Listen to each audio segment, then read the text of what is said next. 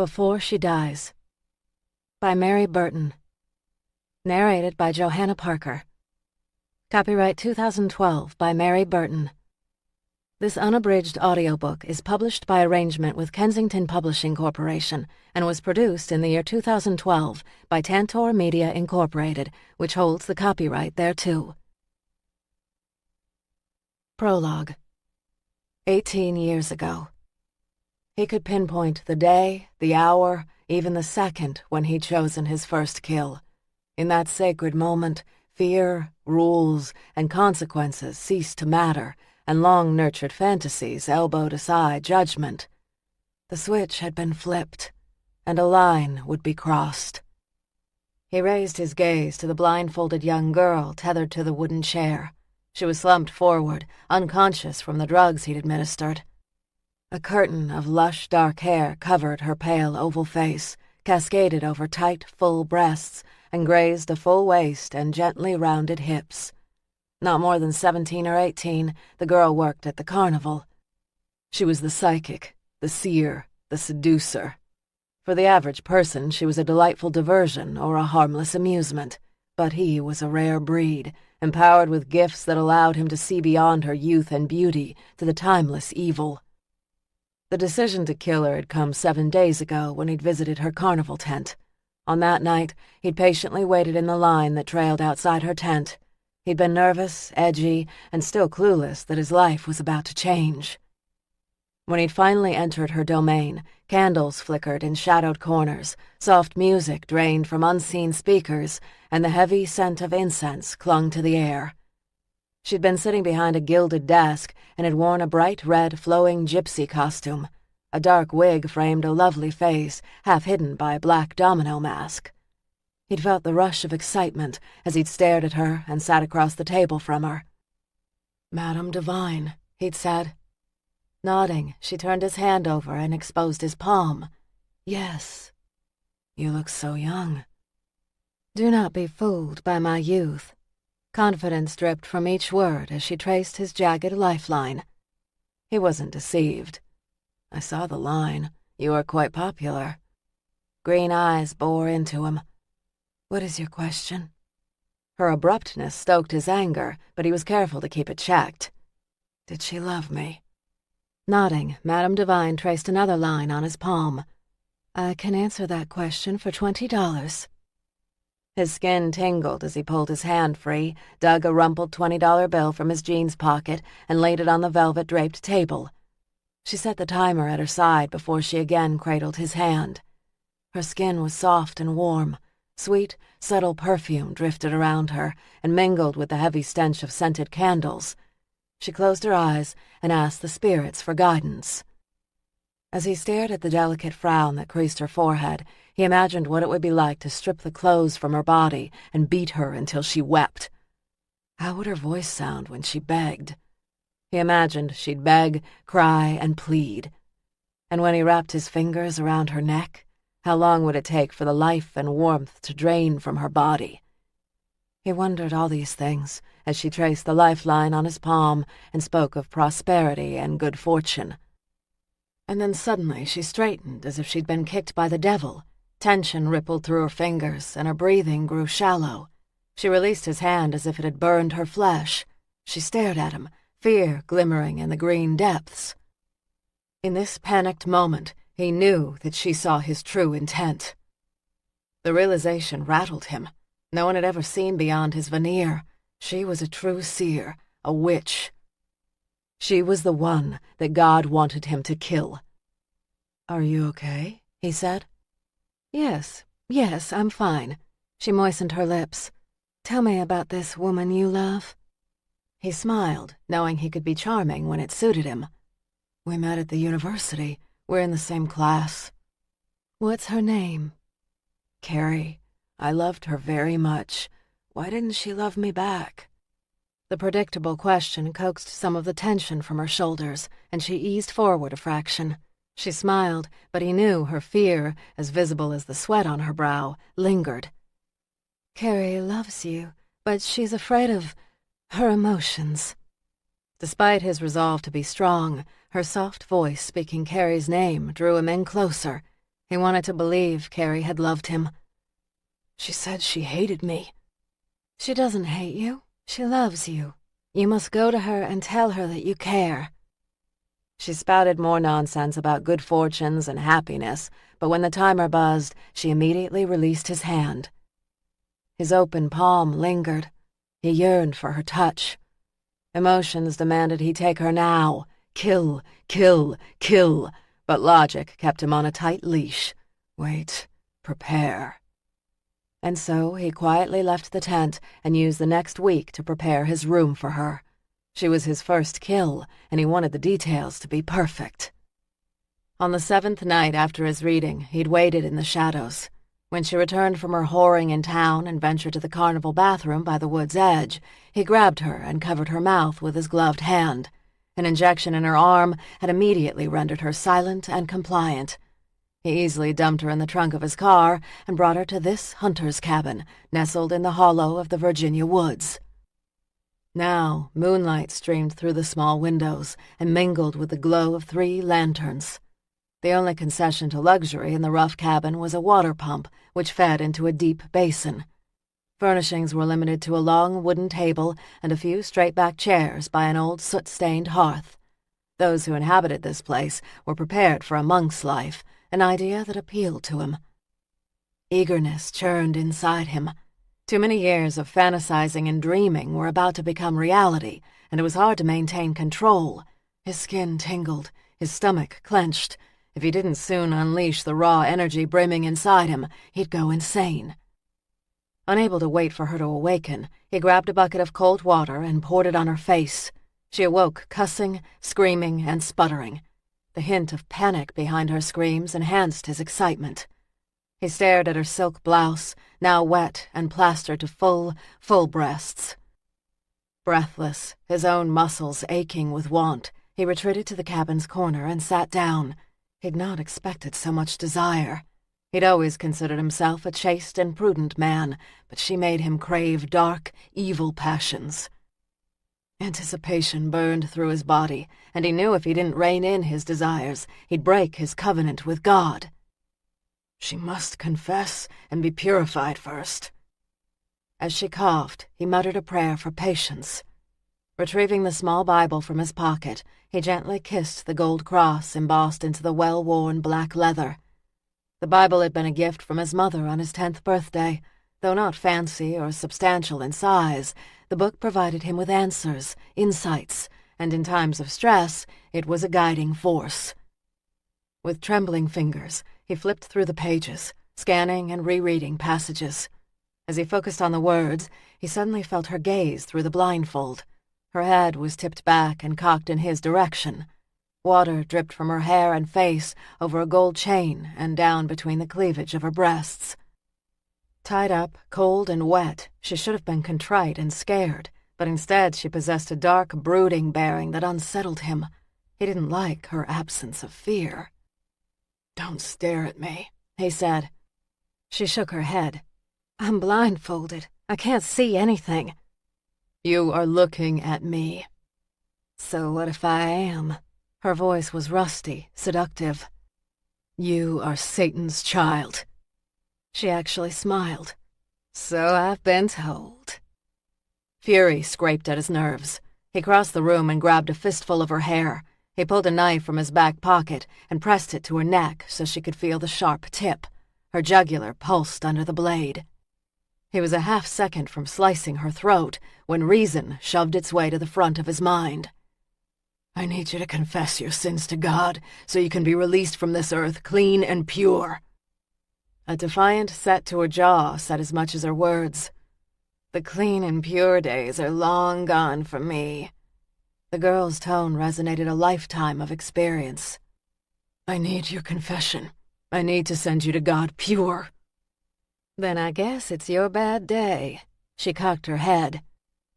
This close, he could smell the hint of a spicy, no longer sweet, perfume mingling with the stale scent of the threadbare gypsy costume. He turned her face roughly to the side, so the lantern light caught the high slash of cheekbones. She was pretty, but she possessed a callous aura that would grow more insensitive with time. By 30, she'd be washed up and spent. Why'd she seem so different a week ago? It's just you and me, baby, she whispered. Why don't we play instead of fight? Some boys like to play rough, but I promise gentle is better. The grip in her hair tightened. Don't call me baby. She reminded him of a cat toying with a mouse. Why not? I'm good, and you'll like what I can do for you. Tempted by her honeyed words, he dropped his gaze to her breasts, so round and full. He ached to touch and suckle them. The balance of power was shifting. Shut up. Be my baby, and then I promise you'll forget all about the whip in this cabin. He pulled her hair until she cried out, "Whore! Harlot!" Tears of pain, not fear, ran down under the blindfold's creases over her cheeks. Baby, just take me. You know I'll be good. I'm always good. She had enough range of motion in her bound hand to brush his jean-clad thigh with her fingertips. The faint touch sent an explosion of sensation through him, and immediately he grew hard. Honeyed words, as sweet as a siren's call, tested his resolve and summoned him to temptation's edge. Though he was the one with power over life and death, she'd somehow mesmerized him with her soul-stealing eyes and a simple touch. You don't have to hurt me, baby, she said. We can be good together. Untie me and you'll see. Do you think I'm stupid? No. Her supple lips belied the word. But we better get busy before someone catches us. It was his turn to smile. No one is going to bust in on us. Only a handful know about this cabin, and those that do wouldn't bother with a visit until deer season. He stroked her hair, and that is still weeks away. She moistened cracked, dried lips, and this time a faint tremor rippled under her words. Kiss me. I know you want to kiss me. And God help him, but he did. He'd dreamed about taking her since he'd first seen her 7 nights ago. It had taken repeated razor cuts to his thighs and belly to keep himself chaste and controlled until the right moment. He leaned forward and tasted her rosy lips. They were soft, salty, and before he thought, he greedily cupped her full breast in his smooth palm. He squeezed her nipple until she whimpered. He grew harder and fantasized about releasing her bindings and taking her. Perhaps he could keep her a few weeks in the special box under the floorboards where he hid his toys. There she'd be safe, secured, and always at the ready to play. Maybe given more time, this Delilah could be cleansed and sent to God pure and clean. And then in the distance he heard the voice, summoning him back to his path. She is a witch. She will steal your soul if you give yourself to the temptations of the flesh. He jerked back and stepped away from her. He swiped his mouth with the back of his hand. She must have sensed his panic because her smile radiated arrogance. It's okay, baby. You can love me. Let me free, and I'll show you what real fun can be. He'd dreamed and fantasized about killing. He'd chosen his victim. He'd planned. And now, when he should follow through, he was faltering. What was wrong with him? He backed away from her, snatched up his Bible, muttered random prayers, and reminded himself that he was a soldier of God. I am not weak. I am stronger than your temptations. She moistened cracked, dried lips. Let me love you, baby. Let me love you. You don't even have to take the blindfold off. He set down the Bible. Thou shalt not suffer a witch to live. Scorn pulsed from her. I love you, baby. I just need you to unchain me so I can show you. You are a sinner. You need to confess. His voice, roughened by desire, was unrecognizable. I have nothing to confess. We're all sinners, baby. She moistened her lips and shifted her body so her breasts gently bounced. His erection throbbed. He pressed his hands to the fresh cuts he'd made to his chest that morning. Pain seared his senses, and for a moment he struggled with his breath as the desire leaked from his body. Thou shalt not suffer a witch to live. Thou shalt not suffer a witch to live. The words from Exodus rolled off his tongue again and again, half statement and half prayer. He'd been born to destroy the wicked, not be drawn in by their earthly temptations. His own blood dampened the front of his white shirt and his hands now. In the moonlight, the blood had darkened from red to black. He smeared it on the woman's forehead, mingling his blood with her own. The scent and smell of their blood was sweet indeed. He turned and moved to the pump and bucket in the corner. He cranked the pump's lever until the water spat out and then flowed free. She turned her head toward the water. "What are you doing, baby?" He filled the bucket and transported it to a long metal tub near the woman. He repeated this process until the tub was full and brimming with water. With fumbling fingers, he untied her wrists. "It's time to play." "Good," she said. "You'll be glad. We'll be good together." Hefting her slight form, he carried her toward the tub and forced her to her knees. He grabbed a shock of her hair and dangled her face above the water's rippling surface. "What are you doing?" Bravado could no longer hide her terror. "Confess and be free of your sins." "Confess what?" He shoved her face into the cold water, savoring the way her body flailed and squirmed. Only when he saw bubbles rise to the surface did he draw her head back. She coughed and sputtered and gripped the edge of the tub with trembling fingers. "Are you ready to confess?" Wet strands of black hair draped her face and hid her expression as she coughed, sputtered, and tried to pull free. She screamed. The sound ricocheted off the log walls and swirled in the air above his head. "No one can hear."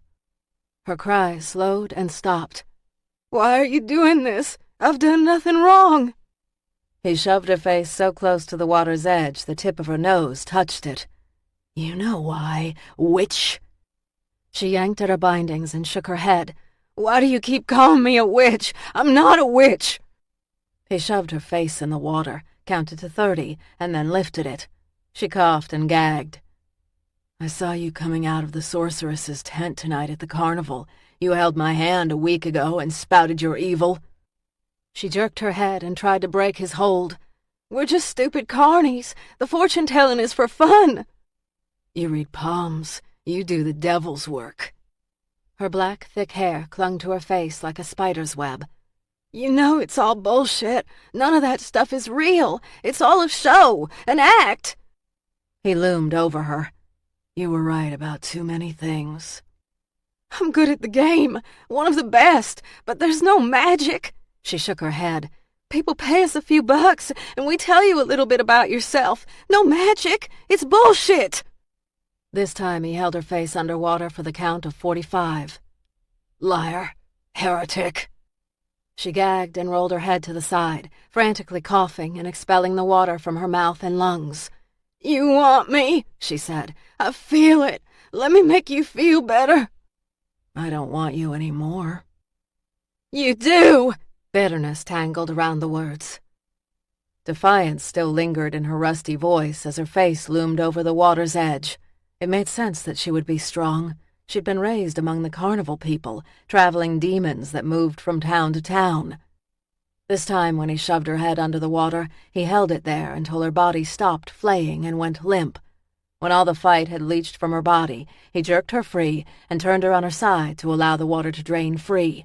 He checked her pulse, and when he felt that it had stopped, he panicked. "She needs to confess." He tipped her head back and started mouth to mouth. After several chest compressions, she inhaled sharply, and her eyes opened wide. She vomited water from her lungs. He ripped off her blindfold. He wanted to see her eyes. He wanted her to see his face. When she looked at him, recognition and shock glistened. "Christ, man, why are you doing this to me? I thought you liked me." Contrition. It was the first step toward salvation. "Why are you doing this to me? Please." Her voice sounded hoarse and raw. He leaned forward and brushed the wet hair off her face. Her skin felt cold, clammy. "What are you sorry for?" Vibrant blue eyes bore into him. "Whatever I did, I'm sorry. Just don't punish me anymore." Again, her gaze caught him off guard. It lured him in as it had before and made him want to forget about crusades and righteousness. He simply wanted to sink inside her warmth. As he dreamed of so many times, he kissed her gently on the lips and smoothed hair from her eyes. If you don't know what you did, then how can you be sorry? Renewed panic replaced the silent pleas. You called me a witch. He'd never deny that she was a smart, clever girl. I did. She licked her lips. You're not the first. Other men have said I bewitched them. He traced his hand over her flat belly. The idea of other men staring and leering at her troubled him. She was his, and his alone. So you admit you are a witch, a sorceress, a stealer of souls? I wouldn't be driven to this if it weren't for your magic. Her gaze remained locked on his as she laid her hand on his. Yes, I'm a witch, and whatever else you said. He tightened his fingers on her breast and squeezed. She winced but continued to smile. This one understood the powers of her body and how best to wield them. And you repent? You swear that you are evil? Yes. For a moment he laid his head between her breasts and listened to the rapid thump-thump of her heart. Praise be. Let me go, she said. I won't tell. I won't. And I can still make you feel real good. I swear. He closed his eyes. After what I just did to you, you still want me? Yes, I want you. Just us, baby. No one else. He still longed to suckle her breasts and shove inside her softness. As he lifted his eyes and prayed for strength, his gaze settled on the cracked mortar sandwiched between the logs of the cabin's wall. He likened the cracks to his own soul. Flawed and damaged, they were still strong enough to carry the burden. With trembling fingers, he combed her hair back. She stared up at him, vulnerable, scared, and ready. Before he could surrender to temptation, he shoved her head under the water. She fought him, straining and twisting her body as her fists flailed. She tried to kick him with her feet, but he used his weight to render her immobile. Slowly, he counted away the seconds until her struggles lessened and she stopped fighting. Bubbles gurgled to the surface, and still he held her face firmly under the water until the 3-minute mark. This time when he released her, her body slumped to the dirty floor, pale, cold, and dead. Go with God, Grace. Mariah! Grace Wells screamed her sister's name even before she was fully awake. She sat up in her twin daybed, searching the dark as she grabbed her throat. She struggled to breathe and to catch her breath. Slowly, she hauled in enough deep breaths to calm herself. She searched the dark room of her trailer for signs of her sister's return. Light seeped into the small window and illuminated the flowered coverlet, stuffed animals, and a poster of Brad Pitt in a scene from A River Runs Through It.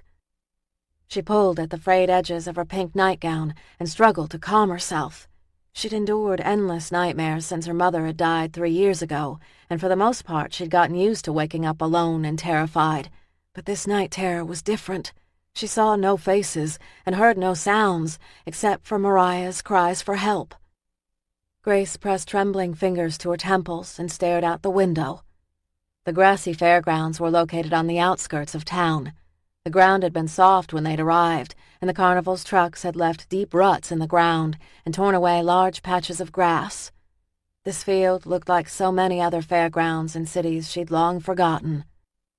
The carnival's Ferris wheel and flying scooter sat still and dark. The flaps to the rifle shot, ring toss, and basket jump shot games were closed, and the ticket booth's window was shuttered and locked. All normal.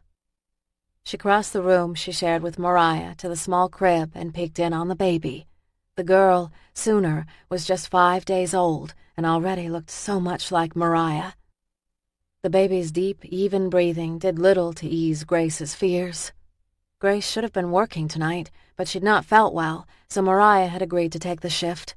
Because the carnival would be closing in 4 days, they'd all anticipated big crowds. You owe me, kid. I know, thanks. Don't wait up for me. I've got a date. Mariah had met another boy, a prince this time, who was most valiant and who just might be the one. But the boys that lingered around the carnival weren't looking for lasting love. Theirs was a gypsy's life with no regular address, schools, or roots of any kind.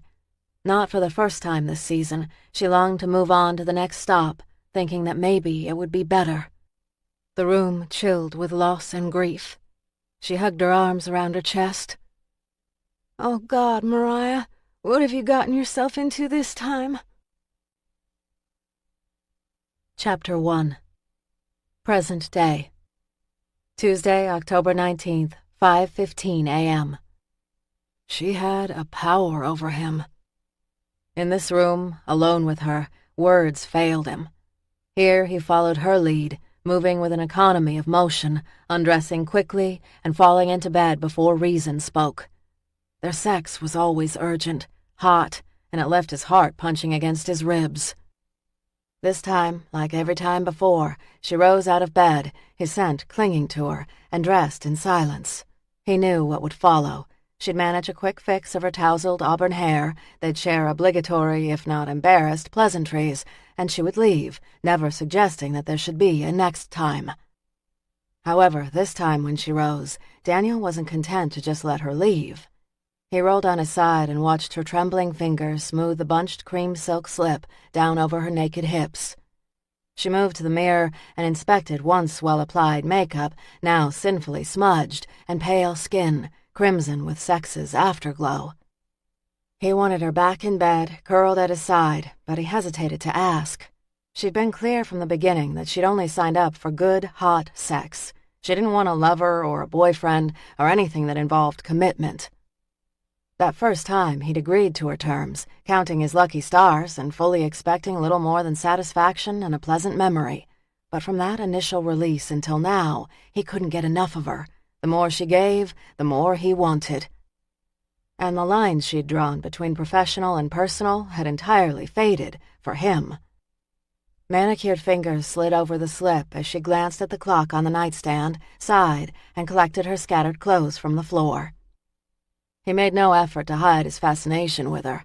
They'd shared this motel room 5 other times now, but he'd yet to see her fully naked. She had a long, sleek form, creamy skin, a narrow, tapered waist, and a nicely rounded bottom. He wasn't sure what she hid from him, but found the mystery more consuming each time they had sex. Last time, he'd seen the scar marring her side and thought he'd discovered her secret. When he'd asked her about it, she'd shrugged and said, "I was shot." Curious, he pulled the police file and read the details of the shooting. It had occurred 3 years ago. She'd been working late. A client's hitman had entered her office and shot her because she'd been considered a loose end. Bleeding and alone, she'd escaped to a bathroom and locked the door. The shooter, unable to reach her, had barricaded her inside and left her for dead. It would be another 8 hours before she would escape and call 911. The crime scene photos had stirred primal anger in him.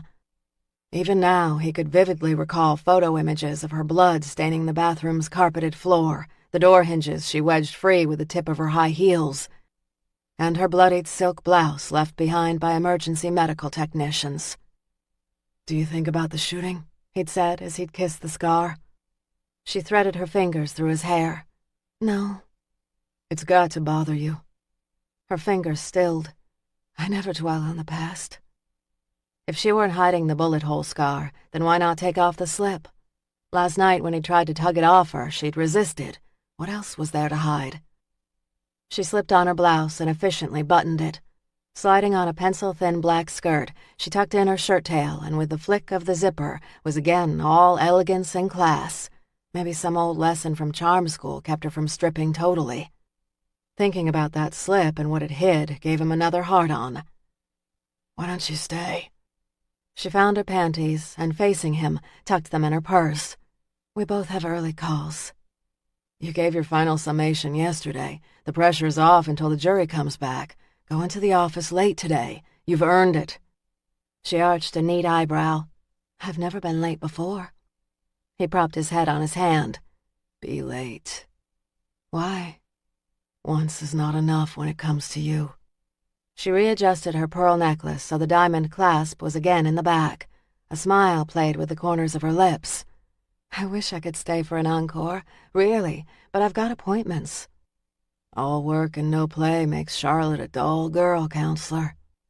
"All work keeps Charlotte liquid and her bills paid, detective." Naked, he rose off the bed and moved toward her until he was inches away. Towering, he fingered the pearls around her neck. She smelled of Chanel and him. "We should have dinner sometime." She grinned. "We just had dessert." "I'm talking about real food. Tables, chairs, forks, knives, and spoons." She didn't pull away.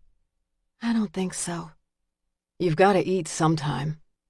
"We drew a line. It has to remain fixed and secure." He curled the pearls around his index finger. "The defense attorney doesn't want to be seen with a cop." "Maybe the cop shouldn't be seen with the older defense attorney." 3 years doesn't count as older, and I don't care who sees me with you." She untangled his finger from her pearls. "We are judged by the company we keep." The wistful, if not sad, edge surprised him. She wasn't talking about him, but who? Another mystery, another reason to want her. As she picked up her purse, he pressed his erection against her backside. "Stay just a few more minutes." She tipped her head against his chest. Tonight there'd been more urgency in her lovemaking, which he'd attributed to the murder trial's conclusion. "I can't." That sounds half-hearted. Sensing a shift, he pushed her hair aside and kissed her neck. Her sharp intake of breath pleased him. "I have to go." The trademark steel in her voice had vanished. He turned her around and unfastened the buttons of her blouse until he could see the ivory lace of her slip. He kissed her shoulder, her chin, and the top of her breast. "We have rules about avoiding tangles."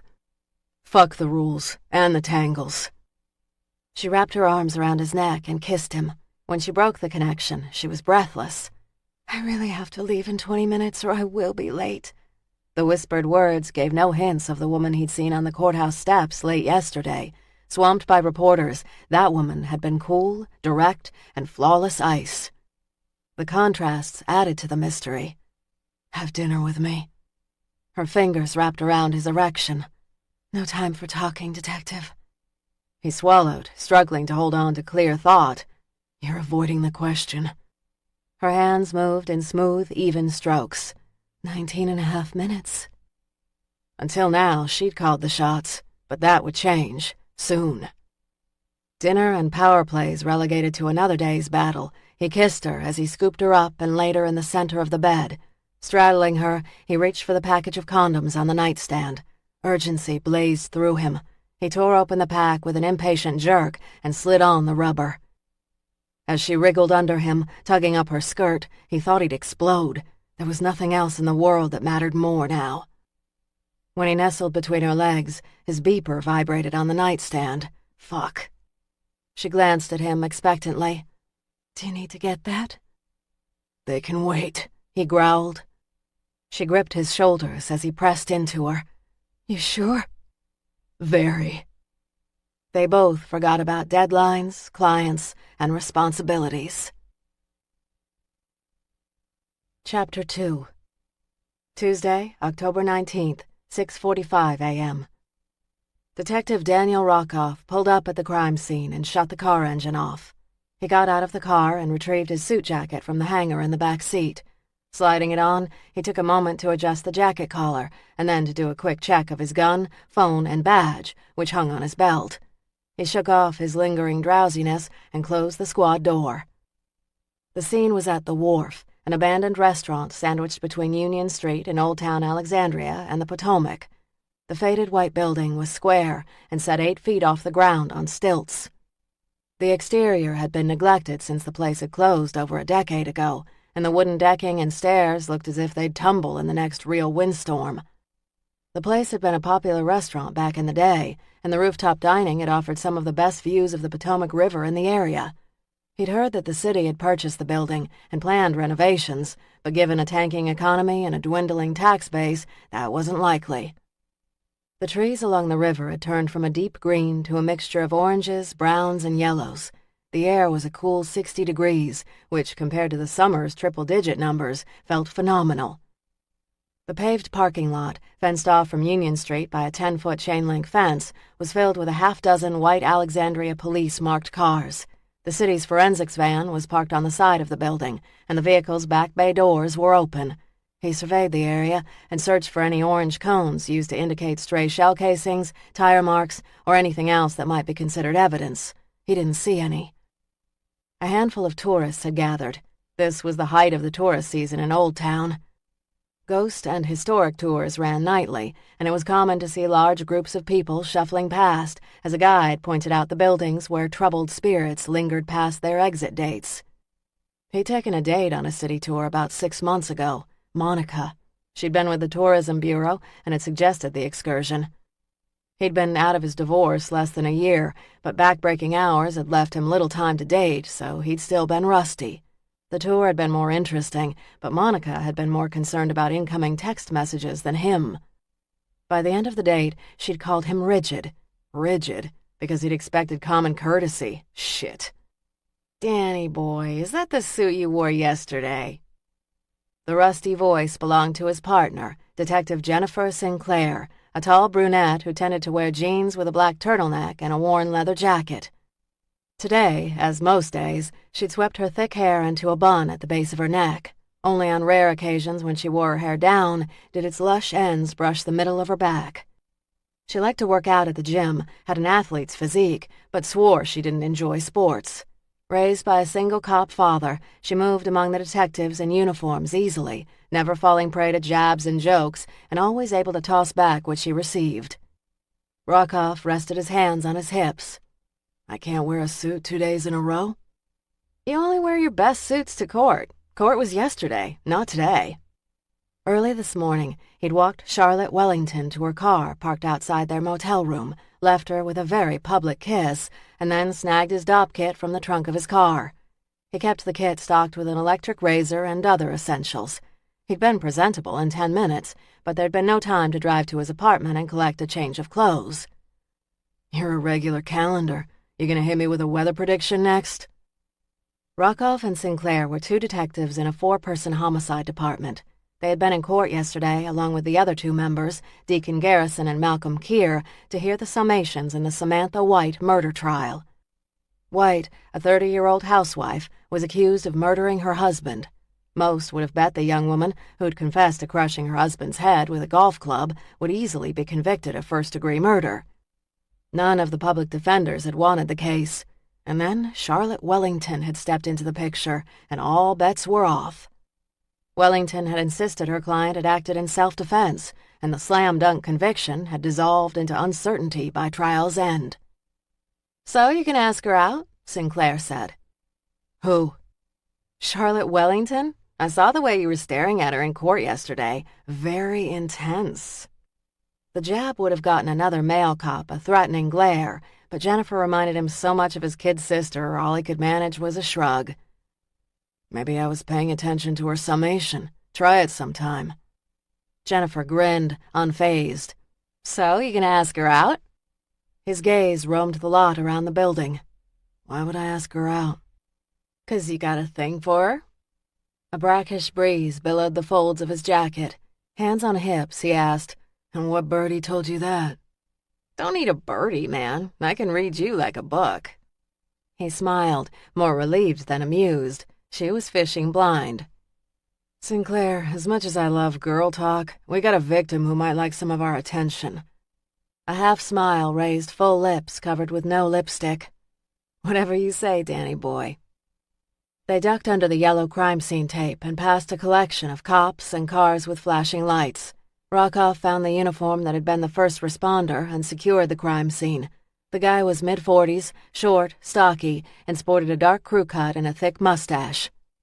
Rockoff extended his hand and introduced himself. "You're Jack Barrow, right?" "That's right." Hearing the sound of his own name relaxed the guy a fraction. "Heard you had a talent for remembering details." "No, not really. I just remembered you got that service award last spring for working with the kids in the seminary district." "Right again." Barrow hooked thick thumbs into his waistband. Sinclair shook hands with Barrow. "Your wife birthed that baby?" "Not yet," he sighed. "Damn, boy," Sinclair said. "What does this make, number 4? 5. He glanced at Rockoff. "This gal's old man trained me when I was a rookie. I think she was in elementary school then." Sinclair shook her head. "Please, no visiting the Dark Ages." Barrow tossed her a friendly wink. "She tossed a mean softball." "We're not here to talk about me or your old self," Sinclair said. "Give us the rundown."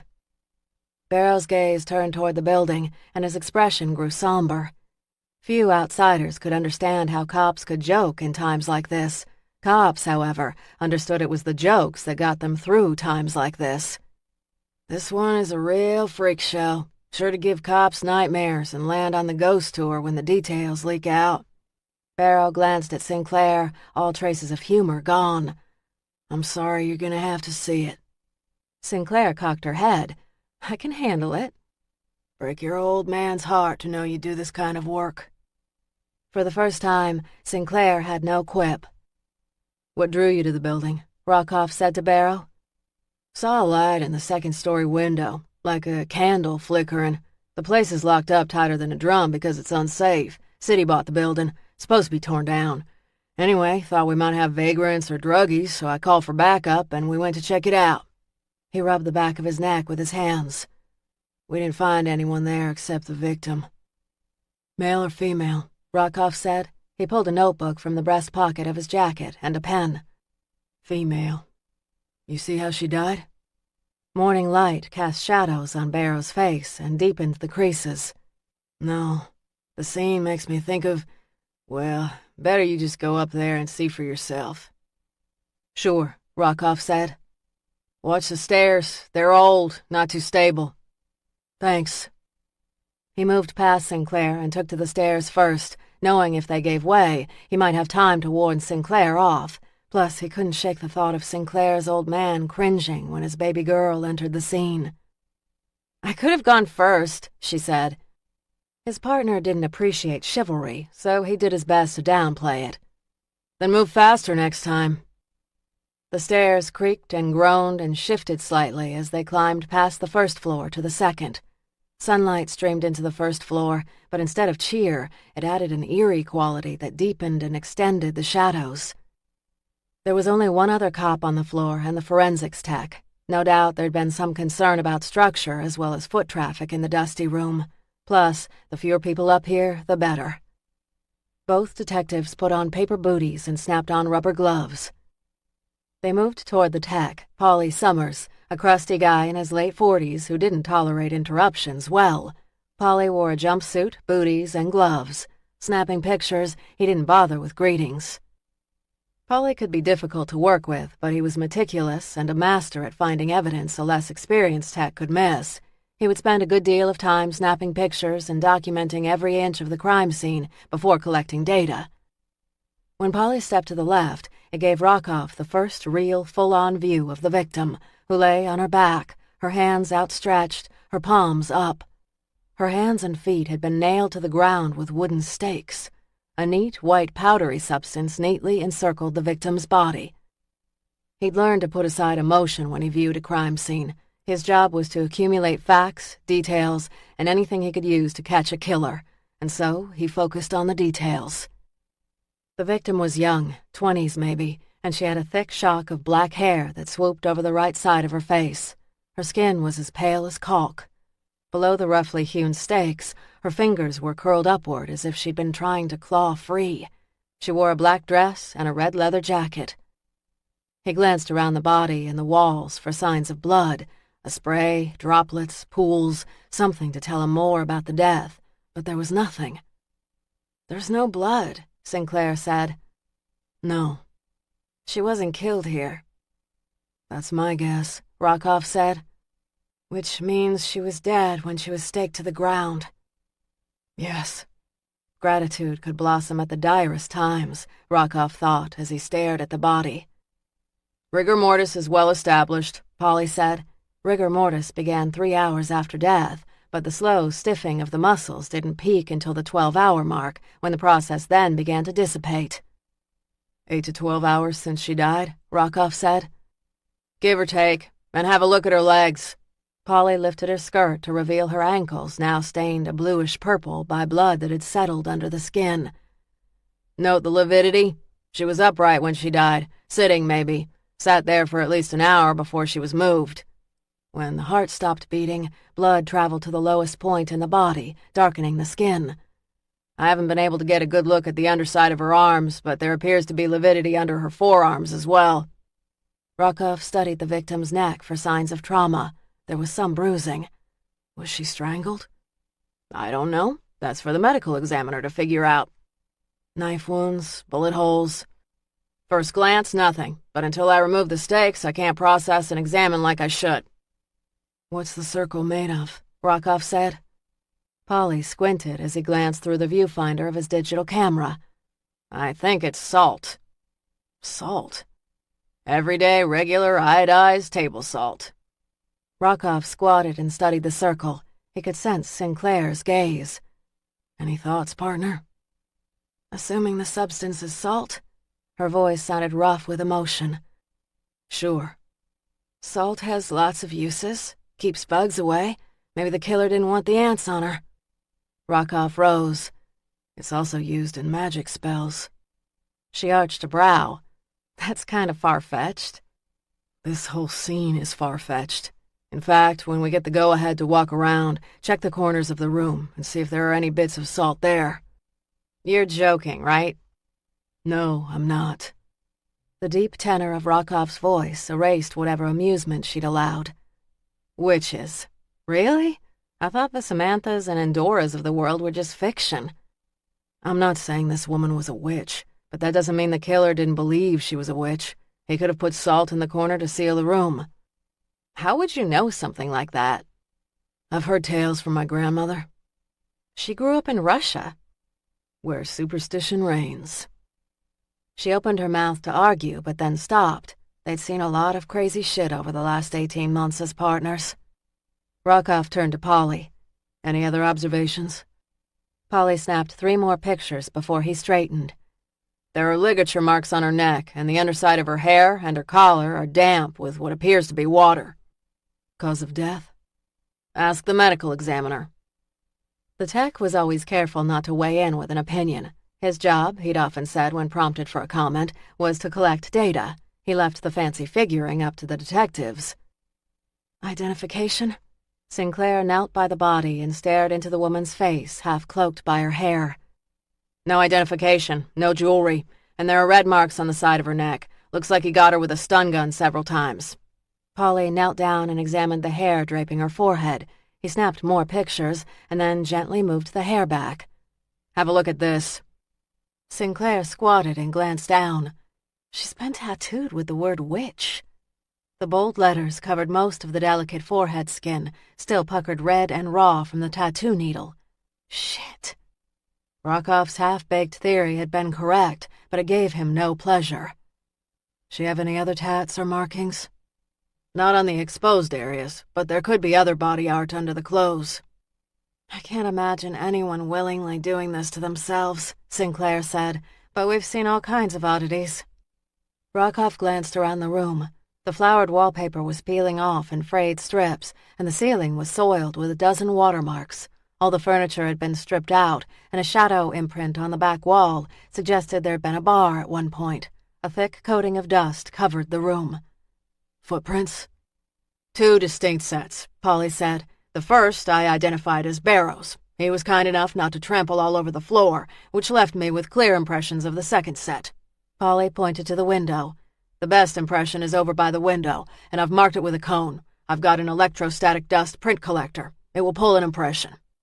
Rockoff moved toward the footprints carefully to mirror Barrow's path. It looks like a size 11 or 12. He studied the grooved pattern. Sneakers? That's my guess, but it will take time to narrow the brand. The impressions are clear and defined. He walked carefully and with precision. Polly shrugged. You know I don't make impulsive calls. I'm not holding you to it, Rockoff said. That's what they all say. I'll have a report by tomorrow. Rockoff studied the impression. Inside back right heel looks worn. He's favoring the foot.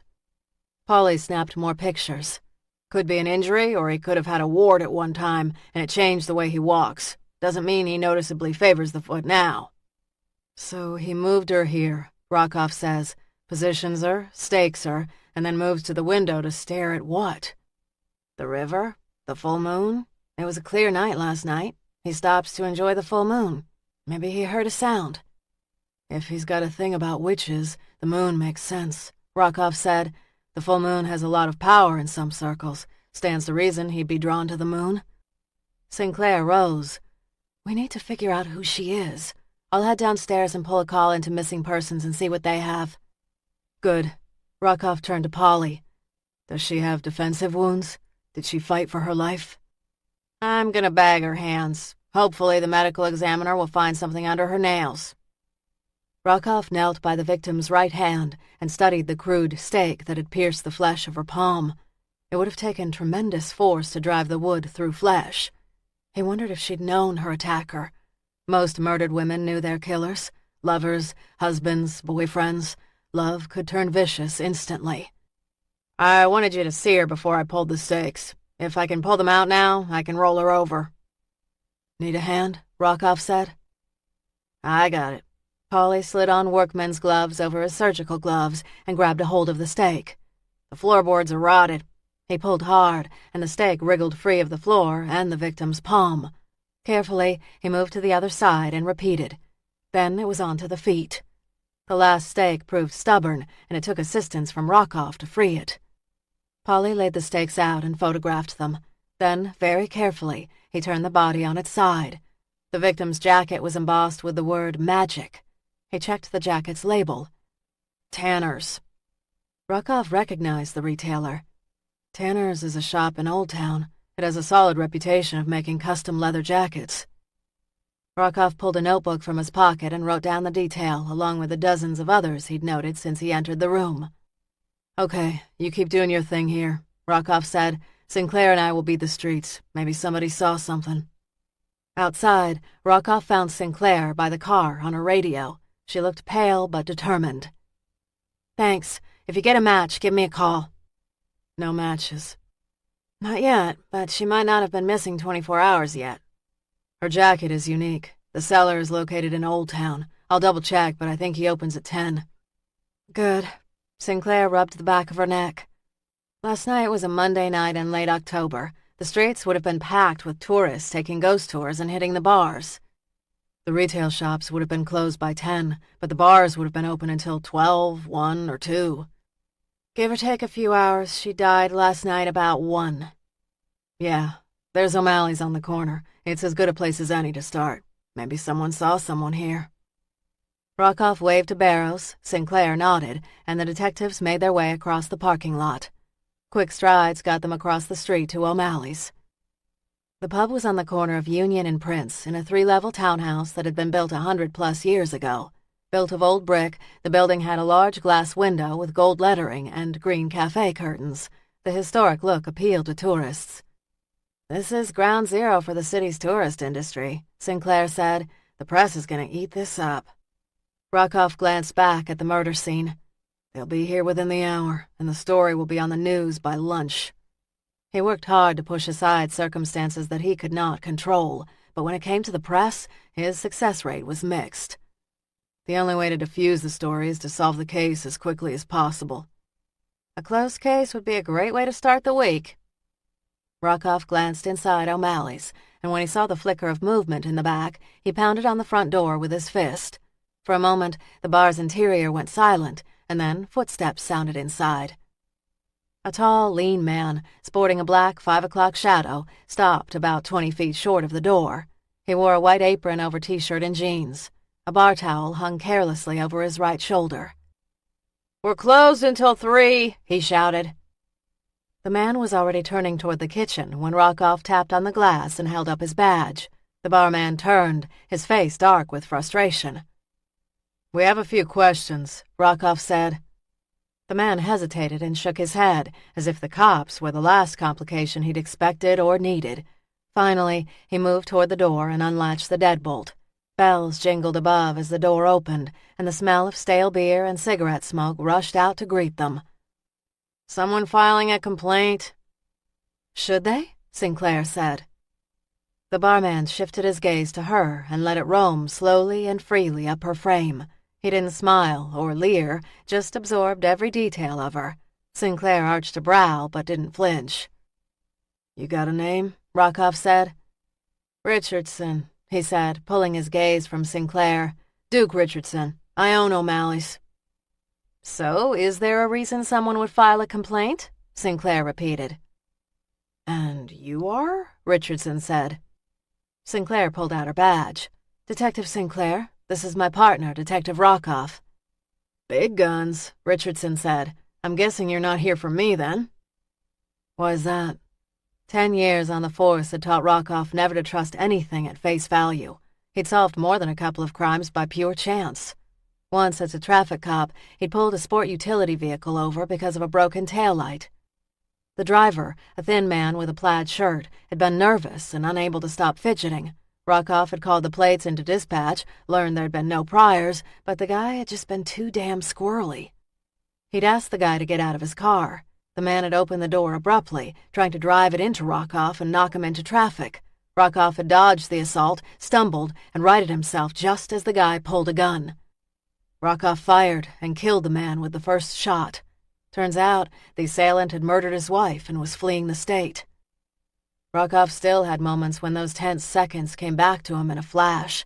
He could recall each detail, as if the film had been put in slow motion, the way the guy's eyes had shifted to the left, the way his own hands had trembled very slightly as he'd gripped the handle of his gun tighter, the way the assailant had reached under a newspaper on the front seat and pulled out a Beretta. Rockoff could remember the sound of a horn blaring as a car passed behind him, the rust-colored stain on the man's jeans, and the sweat beading on his upper lip. It had felt like a lifetime, but in reality was mere seconds. Without realizing it, he had already eased his hand to his belt and draped his fingers over his gun handle. Duke glanced at Rockoff's hand and then held up his own. "Hey, I don't want trouble." Rockoff's own heart raced, and for a moment he said nothing. He'd not been shot, but he still had lingering moments of stress related to the incident. Charlotte had been shot, and yet she insisted she was just fine. No fucking way she'd walked away unscathed. Rockoff cleared his throat and lowered his hand. "We have a few questions. There was a problem across the street last night." Duke folded his arms over his chest. "I was open until midnight, slammed until a half hour after that. I never got more than a few feet from the bar. What happened?" Rockoff let the question pass. "See any customers that might have aroused your suspicions?" "Yeah, a lot of them." "Particulars?" Sinclair said. Duke shrugged. "A couple. One dude had to be cut off, and I called a cab for him. He didn't appreciate either gesture and told me so in so many four-letter words. And a gal, tall, dark. She sat at the corner of the bar and drank until about midnight. She didn't say much, but just sat and stared." "Either of them use a credit card?" Rockoff said. Duke shrugged. "The chick paid cash, 20s, but the dude used plastic. Name was Matt Lowry." "You remember the name?" "Sure. I took his keys. I tried to take his license, but he screamed identity theft. So I wrote down his address and gave his license back to him. Planned to mail the keys back to him this morning with a note telling him to stay clear of O'Malley's." "You take keys often?" "When I have to be sure. I don't mind anyone coming here and enjoying a few drinks, but no one is going out of here hammered with car keys. I don't need that kind of trouble." "You said you got an address for Mr. Lowry?" Sinclair said. "Sure." He turned and moved toward the bar and retrieved a padded envelope. "You can deliver his keys. Chances are he's still sleeping it off." Whoever had positioned the victim had not been drunk, but that didn't mean he'd seen the killer. A long shot, but a shot. "Just give me his address." The bartender scribbled down the address on an order pad and handed it to Rockoff. "He give you any other reason to remember him?" Sinclair said. "Talked to himself. Was a real pain in the ass, but he didn't break any laws." Rockoff took the slip of paper. "Queen Street, just a few blocks from here. What time did he leave?" "He arrived an hour before closing, and the cab picked him up about 12:30. "Where's his car?" "Parked on the street, I guess. Judging by the keys, it's a Toyota." Rockoff made a note. If they found the car, they couldn't search it without a warrant, but they certainly could have a look inside from the sidewalk. "See anything across the street in the old restaurant?" "The wharf? That's been closed for a decade. The city owns it now. No one goes there." "Someone did last night," Rockoff said. Duke shrugged. "Sometimes I see homeless people hanging around. The city keeps the place locked up pretty tight, but sometimes someone gets inside. Someone overdose?" "No overdose, but we had trouble in the building." Duke stared at Rockoff expectantly, waiting for more of an explanation, but when none came, he said, Like I said, I didn't see anything. Way too slammed. But this Lowry guy might have a word or two for you. I put him outside around midnight to cool off and sober up while he waited for the cab. There was a mix-up on my end, and my waitress didn't call the cab, so Mr. Lowry sat outside for almost an hour. He might have seen something if he didn't pass out. How drunk was he? Rockoff said. Stinking drunk. Too drunk to stand. Even if he had his keys, he wouldn't have been able to get back to his car. I doubt he'll be much of a witness. My witness testimony was sketchy even under the best of circumstances. What about waitresses or waiters? Can't help you with that. If anyone saw anything, they didn't tell me. Come back this evening and ask them if you'd like. We'll have the same crew on for tonight. Right, Rockoff said. What other stores would have been open last night after midnight? Duke's gaze narrowed. What happened across the street? Rockoff pushed out a breath. It would be all over the news soon enough. A woman's body was found in the building. I'm judging by your expression that it wasn't drugs. It was not. Duke pushed long fingers through dark, shoulder-length hair. Damn. You got an identification on the woman? No, not yet. She was wearing a red jacket with the word magic on the back. See anything like that? Duke shook his head. No, can't say. But who the hell knows? Like I said, last night I was slammed. He rested his hands on his hips. Check with Just Java across the street. They're open to midnight. Stella runs that place at night, and she keeps an eye on all. Rockoff glanced through the front window to the little coffee shop in the townhouse building painted a bright yellow. Thanks. He pulled a card out and handed it to Duke. Call me if you think of anything. Yeah, sure. Will do. They moved toward the door, and Rockoff opened it for Sinclair. Do you think it'll take long to solve this one? Duke asked. We'll try, Rockoff said. News is going to be all over it, Duke said. That they will. Duke shook his head. Shit. First it's the economy, and now a body. Karma does not like this place. Rockoff let the door close behind him. The sun had risen high in the sky, prompting him to pull Ray-Ban sunglasses from his breast pocket. Let's check out Coffee Lady, see what she knows. I hate the door-to-door knocking, the endless questions and the endless vague answers. It's amazing how much crap we have to wade through to get a few nuggets of gold. He shook his head. Beats sitting in court and having an attorney railing on my ass. Let's face it, Rockoff. You want Miss Wellington to rail on you. They paused as a Mini Cooper buzzed past and then crossed to the coffee shop. You're like a dog with a bone, Sinclair. What set you off today? The new suit for court. Super fancy, even for you. Dad made the suit for me for my birthday. Your birthday was in February. So, maybe it was just time to dust it off. Right. Get it through your head, Sinclair. The suit ain't about Charlotte Wellington.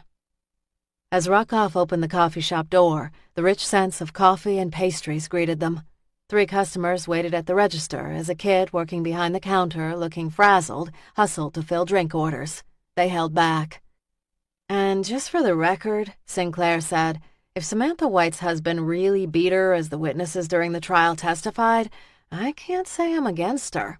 Wellington wins points in my book for taking the case on pro bono. He pulled off his sunglasses. I'm sure the good attorney will be relieved to know you approve. She chuckled.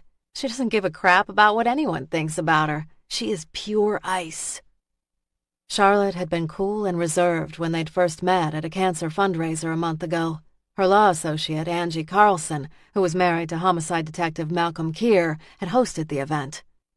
Rockoff had gone as a show of support to a fellow cop's wife and the cause. Charlotte Wellington was there to support Angie as well. They'd been fish out of water at the festive event and had struck up a casual conversation. At the event, she'd been reserved and cool. He'd suggested coffee, and somewhere along the way they'd ended up naked in a motel room. So, you gonna see her again? Sinclair said. There can't be an again if there wasn't a first. Sinclair nudged him with her elbow. Come clean. Buzz off. The morning crowd at Just Java had cleared, and Rockoff reached in his pocket for his badge. He flashed it as the kid looked up at them. 5-0, what's the deal? Stella here? Yeah, just a second. The kid vanished in the back and seconds later returned with an older woman in tow. She tucked stray strands of gray curly hair behind her ear. Figured when I saw the cops down the road earlier there was trouble. Kids using drugs this time or vandals? We've had trouble with both since that building was abandoned. A woman was found murdered, Sinclair said. Her body was left in the building. And you are? Rockoff said. Stella Morris. I own the place. Were you here last night? Normally I have Monday nights off, but I got a call from the kid who was working the last shift. He was sick and had to go home, so I came into work the last couple of hours and close up. You see anything? Odd customers? Trouble? A car that didn't belong? Stella rested her hands on her hips.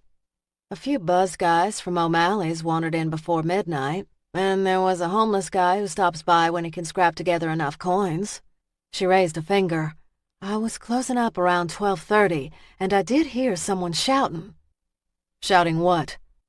Couldn't make out the words, but it kind of sounded like howling, like a wild animal. I figured it was a drunk. What direction was the sound coming from? Sinclair said. By the wharf. That's why I thought to mention it. And that was about 12:30, Rockoff said.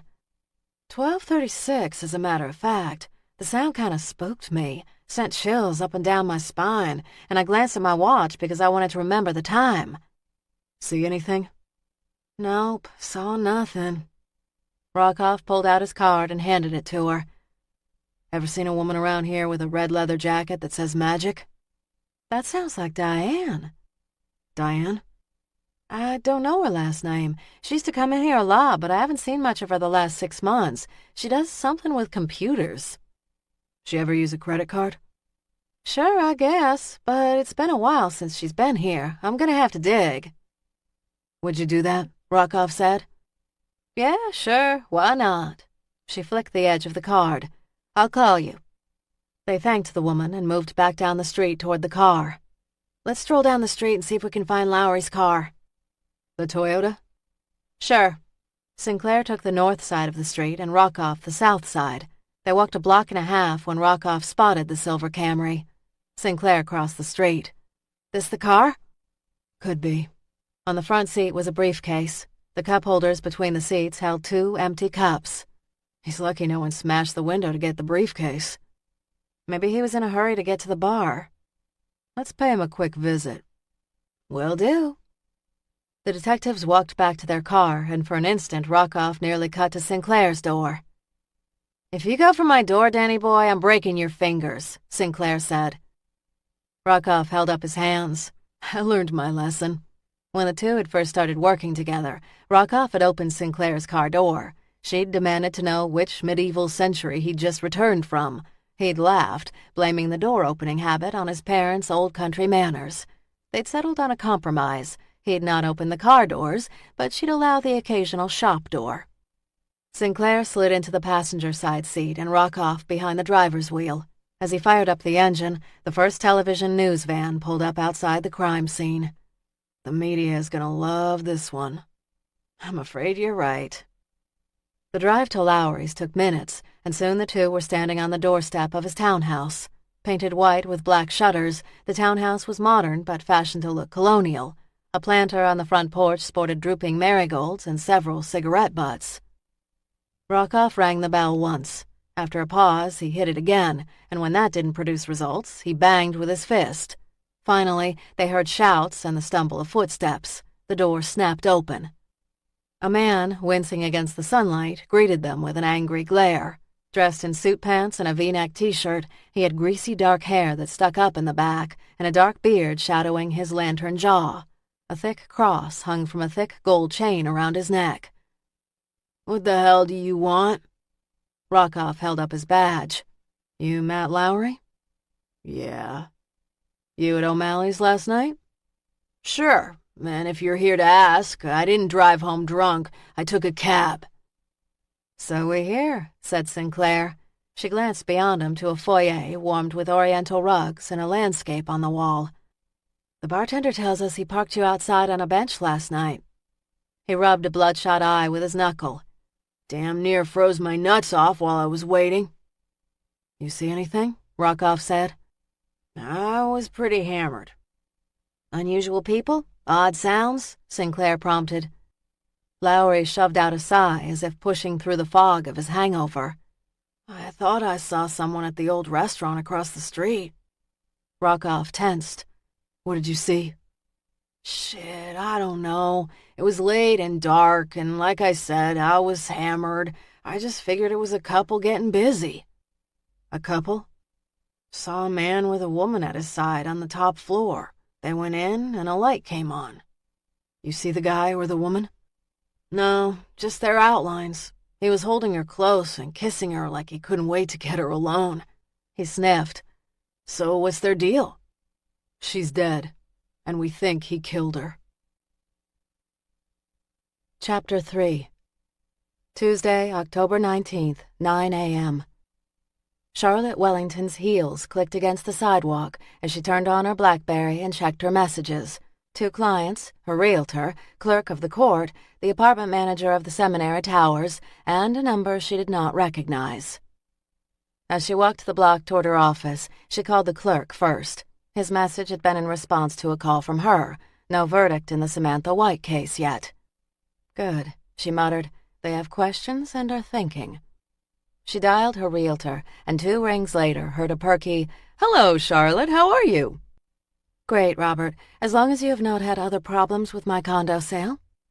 "It's nothing huge this time. The man buying your condo called to say the home inspector has 2 issues. He says there is a leaky faucet in the second bathroom, and the lock on the exterior storage closet rattles. He wants you to fix them both. He also wants to move the closing date up to the 30th. "Robert, I've made enough price concessions to this guy. I agreed to be out the middle of next month, and now he wants 2 weeks and 2 minor issues fixed? He is officially a pain in the ass. The place is stunning, one of a kind. He should be grateful the place came on the market." 5 years ago, I'd have agreed. These days, just be grateful you got asking price. Besides, Charlotte, these are minor changes. You could hire a handyman to take care of both issues in an hour, and the new move-out date is only 15 days earlier. 15 days is a lifetime for me this year. Given a different set of financial circumstances, this last request would have been the final straw. She'd have pulled the condo from the market and told the buyer to buzz off. But she needed the money from the condo sale more than extra time to arrange the move. The law practice had hit a dry spell that she fully expected to ride out in the long run, but short-term, cash flow was strangling her. "I don't have the time to track down a handyman, and I haven't even called a mover." "I'll call the handyman and a mover that I trust. My guy can have the minor repairs made today, and my other guy can have you safely moved out in 15 days. She tightened her grip on her briefcase handle. "I don't like being pushed like this." "This is a huge sale, Charlotte. It would be a shame for you to lose out, and I know you really want this." People chose Robert because he was aggressive and had a reputation for quick, high-dollar sales. His customers either needed cash or a quick move. Seeing as she wasn't leaving Alexandria, it didn't take a huge leap for him to figure out that money drove this sale. Life had backed her into a corner before, and she'd learned that survival depended on adaptability. "Fine, get your man in to fix the problems and find me a mover. One way or the other, I'll be ready to move out by the new date." "Great, great. This will be worth the effort." "It needs to be." She said her goodbyes and hung up. As she walked, she called one client and left a voicemail. She was dialing the second when her phone rang. Her realtor. "Robert?" "You're good to go. I've taken care of everything." "Great." "Plan to close in 15 days. "Okay." "It's going to be fine." The soft edge in his voice suggested unwelcome pity. "It's going to be better than fine, Robert." She hung up, moving down the tree-lined brick sidewalk past the historic townhouses. When Charlotte arrived at the office, she unlocked the front door, which always remained secured. She'd never fretted over security and enjoyed an open-door policy until a man had waltzed into her law offices 3 years ago and shot her. She'd returned to her office 1 week after the surgery to inspect the installation of her office's new security system. She'd insisted that she was recovering nicely and had no lingering issues after the shooting, but the truth was worry stalked her constantly. Her world became smaller and smaller, and she'd begun to feel quite alone in it. Perhaps it was that self-imposed isolation that had driven her to Rockoff, and why being with him was exhilarating and addictive. If she still saw her analyst, he'd have had quite a field day with her choice to finally break a 4-year dry spell with a cop, a protector. She found her receptionist grinning like a little girl. Iris was a 50-plus, silver-haired woman who dressed in pinks and madras. Generally stoic, she was efficient and had the office organized down to the last paperclip. "Hey, boss." Iris was grinning when she offered Charlotte her standard morning greeting. Charlotte paused, taken back by the unexpected grin. Whose birthday did I forget? She didn't celebrate holidays and often forgot her own birthday. Consequently, she wasn't good about remembering most milestone events that were so important to others. Iris grinned. "No birthday?" "There is something. What did I miss?" "You didn't miss anything. Angie decided to surprise us." Iris handed her a half-dozen pink message slips.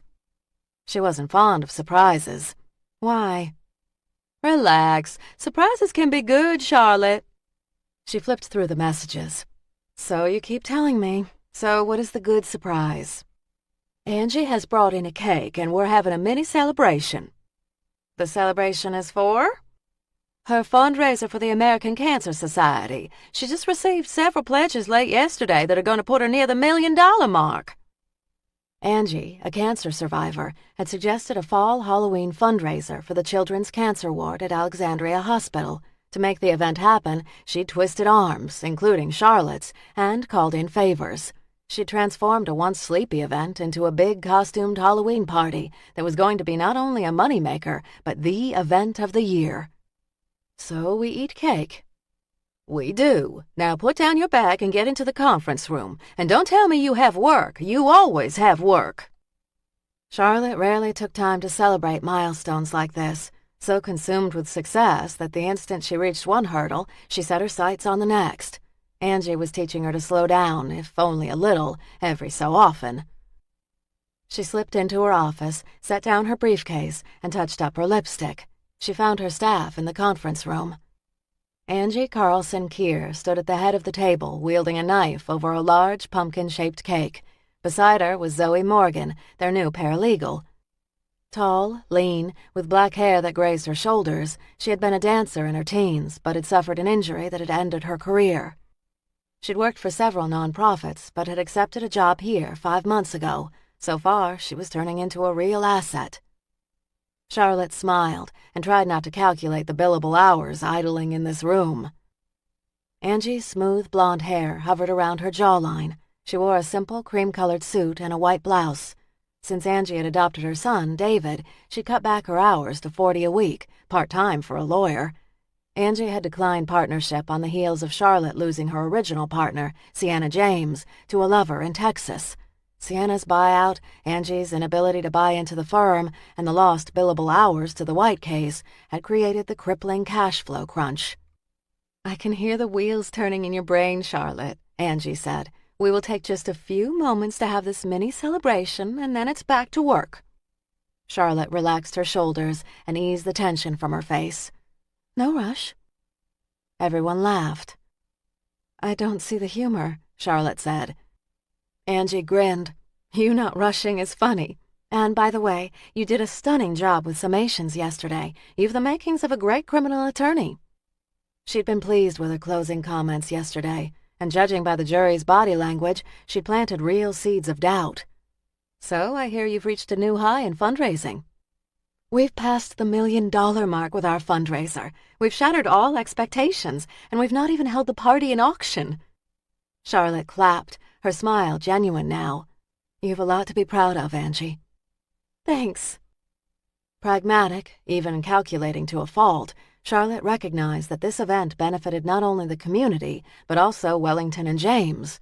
She'd learned at an early age that those who weren't always scraping for the next morsel went hungry. Angie cut the cake and doled out pieces to everyone. Charlotte bit into the chocolate cake and savored the hidden flavors of espresso. Angie had been raised in an affluent home and knew all the best caterers and bakers in town. She also knew the best schools, the best dance studios, and the most prestigious social events. Not that Angie focused on such things. She didn't. But it struck Charlotte that what came so naturally to Angie had required painstaking research for her. She built her list of the best, one name at a time. It was very important to her to cultivate the impression that she, too, had grown up in a world similar to Angie's. "So, how's the baby?" Zoe asked. "David is great," Angie said. "He's walking and tearing up everything in his path. Malcolm has the day off, so the two went to the park. Malcolm said it's a male bonding kind of thing." "What does that mean?" Iris said. "Who knows? Likely they take off their shirts, paint their faces, and run through the woods at the park hunting squirrels." Zoe's eyes widened. "You're kidding." Angie laughed. "Yes, I'm kidding. Most likely it's an ice cream at the carnival and a few games of chance there. Then the afternoon in front of the television watching the Dallas game that I taped for him while he was working." Zoe shook her head. "I'd read that the carnival opened last Friday, but I hadn't thought to go. For David and Malcolm, it will be great fun. For me, not so much. I was never a fan of carnivals. Too dirty." Charlotte glanced at her cake and poked at it with her fork. Too dirty. The front door buzzer sounded, and Iris moved to answer it. Charlotte raised her hand. "Sit, I'll get it." She set down her cake, almost untouched, and moved down the hallway. As much as she enjoyed her staff, she understood that there would always be distance between them because she was the boss. She checked the security camera behind Iris's desk and spotted a man, his face turned part way from the camera. The ends of his flannel shirt hung over the painfully narrow waist of faded jeans. He had gray hair and what looked like a scruffy beard. He finished the dregs of a cigarette and then crushed it out in a stone planter filled with white mums. "Nice," Charlotte muttered. She considered calling the cops just as the man turned and faced the camera. He grinned as if he sensed she was staring at him. She jerked back and for a moment could barely breathe. Time had weathered the face and grayed the hair, but there was no mistaking the sharp gray eyes that had been a fixture in a childhood she'd worked hard to erase from her memory. She stepped back from the screen, her heart knocking against her chest. "What the hell are you doing here, Grady Tate?" The carnival was in town, but she'd stayed away because she did not want to see him. He must have seen the news coverage of the trial yesterday. As if she'd spoken directly to him, Grady rang the bell again and then again. His arrival was clearly no accident, and he was not going anywhere. Iris appeared at reception. "Who's ringing the bell?" Pure, sharp panic cut into Charlotte's belly. "I'll take care of it." Iris glanced at the monitor. "He looks like something the cat dragged in." "He has that effect on people." "Who is he?" Charlotte smoothed hands over her black pencil skirt. "Nobody." Iris folded her arms. "Really? Well, nobody has rattled your cage." "He has not."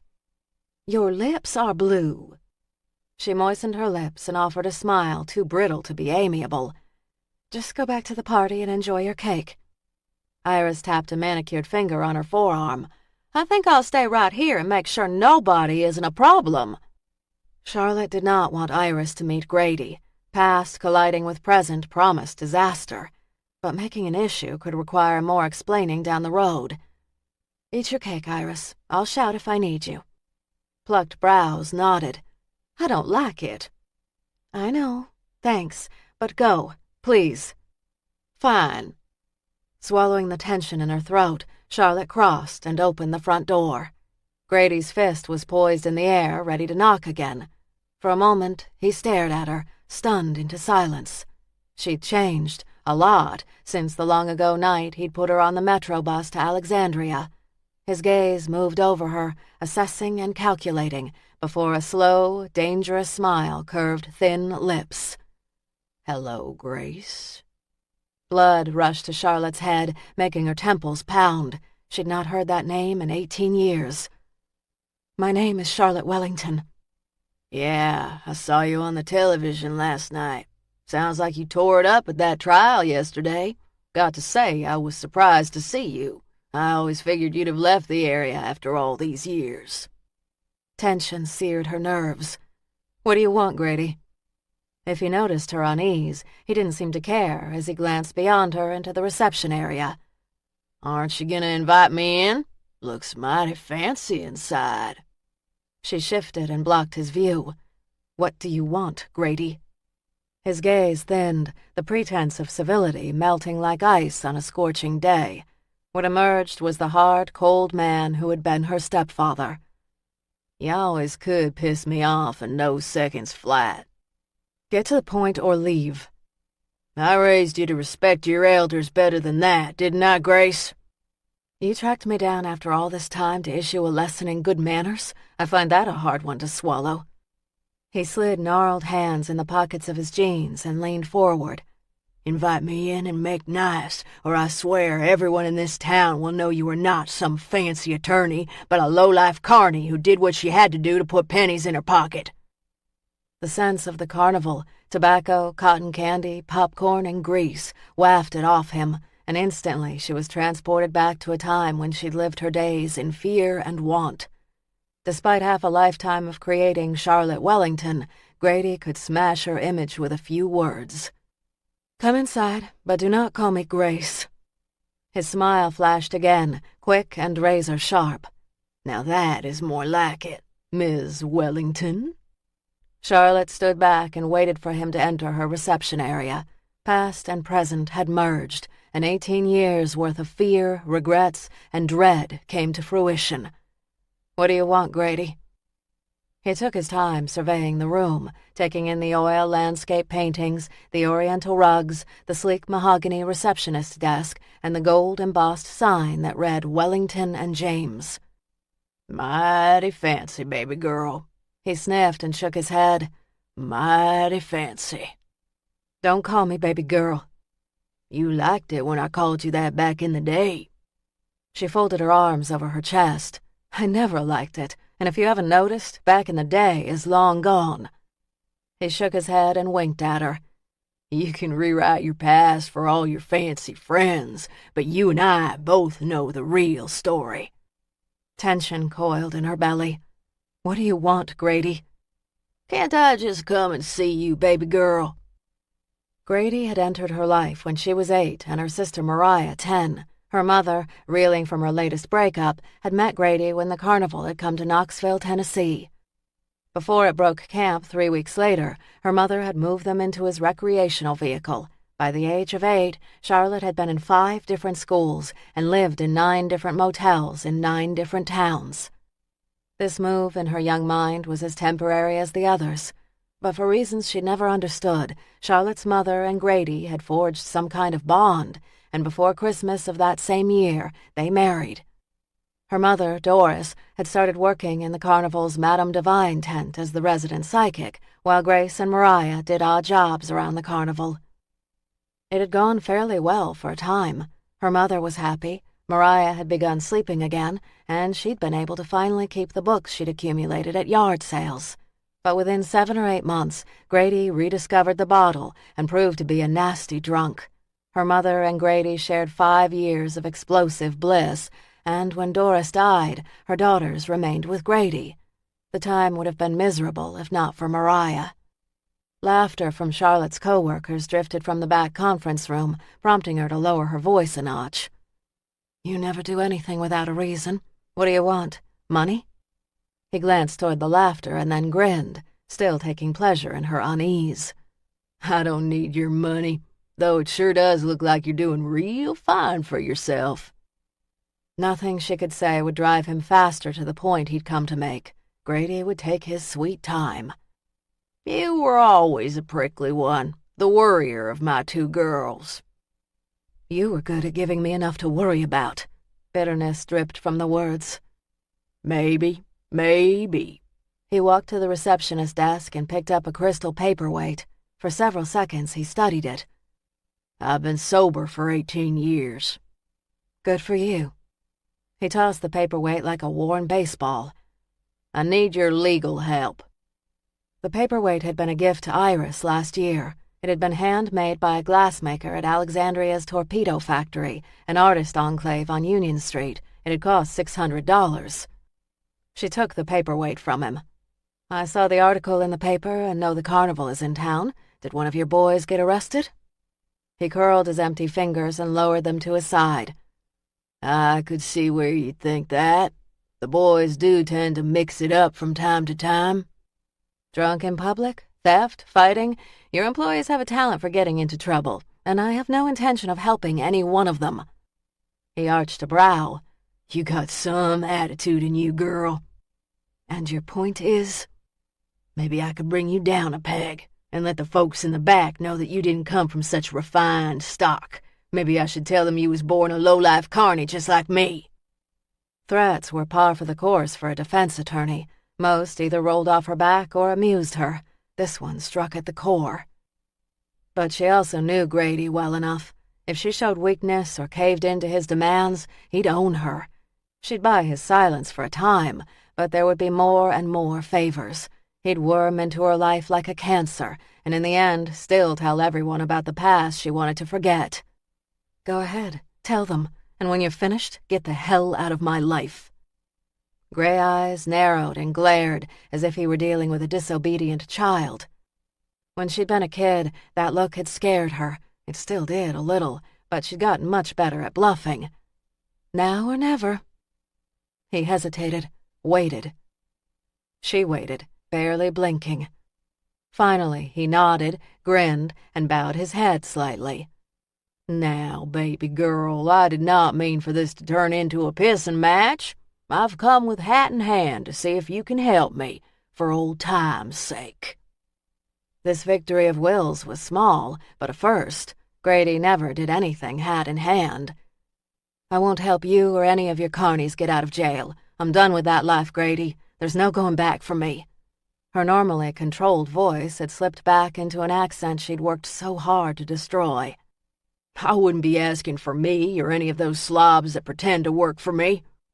She shrugged. "Then why are we having this conversation?" "I came about sooner." Hearing the name smacked her gut like a 1-2 punch. She could feel the color drain from her face as she scrambled to remain stoic. The last time Charlotte had seen Sooner, the girl had been 8 days old. Regret and sadness scorched her, and for an instant she couldn't draw in a breath. She thought about that baby often, and of the night she'd left her behind. "You didn't give me a choice, as I remember." "It wasn't hard to get you to leave. You'd been dreaming about leaving for years." "Mariah had died. I couldn't handle staying." "You didn't have the grit to stay." "I was 16, Grady, not more than a child myself." "Tell that to the baby girl who looks so much like Mariah that it'll take your breath away." Tears welled in her eyes, and for several seconds she could not speak for fear her voice would crack. "You told me you were going to put Sooner up for adoption. You said she'd have a real home." He rubbed his clean-shaven chin. "I decided it was best she stay with me." "What?" Her head spun. Of all the scenarios she'd imagined over the years, this was not one of them. "You swore on Mariah's grave you'd give her a real home." "I gave her a real home." He straightened his shoulders. "I did right by the girl." "If you kept her, you didn't do right by her." "She turned out all right. She's smart and quick." Bitterness soured her stomach as she imagined that innocent baby growing up in the grit and dirt of the carnival. "Where is she now, Grady?" "Got herself arrested for shoplifting from a store owner." "What kind of store?" Dark, heartbreaking scenarios swirled through her mind. "Crystals, cards, bracelets, knick-knack shit. She always liked that kind of stuff. Makes sense, I suppose, since she is the new Madame Divine." Anger choked her throat. "You put her to work in the tent?" "She wanted to work." "Why isn't she in school?" "She got herself a good education. Homeschooled, but it's worked out fine. She's smart as a whip." All the hopes and dreams she'd had for Sooner dried up and blew away like dust. "Not so smart. She's been arrested." "She didn't do it. She said the shopkeeper made a pass at her, and when she told him to fuck off, he got mad. He called the cops, whining about stolen crystals. He held her until the cops showed." To cope with emotions too extreme to name, she focused on the facts. Her mind clicked through the consequences of shoplifting. "What was the item?" "Some fancy crystal. Expensive from what I hear." "Does she have an arrest record?" Gray eyes thinned. "No, she's a good kid." "Where is she now?" "In court. Arraigned today. Maybe right now." Charlotte stared at him a long moment. Nothing could have dragged her back into Grady's world. Nothing, except Sooner. And he knew that. I'll get my briefcase. I'll go with you. No, don't. In fact, I don't even want to see you near the courthouse. You don't mix well with cops, and I don't need to deal with your temper on top of everything else. I won't lose my temper. That made her smile. Of course you will. You always do. Grady slid his hands into the back pockets of his jeans. You'll take care of it then? I will. She checked her watch. What's her full name? Sooner Mariah Tate. Tate. Sure, it's a good name. Facts. Think about the facts. Morning court will be in session for at least another hour. If I hurry, I might catch her case. Thank you. Don't thank me, Grady. Just stay away from me. Chapter 4. Tuesday, October 19th, 10:15 a.m. Charlotte reached the courthouse 15 minutes later. She hustled up the front steps in her heels and dashed up to the line for the metal detectors. Normally, the wait irritated her. Today, it made her want to scream. A man in front of her kept setting off the scanner, which required him to return and empty more from his pockets. When it was Charlotte's turn to pass, she made it through without a glitch, and then quickly grabbed her personal items and briefcase as they passed through the scanner. She dashed up the stairs to the second-floor courtroom and quietly slipped inside General Court. Taking a seat in the back, she scanned the room. There were at least 6 girls being arraigned. 3 were dressed like hookers, 1 wore ragged jeans with slumped shoulders, 1 looked drunk, and the last one sat alone and quiet, facing the judge. The last girl had long dark hair that brushed the middle of her back. Instantly, Charlotte's gaze went to the last girl. The hair, the narrow breadth of her shoulders, and the way she tilted her head to the right instantly reminded her of Mariah. The courtroom melted away for a second, and she was transported back to an afternoon when 2 teenage sisters sat in the trailer. God, Grace, do you have to brush my hair so hard? Mariah wailed. Stop being a baby. You said you wanted tight braids to go with your Indian costume, and that's what I'm giving you. Not that tight. Stop. I'd kill for your hair. You would not. I would. The thick mane was so black, blue highlights shimmered in the strands when the light hit just right. Once they'd dressed, the sisters were going to a Halloween party at the local high school.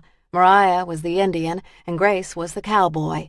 Neither attended regular school, and though it never bothered Mariah, it did bother Grace. Whenever they were in a town, Grace would check to see what functions were being held at the area schools. They gravitated toward the big fall and spring events, football games, plays, homecoming, and prom, knowing blending would be easier. They'd dress, hitch a ride to the school, and for a few hours they'd mingle and pretend that they were regular kids. The next case is the Commonwealth versus Sooner Mariah Tate. She's been charged with credit card theft, petty larceny, and resisting arrest. Charlotte glanced at the bailiff and then to the judge. What was the judge's name? Rosen. Judge Sylvia Rosen. The graying, pale woman didn't raise her gaze from the papers on the bench. Will the defendant rise? The girl with the long dark hair rose, and for a moment turned her head in profile. Charlotte's breath caught.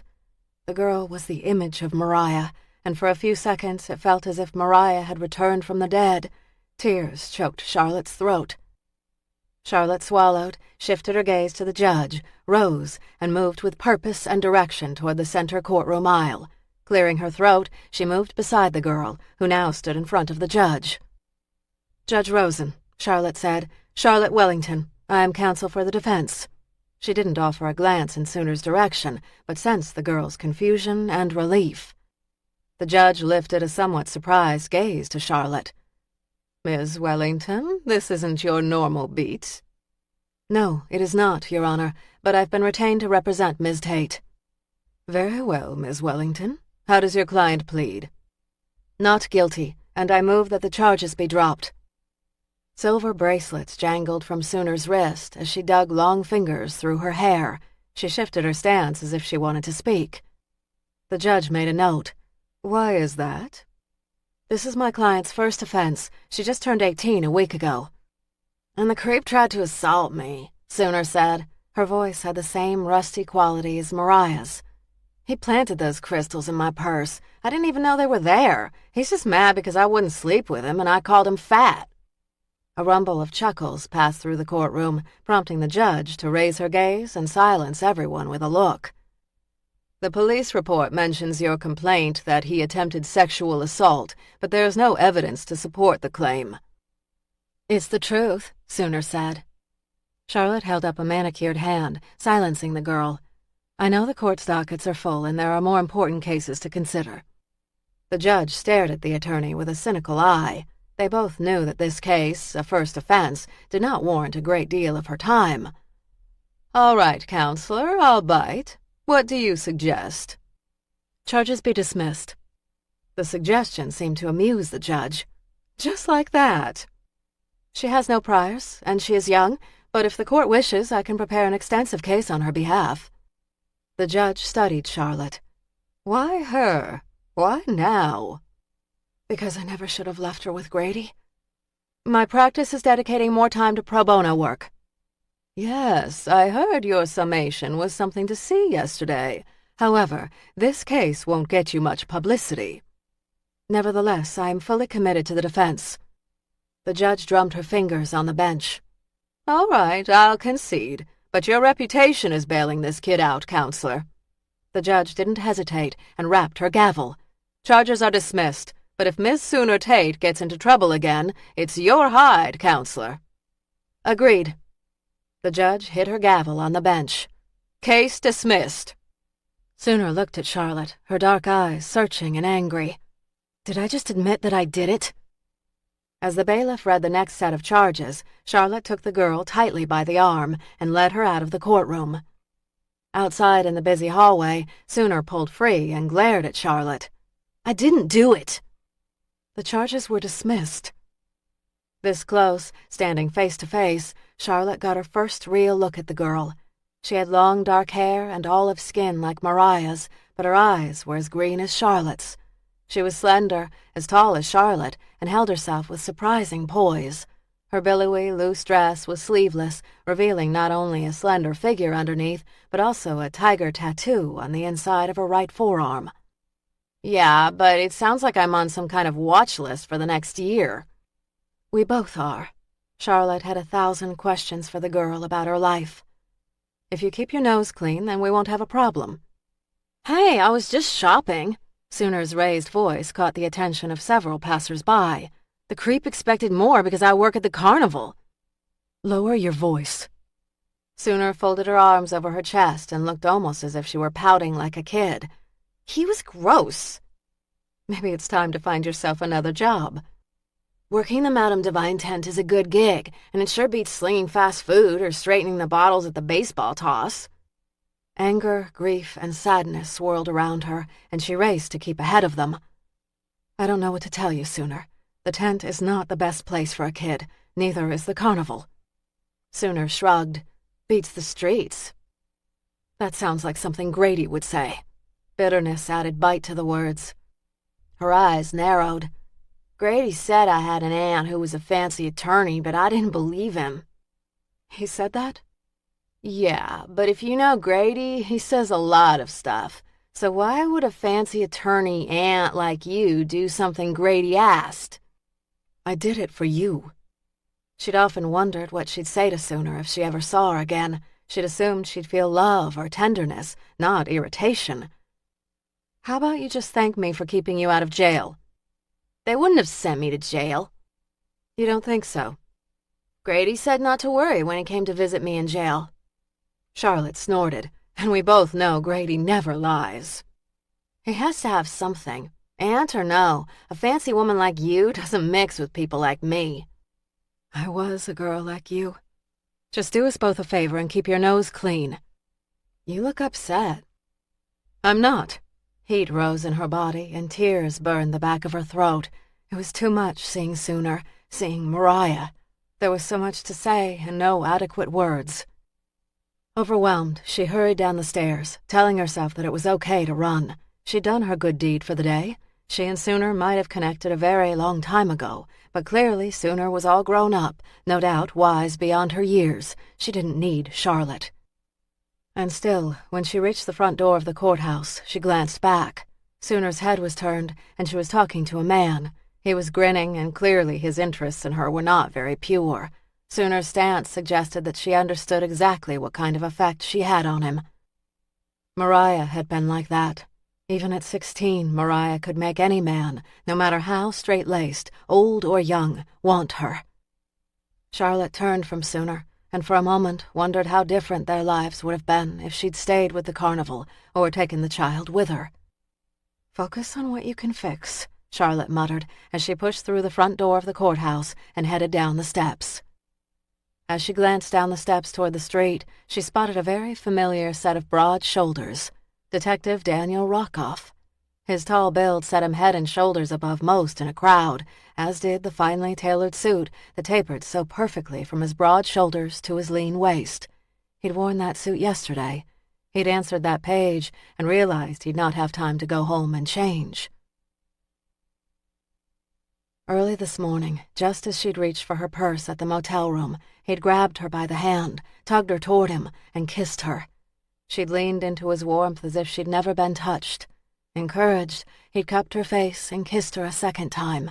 She'd wanted him so much. "Have dinner with me," he whispered by her ear, and no dodging the question this time.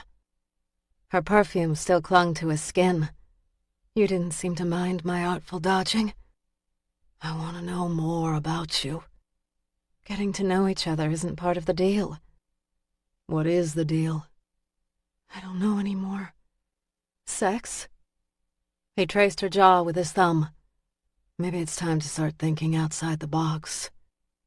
The easy freedom they'd promised in the beginning had vanished, and that was not good. Sleeping with a cop was one thing, but dating one, especially one like Rockoff, was another. He wouldn't be content with pieces of her. He'd want everything, present, future, and past. "We shouldn't see each other anymore." His pager went off again, and when he'd glanced at the number, his face had darkened. "This isn't over, counselor." He was the last person she needed to see right now. Her nerves were raw, her defenses down, and Rockoff would detect the weakness and use it. Charlotte pulled her dark sunglasses from her purse and put them on as she moved toward him. Of course, there'd be no avoiding him, but then why should they dance around each other? They were adults. His partner, Jennifer Sinclair, said something, and it prompted a smile that softened the warrior's visage. However, when he glanced up and shifted his gaze to her, the smile faded. Dark sunglasses covered his eyes and tossed back her reflection. A slight ripple of tension moved through his body as he took a step toward her. She hesitated, managed a professional smile, and quickly riffled through the endless small-talk topics at her disposal. Weather was safe. Cases were not, even if she was tempted to ask what had summoned him away this morning. Sooner Tate stepped into Charlotte's line of sight, cutting off her view of Rockoff. "Hey, thanks for what you did in there. I know I was a bit of a bitch, and I'm sorry." She glanced beyond the girl to Rockoff. He tossed a questioning look her way, and then turned his gaze back to his partner. Charlotte focused on the girl and was grateful he hadn't approached. "It's okay." An awkward silence settled as they stared at each other. Sooner rubbed long fingers, sporting rings and black nail polish, over worn jeans. "I need a little help." "Are you in more trouble?" It was like Grady not to tell the whole story. Annoyance flashed in Sooner's green eyes. "Why do you say that?" "Look where we are, Sooner. I just got you off a theft charge." Sooner's jaw tightened. "I don't need your elitist bullshit."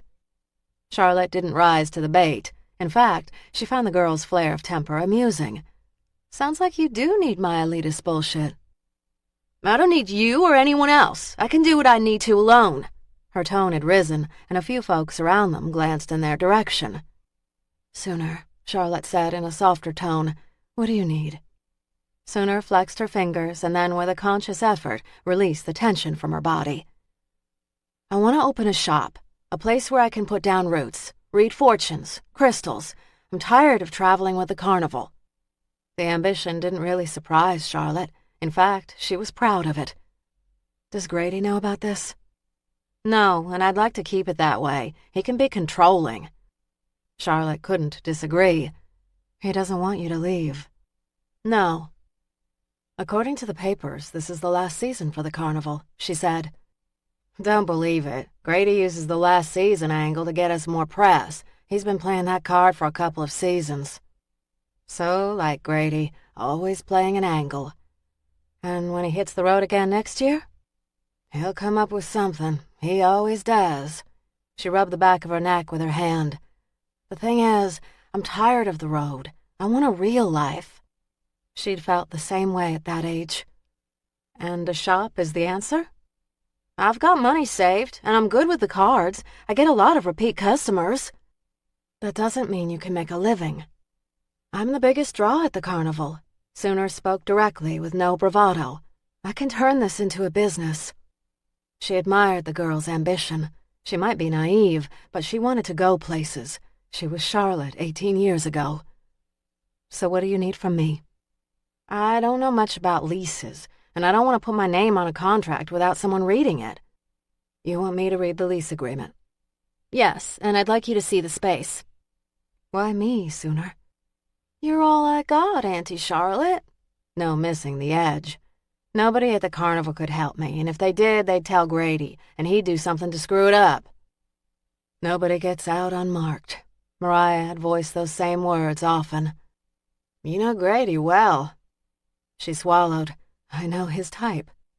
If you're my mother's sister, he's what, your stepfather? Not anymore. Her grip on her briefcase handle tightened. I'll help you with the lease. When do you want to meet at the site? Sooner's eyes narrowed. Clearly, her curiosity of Charlotte and Grady warred with her desire for help. Desire and ambition won. Anytime Thursday would work. I just have to tell the guy a time. Charlotte fished her BlackBerry out of her briefcase and checked her calendar. How does 1 work? I don't have to be at work until 5. 1 it is. Do you have the address? It's 101 Washington Street. Nice area. And right smack dab in the middle of her world. The past had arrived in Alexandria and had set up shop. It's a small space in a bookstore, but it's in a high tourist area, and traffic is king. You've learned a few lessons from Grady. She'd learned her own share of lessons from Grady. Most weren't good lessons, but a few were. Like it or not, the guy knew how to work the crowds, and he knew how to spin a profit out of nothing. However, the comparison didn't sit well with Sooner. I'd like to think I figured out a lot for myself. Don't be offended. It's a compliment. See you Thursday. Sure. Thanks, Aunt Charlotte. Please, just call me Charlotte. A small grin lifted full lips. Charlotte it is. And, Charlotte, I won't horn in on what you've got going here. I can see that I make you uncomfortable.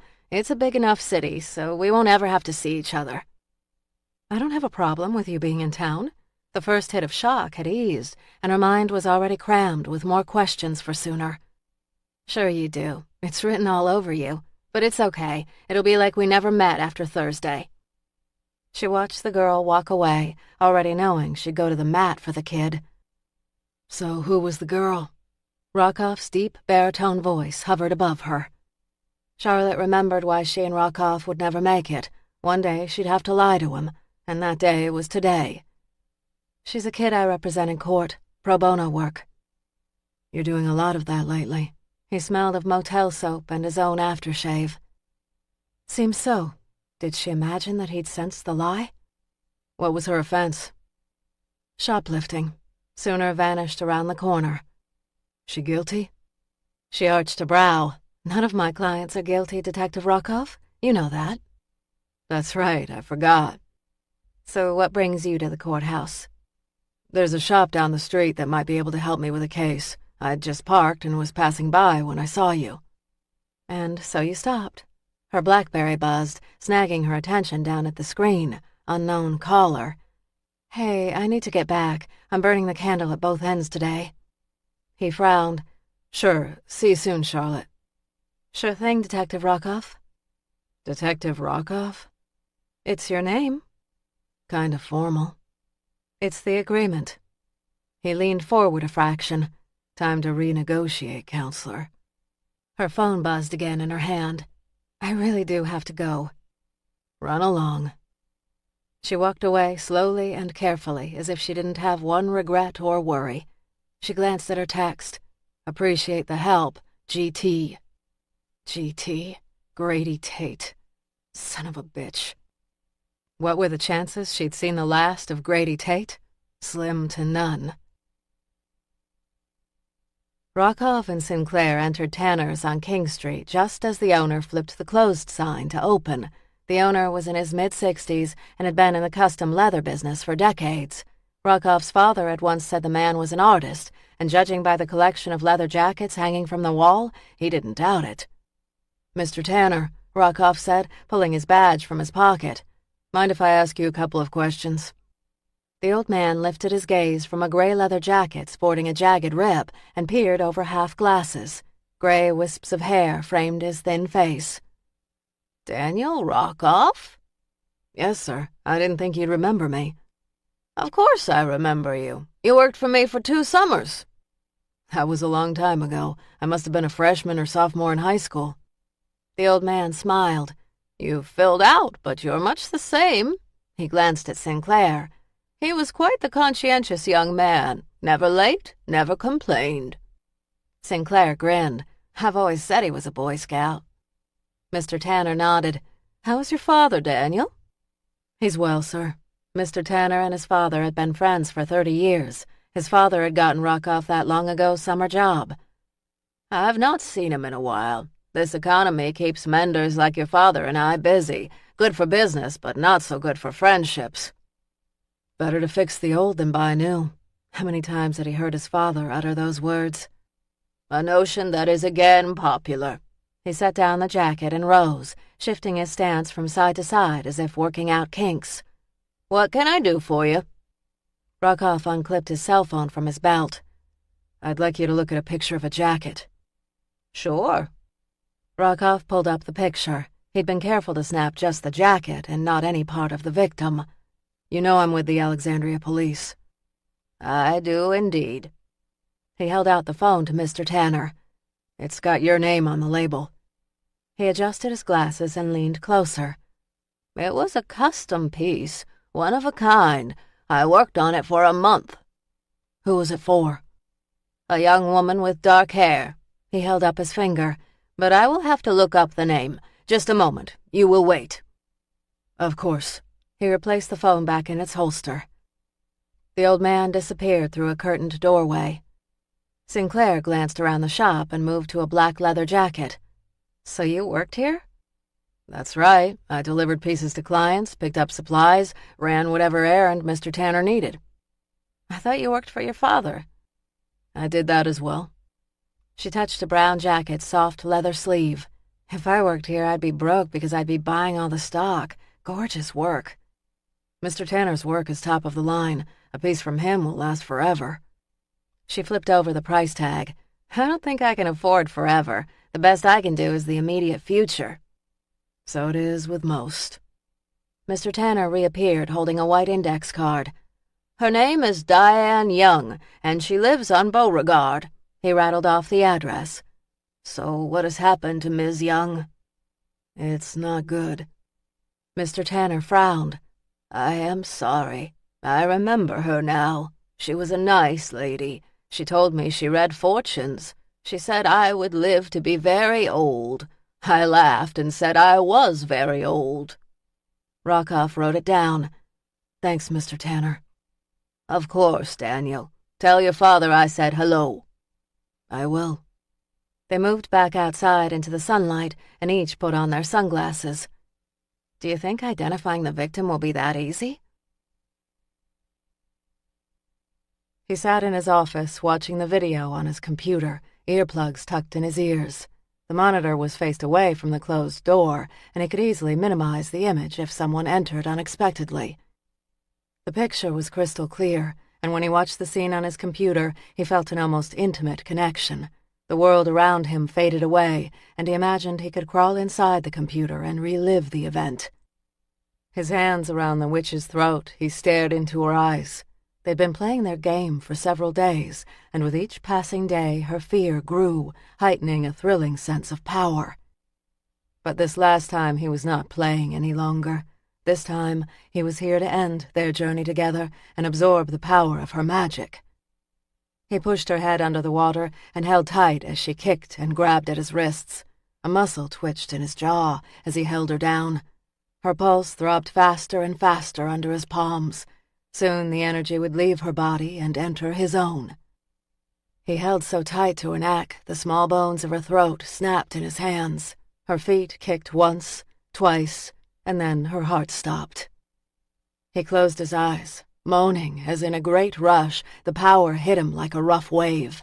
He leaned forward, pressing his forehead to the fresh tattoo on her forehead, savoring the surge that rippled his body with tension. He held tight to her limp body. His own arms and legs trembled as the flow of magic shot into him again and again until he could no longer endure it.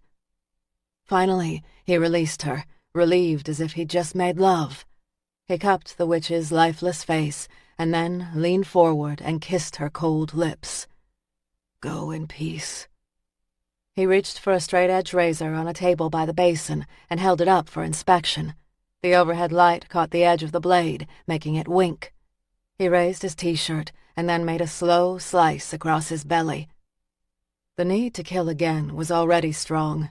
In years past, he could go months or even years between kills, but this time the urges had returned almost immediately.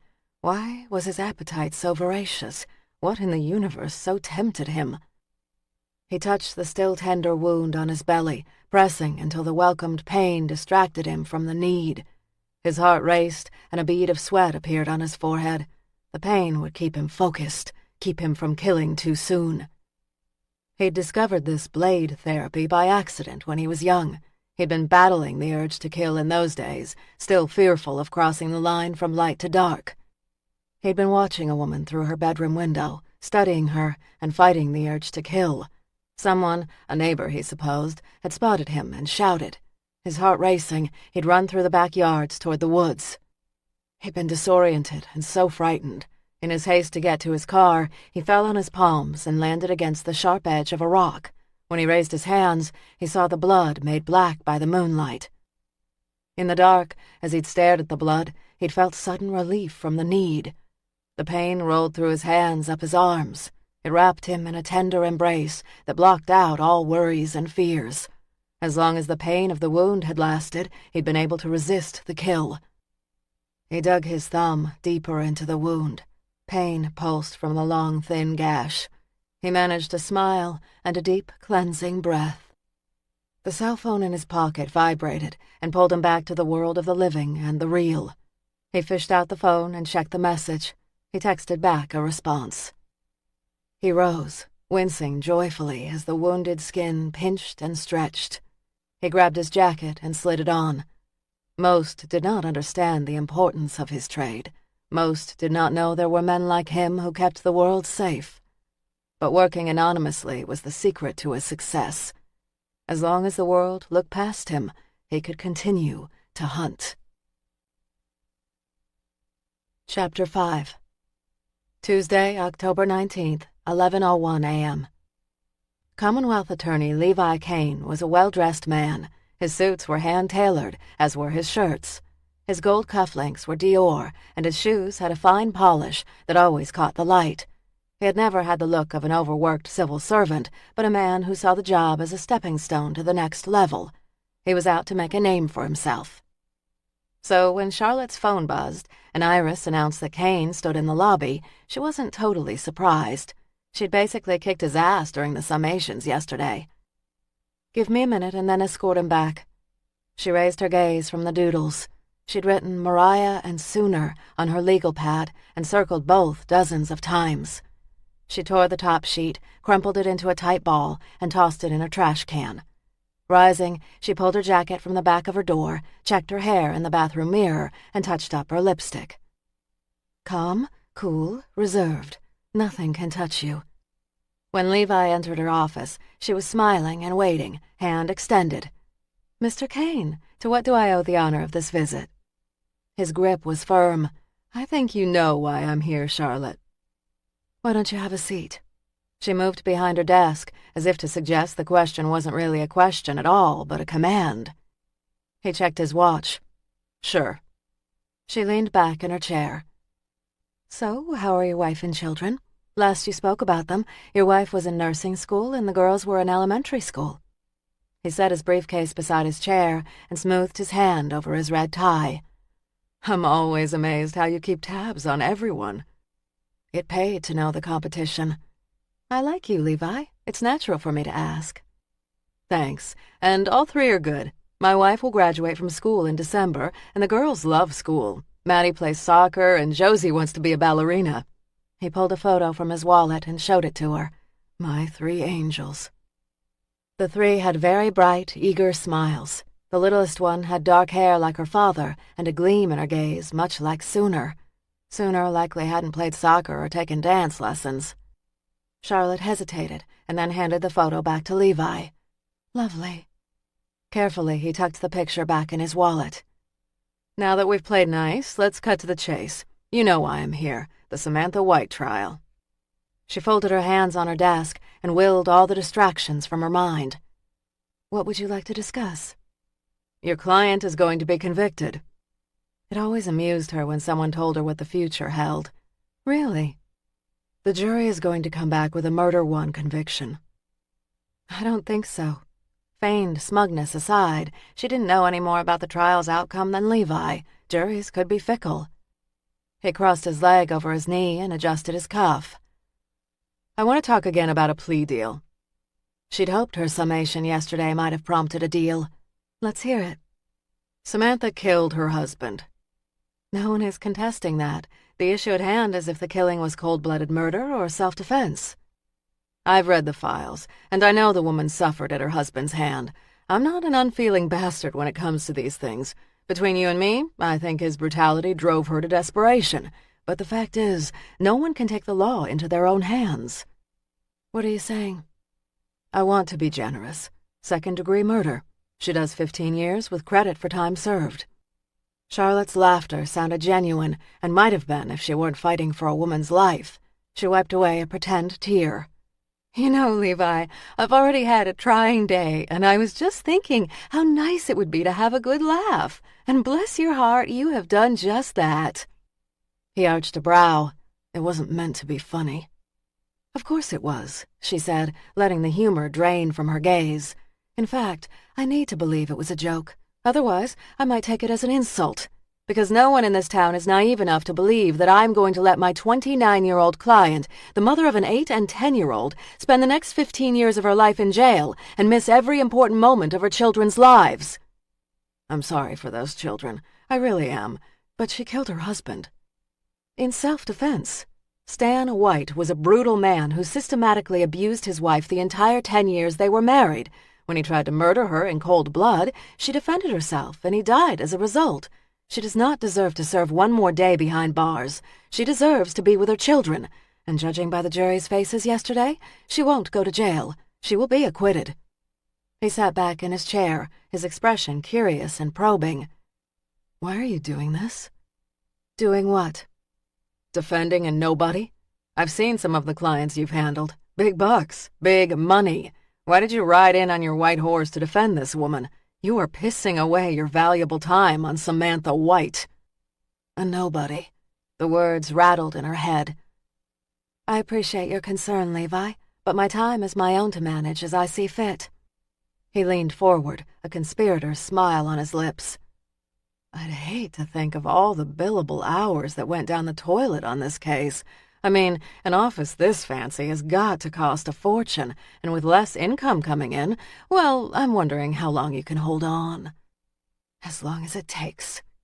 Again, your concern touches me so deeply, but I can promise you the firm is quite solid and prepared to back Ms. White even through an appeal. An appeal? You've got to be kidding. Samantha White is going to do jail time. No, she is not. Annoyance flashed in his eyes. I always figured you for a smart woman. Good for you. Underestimating me is always a mistake. He tugged at his shirt cuffs. Are you going to take the plea deal or not? The scrapper in her wanted to reach over the desk and smack him hard, but she'd learned that acting out led to unfortunate consequences. She smiled brightly and rose. Not. For a moment he did not rise, but studied her with narrowed eyes. So you're going to ride this out to a very bitter and disappointing end? I suppose you will be disappointed when you lose, won't you? She moved toward the door. Now, if you will excuse me, Levi, I've got work to do. He stood, his posture stiff with annoyance. You're making a mistake. Have a nice day, Levi. Voluntary manslaughter. 8 years with the possibility of parole in 5 years. She hesitated. He'd sweetened the pot, another indication he was worried. Next year was an election year, and he wanted the conviction on his record. You owe it to your client to tell her about this deal. 5 years is a hell of a better deal than life. 5 years would be painful, but it wasn't a lifetime, and she owed it to Samantha to tell her about the deal. I'll pass it on. Deal is on the table for 24 hours. He moved past her in quick strides. When she heard the front reception door close, she gripped the edge of her office door so tightly her knuckles ached. She wanted to slam the door over and over again until the wood splintered. Anger had been a constant in her life, and she'd long ago learned to control it. So she released her grip, carefully removed her jacket, and hung it on the back of her door. Angie appeared in her doorway. So what do you think that house call was all about? He's scared. He didn't sound scared. He was. I could smell it on him. He's offered a plea. Manslaughter. 8 years with the possibility of parole in 5 years. Damn, that's a long way from life to murder one. You want to tell Samantha, or do you want me to? I'll do it. She shook her head. He's not usually the kind to cave. If you plea, he has a conviction, and his record remains pristine. He's got ambitions, and that makes him predictable. Maybe. He said he felt sorry for Samantha. Do you really believe that? No. Rockoff and Sinclair had gone to Diane Young's apartment, but it was locked tight. There were no signs of forced entry or break-in, and neighbors had reported nothing out of the ordinary. She ran a business from her house, one neighbor had said, and it wasn't unusual for her to go days at a time without being seen. Without a search warrant, they'd have to wait to enter the apartment. None of the neighbors had pictures of Diane, so he'd contacted the Department of Motor Vehicles and requested a picture of her driver's license. The contact at the Department of Motor Vehicles had complained the computers were again down, but promised an image by end of business. Now, as the day wound to a close for the 9-to-5ers, Rockoff cut down a side street toward the medical examiner's office. Jennifer Sinclair reached for a power bar in her purse and ripped open the wrapper. How can you eat that? Rockoff said. She glanced at the bar as if searching for a problem. What? I'm hungry. He shook his head. Do you ever sit and eat a meal? I'm sitting now. At a table. Hey, I've conquered half the battle. She bit into the bar. I'm talking about eating at a table with chairs and a hot meal. Please, I'm single. I eat in front of the computer, on the fly, or if I'm lucky, with the television. You never sat down with your family to share a meal? Good Lord, no. Dad and I always ate in front of the television. Television was our version of family interaction. What about discussions on politics or family matters? Her eyes sparkled with amusement. I know you got the old country thing going with your family, but that's not the way with Clan Sinclair. Dad and I were the masters of avoiding any deep conversation. I'd venture to say if not for the television, World War III might have erupted in our home between me and my dad. Shameful. Did you and your ex sit at the table? He frowned. Sometimes, but she was on the go with her job, so we rarely were in the same city together. She peeled away more of the bar's wrapper. Was it her job that broke you two up? He shot her a glance. Kinda personal, don't you think, Sinclair? She shrugged. Hey, we've been partners over a year, and you've never mentioned her. He tapped his left hand on the steering wheel. The tan lines of his wedding band had finally faded. It had taken longer because he'd refused to remove the ring until the divorce was final. She wanted to live in California. She loved her work, and she did not want children. We both realized we wanted very different things out of life. No room for compromise? He shrugged, wondering how they'd ended up on this line of conversation. Partners shared more with each other than their own families, but he had never discussed his divorce with anyone. Not for her. Do you miss her? The question caught him short, and for a moment he thought carefully about the question. No. She nodded her approval. So, now that you're officially single, have you been out there tripping the light fantastic? Not much time, he said. You still living with your grandmother? The teasing edge added bite to the words. He felt no need to apologize. I have my own place. I've been with my grandmother the last couple of weeks because my sister, Anna, is out of town. Anna has lived with grandmother since her fall. She shifted in the seat toward him. It's touching, the way you all look out for her, but isn't it weird living with your grandmother? I usually stay with her one night, Sinclair, so Anna can get a break. But for the record, if my grandmother needed me more, I'd be there. She took care of me when I was little, and my parents worked 18-hour days. Now it's my turn. You're a good guy, Danny boy. Some chick, maybe someone like Charlotte Wellington, is gonna snap you up. She frowned and pretended to think. Of course, Ms. Wellington has got high maintenance written all over her. Charlotte wasn't like his ex. On the surface, there were similarities, but under the glitz, there was more to Charlotte. Sinclair, you care way too much for my private life. I'm living vicariously through you, Danny boy. My love life is a wasteland. Plus, I like to watch you get revved up when I mention her name. Charlotte, Charlotte, Charlotte. Amusing. He drove down the parkway and soon pulled up in front of the regional medical examiner's office. Do you remember that woman who was talking to Charlotte Wellington? Tall, olive skin, dark hair? Yeah, it strike you as odd that Wellington would be representing her? She's doing the pro bono thing more, I hear. No, her partner is. She's only committed to the Samantha White case. So she's doing another case. What's the diff? Wellington tensed up when the girl started talking to her. She looked almost sad. Maybe she feels sorry for the girl. It's more than that. How so? Don't know yet. He parked the car and turned off the ignition. I called in to the clerk of the court and got the girl's name. Sooner Tate, 18. Arrest report said she works for the carnival.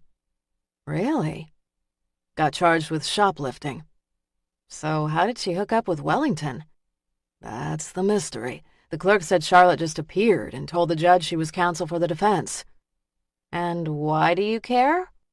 He shook his head. Good question. You just got out of a marriage with Ms. Career. Now you're sniffing around another. Doing no such thing. Annoyance snapping, Rockoff grabbed his notebook and got out. His partner had a knack for finding the right nerve and twisting. Good, because the image of you two cuddling over wine? She pretended to shudder. Twilight Zone. We haven't been on a date. Technically true. Good, because, dude, good working men and princesses don't last. You're getting to be a pain, Sinclair. She grinned. I do try. He opened the front door of the medical examiner's office for her, and she walked past. Diane Young bills herself as a fortune teller. You believe in fortune tellers? She barked a laugh. No and hell no. Tell me you don't. My grandmother is considered a seer. Many in the Russian community come to see her for advice. Ever occur to you that she's just an experienced older woman with good common sense? She told my cousin last year she'd have 2 boys before the year ended. We all laughed because Sue said she never wanted kids. She gave birth to twin boys last week. They walked up to the front desk, showed their badges, and signed the visitor's log. Rockoff led the way to the elevators and punched the down button. I've met Sue. She talks tough, but is a marshmallow when it comes to babies. Grandmother said my brother would injure his leg when he went to college. He broke it in 3 places. He was a soccer player, a forward center if I remember, not a stretch. She said you will be married by this time next year. Oh, she did? Sinclair planted her hands on her hips. So she tell you anything else about my Prince Charming? No. Too bad. Sinclair folded her arms over her chest. She's got good instincts, not special powers. We'll see. The doors opened. Time to go to work, Sinclair. They moved down the tiled hallway toward the double set of metal doors. The air had grown thicker with the scent of bleach and cleaners as they traveled deeper down the hallway. Above, a fluorescent light buzzed. Dr. Henson said she'd start the autopsy by 5, Rockoff said. Sinclair checked her watch, which is right about now. Rockoff pushed through the door, and they found Dr. Henson standing beside the stainless steel gurney, which held the sheet-draped body of their victim. Henson's red hair was tucked up in a surgical cap as green as the gown, which covered scrubs, and she wore gloves and booties over her feet. On the other side of the gurney was her similarly garbed, though short and heavier, assistant. The gurney was situated over a drain and pushed close to a sink. The tiled back wall sported a stainless work counter outfitted with a gruesome collection of saws and other instruments. Henson pulled back the sheet covering the victim. "Just in time, detectives. Suit up and we can have a look at your victim." The detectives donned gowns and gloves and moved toward the table. Both stiffened just a little as Henson dragged the sheet from the victim's naked body. Suspended from the ceiling was a microphone, which Dr. Henson could control with a pedal under the examine table. The doctor pressed the button with her foot and said in a clear voice, "It's October 19th, 5 p.m., and I have in attendance Detectives Jennifer Sinclair and Daniel Rockoff with the Alexandria Police Department, and my assistant, Nancy Farmer. I have rolled the victim's prints and submitted them to forensics, and we are waiting for an identification." "We might have a possible on her identity," Rockoff said. "I'm waiting on a picture from the Department of Motor Vehicles." Dr. Henson reviewed the victim's stats for the tape recorder as she moved up to the head of the table. "There is trauma to her hands and feet, all caused by wooden stakes being driven through her extremities. Judging by the wounds, I'd say those assaults were done post-mortem." "What about the tattoo on her head?" Rockoff said. "It's fresh. There's slight bruising around the letters, which tells me she was alive when this was done. The letters are in a crude block style." She pulled a ruler from the exam tray. "And measure 1.5 inches in height. The letters stretch the full length of her forehead." Rockoff drew in a breath as he stared at the dead woman's pale, sunken face. The skin on the face was particularly thin, so receiving a tattoo would have been painful. Judging by the thickness of the letters and the careful lines, he guessed the act took several hours. "What about cause of death?" Dr. Henson shook her head. "No gun or knife wounds. Bruising around the throat, but her windpipe is not crushed. There is water in her lungs. I'll know better when I open her up and run blood tests." And so they stood, watching the doctor complete a thorough external examination. She noted scars, bruises, other tattoos, moles, and any bit of information that could catch a killer. No telling what piece of evidence would be the one that would eventually catch the killer, so it all had to be collected and noted. Henson studied the victim's hand and then, using a clipper, snapped off bits of nails painted hot pink. She studied the nails under a microscope. "We might have a little DNA, folks. Looks like she might have scratched him." Rockoff watched as she bagged the clippings. "Great. You think you can rush through the results?" "Backlog is high now, but I'm sure I can make a compelling argument. Still, it will be at least a week." "As soon as you have DNA, I'll run it through the Combined DNA Index System." The Combined DNA Index System was a national database containing DNA profiles from unsolved crimes, missing persons, and the convicted. "The killer is so careful and practiced, I'll bet money this is not his first time." Once the evidence had been tagged, the doctor continued with her external exam. Only when she'd inspected the body fully did she reach for her scalpel and make the Y incision on the victim's chest. Though stoic, Rockoff reminded himself that the body on the table no longer carried the soul or life of the woman. She felt nothing. She was beyond this world. And her body was no more than evidence that would help him catch her killer. And yet, as the sharp tip of the blade breached the skin, he could not quite quell the anger and sense of violation. The killer had violated and terrorized her, and now it felt like they were doing the same. Dr. Henson reported that the victim's heart, lungs, liver, and other vital organs all were a healthy weight. When she opened the lungs, she said, "It looks like she drowned." "Drowned?" "There is water here, but blood tests will give me a better idea." "Drowning has got to be one of the worst ways to die," Sinclair whispered. "I nearly drowned as a kid, and I'll never forget the sensation." Rockoff glanced at his partner, and for the first time she looked upset.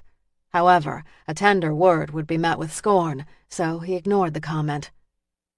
"She was drowned in one location, brought to the abandoned restaurant, and staked to the ground." Rockoff made notes in his book. Dr. Henson continued her autopsy with a vaginal examination. For this, Rockoff did drop his gaze and waited to hear the doctor confirm what he already suspected. "She was sexually assaulted," Dr. Henson said. Sinclair muttered an oath. "Any semen?" "No, he was careful to use a condom. I would suggest that, based on the damage, he raped her several times." A heavy silence filled the room as she finished taking swabs and then covered up the lower half of the body. When Henson pronounced the autopsy complete, the detectives moved toward the door. They pulled off their scrubs, dumped them in a laundry bin, and moved into the hallway. Sinclair pressed fingers to her temples. He's gonna do it again. What makes you say that? He went after her like he was on some damn holy mission, and fanatics on a mission don't stop at one. Rockoff often played devil's advocate. A bad breakup or divorce, emotions run hot. Hot? Shit. This goes beyond regular anger and frustration. This is crazy guy behavior. No argument. Rockoff cell buzzed. He removed it from the holster and checked the caller's identity. It's Keir. Detective Malcolm Keir was partnered with the senior member in the unit, Deacon Garrison. Keir hailed from the southern part of the state, and last year had married Angie Carlson, Wellington's associate. Rockoff opened his phone. Rockoff. I got your Department of Motor Vehicles picture. Where are you? Medical examiner's office. I'll send it to your phone. Thanks. The magistrate says if the photo matches this victim, you'll have your search warrant right away. Good. His phone beeped. The image of Diane Young's driver's license photo appeared on the screen. He held the Department of Motor Vehicles photo next to the victim on Dr. Henson's table. Dark eyebrows, round face, full lips. It was a match. Rockoff raised the phone to his ear. Tell the magistrate the photo is a perfect match. I'll get the warrant, Keir said. He checked his watch. It's past 7, so the traffic should be gone. I want to search her place tonight. The sooner we catch this nut, the better. Chapter 6. Tuesday, October 19th, 7:30 p.m. The detectives arrived at Diane Young's house just after 10 p.m. Forensic technicians were backlogged at another crime scene, but had said they'd follow within the next half hour. Diane Young lived on the top floor of a 3-story brick apartment complex in New Market Apartments off Beauregard Street. The 300-plus unit complex was constructed mostly of brick and had plenty of grass and well-established trees for shade. Located on the border of the city of Alexandria and Arlington County, it had been built in the late 70s and was considered nice and affordable. A single light illuminated the top level and the metal doors that led to the 4 different units. Each of the doors had either a wreath or a welcome sign, including Diane Young's, which sported a piece of stained glass artwork fashioned into a half-moon. Rockoff pulled on his rubber gloves, and then, using the master key from the complex manager, he opened the front door. He flipped on the light just inside the front door. He glanced inside the apartment, taking note of parquet floors that led to a galley kitchen and then to a dining room. An 11 by 14 painting featuring the sun and the moon hung on the wall just inside the small foyer, and below it a small table sported a basket and a cell phone charger. No doubt, like him, Diane put her keys in the basket and her phone on the charger in the same place every time when she returned home. "She's got a thing for the sun and moon," Sinclair said. Rockoff nodded. Records show that she owned a business called Beyond. Apparently she reads horoscopes and tarot cards for internet customers. Sinclair flipped on the lights in the kitchen. A pot rack filled with copper pans dangled from the ceiling, and a rich maple dinette set filled the corner nook. Looks like business might have been good. According to the city business license department, she made 6 figures last year, and the business owns 3 top-of-the-line computers, a scanner, and printer. Moving through the kitchen into the dining room, they noted the furniture was made of a rich, fine-grained wood. A china cabinet was stocked with fine crystal and china. More paintings on the walls featured the sun and moon theme. They rounded a small corner and into the living room filled with a brown leather sofa, 2 club chairs, a coffee table, and a widescreen television. An oval oriental rug pulled the space together.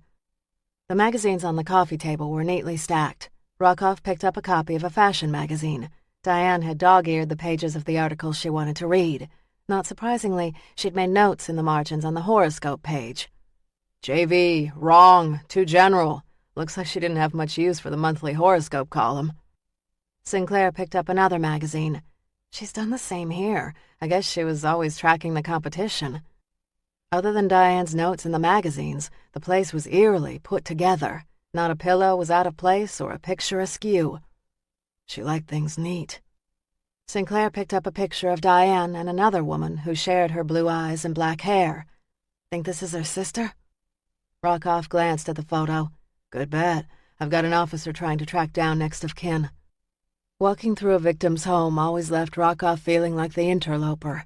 A week ago, Diane had been alive and well and sitting on this couch, watching television, eating a snack, and marking up her magazines. Now she lay in the morgue, a Y incision on her chest, waiting for next of kin to claim her. Let's have a look at the back 2 rooms. The first room, listed as the unit's den, was set up as a bedroom. A twin bed, covered in a silk comforter, hugged one wall. Beside the bed stood a nightstand with a pair of glasses, a half glass of water, and a bottle of sedatives. Pink slippers peeked out from under the bed. The room's small closet was crammed full of her clothes and shoes. Rockoff picked up the pill bottle made out to Diane Young, prescribed by a Dr. Wexler 7 days ago. He opened the bottle. Only 3 pills remained. She's taken more than her share in the last week. What or who could have stressed her? That might be the million-dollar question. The next room, considered the master bedroom, had been set up as an office. The walls were covered with astrological charts, stars, moons, and inspirational quotes. In the center of it all was a circular desk equipped with 3 top-of-the-line laptops. In the corner was a high-capacity printer and fax machine, and next to it a shredder. A lush purple carpet warmed the floor, and a pale plum coated the walls. So she's all about tradition in the other rooms, but here it looks a little like a mystic's shop. That's what she was, for a lack of a better description. He sat down in Diane's chair and glanced at the blotter covered with jotted notes. Most of the notes were restaurant names and numbers. Most of these places offer takeout. I bet she almost never cooked. Welcome to my world. Rockoff shook his head as he clicked on the computer. The screen popped up and immediately requested a password. Looks like we'll have to wait for the computer guys to do their thing. Rockoff heard the squeak of the front door, and immediately he and Sinclair drew their weapons and moved toward the hallway. Adrenaline popped and snapped through his body. Forensics was expected, but he never assumed a visitor was a friend until confirmed. It wouldn't be the first time a murderer had returned to collect damning evidence. Hello? Diane? Are you here? The woman's tentative voice gave him pause as it bounced off the walls and down the hallway. The voice was tinged with fear and worry. Rockoff rounded the corner, his gun in hand. Alexandria Police, identify yourself. The woman screamed and jumped back. Her gaze darted between Rockoff and Sinclair. Who are you? Immediately, he recognized the woman from the framed photo on Diane's end table. He lowered the tip of his gun, but maintained a firm grip. Alexandria Police. I'm Detective Rockoff, and this is my partner, Detective Sinclair. Please identify yourself. Dark hair swept over narrow shoulders and accentuated pale, pale skin. Frown lines etched her forehead, and her lips were drawn and thin. I'm Suzanne Young. I'm Diane's sister. What are you doing here? Rockoff let out a breath and lowered his gun. He pulled out his badge and showed it to her. Ma'am, may I see some identification? He tucked his badge back in his pocket as she fumbled in a sack purse and dug out a black wallet. With trembling fingers, she pulled out her driver's license and handed it to him. Her name was listed as Suzanne Elizabeth Young, aged 26, of Arlington, Virginia. He handed the license back to her and holstered his weapon. Sinclair did the same. Suzanne gripped the wallet in her fist as she stared at them. What are you doing in my sister's apartment? Why don't you come into the living room and have a seat? Sinclair said.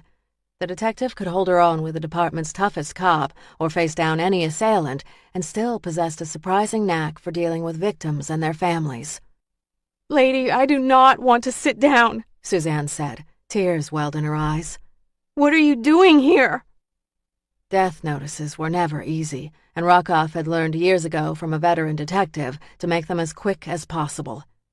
Ms. Young, your sister's body was found early this morning in an abandoned building. She'd been murdered. The gruesome details would eventually be revealed to Suzanne, but for now, he'd spare her. Tears spilled down her cheeks. What do you mean, she's dead? You've got it wrong. Diane cannot be dead. We're very certain, ma'am, Rockoff said. How can you be certain? Sinclair stepped toward her. She was wearing a very distinctive red jacket. We located the seller, and he gave us your sister's name. The woman we have in the morgue matches your sister's Department of Motor Vehicles photo. You could have made a mistake." "It's no mistake. We've taken prints and plan to match them to ones found in this apartment." Suzanne dragged trembling hands through dark hair that looked so much like her sister's. "There has got to be a mistake." "No mistake," Rockoff said. She looked to the picture taken of the two sisters. Her eyes brightened as if clinging to a happier memory. "We had that picture taken this past summer. Diane almost never got out of her apartment, and I was able to coax her out. We went into Washington, had lunch, and saw a show." "You said she didn't go out much?" Rockoff said. "Her work kept her busy." Sinclair closed the gap between her and Suzanne and cupped her elbow with her hand.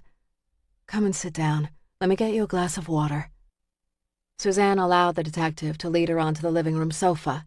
Rockoff went into the kitchen and pulled a glass from the cabinet and filled it with water. He moved into the living room and handed it to Suzanne, who accepted it with trembling hands. She made no move to drink the water, but held the glass tight. Pale and fragile would have described her best right now.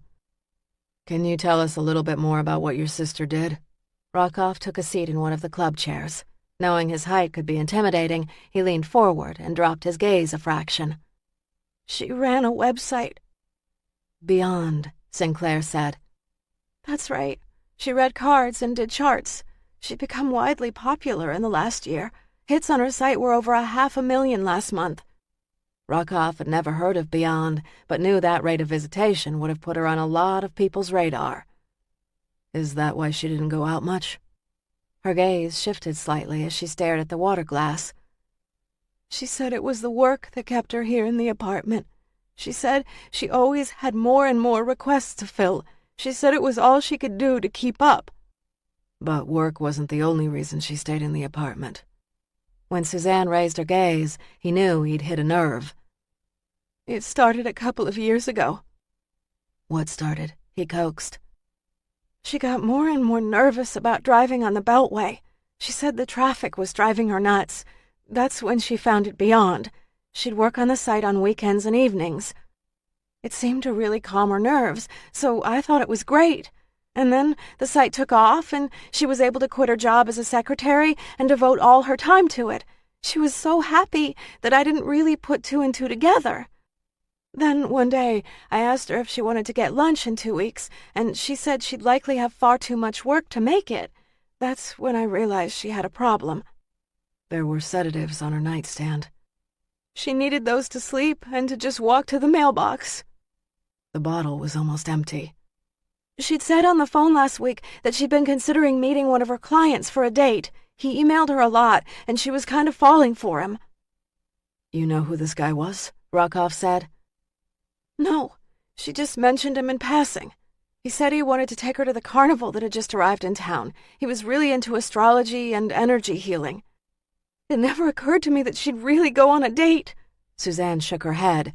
"I should have pushed this homebound thing more with Diane. I talked to several doctors about her and even a lawyer. They all said she was over 21, was working steadily, and didn't appear to be a danger to herself. They said there wasn't anything I could really do unless she tried to hurt herself." "She ever try to hurt herself?" Rockoff said. "No, never. Diane really did enjoy this world she'd created. Here, she said, she was the queen." Someone or something had coaxed her outside. "Did she have any tattoos?" "Yeah, a few. She had a snake on her arm and 2 bands around her ankle. There's also a long string of stars tattoo at the base of her spine." All matched the autopsy findings. "Any words?" "Like what?" "Any kind." "No." "When we found your sister, she had the word witch tattooed on her forehead." Suzanne frowned. "Diane did not have the word witch on her forehead. Are you really sure you have the right person?" "Yes, ma'am, very sure." Had Diane summoned the courage to get out of her apartment in the last week and get the tattoo, or had the killer done it? "She had a thing about the skin on her face. It was part of her getting out of the house problem. She didn't want the sun to ruin her skin. She took pride in how smooth and pale it was." Her eyes watered up again. "Do you think whoever killed her did that to her?" "That's what we're trying to figure out." "How did she die?" "She was drowned." "What? She doesn't even swim. She hated the water and never goes near it." That's what the autopsy revealed. She closed her eyes and shook her head. This doesn't make sense. Why would anyone want to hurt Diane? She had her quirks, but she was kind. Do you happen to know the password for her computer? Rockoff said. It's 1985, Diane. The year she was born plus her name. I'd like to have a look at her computer and see if I can open her emails. The question was a courtesy. With or without her permission, he was going to look. Sure, go ahead. As he rose, Suzanne moved to stand as well. Why don't you stay here with Officer Sinclair? Sadness and sincerity rolled off her. I might be able to help. I appreciate that, really, but until I know what I have, it's better that I have a look first. He felt for Suzanne Young, but at this point he didn't know much about her or her relationship with her sister, and until he understood the players, he'd maintain strict control. As he moved down the hallway, Suzanne's soft weeping followed him. He sat at Diane's desk and typed in the password. It worked, and in seconds the main desktop screen appeared. The desktop had 20 folders: tarot, horoscope, clients, the star, moon. It would take hours, if not days, to dig through all that she'd created. He opted to open the email and see who'd been talking directly to her. He hit Get Mail and waited for the latest messages to load. If Diane had been dead 24 to 36 hours, it had been at least that long since she checked her messages. It took nearly a minute for all the messages to load, and by the time the ticker had stopped counting, he had over 1,200 unread messages. He sat back in his chair. The last time she checked messages had been Friday, October 15th. She died on Monday night. Had the killer held her for 3 days? He arranged the messages in alphabetical order and scanned to see who had sent her the most messages. This wasn't necessarily going to give him the killer's contact information, but it was a place to start.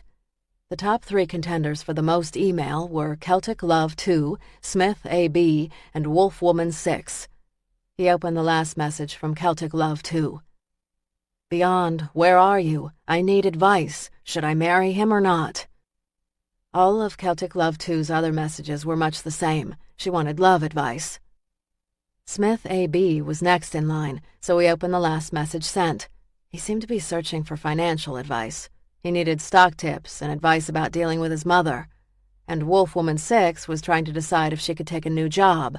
All everyday questions that required thought and common sense, not a card reader. His grandmother had once said many young girls would come to her with silly questions about love and marriage, and his grandmother always advised them to look at the facts, make a list of pros and cons, so to speak. The most frequent emailers could have benefited from this advice. None of the most frequent emailers' messages sounded threatening or dangerous, and none mentioned the carnival. The computer expert would have to dig through his haystack of leads and hope there was a needle of evidence. Mariah and Grace huddled in the bed together, staring out the trailer window at the crystal blue sky. I've never seen a stomach so big. Mariah smoothed her hand over the taut belly. Grace smiled, her gaze a mixture of sadness and fear. Kinda gross if you think about it, like Invasion of the Body Snatchers. A kick fluttered under Mariah's hand. It moves a lot. Yeah. Mariah kept her gaze on the stars. She'd never been good at speaking her mind and didn't know how to voice all her thoughts and fears now. I'm scared. Me too. Charlotte startled awake and for an instant didn't recognize her surroundings. She blinked and searched for familiarity. Slowly, the elements in the room made sense. Robe over the edge of her blue comforter, wide oval mirror over a dresser filled with cosmetics, and teacup on a glass table by the chaise. This was her bedroom, and she was lying on her chaise by the window. Around her were rows of boxes, some fully packed and others still empty and waiting for her attention. Files strewn on her lap, she rubbed her eyes and glanced at the clock beside her bed. 1:41. The last thing she remembered was that it was midnight and she'd been proofing briefs. She must have drifted asleep. She'd not dreamed of Mariah for years, and in the last week she'd dreamed of her twice. The first time she'd been screaming for help, and the second time they'd been talking about the baby. Carnival, Grady, Sooner, all had invaded her life, and she supposed dreams of Mariah would be natural. Charlotte swung her bare feet off the chaise and pushed her papers off her lap. Standing, she glanced out the picture window that looked out over the river. She would dearly miss this view, which offered her a sense of peace on the endless nights when sleep avoided her. This sweeping vista of the Potomac had been the reason she'd bought the condo. And next week, she would lose it forever. She'd gotten another voicemail from Robert today, and he told her he'd lined up a carpenter to fix the few minor annoyances the buyer wanted repaired. She wasn't keen on having a stranger in her apartment, but Robert had assured her that the man was very reputable. Charlotte glanced up at the sky and let her gaze settle on the North Star. She'd wished on that star as a kid. Then her wishes had more to do with her mother's outbursts. But no matter how much Grace had wished, begged, or pleaded with the heavens, her mother had never improved. In fact, she'd gotten worse. By the time Grace left the carnival for good, she'd learned that wishes were for fools, and if she wanted something to happen, she had to get out in the world and hustle for it. Seeing Sooner today had been jarring. Over the years, she'd thought about the girl and wondered what she looked like, how she wore her hair, and how her voice sounded. But staring at her today had been a shock to her senses. It had been like staring at a ghost. It shamed Charlotte that she'd not told Sooner the entire truth. The girl had a right to know. They were blood, and Charlotte had denied her. "Tell me again what we're doing here." Sinclair rubbed gloved hands together as she glanced around the dark, deserted parking lot. Rockoff opened the trunk of his car and glanced at the heavy cloth bag filled with sand.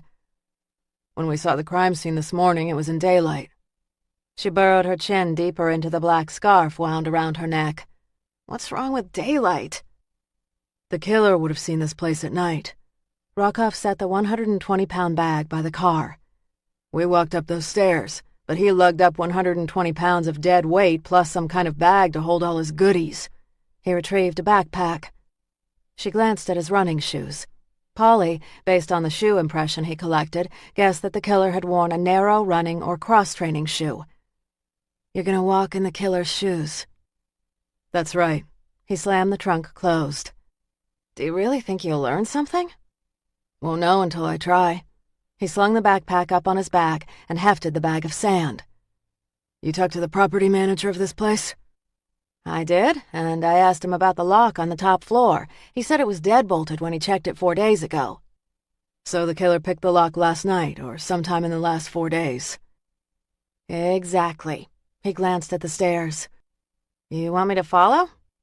"No, use that camcorder and tape me. Who knows what we'll see." She nodded, scanning the lot. "We know that the first floor door was secured, so the only way to the second floor was by the exterior staircase, and the upper door was bolted shut." With the weight on his shoulder, Rockoff moved toward the stairs. Sinclair hit record. He tested the weight on the old stairs and took his first step.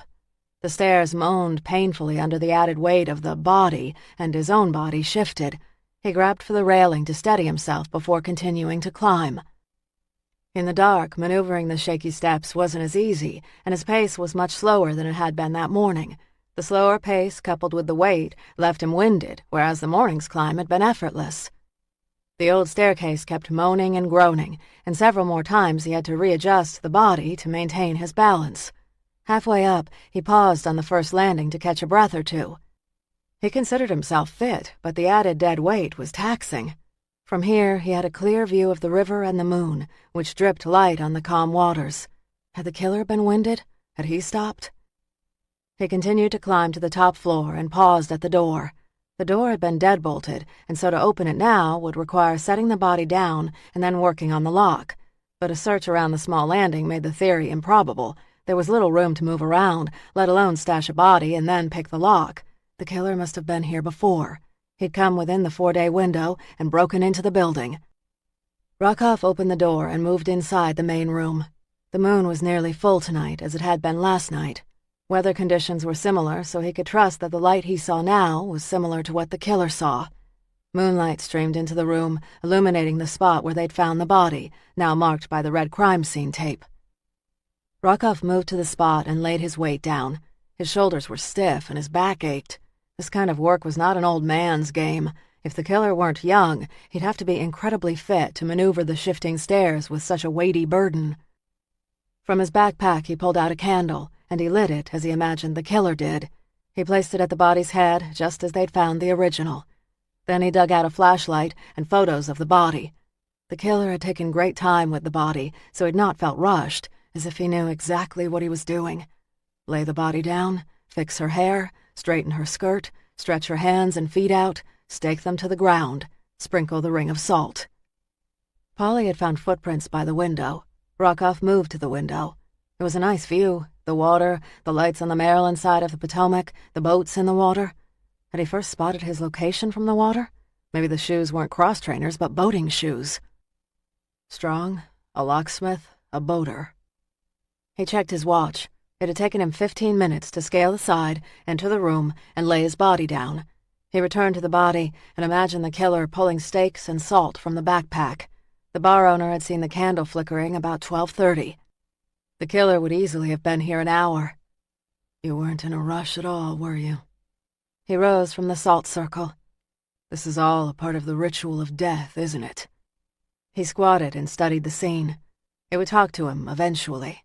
When it was ready, it would tell him what happened. His cell phone rang. Rockoff. What gives? Sinclair said. You see anything? What am I missing? He glanced around the scene, absorbing what the killer saw. Talk to me. But the room remained stubbornly silent. I don't know. Yet. Chapter 7. Wednesday, October 20th, 7:01 a.m. Grady let the cigarette smoke trickle from his mouth and nose as he leaned back against the seat of his pickup truck. He stared across the street at the offices of Wellington and James, feeling a surge of resentment. His girl Grace had done right well for herself and made good on all the teenage proclamations he'd discounted. He'd always figured she'd grow tired of fighting, trade on her looks, and sell herself to a rich husband. But she'd not sold herself to the highest bidder. No, his smart-mouthed girl had gotten herself a fancy education and built herself a fine business. You got more grit than I imagined. When she and her sister had been little, he'd kept a close eye on them, knowing the young bucks in the carnival would have used them up good. He'd kept them away from those hounds because he'd considered them special. Turns out he'd failed both his girls. Despite his failures, he'd kept tabs on Charlotte all these years. He might have let her leave, but he'd made it a point to know where she lived, whom she dated, and where she worked. He'd always figured she'd leave this area as soon as she could, but she never had. He reckoned that had more to do with Mariah and Sooner. Alexandria was the last place she'd seen both, and maybe deep in her gut, she figured if she stayed, she'd see them both again. Grace always had been his sentimental one. It didn't take a genius to see the way her lips curled with disgust yesterday when she'd first laid eyes on him. Well, she might have thought that she'd left the carnival behind, but she'd not. She was as much a part of the family today as she was as a kid, no breaking that link. He took another drag on the cigarette and savored the way the smoke burned his lungs and nose. This time when he exhaled, it triggered a coughing fit that overtook him for nearly a minute. When he finally got a hold of himself, he stared at the glowing tip, annoyed. She might not want anything to do with him, but that was just too damn bad. Grady cupped the filtered tip between his lips and let the smoke rise around him. This time he avoided inhaling deeply as he checked his watch. Come on, girl, I ain't got all day. The carnival sales numbers had been brisk last night, and he'd been pleased to see they'd break even. Folks were anxious to see the carnival, knowing it would be its last season. His lips curled. Last season. The ploy had boosted ticket sales in city after city and proved that there was one born every minute. And announcing to the press that Sooner could solve murders had been a stroke of genius. No matter what town they had visited, he'd found an unsolved crime and claimed Sooner could close the case. The local cops hadn't appreciated it, but it had pulled in the customers. Grady spotted the stalk of auburn hair and immediately sat up a little straighter. He jammed the butt in the ashtray and got out of his car. He waited until the door to the law offices opened before he called out her name. Grace! Her shoulders stiffened and tensed. It pleased him to know he could still rattle her cage. It was important that she remember her roots and who had been there for her when she was young. Slowly, she turned.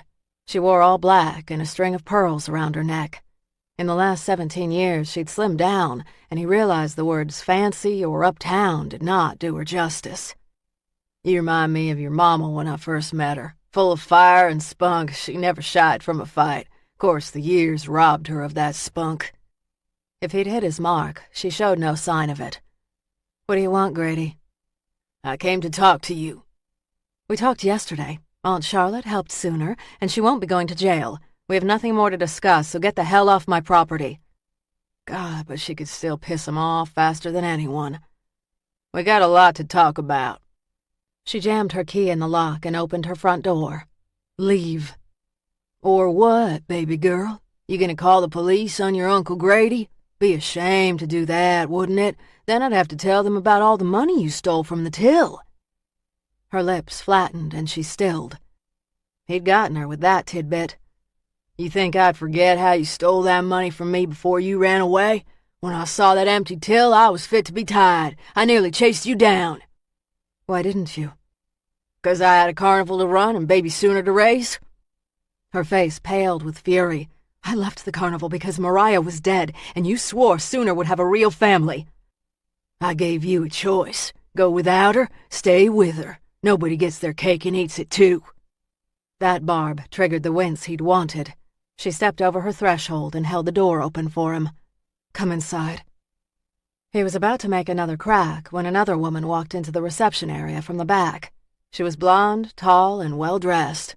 He wouldn't call her stunning, but she was a fine-looking woman that he'd never have refused. Charlotte, the woman said.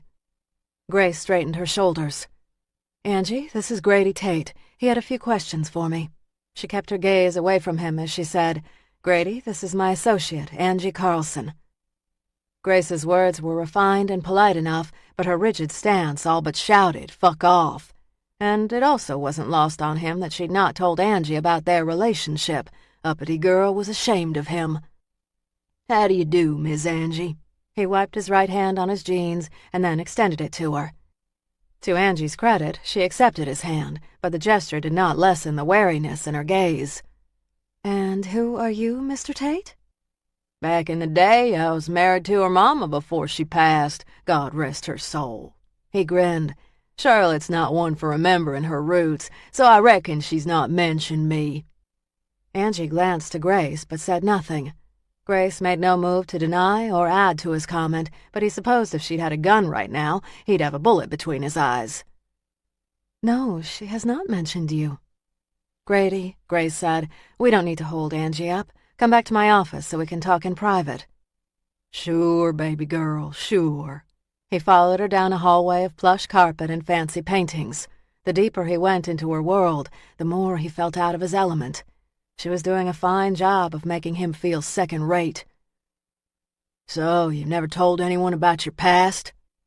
No. She set her briefcase on her desk, and I want to keep it that way. You're ashamed of your past.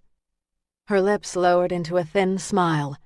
Let's just say it wasn't the best of beginnings. It wasn't all that bad. You never went hungry. I did well by you. I guess in your mind you did. You're pissed because my place wasn't fancy. That's not why I hated living with you, and you know it. Now tell me what you want, or you can tell it to the police. I'm tired and irritated, and quite happy to share a few dirty secrets with the cops. Grady grinned, holding up his hands in surrender. No need to get nasty, baby girl. I just came by to thank you for helping Sooner. You did that by text yesterday. That kind of favor deserves a personal thank you. Her eyes narrowed. Due diligence done. Now go. Aren't you curious at all about the girl? Seems to me after a night to rest on it, you'd have lots. You was always one for questions. She hesitated. If I have questions, I'll ask Sooner. She looks like Mariah, but she's wired like you. Why are you telling me this? Just thought you'd like to know. Really? Or maybe you see a chance to hurt me. As I remember, you liked hurting people when life wasn't going your way. Acid dripped from the words. You should be nice to me, baby girl. Or what, Grady? You'll go to the police about the money I stole? Try making that charge stick, old man. I came with hat in hand, hoping things could be different between us. Oh, it's different, all right. If it's possible, I hate you more. His gaze narrowed. "You're gonna be sorry you treated me so poorly today." "I'll take my chances. Now get the hell out of my life." A bitter smile twisted his lips as he moved to the door. "Ain't no getting rid of me, baby girl, until I say so." Samantha White sat in the visitors' waiting area of the regional jail, waiting for Charlotte Wellington. Like her, the other prisoners sat on benches mounted to 3x5 tables constructed of a thick, worn plastic that was as gray and lifeless as the walls and tiled ceiling. The furnishings, like the women, looked haggard and worn down, and the entire place had a sick, sweet smell that she would never forget. At the table to her right sat a tall, buxom woman with thinning black hair and rotting teeth. A meth addict accused of robbery, she leaned forward, whispering to a guy who was just as thin and weary as she. At another table, a heavy-set black woman with cornrows and full cheeks spoke to a woman who wore her graying hair in a neat bun and lace around her collar. The older woman held a Bible in her hand as she listened to the inmate, shook her head, and whispered, "Help her, Jesus." And at still another table sat a mother smiling anxiously at her teen children. The oldest of the children, a girl, kept her body stiff and rigid, whereas her little brother's body danced with excitement. Samantha's handcuffs clinked as she knitted her fingers together and dropped her gaze to the table. When she'd first been arrested, her mother had offered to bring the children to visit, but Samantha had refused. She didn't want her children seeing her locked up. "It wouldn't be forever," she told her mother, "and I don't want the memory of their mother in handcuffs burned in their brain." "They miss you," her mother had said. "I miss them." "They miss their father." Samantha had dropped her head, pain and bitterness eating at her stomach. "It's not their fault." "I should tell them what he did." "No, not now." Samantha had not seen her children in 13 months. She conjured the photo image of the girl she kept in her cell. How much had they changed? What moments had she missed that would be lost to her forever? Did they even think about her anymore? A sadness rose up inside her as it had so many times since the night her husband died. Despite it all, she missed not only the girls, but Stan as well. They'd had a good life, and she still couldn't quite accept that he'd wanted to kill her and the girls. That last desperate moment they shared felt like a nightmare and not reality. She raised her gaze toward the clock. Miss Wellington was 5 minutes late. Worry burrowed deeper into her brain.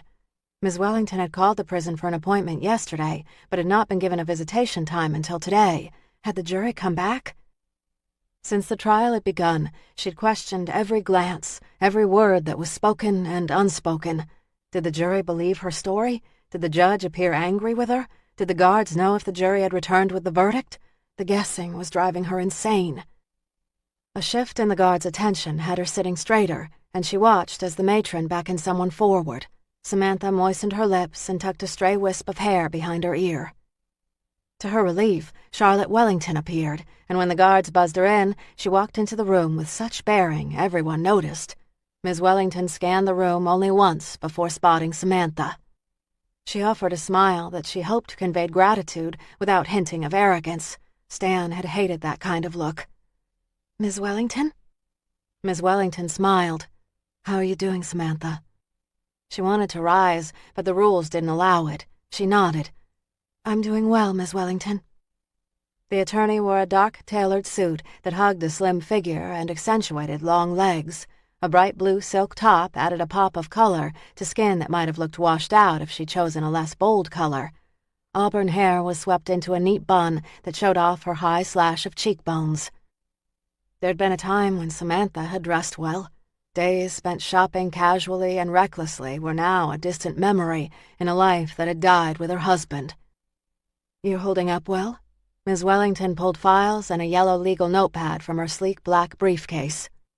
"I'm fine. I haven't heard from my mother in a few days. I'm worried about the children." "I spoke to your mother this morning when she called the office to see if the jury has returned. She's taking the kids out of town. They're spending the next few days at the beach. They'll be back by the weekend." "Is everything all right?" "Yes, why wouldn't it be?" She glanced from side to side before saying, "I've been receiving letters. Some are quite hateful." Miss Wellington sighed. Your case got a lot of media attention, which can pull out the crazies. Mom hasn't mentioned any trouble? None. She just thought the beach would be a nice change for the kids. You'd let me know if there was a problem? Ms. Wellington arched a brow. If you haven't noticed, I am brutally honest. Samantha rubbed the strained muscles in her forehead. I know. I'm just worried. My kids feel like they're slipping away. Her expression softened. They haven't forgotten you. They love you. How do you know that? Have you seen them? It's been a month. She closed her eyes. I've forgotten what it feels like to hold them. I can't remember how good they smelled after a bath. I'm losing them. Uncharacteristic emotion softened her attorney's gaze. You're not losing them. Ms. Wellington's hourly billable rates rivaled the best in the city. When Samantha had written to Angie Carlson asking for help, it had never occurred to her that Carlson's high-powered associate would take the case. Why did you take my case? Samantha said. The question shifted Ms. Wellington's attention temporarily away from whatever thoughts she'd been ruminating on. My partner showed me your letter. She knew with her new baby she couldn't give you the defense you deserved, so she asked me. But why take me on? You could have said no. The case appealed to me. Why? Green eyes narrowed. It doesn't matter. Ms. Wellington unscrewed the top of her gold pen. The prosecutor offered you another deal yesterday. Manslaughter 2, 8 years. 8 years is a lifetime. The last year has put so much distance between my children and me. In 8 years, they will have forgotten me.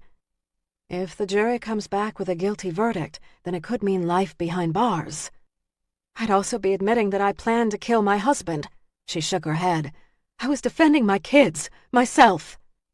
Ms. Wellington sat back, staring at her with eyes so keen she nearly squirmed. So you are rejecting the offer? I don't want any deals. It's a good deal, Mrs. White. Mr. Kane won't make a better offer. Samantha shook her head. I saw the way the jury was looking at you on Tuesday. You had their full attention. They were mesmerized. I'm good at what I do, but I've lost cases before. If I lose this one, then you go to jail for 20+ years. She risked never seeing her kids again versus them hating her. Do you think we'll lose? I don't know. She leaned forward. If you had to guess, what do you think they'll say? I felt good about my summation on Tuesday. We have jury members who must be on our side, and we don't have to convince them all, just a few, but that doesn't mean their minds can't be swayed by the others. There's been no noise from the jury? None. That's a good thing, right? It means they've got some reasonable doubt. Which works in my favor? Yes. Samantha dropped her gaze to her handcuffs and nervously picked at the lock. I'm going to take my chances. You are sure? She met Ms. Wellington's questioning gaze. Yes. Ms. Wellington put away her notebook and closed up her portfolio case. Okay, I'll relay that to the prosecutor. Chapter 8. Thursday, October 21st, 5 a.m. Rockoff had worked until past 2 a.m., sifting through witness statements and tracking down the waitresses from O'Malley's. The waitresses had been too busy to notice much more than their overcrowded sections. Rockoff normally would have showered at the station and kept pushing, but it was his night to check on his grandmother. Alexa, his sister, would be in Texas another few days. He'd called his grandmother several times earlier in the evening. She'd assured him she was just fine, but he needed to get by the house and touch base with her. So instead of going to his own apartment, he drove to his grandmother's house. She'd left the back porch light on for him, as well as the light above the kitchen sink. A plate of sugar cookies sat on the counter by the stove. Snagging a couple of cookies, he ate them as he moved toward the spare room. He tugged off his shirt and collapsed back against the pillows. He awoke at 7 to the sound of his cell phone alarm. Pushing up on his elbow, he dug fingers through his short, dark hair. He showered, changed into khakis and a fresh shirt, and wandered into the kitchen. He was surveying the contents of the refrigerator when his grandmother appeared. Irina Rockoff had a petite, slightly bowed frame, thick graying hair, and a wrinkled face. She had been born in Tver, a city a few hours north of Moscow. She'd lost family members in Stalin's labor camps and seen all her brothers die on the Eastern Front during World War II. She'd been pregnant with her only son when her husband had gotten drunk and fallen in front of a train. She'd birthed her son days later, and soon after took up needle and thread to earn a living for both. When her son had grown and married, he'd taken his mother and his very pregnant wife to the United States. Unlike many of her generation who'd emigrated, Irina had learned English and also how to drive a car. "You came in very late last night," she said. "I'm on a case." Instead of telling him he worked too hard, she nodded. "You must eat." "I'll grab a sandwich." "Sit at the table. I will make you a decent meal." His head throbbed from lack of sleep, so he grabbed a cold soda from the refrigerator, popped the top, and sat down. He took a long, liberal pull, closing his eyes as he drank. He finished off the can, and before he could rise to get another, his grandmother set a new one in front of him. "This case is bad," she said. "Yes." "I saw the news. A woman murdered." "Yes." She'd not ask for details of the case, and he'd not give her any. But just knowing she paid attention to his work lifted his spirits. She took a thick, dark loaf of rye and cut off 2 even slices with a long, serrated knife.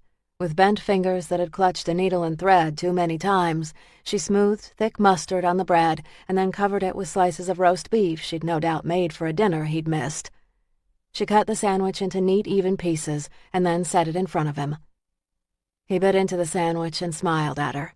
She nodded back. As he ate, she made a second sandwich and wrapped it in waxed paper. Next, she set her kettle on the stove and filled a tea-ball with loose black tea. When the water boiled, she poured it into a pot and let the tea brew.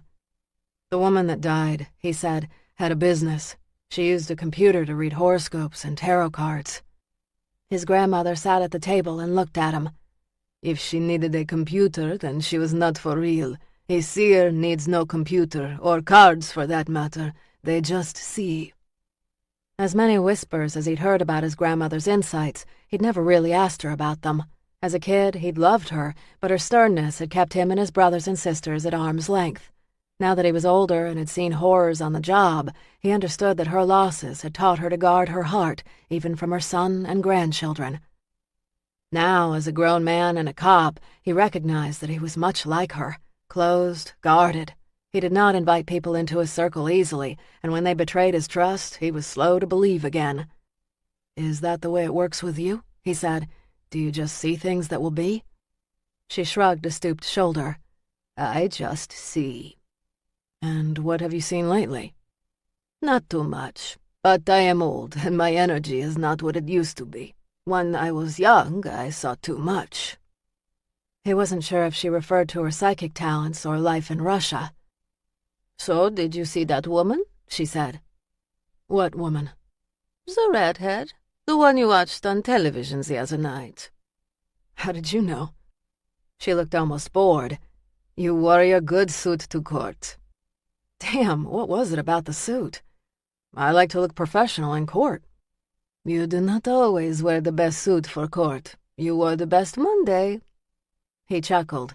"You don't miss much." "She likes you." His smile eased.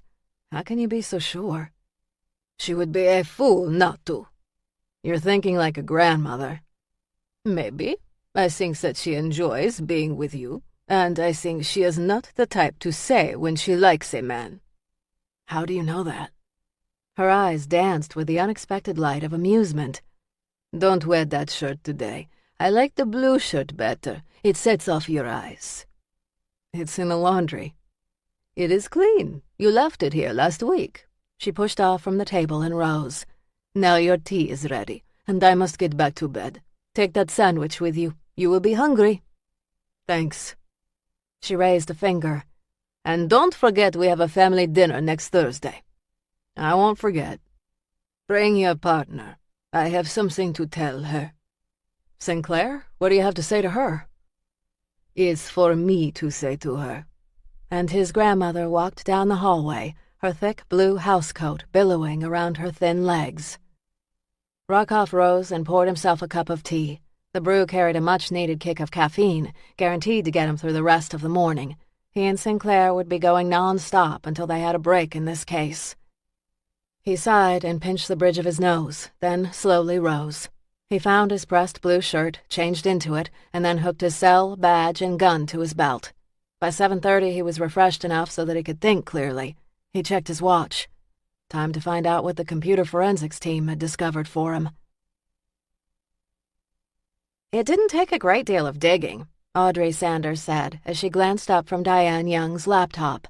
Audrey had short black hair cut in an odd asymmetrical way, wore dark-rimmed glasses, and a pink turtleneck over worn jeans. She was in her late 20s and had a hummingbird tattoo on her ankle, which showed in warmer weather when she traded jeans and high tops for sandals and capris. Ruckoff and Sinclair moved into her office.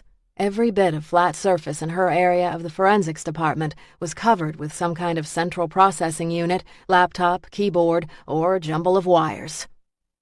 Sinclair, freshly showered, had changed into a chocolate-brown turtleneck, slacks, and flats, and had tied back her hair. Her face had a rosy glow, no doubt a byproduct of a sleepless night and too much coffee. Cops were accustomed to going non-stop when they had an active murder investigation. "So what did you find?" Ruckoff said. Clearly, security was not a priority for her. Her passcode was the only security measure she employed. Using her name and birth year was not smart or original. Even if I didn't have the codes, I could have cracked it in a half hour. Anyway, client files with names and addresses were clearly marked, as were her income spreadsheets. She shook her head. The lack of security is so naive. "She had several locks on her apartment door," Sinclair said. Audrey glared at Sinclair. "She made her living on the net, which has doors just like apartments. For all intents and purposes, she might as well have propped open the screen door on her computer. The net is the fucking Wild West, and no one seems to care." She raised her hand. "Sorry, pet peeve." Ruckoff grinned. "Duly noted." "Here's a printout of her clients. I prioritize them in 2 ways. First alphabetically and then by frequency of use." Ruckoff scanned the list. There had to be over 200 names on there. "What else can you tell me about her?" "She had about 12 blogs she followed. All did the woo-woo psychic stuff like her. She had a thing for erotic book downloads, and she did most of her shopping, including her grocery shopping, online. She must have had a steady stream of delivery people coming to her door, and she was a bit of a gamer, even entered a few tournaments." "You ever cross swords with her?" Ruckoff teased. "If I did, she didn't last long. I remain undefeated." Ruckoff understood that Audrey was a big deal in video realms, but that world was totally foreign to him. "Diane Young make any enemies that you could see via the games or emails?" "None." "Well, she caught someone's eye," he said. "And he lured her out of the apartment," Sinclair said. "We'll start first with the clients and see if any had issues with her." Just after 3 p.m., the homicide team assembled in the windowless conference room on the 3rd floor of police headquarters. The room was decorated in pale beiges that looked closer to brown than white, and furniture that was at least a decade old. A large white board hung behind the head of the table, and on the credenza under it, a coffee maker spat out its 3rd pot for the afternoon. Ruckoff had been on the homicide team 2 years now, and he had worked his share of murders not only with Sinclair, but with each of the 3 other detectives. "So, what do we have?" Garrison said, settling. He shrugged broad shoulders as if working out the stiffness. "Sinclair and I have spent the better part of the night trying to piece together Diane Young's last days. Audrey dug through her computer. No suspicious emails or calls so far, but she gave us Beyond's client list, and we're going to dig through that." Malcolm Keir pulled a pen from his breast pocket and laid it beside his notebook on the table. "How many on the client list?" 106. We have identified the top 10 users of Beyond.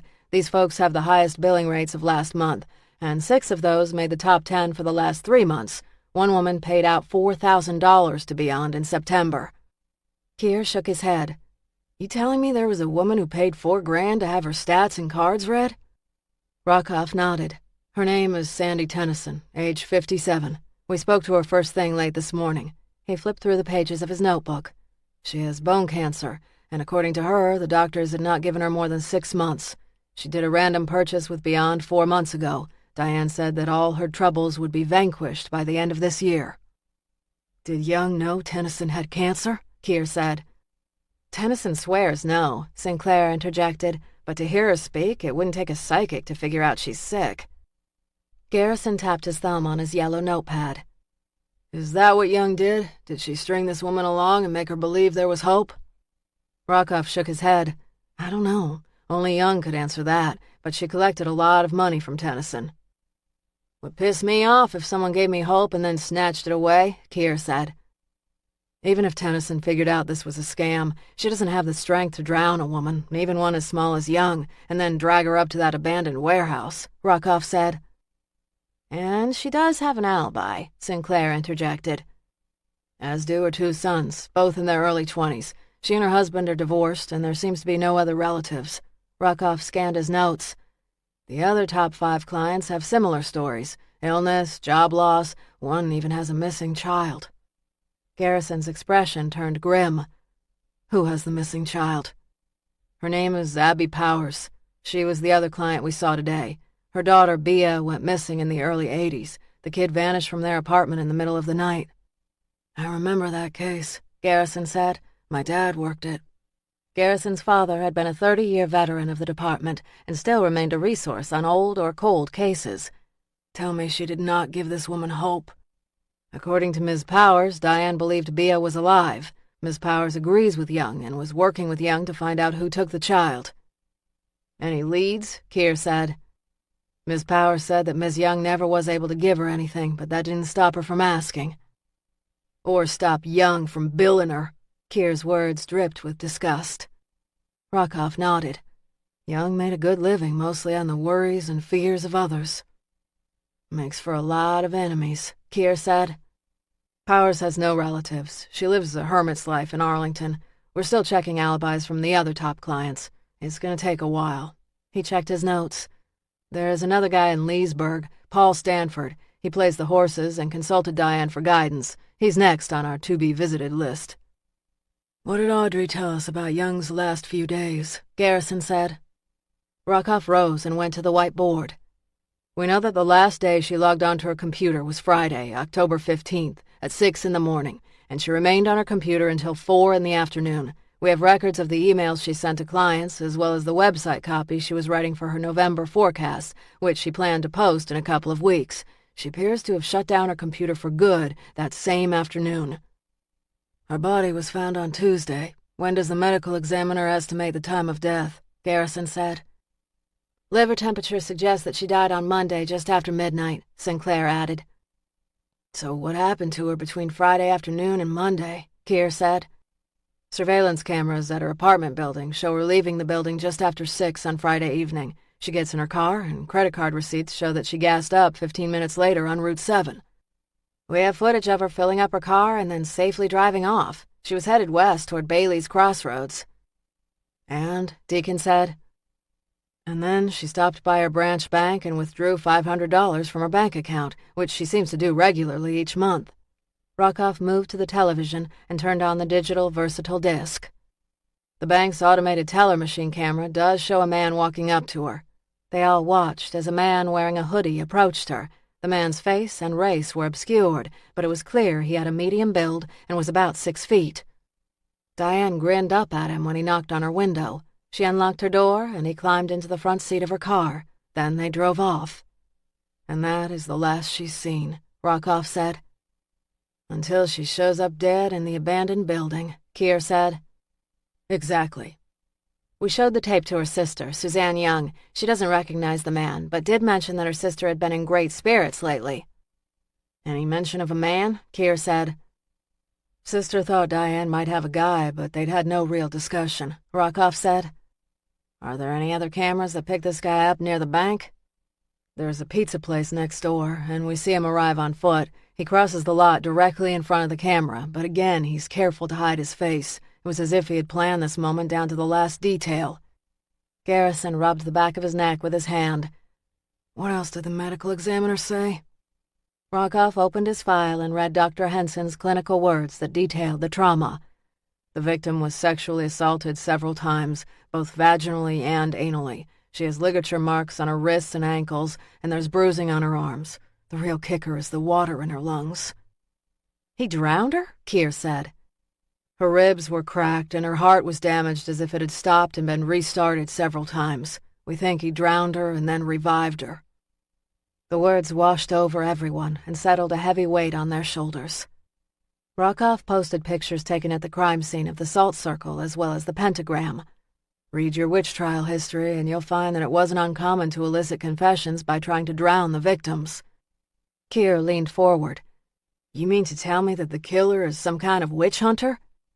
Right now, all I know is that there are signs of the occult at the murder scene. My victim told fortunes, and my victim was drowned repeatedly. Garrison hooked his thumbs in his belt. How much does the media have? Only that police are investigating the murder of a young woman. We are going to release her picture today and identify her. My hope is that someone might have seen her and her killer in that bank parking lot. Garrison nodded. Do you realize this kind of story is going to pull the crazies out of the woodwork? I don't even want to consider the tips that will come in on the tip line. October and witches, Keir said. Doesn't get any more entertaining than that for the press. Garrison rubbed his neck. Identify her and let the media know what she did for a living, but let's still hold off any crime scene details. Will do, Rockoff said. Sinclair and I could use you both. The sooner we track down clients and neighbors, the better. Whatever you need, Rockoff, Garrison said. Charlotte pulled up in front of the New Age shop located on Washington Street in Old Town. The brick townhouse wasn't old like the buildings near the river, but had been designed to mimic the old-world colonial style. This was a busy street, and the shop looked like it would see a good bit of traffic. Points to Sooner for choosing the spot. She set the parking brake on her BMW as her mind drifted back to the call she just ended. Levi had not been thrilled about Samantha turning down his plea bargain. If she thinks I'll make a better deal, she can forget it. Levi's voice had been ripe with tension. She doesn't want a better deal. She's a fool. The jury is going to come back with a guilty verdict. I don't agree. When she is taken away from her kids for the next 20 years, this will be on you, Charlotte. Charlotte carefully slid on her sunglasses and scanned the busy street for Sooner's tall frame and dark hair in the sea of passers-by. Seconds and then minutes passed, and there was no sign of Sooner. Charlotte checked her watch. The girl was 20 minutes late. Tamping down irritation, she considered bagging this entire venture and leaving. Time was money, literally, for Charlotte, and she could not waste either now. Who are you kidding? You'll wait as long as it takes. Her BlackBerry buzzed, and she checked the number. Angie. Charlotte hit send. Angie, what can I do for you? I wanted to remind you that I have a fundraising meeting this afternoon. We've got about a week to go before the big event, and there are too many details to wrap up. More lost time and revenue. Angie, remind me why I let you give away so many billable hours. Angie chuckled. Because you like me and because your heart is not as black as the world might think? A hint of a smile tipped the edge of her lips. Don't bet on it. I'm evil to the bone. You've a core of marshmallow, but don't worry, I won't tell. You're fired if you do. Hey, have you gotten your costume yet? Horns blared as a car screeched to a halt at the intersection down the block. The driver yelled obscenities, and Charlotte's gaze tracked the direction of the driver's raging fist. Sooner hurried across the street, her short red skirt, black sweater, leggings, and long dark boots hugging every inch of her frame. Dark hair flowed behind her as she glanced toward the driver and gave him the finger. The driver studied Sooner a long moment, then shook his head. Charlotte cringed. My what? Costume? You need to wear a costume to this event. Sooner reached the corner and shouldered her way through a group of tourists. You never told me I had to wear a costume.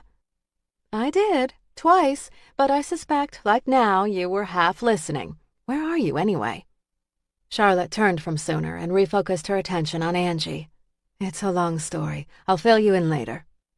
I meant to ask you about Grady Tate. He was the one profiled in the paper on Sunday. He runs that carnival.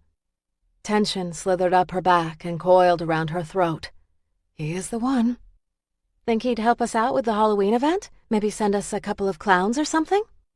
Angie, don't ask Grady for any favors. When he gives a little, he takes a lot. I'm a big girl. I think I could handle him. Sooner spotted Charlotte and raised her hand in greeting. She moved with a confidence few girls her age possessed. Charlotte certainly hadn't had that kind of panache at 18. She'd woven the threads of her confidence together by studying other women she admired. Believe me, you can't. You play by the rules. Grady does not. Do us both a favor and stay away from him. One day you're going to tell me why. Not likely. They said their goodbyes, and Charlotte hung up just as Sooner reached her. You're late. 10 minutes, I know. We had a last-minute meeting at the carnival. Grady was giving a big speech about putting on great shows this week. He still does that? He's obsessed with creating a magical illusion at the carnival. She brushed a strand of hair from her face, giving Charlotte a glimpse of a star tattoo on the underside of her wrist. It's why he's been in business so long. Sooner rested a fist on her narrow hip. Sounds like you're defending the guy. Not in the least, but I learned a lot from him. When it came to running a business, he is smart, and he knows how to work a crowd. He's a pain in the ass. He is driving me crazy. Sooner huffed, as if that was something done by a grown-up, exasperated woman. However, the sound reminded Charlotte more of a girl pretending to be a woman. A question that had been festering since yesterday begged to be asked.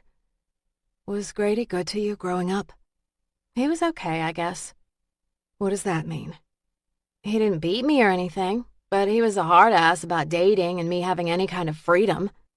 He said you were homeschooled. If you can call it that, I knew more than the teachers.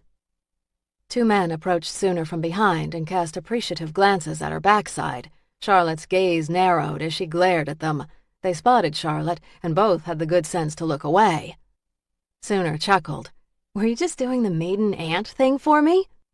Charlotte frowned. Not at all. Her denial amused Sooner. Oh, but you so were. You scared those dudes shitless. I did not. She had and took a perverse pleasure from it. Ready to have a look at your new space? Yes, I really want to show it to someone who can tell me if I'm full of shit or not. You don't need to curse. Sooner laughed. Why, they're just words. They leave a lasting impression. Ask yourself if you want statements taken seriously or dismissed. Sooner laughed. So who died and left you in charge of me? Nobody, just friendly advice. She could have critiqued the girl's outfit as well. Tone it down. You don't need to grab attention all the time. But she'd said enough. Sooner was right. No one had died and left her in charge of anyone. Let's see the space? Yes. Sooner crossed the sidewalk to the front door of Ageless. The sound of New Age music mingling with the sense of incense greeted them. With even greater confidence, Sooner called out, "Mark!" Charlotte glanced around the shop and with a critical eye assessed walls covered with shelves stocked with crystals, books, incense, and any other talisman or superstitious gizmo anyone would want to own. Charlotte lifted a magical crystal on the checkout counter and inspected it. Lovely the way it caught the light, but the stone was about as magical as a strip of asphalt or a brick. "Mark?" Sooner glanced at her. "He must be in the back. I'll find him." Charlotte set the crystal down and picked up an angel pendant, much like the one Mariah wore. She held the angel up to the light and watched as the afternoon sun made the fake gold sparkle. Her mind tripped back to when Mariah and she were in their mid-teens. Sooner was just weeks away from birth.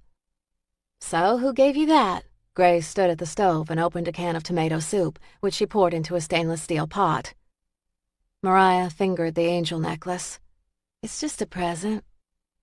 "I can see that, but from who?"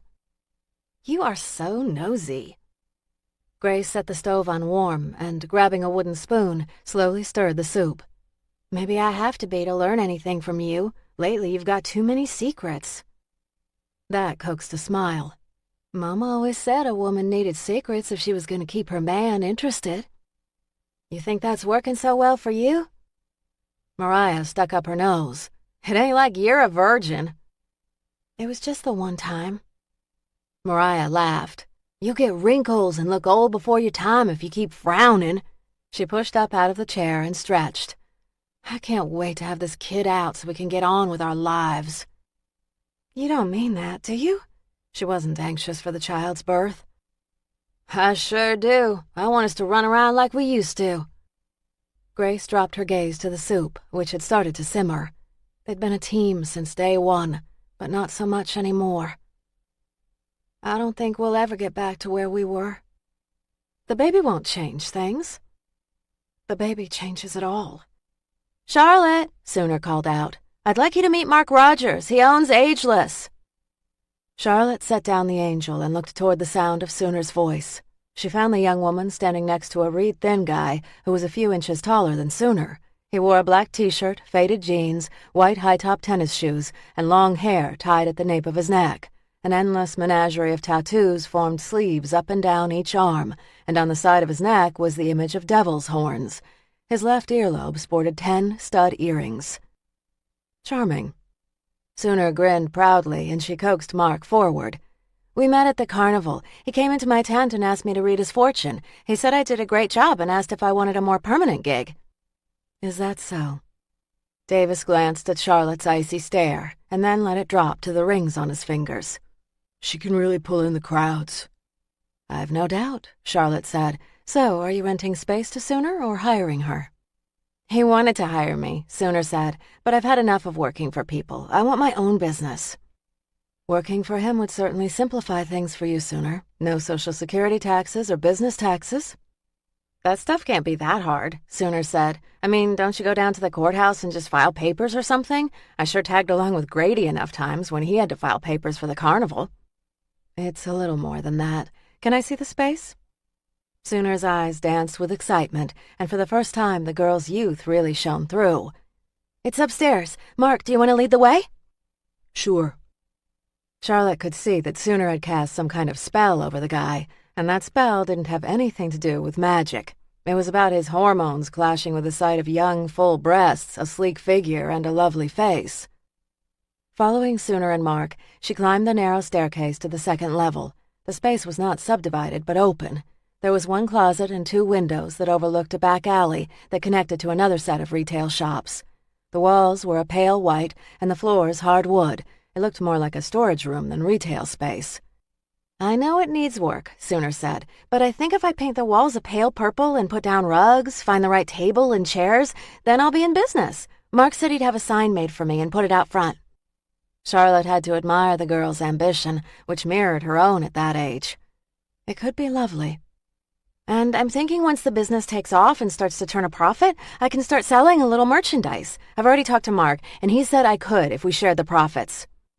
How generous. Charlotte walked to the window and stared at the abandoned alley below and the green dumpster. So how much is the rent? $1,500 a month. Is there a bathroom up here? Down on the first floor, Mark said. Running water? First floor. And the rent is $1,500 a month. She didn't hide her disdain. That's a lot of debt for you to take on right now, Sooner. It's what a lot of the other shops in the area are asking, Mark said. He's right. I've checked around, and I know I might be eating peanut butter and jelly sandwiches for a while, but it will be worth it if I can get some steady clients. Sooner stared at Charlotte, her eyes wide with excitement, while Mark stared only at Sooner, not surprising. Mark, do you mind if I speak to Sooner alone? He frowned. What do you want to talk to her about? Charlotte's smile was cool. I'm her attorney, and it's my job to give her advice about this contract. It's all legal. I didn't say that it wasn't. I just want to talk to Sooner about it in private. Charlotte had devolved an icy stare over the years that left little room for discussion. Mark, as she expected, dropped his gaze and took a step back. I'll be downstairs if you need me. Thanks. Sooner grinned at Mark. You're the best, baby. He cast her a glance reminiscent of a naughty boy and disappeared down the stairs. Charlotte waited until she heard the steady thud of his high-top shoes move to the front of the door. So, do you love this place or not? Sooner said. Not. Sooner cocked her head. You don't like it? It's expensive. It doesn't come with a bathroom or running water, and I'll bet Mark wants you to pay for painting. Sooner pouted. A gallon of paint is not that much money. Charlotte shook her head as she scanned the space a second time. You can do better. Don't count on it. I don't have any kind of credit history, and I'm just 18. No one in this area is willing to take a chance on me. No one. But Mark. He says I'm worth the risk. He wants to get in your pants, Sooner. You think I don't know that? I do. She dropped her voice a notch. And he can do all the wanting he wants, but he ain't getting nothing. You're going to be spending a lot of time in this shop alone with him. You don't know him.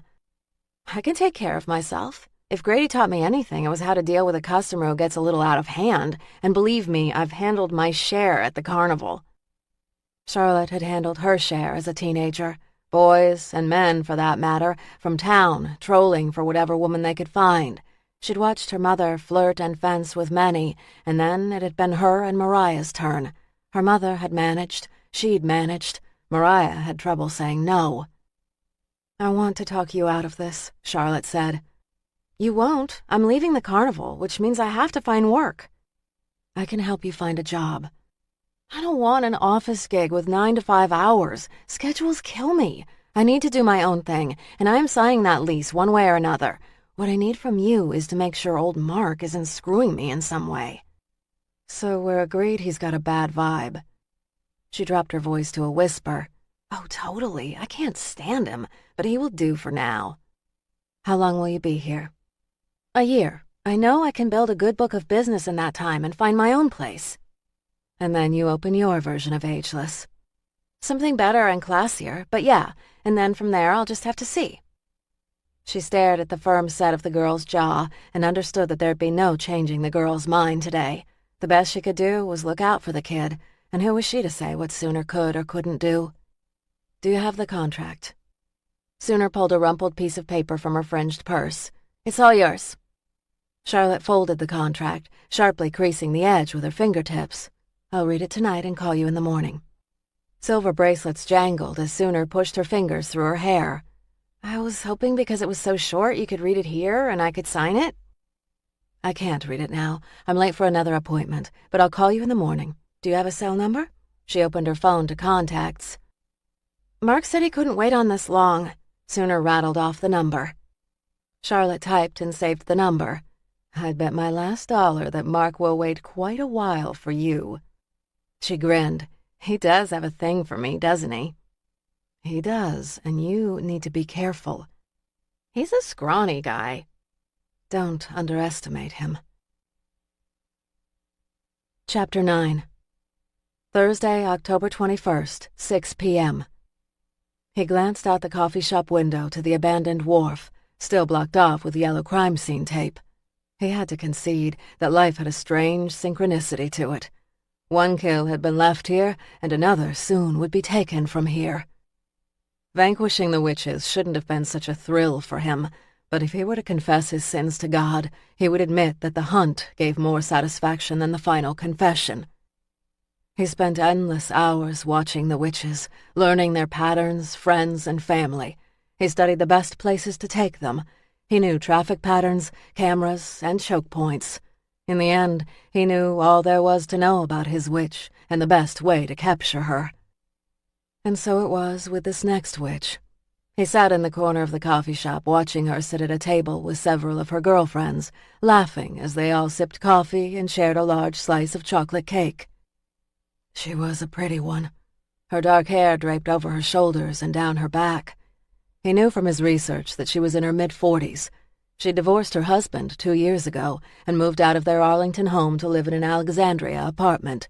She taught women's studies at the local university, drove a green Volvo, liked to buy organic food at the farmer's market, and visited the library every Friday. He'd read the books he'd seen her reading and watched the movies she watched. He'd written his final dossier on her last night and felt certain he knew her better than her friends and family. Planning was his best defense if he never wanted the cops to discover his true work. This kind of meticulous planning had been what he'd done with the last witch, and the one before, and all the others before her. With each kill, he'd honed his skills to razor sharpness. Excitement bubbled, and the energy that always hummed before a kill grew. He laid his fingers over his forearm and squeezed the spot where he'd made a clean cut this morning. Pain shot through him and doused the energy. He sipped his coffee and dropped his gaze to the paper he'd picked up at the newsstand. He'd not read a word, but for a man alone to come into a coffee shop and be seen staring at women, well, that was the kind of behavior someone noticed. In his peripheral vision, he saw the waitress approach. This would be the second time she'd offered to warm up his coffee, and it was his cue to leave. The waitress, a college kid with blonde hair and a pink t-shirt that read, "Just Java," smiled down at him. "Ready for more?" He leaned back in his chair and patted his stomach, which he'd padded to look fuller. He'd also added gray highlights to his hair and chosen an old tweed jacket more suited for an older man. People rarely, he'd discovered, looked beyond the surface. "No thanks, I'm about done here, thanks." He rose, pulled out a tip that was exactly 15%. To leave more or less would stick in the waitress's memory, and he didn't want to stick in anyone's mind. As he sauntered out, he glanced back one last time at the witch. She tossed back her head and laughed, as did her friends. Let her enjoy her coven a little longer. The Inquisition would begin soon enough. He noticed the hint of blood on the cuff of his shirt and frowned. He'd squeezed too hard and opened the wound. Quickly, he cupped his hand over the bloodstain and hurried to his car. He reached inside his glove box and retrieved gauze, which he always kept on hand. Carefully, he wound it around the wound. He thought back to the table in the cafe. Could he have left droplets of blood behind? He couldn't be sure. And he had to be sure. Damn. He glanced at the cafe, weighing the risk of returning versus hoping that he'd not left traces of blood behind. People remembered blood. He finished bandaging the wound and pulled the long cuff of his jacket over the bloody sleeve. He got out of the car and resisted jogging back. Instead, he moved slowly, like an older man should. As he opened the door, the witch and her coven were walking outside.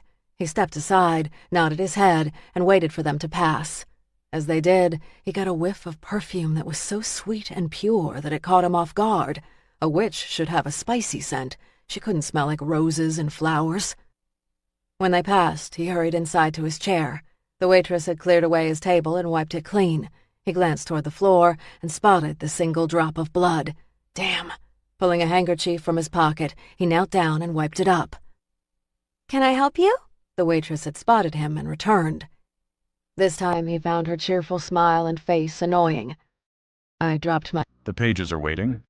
But right now, you're invited to enjoy a calm moment of music and reflection. This audiobook is completely free for you.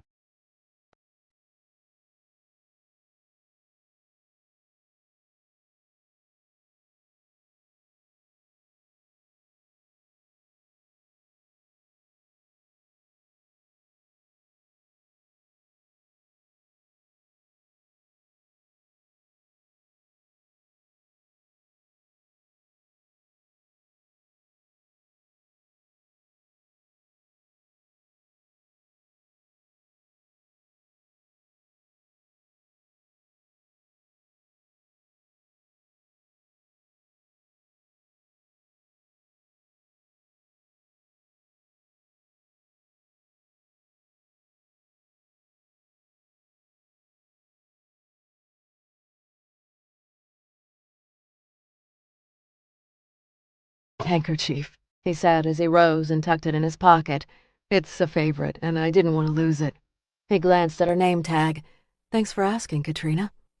She studied him closely for the first time. "Sure, no problem, and thanks for the tip." As she turned and walked away, he watched her and wondered if he'd just made a critical error.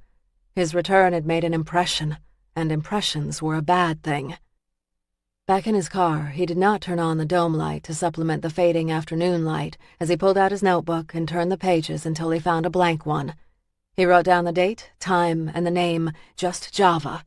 Under that, he scribbled the waitress's name, Katrina. He circled the name 3 times. "I might just have to keep an eye on you, Katrina." After Charlotte left Ageless, the day moved along in a frenetic blur of meetings, calls, and briefs. It was well after 11 that evening when she finally rose from her desk, set the alarm on her building, and crossed the street to her car. The drive home along the parkway, which snaked along the Potomac River, was particularly beautiful this evening.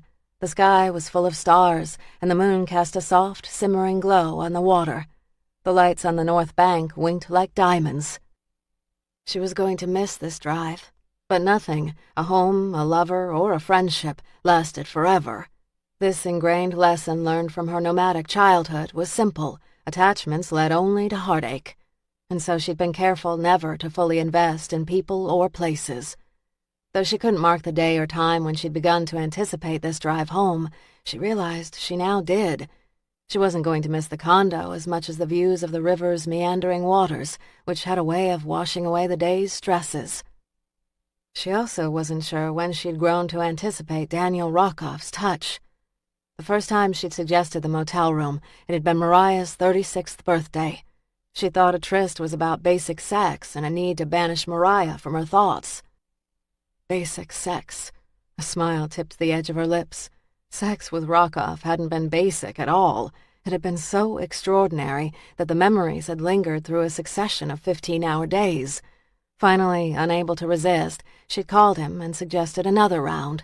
He'd quickly said yes. "Have dinner with me?" So tempting, just not so wise, Detective. She pulled through the gated entrance of the Century high-rise complex and parked in the underground garage. She waved to the guard stationed in the lot and then moved through glass doors to the elevator. Seconds passed, and it seemed her briefcase grew heavier with each moment. Her heels dug into her feet, and her back ached. The doors dinged open, and she gladly stepped into the car, which she rode to the top floor. She unlocked her front door, dropped her briefcase and keys by the entrance as the door clicked closed behind her. A note on a sticky dangled from a large mirror by the entryway. Robert's card sat on the table, as did the card of a local mover. There was a note taped to the entryway mirror. "Ms. W. Finished repairs on back window and molding in back bedroom. Mr. DeLango." He'd also attached his business card. Frowning, she studied the bold handwriting. Robert had vouched for him, but still she didn't like the idea that he'd been in her space. Shoving aside unease, she kicked off her shoes and padded into the kitchen and switched on the lights. Granite, stainless, Italian marble floors, custom-painted walls. She'd believed a well-designed kitchen was a matter of status. The few times she'd entertained clients here, the caterer had marveled at the equipment. Any real cook would weep if they knew she kept only frozen meals in the freezer and used the 8-burner professional stove only to heat tea. She'd bought and decorated this place when she'd landed a few high-rolling clients. At the time, it seemed the money would be coming in forever. She should have known better. If Grady had taught her anything, it was that customers could love you one moment and hate you the next. Believing her own press had been her first mistake. And then one of those high-rolling clients had seen her as a liability and sent a killer to tie up the loose ends. It had been 3 years since the man had come into her office, smiled at her, and then shot her point-blank in the side. She'd managed to escape to the bathroom off her office, barricade herself, and hold on until the cops had arrived. She rubbed her side, her fingertips feeling the scar through the threadbare shirt. It was no longer pink, angry, and raised, but the scar would always be there. It would always be a reminder to her never to let her guard down. Charlotte dug a loaf of rye bread from the refrigerator along with fresh slices of ham, cheese, and mustard. She made a simple sandwich and took a big bite as she walked into the living room and out onto her patio. She pulled in a lungful of air and savored this moment. Her childhood had also taught her to savor the good moments. They could be fleeting and rare, and surviving the rough patches meant savoring the days of smooth sailing. A cool breeze blew off the water. In 9 days, she'd be living in a rented apartment near the Arlington border. There'd be no views, no doorman, no lap pool, just a basic roof over her head. This downward turn annoyed but did not devastate. The firm had several big fish in the pipeline, and if she were very careful with the condo sale profits, she could cover payroll until the new clients generated income. Cash flow is king. How many times had Grady said those exact words? Like it or not, the old buzzard had taught her valuable life lessons. She finished her sandwich and then moved into her bedroom, where she carefully hung up her clothes and changed into athletic shorts and a t-shirt.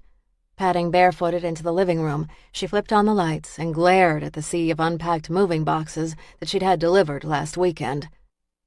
The decor of her place had always been simple but elegant. She'd never opted for new and sleek, but rather had gravitated toward antiques and older pieces she'd had refurbished. The walls were painted a pale blue, and the couch, one of the few custom pieces, was covered in a toned-down ivory fabric that had cost $300 a yard. Lovely to look at, but when Charlotte really wanted to relax, she sat on the floor for fear she'd ruin the sofa. On the other side of the room was a set of built-in bookcases filled with hundreds of books. The books weren't just for show. She'd read them all, which had always been a point of honor with her. Her name and persona might have been fake, but her intelligence and knowledge were the real deal. So many books read, and so many books to pack. They're not going to pack themselves, Grace. Weary muscles and a throbbing headache began to argue that now was not the time to pack. Too tired, too overstressed. Robert had hired the movers, and they would pack most of her belongings, but there were private things she didn't want them handling. Determination had her dragging a moving box down the hallway toward the storage closet.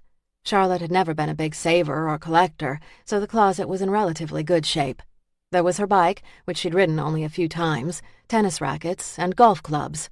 She'd taken up all sports initially to meet clients, but when the work had rolled in, the sports had fallen by the wayside. Now staying in shape was heading to the building's gym and riding the elliptical trainer or treadmill 5 days a week. The right side of the closet was filled with out-of-season overflow wardrobe. An admitted clothes hound, she stared at the collection, calculating what she'd spent over the years. The tally made her cringe. She lifted the hanging dresses and suits and carefully rehung them in the wardrobe box. It took the better part of an hour to carefully reposition each item. As tempting as it was to rush, she knew buying new clothes might not be an option for a good while, and she'd best take care of what she had.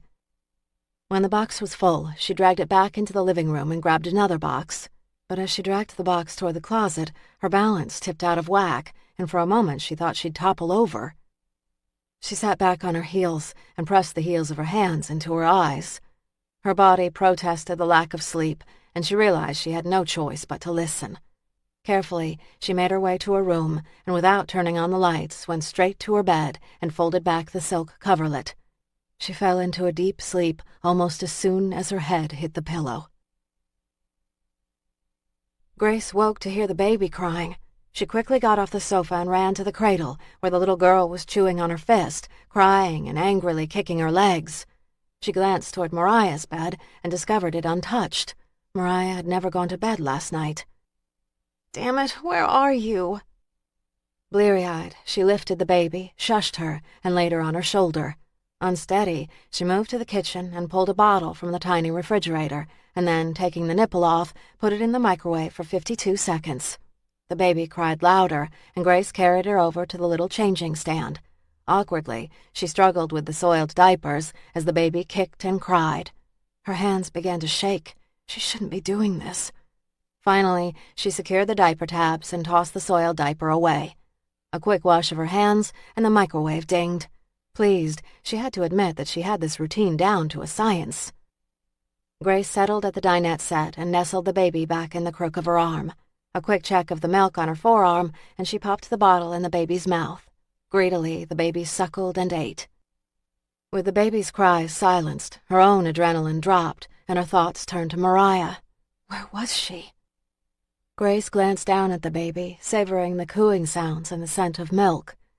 God, you deserve so much better than this place. She wasn't sure if she drifted, but Grace startled awake and realized the baby had vanished from her arms. She jumped to her feet and ran to the cradle, but there was no sign of the child. Panicked, she searched every inch of the trailer and then ran outside. The summer evening was warm and the air thick with humidity. The circle of trailers, all homes to the carnival workers, were quiet in the pre-dawn hours. There didn't seem to be any sign of life. Grace's heart thudded as she thought where to go for help. There was Grady, but he'd be furious if he knew she'd lost the baby. The other carnies wouldn't care, and the cops weren't welcome here. Desperate, she shoved trembling fingers through her hair and ran toward Grady's black trailer. She was climbing the steps, fists clenched to knock, when she heard the first screams. Grace turned and scanned the darkness, but could see no one. "Mariah!" she called. At first, the screams seemed distant and far away, but they quickly grew and grew until they were so loud Grace covered her ears. The screams telegraphed crushing fear and such agonizing panic that Grace could feel the pain herself. And then, out of the darkness, Mariah stumbled toward her. Her body and face were pale, her lips were blue, and her clothes nearly torn from her body. Grace stepped back, fearing the sight of her sister. Mariah extended a hand and mouthed the words, "Help her." "Help who?" Grace said. "Help our baby girl." Charlotte jerked awake, her body glistening in a fine sheen of sweat, and her heart racing so hard that she felt lightheaded. "Damn it!" She rose and paced the room, hoping the activity would wrestle the nervous energy from her body. Mariah had died 18 years ago. So why the hell am I dreaming about you now? Chapter 10. Friday, October 22nd, 7:15 a.m. The guy who had appeared with Diane Young in the bank's video camera was a ghost. No one remembered seeing him, and those who had said they'd seen him could only offer vague and contradictory descriptions. Hood, glasses, tall, short, fat, thin. Rockoff swallowed the dregs of cold coffee in his mug and blinked hard as he stared at the columns of numbers. With little sleep in the last few days, reviewing the latest set of financials for Young was proving to be a challenge. He could go long stretches without sleep as long as he was moving. Sitting, however, reminded him that he needed sleep and a real meal. He was rereading a column when he heard a commotion by the elevators. Standing, he glanced over and saw that his father and grandmother had arrived at the station. Garrison and Keir had stopped to greet the pair, and he could see Sinclair's head moving in that direction. It wasn't like his father and grandmother just to show up. The haze of fatigue vanished, and concern took root. He rose. His grandmother, surrounded by the cops, looked old and frail. Her spine had begun to bend in the last couple of years, and her once thick hair was now thinning. Despite time's effects, her gaze remained sharp and clear. Rockoff looked like his father, who at 69 remained tall with broad shoulders. Gray had lightened once ink-black hair, and deep lines etched in his face, but he stayed fit and always donned a suit, tie, and hat when out in public. When Rockoff approached, his grandmother stared at Keir with a narrowed gaze. "You are smirking at me." Keir raised his hand to his heart. "I promise, Mrs. Rockoff, but I'm not laughing at you. I just don't think it's going to happen." Rockoff paused, nodded to his father, and kissed his grandmother on the cheek. "What did you tell him?" The old woman stared at her grandson, and there was no missing the relief in her gaze. Seeing him seemed to ease the lines in her face. "Only the truth." "Which is?" "His wife is expecting a girl." Keir raised an amused brow. Rockoff glanced at Keir, embarrassed. It was no secret that Angie Carlson Keir was a cancer survivor, and though she'd been given a clean bill of health, she'd never give birth. In Russian, Rockoff explained the situation quietly to his grandmother, who seemed unfazed by the entire exchange. In English, she replied, "I see what I see." Rockoff nodded as he glanced at his father. "So what brings you here?" "Your grandmother insisted," his father said. "I was worried," his grandmother said in a clear voice. Irina Rockoff wasn't a worrier by nature, and for her to be here now was out of character. And like so many older Russians, she did not welcome trips to the police station, which in Russia could also house KGB offices. He told her many times that the KGB was not in this country, but she never really accepted his explanation. He kept his voice even. "I'm working. We're all working on the case." "The which case?" she said in Russian. "I read about it." Every day since she arrived in this country, she had read the paper from front to back. In the early days, when her English was not so good, she just looked at the pictures and used her Russian-English dictionary to translate as many words as she could. "That's right." In Russian, she said, "I have something to tell you about that case." "What is that?" "The killer is not finished. He will do these terrible things again." "How do you know this?" "Like I know your friend Keir will have a daughter by the end of the year, and like I know your friend Sinclair must be very careful over the next few weeks." "What does Sinclair have to worry about?" She gripped his wrist with bent fingers that possessed an intensity he could not ignore. "She is going to be shot." Sinclair did not speak Russian, but recognized her name. "What did she say about me?" "Nothing," Rockoff said. Sinclair glanced at the old woman. "What did you say about me?" The old woman met her gaze. "I said that you must be careful." Sinclair stiffened a fraction. Cops, as a lot, could be superstitious. "Why?" "Because you just must." Sinclair drew in a deep breath. "I'm always careful." "Be more careful," Grandmother said. "You are too young to die." Sinclair's face paled. "Damn." Keir nudged Sinclair. "Lighten up." Hey man, she was talking about you too. Don't you want to know about the kid coming into your life? Kier shook his head. Hell no. Hearing fortunes is like reading the last page of a book. It's cheating. If I know I'm getting a happy ending, I don't read ahead, Sinclair said. If I know it's gonna end badly, hell yeah, I'll read ahead. Rockoff glanced at his father. Grandmother has seen that I'm fine. Now it is time to take her home. Mr. Rockoff nodded. I'm sorry for the intrusion. She would have no peace until we stopped by. He glanced down at his mother. But now, Mama, you see that he is fine and we must go. She nodded and kissed Rockoff on the cheek. Be careful, Daniel. This man won't stop for anything. His grandmother's words echoed in his head as he watched his father lead her back to the elevators. When the doors closed, Rockoff released a sigh. So you said she was some kind of seer? Sinclair said. Rockoff groaned. Leave it alone. She smiled.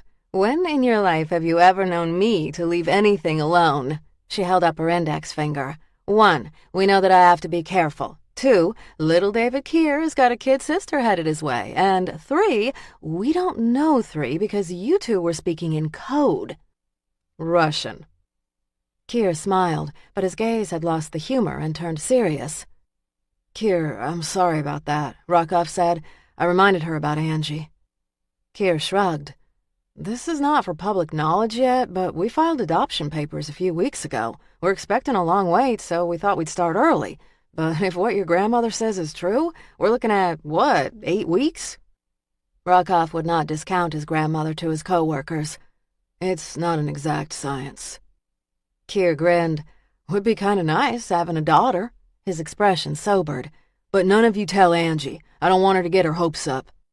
Sure, Sinclair said. Lips are sealed. She glanced at her partner, eyes narrowed. What was the third? Third what? What was the third prediction, she said. We don't speak Russian, my friend. He sighed. She said the killer is not finished. When Charlotte glanced at the entertainment section of the Washington Post, she nearly choked on her coffee. The lead article above the fold was a story on Sooner and the carnival. She was pictured standing in front of her Madame Divine tent, her arms folded and her gaze directly at the camera lens.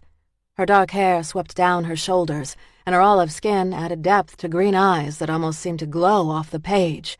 She wore a gold caftan, and dozens of bracelets decorated her arms. She looked mesmerizing.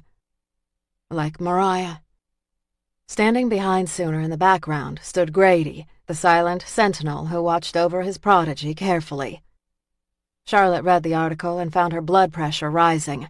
Grady was quoted several times, referencing Sooner's psychic talent. He shared several stories about her predictions that had come true. He'd also alluded that the Alexandria police might gain insights from Sooner on this latest murder. Charlotte sat back in her chair. That son of a bitch. Angie appeared in the door. Who is a son of a bitch? On her hip, she had her son, David, who had just turned 2. He was a solidly built kid with curly white hair and a big toothy grin that had Charlotte forcing back the expletive. David played with the big chunky necklace hanging around Angie's neck. Charlotte rose. Glancing at David, she smiled and tried not to think why Angie had brought him to the office. It's an article about the carnival. Bad news? Cheap public relations. Angie shifted David's weight and moved into the room. Why is it cheap? Because Grady just let the world know that his carnival psychic can not only tell the future, but she can find the killer that murdered that young woman earlier this week. Angie frowned. That is the Diane Young case. Yes. She shook her head. That's a rough one, and the killer hasn't been caught. Grady shouldn't have put Sooner at risk like that. She's the one you helped out in court? You heard about that? The courthouse is a small world. David tugged Angie's necklace toward his mouth. Gently, she pried it free and kissed his fingers. Everyone was buzzing about the big-wig defense attorney Charlotte Wellington breezing into court and taking up this unknown girl's defense. You made an impression and raised a few eyebrows. Great, just what I need. She smiled at the baby and grabbed his foot. Sooner should have had a mom like Angie. The boy kicked and gurgled. Young son and I are off to the doctor's for his checkup this morning. He needs his 2-year-old shots. I'm dropping him off with the sitter and we'll be back by 10. Sure, take all the time you need. Angie laughed. Oh, you so do not mean that. Time is money, remember, baby? Charlotte smiled. Maybe I need to lighten up. Angie raised her hand to Charlotte's forehead. Are you feeling okay? She was worried about Sooner. Fine. She arched a brow. I don't know. You're making crazy talk. Maybe I'm just a few quarts shy on the coffee. Give me a few hours. You do look tired, Angie said. Makeup is a wonderful thing, but it doesn't hide the dark circles under your eyes. I have a new client presentation. No one knew she was selling her condo or moving, and she intended to keep it that way. How's it going? Good. We meet for dinner tonight. I'm doing a background check on him. And? So far, so good, but I keep thinking I've missed something. Knowing you, you haven't. You're pretty meticulous. I've made mistakes before. I've let money cloud my judgment. I need to make sure big bucks aren't blinding me to a fatal flaw. Angie frowned. Can I do anything to help? Charlotte shook her head. No, not now at least. Just get little guy here to the doctor. I will. I'll be back soon. David grinned at Charlotte. She didn't remember Sooner grinning like that. Take your time. Charlotte took her seat back behind the desk and read the article again. Sooner, what has Grady gotten you into? She'd read the girls' lease agreement, and they planned to meet for coffee today. She was going to suggest that Sooner pay no more than $1,000 a month, and that she reduce the length of the lease to 6 months. However, she doubted the girl would listen. Sooner wanted out of the carnival so badly that she was ripe to make a poor decision. Case in point, the article. She'd no doubt agreed to the article because of the publicity it would generate for her new business. Can you blame her? Charlotte whispered. 18 years ago, she'd felt like an animal caught in a steel trap when Mariah had died. She'd have done anything to get free. And she had. She just prayed Grady had not put the girl in danger or on some killer's radar. Have you seen the morning paper, Rockoff? Sinclair dropped the entertainment section onto Rockoff's desk. He glanced up at her and then at the article. His attention was drawn immediately to Sooner Tate's bold green eyes. This is the girl that Charlotte Wellington defended in court a few days ago. I know, and according to this young girl's boss at the carnival, she can see into the future and could maybe find the killer of Diane Young.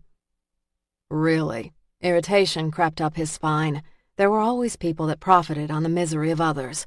From what this article said, this fellow Grady and this woman Sooner were doing just that. Do you know anything about them? Sinclair said. The girl put Charlotte Wellington on edge when they were talking outside the courthouse. Wellington tried to brush the girl off as a pro bono case, but there was something more. Sinclair folded her arms over her chest. Isn't there always something more? He frowned. There was so much he didn't know about Charlotte. She wasn't a woman easily rattled, and yet Sooner had done just that. What had she said she wanted him to avoid? Tangles? Grady's using the headlines to make hay while he's in town. Picked a hell of a way to do it. Let's visit the carnival. Diane's sister thought she planned to visit there, and if this Grady has somehow stoked this killer's temper, maybe he'll show. Far-fetched? What else do we got? Rockoff scanned the article. The article says the carnival opens at 5. I got no plans for tonight. Chapter 11. Friday, October 22nd, 5:15 p.m. Sooner had missed her 1 o'clock meeting with Charlotte, and when Charlotte, torn between annoyance and worry, had texted the girl, she'd gotten a few miserly words back. Sorry, can you come to the carnival tonight? Charlotte had glared at the text. She tapped the phone's keyboard, the need to remind the girl of manners and professionalism. She should have told Sooner she had a dinner date with a paying client, but she did for the girl what she did for no one else. She capitulated. So, just after 5, she parked in the carnival lot, the sun hovering over the horizon, casting splashes of oranges, yellows, and reds across the sky. She shut off her engine. She stared out the front window at the carnival lights, the Ferris wheel, the giant slide, and the dozens of game huts. She'd forgotten just how lovely the lights could be at night, especially at sunset. The soft glow of the red, white, and green bulbs cast a magical air over the place. Lively organ music drifted out from an overhead speaker. This place could be magical at night. She remembered how she dreaded the mornings when she'd lived and worked there. In the hard light of the sun, all the flaws that had been magically whisked away by the night returned.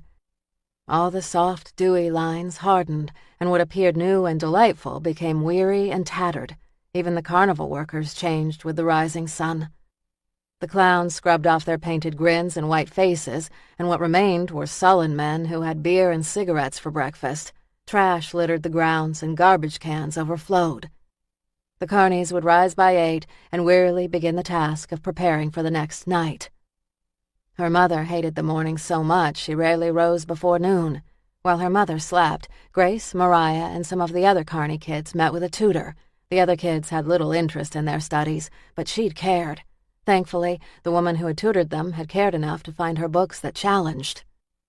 By 3, her mother would have awakened, drunk several pots of black coffee, and begun to paint her face for the afternoon show. Her mother had been a beautiful woman, with a long, lean body, full breasts, and rich, thick, dark hair like Mariah's and Sooner's.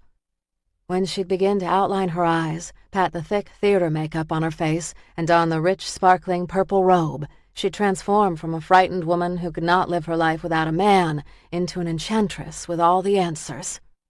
She'd relished her years as the mysterious Madame Divine.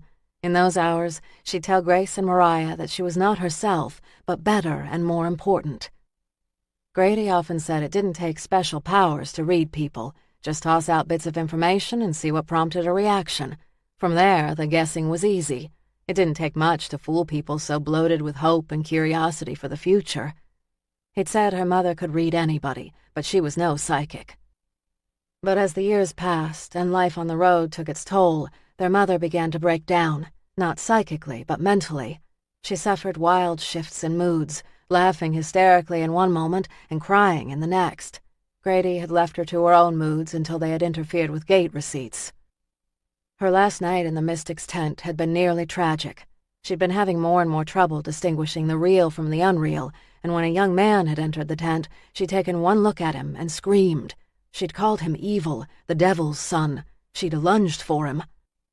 Grady, thankfully, had been close, and he'd caught her before she'd done the man any damage. Grady had loaded the guy up with free rides and food tickets and told him she'd never read again. Her mother had wailed in her trailer that night until Grady had brought her a drink laced with something that knocked her out.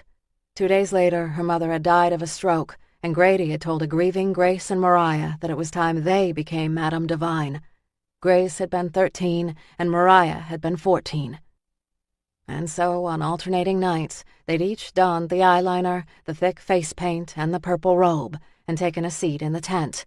And, like their mother before them, they learned to read body language. Grace, more than Mariah, had become adept at determining when someone sought a bit of fun and when they needed answers to find meaning and hope in their lives. She'd fended off drunken men and boys thinking to score with a carny girl. She'd stopped thieves who wanted to steal from her till. A woman who'd resented her advice had even punched her in the face and knocked her off her chair onto the dirt floor. "God, but I hate this place," she muttered as she stared at the lights. She didn't want any part of this old life. Grace Wells was dead and buried, and yet, as she stared at the main entrance, it felt as if the last 18 years had never happened. The place had not changed a whole lot in that time. She could see that Grady had upgraded a couple of the rides, as he'd created new games. The rifle shot was classic, but the petting zoo was new. Straightening, she moved toward the ticket booth and pulled out her wallet. "How much to enter but not ride the rides?" "All tickets are $25. The boy in the booth looked about 17. He had a dark crop of hair, a red carnival t-shirt, and his left ear had been pierced 6 or 7 times with brightly colored studs. A few modest tattoos dotted his arms, but she imagined by the time he was 20 or 25, they'd be covered. "It's $25 even if I don't want to ride the rides?" "Don't matter. It's a flat rate." He glared at her as if he'd dealt with a million people haggling down the price, and no doubt this kid had seen more than his share of the public. If she knew Grady, he'd put him to work by the time he was 12. She pulled a 20 and a 5 from her wallet and handed them to the kid. He raised a rubber stamp and rubbed it into a pad of red ink. "I need your right hand." Reluctantly, she extended her hand and watched as he marked her white, slightly freckled skin with the red circular mark. She withdrew her hand, already anxious to remove the mark. "Show that at each ride. That'll prove you've paid and they'll let you on." She could have explained again that she had no intention of riding any rides, but didn't bother. He didn't care. He had his money. As she stepped into the carnival, she was assailed by so many familiar smells: cotton candy, popcorn, the funnel cake, crisp fall air carrying the hint of grease paint. She tucked her patent leather purse under her arm and walked over a dirt path deeper into the carnival. Lively organ music mingled with the peal of laughter from the children who'd boarded one of the evening's first Ferris wheel runs. Automatically, she glanced beyond the bright lights and lines of people to the man who operated the equipment, wondering if she recognized him. For a moment, his face was turned from hers, and he held one hand on the machine's lever as another fished in his jeans pocket for a cigarette and lighter. He popped the smoke in his mouth and lit it. In the dim light, she studied the lined profile and raw-boned features. She thought she knew him, but wasn't so sure. The man she'd remembered had been lean and worn his thick hair loose around his shoulders. He'd had broad shoulders and a swagger when he walked.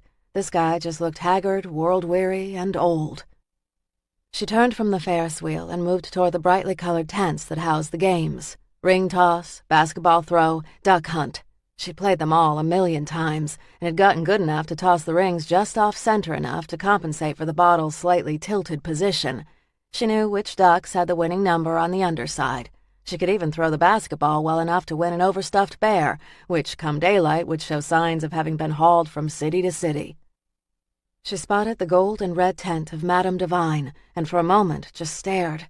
It hadn't changed at all, and she half expected her mother to walk out and smile at her. Costumed figures wandered the carnival: ghosts, goblins, and vampires.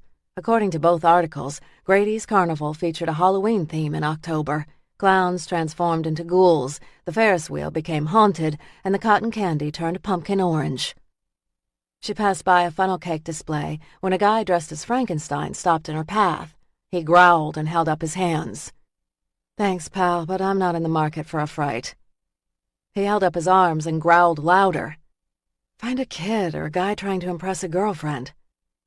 Frankenstein's gaze lingered on hers, and this close she could see that his green paint did not stretch all the way to his collar, leaving a white strip of human flesh exposed. He growled and held up his hands higher. "Look, pal, buzz off." Frankenstein cocked his head and then laughed. "Mind telling me what the joke is all about?" "You," the monster said in a clear southern drawl.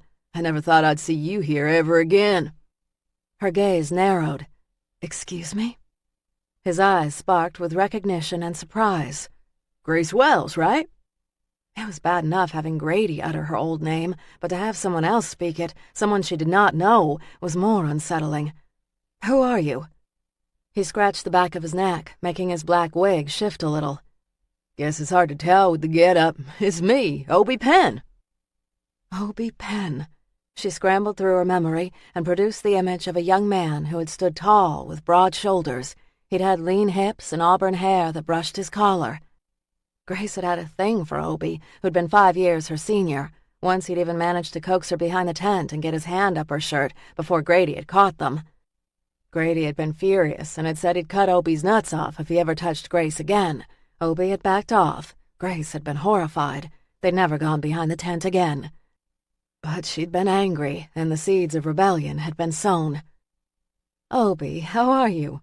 His long, calloused palm wrapped around her outstretched manicured fingers. She looked a little closer and recognized the brown eyes that had made her forget caution long ago. He grinned. "You look great." "Thanks." He hesitated before he released her hand. "I always figured you'd end up living the high life. Grady said you were always meant for big things, and I guess he was right." Grady had said that about her? All she remembered was the old man barking at her about being difficult. "You look good, too. I mean, from what I can see." He laughed, flashing small, yellowed teeth. "I'm usually not this green around the gills. Grady's got me working the costumes this week because the regular guy got arrested for drugs in Roanoke, Virginia." In the carnival, everyone had to be prepared to fill in for anyone else. She'd worked the ball toss and even run the Ferris wheel for a few days around her 15th birthday. "Sorry to hear that." "Ah, well, it wasn't the first time, and it won't be the last." He planted a hand on his hip. "So what brings you here? I think you are about the last person I'd expect to see here." "Just curious, I guess." "So what do you do now?" Married to some fat cat? I'm an attorney. And I'm still here. Face makeup had already begun to dip into crow's feet etched deep by the sun. What would she have looked like if she'd stayed? Hardened to the point of being unrecognizable, crazy like her mother. Wow, do you like it? Can't complain. So what do you do when you're not scaring kids? The paint on his face cracked a fraction when he smiled. Grady's got me managing the games most nights. I've got 6 I oversee. That's great. Sounds like it keeps you busy. Oh, it does. She glanced around the growing crowd. Have you seen Grady? He's probably working the rifle shot, or maybe he's busting on the ghouls. Most were hung over and moving slow this afternoon. Never a dull moment. Not here. An awkward silence settled between them. Whatever they'd once had in common had vanished over the last 18 years. It was good seeing you, Obie. You too, Grace. I go by the name Charlotte now. He eyed her for a moment. Fits you in your fancy new look, but I can't say I like it. He leaned forward a fraction. I like the plump little Grace who wasn't afraid to go behind the tent with me. His breath smelled of cigarettes and pizza. She inched back and didn't hide the shiver of disgust too well. She's long gone, Obie. I'm Charlotte now, so don't call me Grace. Frankenstein's eyes narrowed. I see you got an attitude to go with the suit. Mariah was like that, all attitude. Don't forget where you came from. Believe me, I haven't. But it wasn't for lack of trying. He looked as if he had more to say when a little boy and his parents approached Obie. "Can we take your picture, Mr. Frankenstein?" the kid's mom said. Obie, annoyed by the interruption, knew better than to break character in front of a customer. That was Grady's #1 rule, never disappoint the customer. Nodding and grunting, Frankenstein raised his arms and grunted just like the movie character. As the boy stood grinning in front of his monster and the dad snapped pictures, Charlotte moved away from him, letting the crowd swallow her. She continued to meander down the center aisle, closer and closer to the Madame Divine tent. She thought she could see sooner, maybe caution her about the article's exposure when she gave her the revised lease. As she approached, she heard Sooner chanting in a low, throaty voice that sounded, well, possessed. Intrigued, Charlotte ducked inside the tent and stood in the background as Sooner took the hand of the woman sitting before her. In her late 50s, the woman had graying hair that framed a round face made paler by a bright pumpkin-colored sweatshirt. Sooner clutched the woman's hand and with her eyes closed said, "I am seeing your husband. He is smiling." The woman cleared her throat. "He is? Is he smiling at me?" "He is, and he wants me to tell you that he misses you very much." The lady drew in a sharp breath. "Tell him that I've missed him too. He really was the best husband in the world." Sooner swayed back and forth as she held her hand. "And he says you were the best wife." Slowly she opened her eyes. She glanced briefly past the woman to Charlotte, but her gaze darted back so quickly it was doubtful the woman noticed. "Is there a question you would like to ask him?" "No, no question." "I'm seeing the color red. Was that an important color to him?" "No, I don't think so. He did like to hunt." "Perhaps what I'm seeing is his own passion for you. He misses your touch." The lady nodded and softly began to weep. Sooner pulled out a tissue and handed it to the woman. "I am so glad we were able to connect with your husband, Herbert. It's not always so easy to reach into the other world."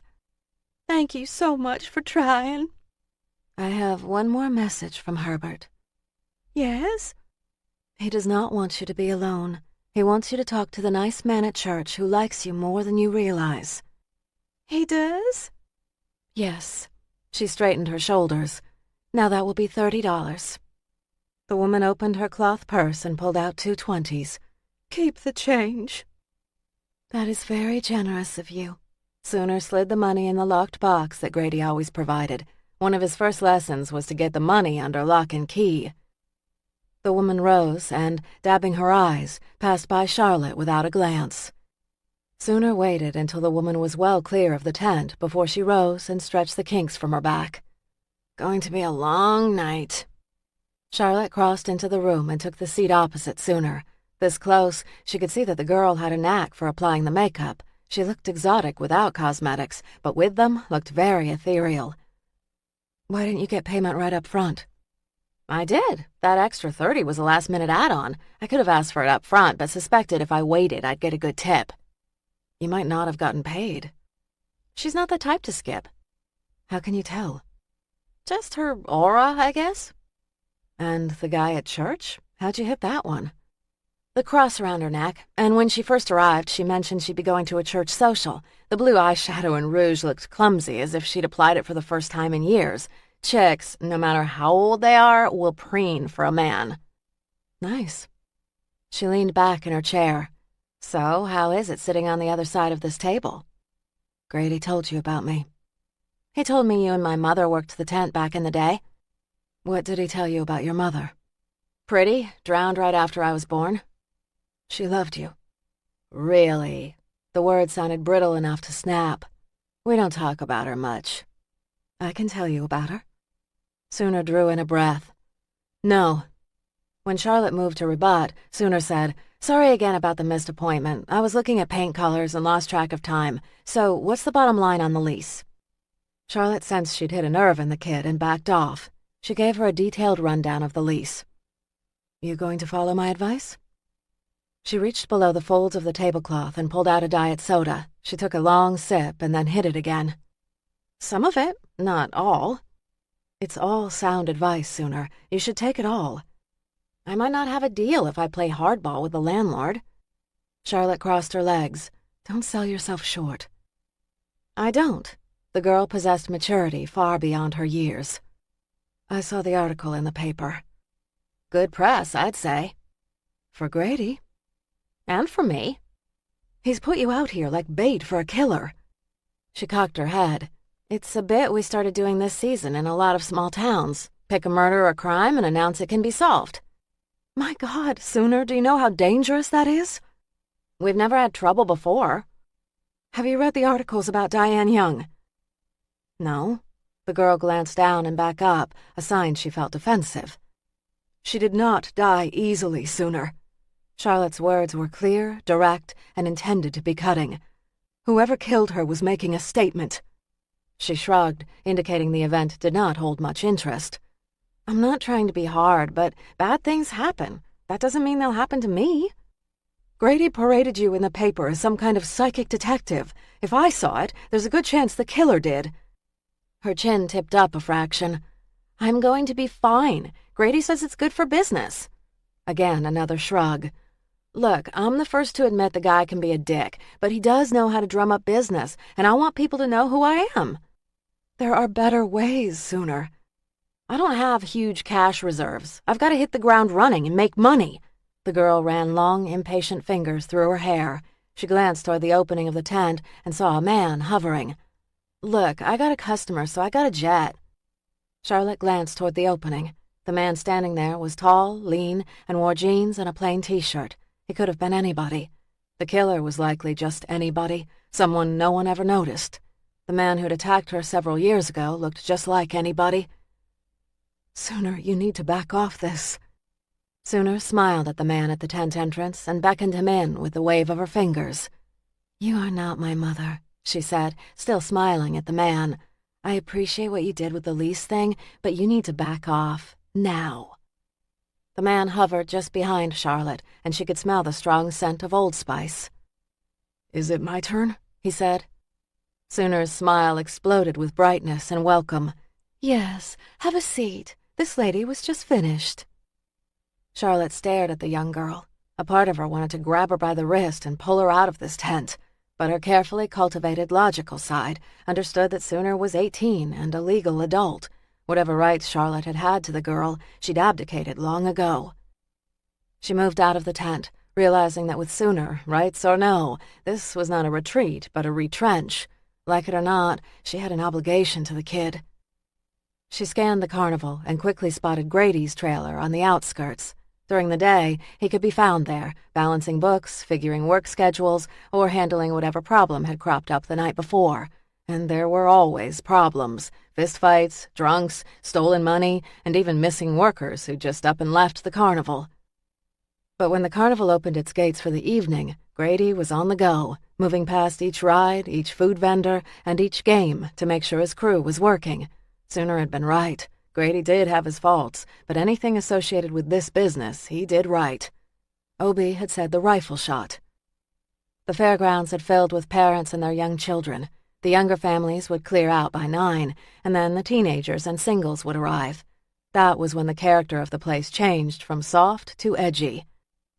She bypassed the Ferris wheel, which had been running steadily since she arrived, and moved toward the rifle shot, always a big draw for young families. Dust now coated her high heels, and she was grateful it had not rained in the last few weeks. Rain would turn this place into a mud-soaked adventure. Grady would be happy about the weather. Crisp, cool air brought the customers out, whereas rain and mud all but chased away people accustomed to the clean, paved walkways of amusement parks. She found Grady standing by the rifle shot. Hands on hips, his back was to her as he watched a customer raise his rifle and aim it at the red bullseyes. The man fired once, twice, and 3 times. Each time he missed. Charlotte could have told him the sight on the barrel was off, but didn't bother. Frustrated, the man paid another $5 for 3 more shots. The extra moments gave her time to really look at Grady. He'd lost weight, and his long, lean body hunched forward. He stood, his feet braced, hands on hips, and a cigarette in his left hand. She moved up behind Grady and in a low voice said, "That was some article you had in the paper today." Without facing her, he grinned. "I thought it would get your attention." Anger snapped in her gut. So that was for my benefit? Slowly, he faced her. The moonlight mingled with the glow of the game's light and deepened the crevices of his face. The air about swirled with a hard edge. "It's always about business, but if I can catch a few other fish along the way, all the better." "Who else are you trying to catch?" As the customer fired and missed again, he faced her, letting the full weight of his gaze settle. "Who else would I want to catch?" He was the trickster, the game player. He had inspired her best courtroom tactics. "You said Sooner could catch the killer of Diane Young." "Good drama sells tickets." He glanced toward her tent. "She's already got a line." "You're putting her in unnecessary danger."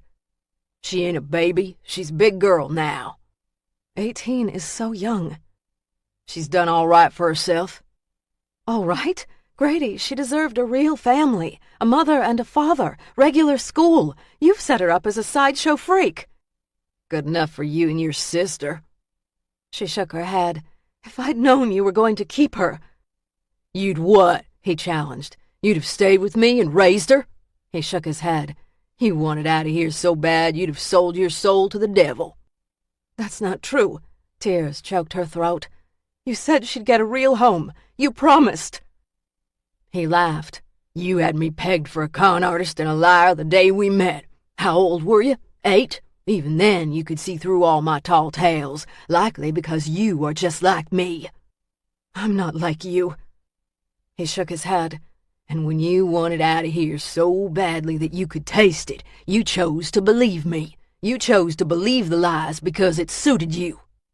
Frustration scorched through her. "You're wrong." "Who's the liar now?" They could stand here and pointlessly argue about the past, or she could worry about today and Sooner. "You need to protect Sooner." "I am." "How? You're standing here. She's over there." "Ain't nothing happens in my carnival without me knowing it. Not ever." "Mariah drowned? You never saw that coming?" Pent-up emotion and anger coated the name. The teasing light in his gaze vanished, leaving only menace. "I got a close eye and ear on my girl Sooner, so don't you worry none." "That was what you said about Mariah." "That girl was too damn boy-crazy for her own good. I tried to protect her, but she never listened to good sense. Sooner's not like Mariah. She's like you. She's smart." She stiffened. "Don't let anything happen to her." "Or what?" He leaned toward her. "Why don't you just get back to your fancy life and leave us behind like you did before?" "Sooner is a great kid. She is smart and can go far, but she'll never see any of that here." "She's doing just fine. Fact, I suspect she'll run this place one day." "Is that what you want for her?" Sure, why not? It's a good gig and makes decent money. There are better ways to earn a living. Like being a blood-sucking attorney? He laughed. Look, you did like I asked and got Sooner out of trouble, and I do appreciate it. But now you need to pull that pretty little nose of yours out of my business. She wasn't a scared 16-year-old, so afraid of the big, tall, grizzled man her mother had brought home. Or what? His hand shot out and he grabbed her arm in such a tight, hard grip his calloused palms would likely leave a bruise. You'd be surprised what this old body can still do. She didn't flinch or try to twist out of his hold.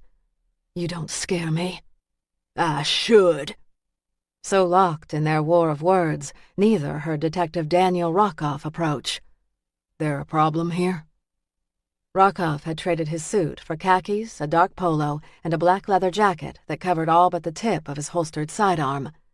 The dimming light had added some menace to Grady's visage, but it completely transformed Rockoff into a darker, more dangerous man. No traces of her passionate, tender lover remained. Chapter 12. Friday, October 22nd, 6 p.m. Grady released Charlotte's arm and took a step back. She flinched and rubbed the red flesh of her wrist. I didn't hear you come up. Rockoff stared down at her, his gaze lingering and searching. No, you did not. You were having an intense conversation with Grady. How do you know his name? And then she caught herself. Of course, the article. He claimed Sooner could catch the killer. Grady sniffed and straightened his shoulders. You've got me at a disadvantage. Mind making a formal introduction, Miss Wellington? Her gaze remained on Rockoff. Grady Tate, this is Detective Daniel Rockoff. He is a homicide detective with the Alexandria Police. I suspect he's investigating Diane Young's case. Rockoff sized up the old man with a glance. Most underestimated the aging ringmaster as a threat, but Rockoff seemed to understand that this old man could still do quite a bit of damage. That was a bold statement you made in the paper. Grady grinned, flashing yellowed, small teeth, no doubt realizing that Rockoff was no sucker. His body language relaxed. He spoke guardedly. Bold is what gets the job done. Sometimes, and sometimes it creates a hell of a mess. Do you have information that could help the investigation? Sorry, Detective. It's all smoke and mirrors. Rockoff glanced at Charlotte. What brings you here? This doesn't strike me as your kind of place. I came to see Sooner, she said honestly. I was worried about the article. Kind of above and beyond for a pro bono client. Rockoff's height, 6'3" or better, had her stretching every inch from her 5'6" frame. In bed, they were equals, but here he dominated. The article caught my eye. It's out of the norm, and I thought I'd visit. No other agenda? He challenged. Amusement brightened Grady's gaze. The old man clearly loved this collision of her well-crafted present and unsavory past. Such as? She said. Rockoff flashed even, white teeth. You lawyering out of the answer, counselor? She was, and she planned to keep doing it. Am I? Rockoff's amusement faded. Did you know Diane Young? Charlotte shook her head. No, why would you ask? Just checking to see if you're capable of a straight answer. He swung his attention to Grady. Did you know Diane Young? Grady's pleasure draining away, he slid long fingers into his jeans pockets. I did not.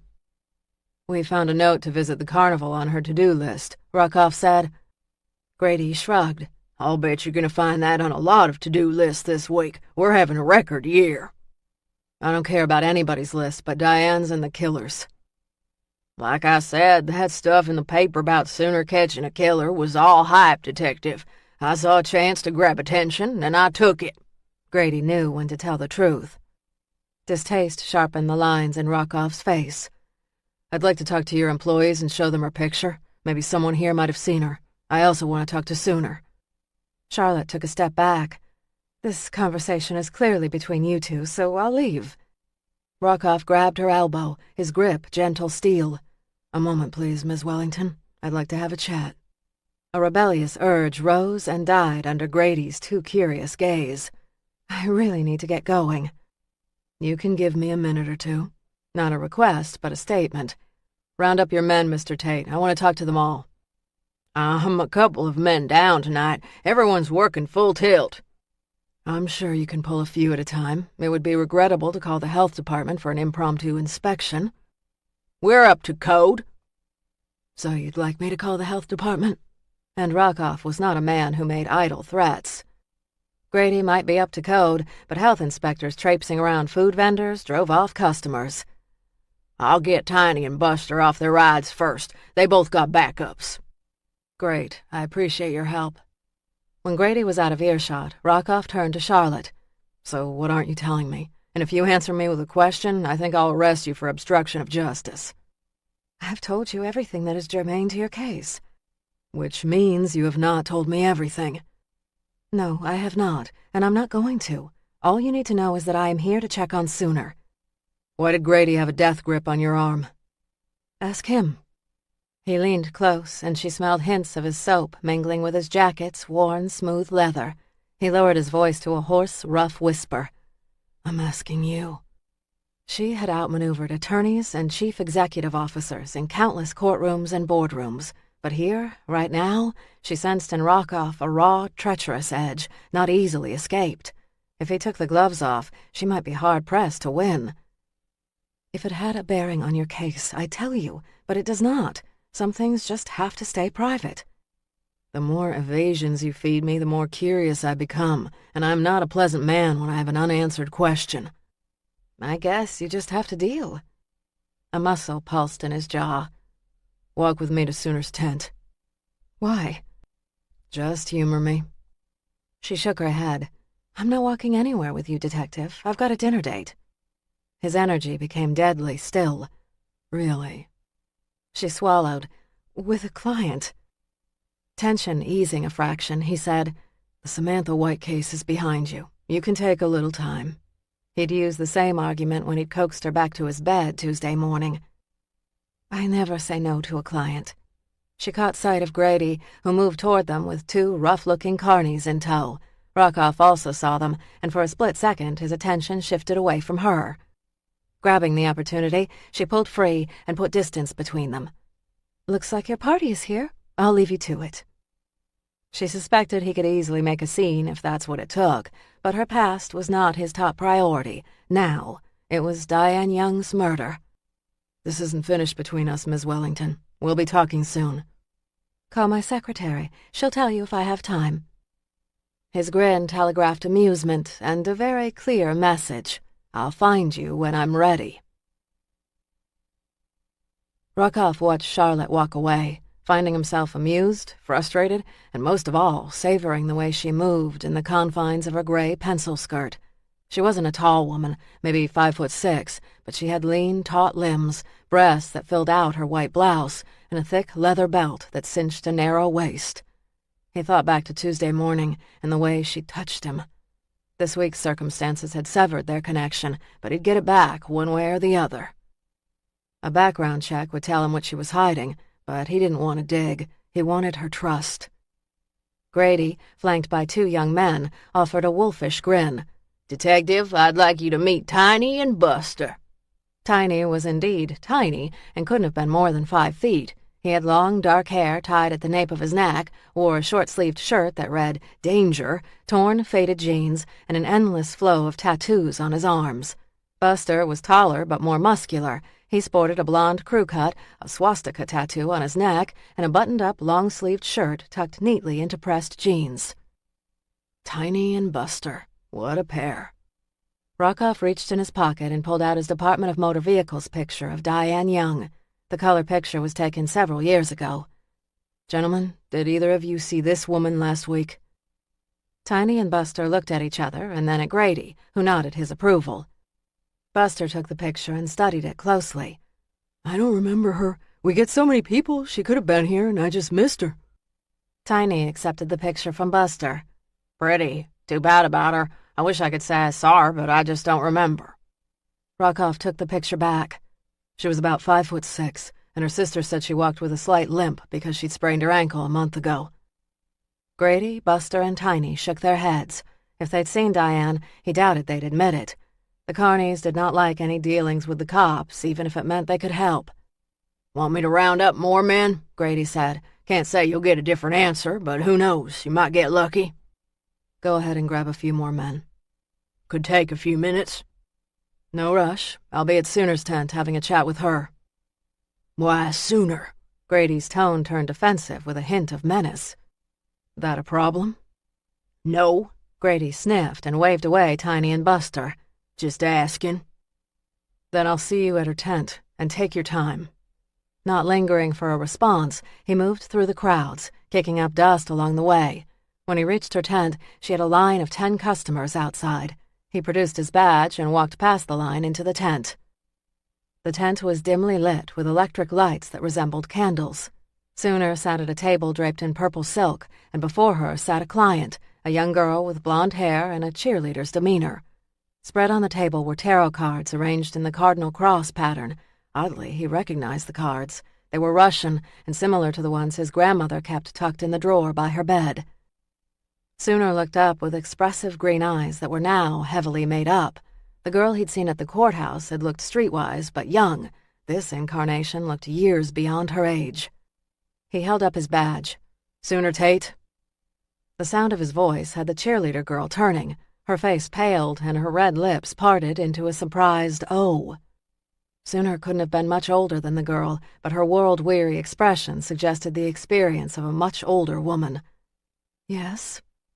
Ma'am, Rockoff said to the cheerleader, if you'll excuse us. The girl looked between Sooner and Rockoff. Sooner answered for her. I have a few more minutes with my client, if you don't mind. Young and ballsy. Sure. When he didn't move, she lifted a brow. Do you mind stepping back? This is private. Sure. He took a position in the back of the tent by the entrance. His hands clasped behind his back, he waited, not sure if he was amused or annoyed by the girl. Sooner leaned toward the cheerleader and in hushed tones continued to whisper her reading. The cheerleader quickly forgot about him and leaned toward the cards as if they held the meaning of her life. He watched Sooner, fascinated by the way she stroked the cards and turned each new one over with a dramatic flair. She waved her hands several times, making the bracelets on her arms clink with a dramatic effect.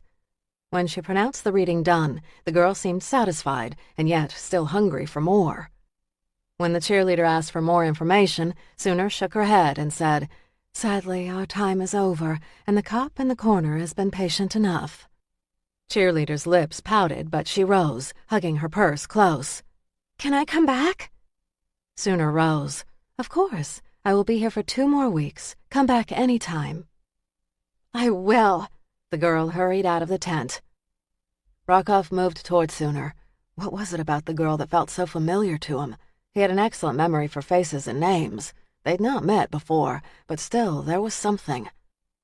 He took the seat across from her, leaning back, relaxed as if he had all the time in the world and there was not a line outside. The heavy scent of incense hung around them, and he wondered if she ended up with a pounding headache by the end of the night. What can I do for you, Detective? She said. Have you come for guidance from the stars in this latest murder investigation? I'm not interested in your psychic talents, but your powers of observation. He pulled a Department of Motor Vehicles photo from his pocket. Did you see her here? Sooner took the picture. She studied it, and a frown formed and deepened on her face. This is the woman that was murdered. Yes. I've seen her. You've seen her picture? No, I've seen her. Tell me it was not in a dream. No, she was in this tent. Her face paled a fraction. She was my first customer here. She said she wasn't crazy about crowds. You've not seen her picture before? No. She looked at him, her eyes full and bright. Grady was the one who told the press I could find a killer. I never said that. He pulled a notebook from his breast pocket along with a pen. When did you see her? Last week. Early. Friday, I think. Opening night. She could read the cards and a couple of times challenged me. It was amusing at first, and then it got a little annoying. Why? I'm here to do a job. She was here to see how I handled my readings, basically checking out and learning from the competition. That's so bad? She shrugged, with the casual elegance generally reserved for an older, more sophisticated woman. How would you like it if another detective followed you around all the time and second-guessed you? Point taken. So how long did she stay? She paid for 30 minutes in cash. She stayed the entire time. What kind of reading did you give her? Basic tarot reading. Do you remember her fortune? I think I gave her the standard line of success on the horizon and foreign travel, but nothing stands out in my mind. And when you finished the reading, she left the carnival? I don't know if she left. I was in the tent. You didn't see her talking to anyone? Amusement danced in her eyes. Despite the advertisements, I don't see beyond the walls of this tent, Detective. You've no special powers. She chuckled and glanced toward the tent opening to see if anyone was listening. None. He rose. Thank you for your time, Miss Tate. How much longer will you be in town? The carnival is here for 10 more days. What about you? She'd been relaxed and confident up until this moment, but a rising tension froze the warmth from her body. I plan to leave with the carnival. Do you? She grinned. Why would I not? Good question. He moved to leave and then stopped. Why were you in court the other day? How did you know that? He grinned. I saw you with Charlotte Wellington. Surprise gave way to knowing. You noticed me or Ms. Wellington? Points for perception, kid. All that matters is that I saw you. Why were you there? He checked, but wanted her version. A minor problem with a local shopkeeper. He accused me of stealing. I was innocent, and the judge agreed. Were you found innocent, or did Ms. Wellington do her magic and shoot holes in the Commonwealth's case? The end result is the same. She glanced toward the tent. Detective, I really must get back to work. Every minute you stand here is costing me money. Sure, I may be in touch. Of course. He ducked as he moved out of the tent opening and glanced at the growing line of people waiting to see Sooner. She had a dozen people waiting. The sun had set, and the lights on the rides had softened the carnival's hard edges. Excitement buzzed in the air as more and more families and couples started to arrive. What the hell kind of connection did Charlotte have to this place? Why'd she doubled back to see Sooner? Puzzles or mysteries irritated him until he had the answer in his sights. Sooner shoved out a breath full of tension and fear once the detective left. The man possessed a strong aura filled with steel and resolve. He was not a man to anger. Her mind tripped to the moment she'd mentioned Charlotte Wellington to him. Though his expression did not change, his energy shifted into high gear, and he clearly inwardly bristled. She grinned. I wonder if Charlotte knows she's in his sights. The next few hours were an endless stream of the lovelorn or those searching for some unattainable answer. Will I get the job? Will I find that ring? What are my chances with the lottery? So weak were their auras, she barely could feel the energy around them. Later in the evening, a man entered her tent and caught her attention. Before he even crossed the 10 feet from the door to her desk, she felt him. Like Detective Rockoff, he had a strong, powerful energy that had her sitting straighter and paying close attention to his features. He wore a green baseball cap, glasses, and a dark jacket he'd zipped up to his throat. His hair was a deep brown, and so long it brushed broad shoulders that appeared padded. Jeans and sneakers completed a look that was very nondescript. As much as he tried to look like a nobody, she knew there was more to this man. He had a need and hunger in him that teetered on starving. Sooner cleared her throat and straightened her shoulders. What can I do for you this evening? Me? I thought maybe I could help you. I heard you were looking for me. He slid gloved hands into his pants pockets. I'm not looking for anyone. Her foot grazed the panic button Grady had installed under her table. Every bit of emotion in her screamed to press it as logic struggled to soothe her worries. I am here to give help, sir. I am not searching. The article said you were looking for a killer, he said. I might be able to help you find him. Fear rolled over her skin in waves. She didn't know if he was a nutjob looking for attention or something far more dangerous. It didn't matter. She pressed the button with her foot. You need to leave this tent now. I have security coming. I don't think they're coming. What do you mean? She pressed the button several more times and reached for the baseball bat she kept at her side. She'd only had to use it a couple of times, but each time it had been worth its weight in gold. I saw the wire and cut it. No one is coming. Her confidence ebbed, and she glanced around the tent, wondering if she could reach the exit before he grabbed her. Instead of debating the issue or worrying about the buzzer, she summoned help the old-fashioned way. she screamed. "I'll see you soon." The man smiled and then quickly turned on his heel and left the tent. Bat in hand, she rose from her seat and moved to the entrance, where a few stunned and confused customers waited. The carnival's noise and music had drowned out her scream, and only those at the front of the line had heard her. "Hey, lady, are you all right?" The question came from the first woman in line. She sported an oversized Redskins t-shirt, a bag of popcorn, and a giant panda. Sooners searched for the man, but already he'd vanished into the crowds. Whoever Mr. Creepazoid was, he was gone now. Grady had said the article would jostle the nuts out of the trees. She considered telling Grady, but hesitated. Soon she'd be on her own, and would have to handle situations like this alone. And calling Rock off, well, a lifetime distrust in cops was a hard habit to break. Fuck. "What did you say?" said Redskins lady. Realizing she'd broken character, she straightened her shoulders. If Grady had taught her one thing, it was that it was the illusion that kept them in business. "So sorry, I was chasing away the evil spirits." "So can I get my reading?" Redskins lady said. "Yes, darling, please enter." Heart still pounding, she made a grand sweep of her hands and vanished into the tent. It was past 1 a.m. when Grady was able to sit at his desk and plow through the night's earnings. Judging by the stack of cash and credit card receipts, it had been a very good night. He had known Sooner would be the draw that he needed. The girl was just coming into her own, and her beauty and her talent with people could make her a grand draw for years to come. Years to come. He reached for the tumbler full of whiskey and drained half of it. He didn't have years. He had months if he was lucky. He glanced at the piles of cash, skimmed a couple hundred of the smaller bills away, and shoved them in his pocket. He wrote up the bank deposit slip, which he'd drop off in the morning. When his work was complete, he glanced at the clock. 3:14. He should be tired. The doc in Nashville had told him to sleep more, but his head buzzed. Sleep had become harder and harder in the last year, and tonight he'd be lucky to get an hour or two. Glancing at his unmade bunk with a bit of resentment, he rose and moved to the window that overlooked the carnival. A few trailers remained lit up, and the sound of music drifted from Buster's trailer, but all in all, the place was quiet. He moved to the safe, opened the door, and dropped in the bank deposit bag. He was about to close the safe door when he spotted the folder in the bottom. Digging it out, he locked the safe and went to the dinette. He refilled his scotch before he sat down. Opening the file, he leafed through the yellowed newspaper articles. Woman found slain, Raleigh. Hiker drowned, Charleston. Woman raped and murdered, Nashville.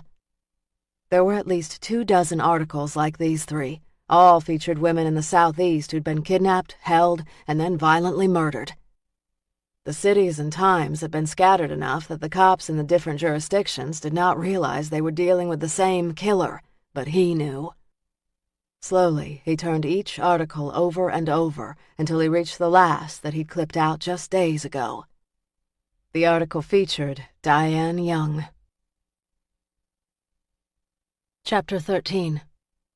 Monday, October 25th, 9:15 a.m. Charlotte's legs ached as she hurried up the courthouse's front steps. The last couple of days had been a blur of work. Friday's client dinner had gone well, and she'd spent the entire weekend drawing up contracts. He wasn't a huge fish, but the work fees would help. Breaks had centered on visiting the new apartment, determining what she could keep, calling the clerk on the White case, and making sure the movers were ready to pack up her life on Friday. She pushed through the glass front doors and hurried over to the line at security. She dumped her purse and briefcase in the bin and sent it through the scanner as she ducked under the sensors. The buzzer beeped, and she glanced at the security guard, a tall black man with a shaved head and stern expression.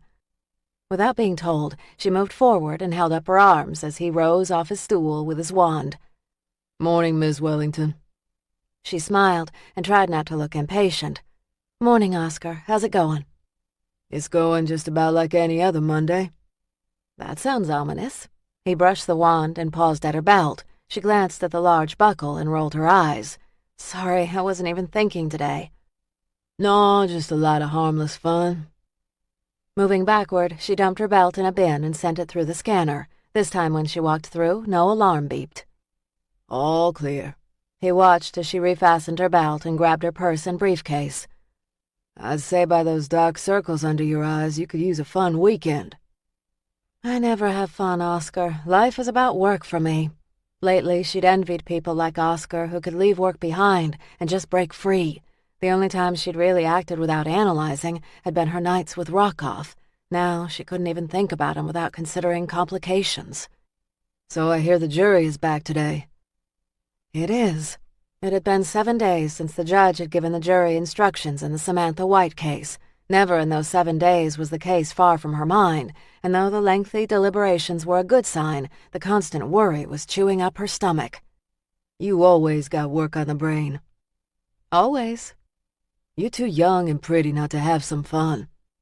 The avuncular comment had her shrugging. "Tell that to the workload. When it eases up, I will too." "The work is always going to be there, Miss Wellington. Always." As much as she'd earned a bit more fun, she'd never resented the work or viewed it as a bad thing. Work meant money, and money meant freedom. And if she didn't have time to spend her money, then so be it. I'll keep that in mind. The good humor of the moment quickly passed as she moved through the throng of people toward the elevators. She had a half hour before court, which was time enough to talk to Levi, who'd requested another meeting. She found the prosecutor in the conference room. He sat at the head of the table, his head bent over an open case file. He made quick, abrupt notes with his left hand. A line furrowed his brow. "Levi," she said, "you wanted to meet before court?" He glanced up, and smoothing his hand down his red tie, he rose and pulled out a chair for her. "Glad you could meet me." The soft scent of his aftershave wafted around him. As always, he was impeccably dressed in hand-tailored suits that drew attention to his lean waist. She'd heard he was a bit of a gym rat, but seeing as she'd never set foot in a gym, their paths weren't likely ever to cross. She leaned back in her chair, noting the way the hard back dug into her spine. "What do you have?" "Involuntary manslaughter. She serves 4 years. Charlotte was shocked by such a generous deal. "My client doesn't want any deals." "This is a great deal and can end this now." "It is over. The jury is back." "Take the deal and we both win." "My client loses 4 years of her life." Levi was a tough nut, and for him to cave was surprising. "She's made it clear. No deal." He knitted his fingers and leaned forward. "Charlotte, I'm not trying to be a hard ass. I feel for this woman. I don't want to see her suffer any more than you do." "You sure tried to put her away." "That's my job, and believe me, I did not enjoy it." "It was a good deal. Let me place a call to the bailiff." She dialed, and within minutes was on the phone with Samantha. As she suspected, the woman turned it down. Charlotte turned off her phone. "She says no." "You both could regret this." "I don't think so. See you in court." The butterflies churning her stomach had her glancing at her watch as she moved down the hallway. She had 15 minutes to showtime. Showtime. Funny she could think of court like showtime. That was the term her mother had used as she'd left for her carnival shows.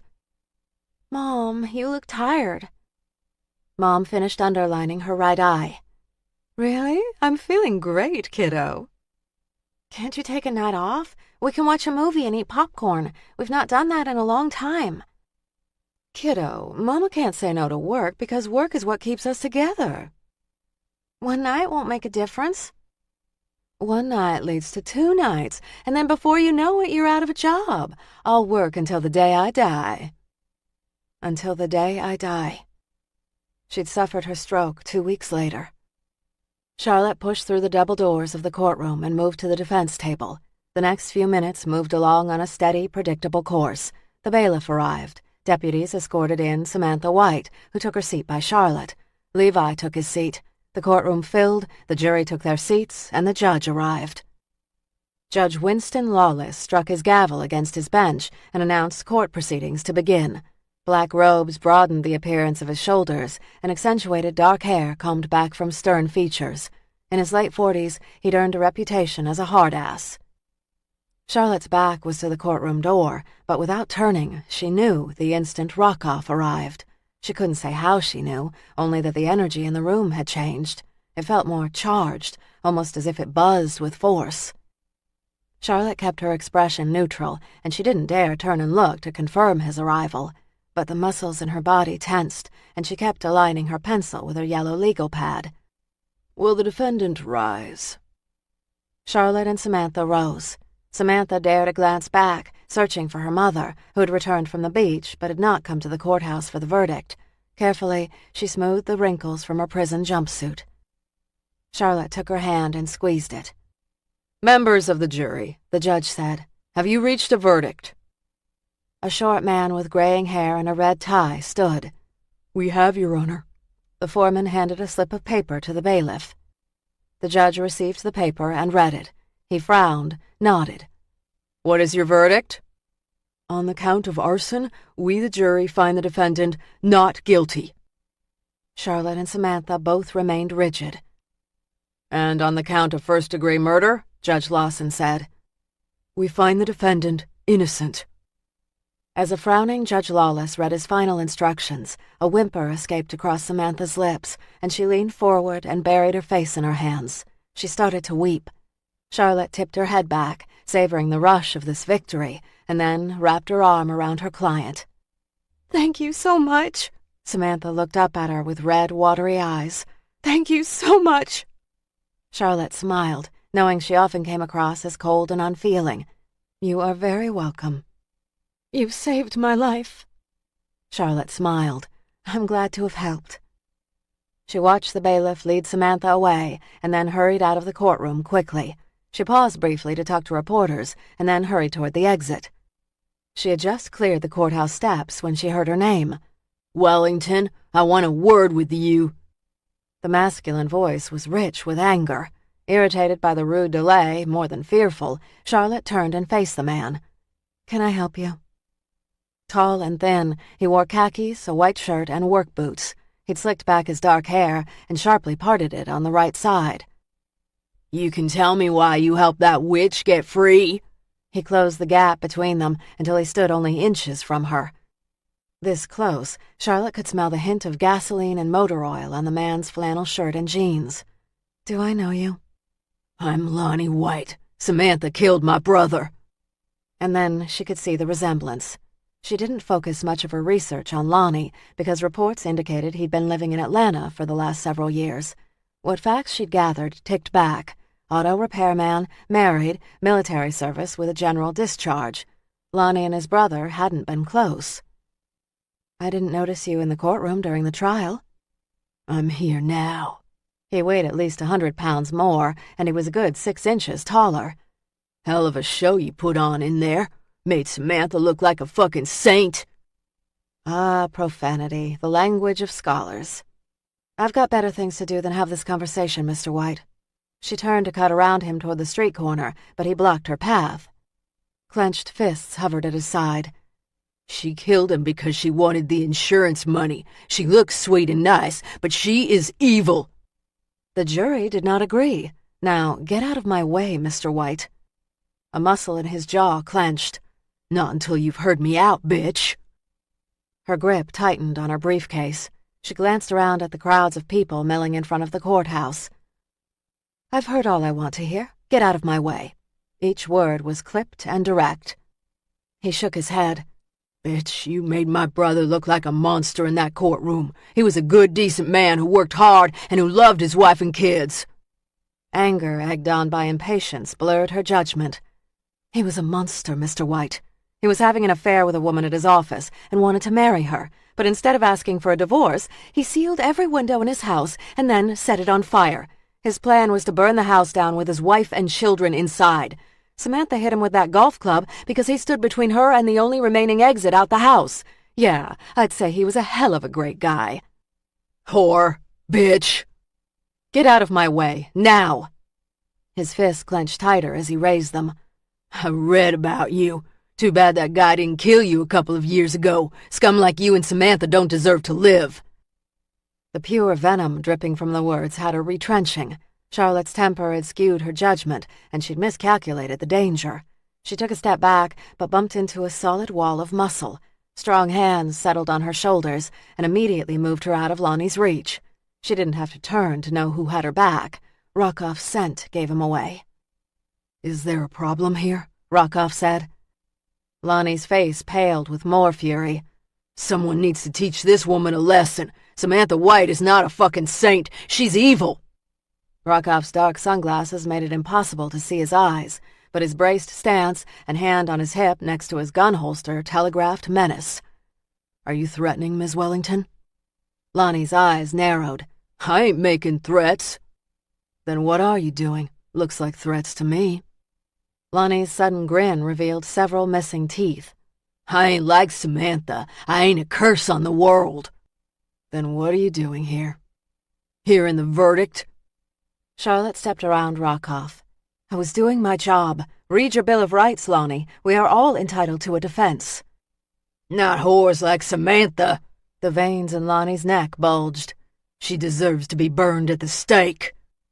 I'm telling you to back off and find a spot to cool down. Rockoff shifted his stance in front of Charlotte. One more word out of you and I'll arrest you. On what charge? He challenged. I'll find one, Rockoff said. And when he's done making a list of his offenses, I'll add a few of my own, she said. Lonnie shifted his gaze to Charlotte. Sure, Ms. Wellington, sure, I'll back down. He even managed a gap-toothed grin. I'm just blowing smoke. Be very sure about that, Rockoff said, or I swear I'll be the first to haul your ass to jail. Yeah, whatever. Lonnie waved his hand, turned on his heel, and hurried down the steps. He soon vanished around a corner. Thanks, Charlotte said. I didn't diffuse his temper so well. I should have known better. His glasses tossed back her reflection. You're good at stirring the pot. It's why I get paid the big bucks. You didn't get paid this go-around. Old habits die hard. The danger had passed, the adrenaline had dwindled, and suddenly she felt shaky. She didn't quite trust her legs to work and hesitated, hoping a small delay would help her gain equilibrium. Thanks again. You all right? His gaze all but burned through the sunglasses. Me? Sure. I think the guy just caught me by surprise, and I'm not so fond of surprises. You're headed to your office? Yes. I'll walk with you. You don't have to do that. She felt helpless and silly. I can handle a 2-block walk.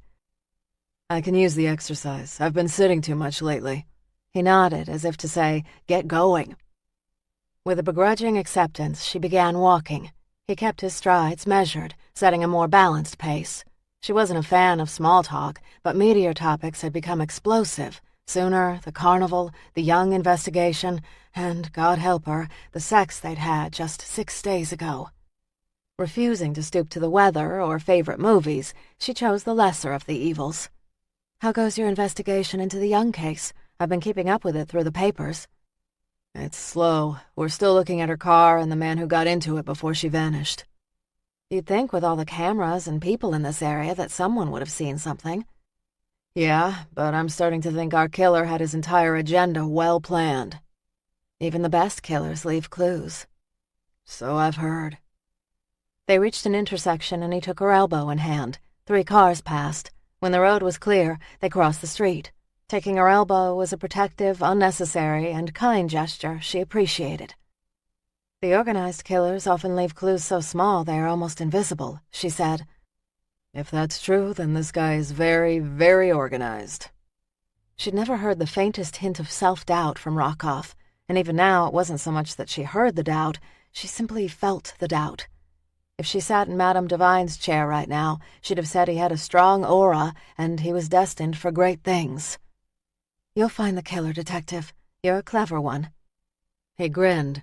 Was that a compliment, Counselor? I give credit where credit is due. He slid his hand into his pocket. Let's hope I'm that clever. This guy needs to be found. Again, she sensed the fear that another victim would die before he could find his killer.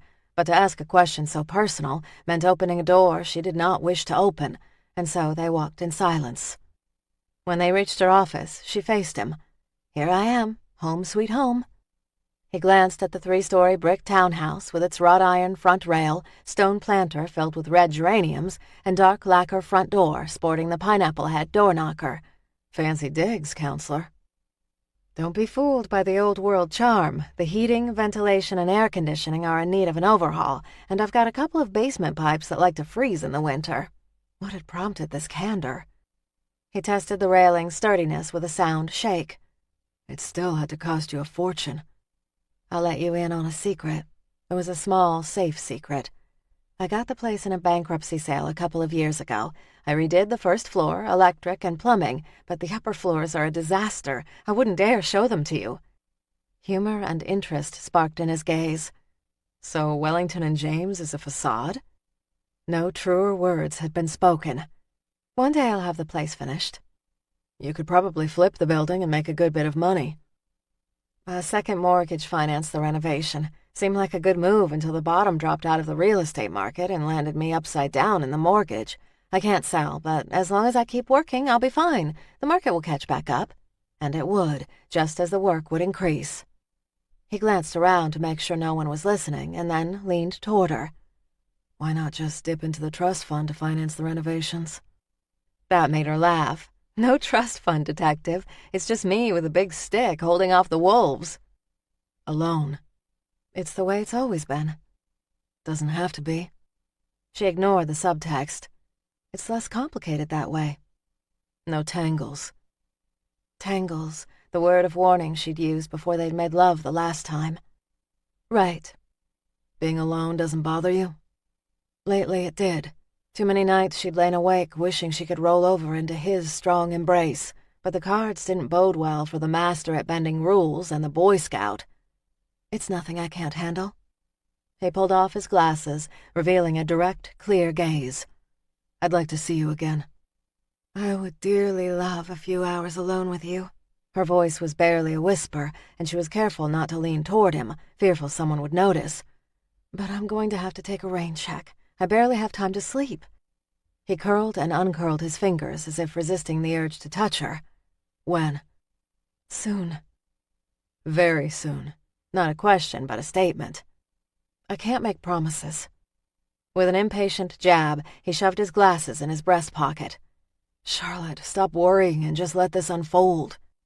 Into what? He took her hand in his and rubbed his thumb against her palm. Isn't that the fun of it? Not knowing? I like being in control.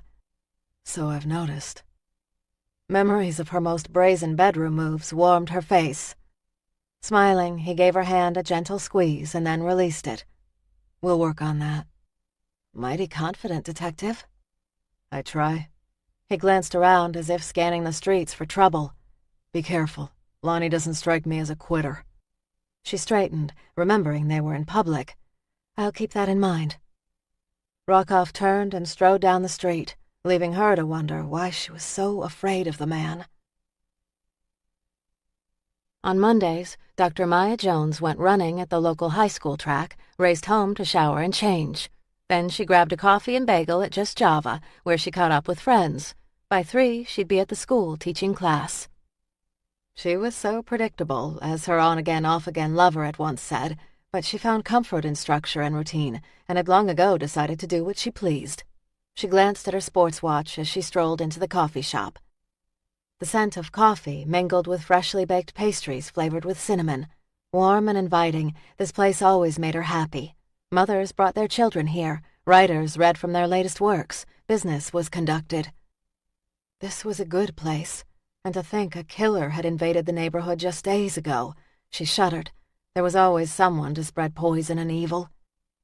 She strolled up to the counter, glanced at the glass jar filled with biscotti, the bin of mints, and the We Accept Tips cup.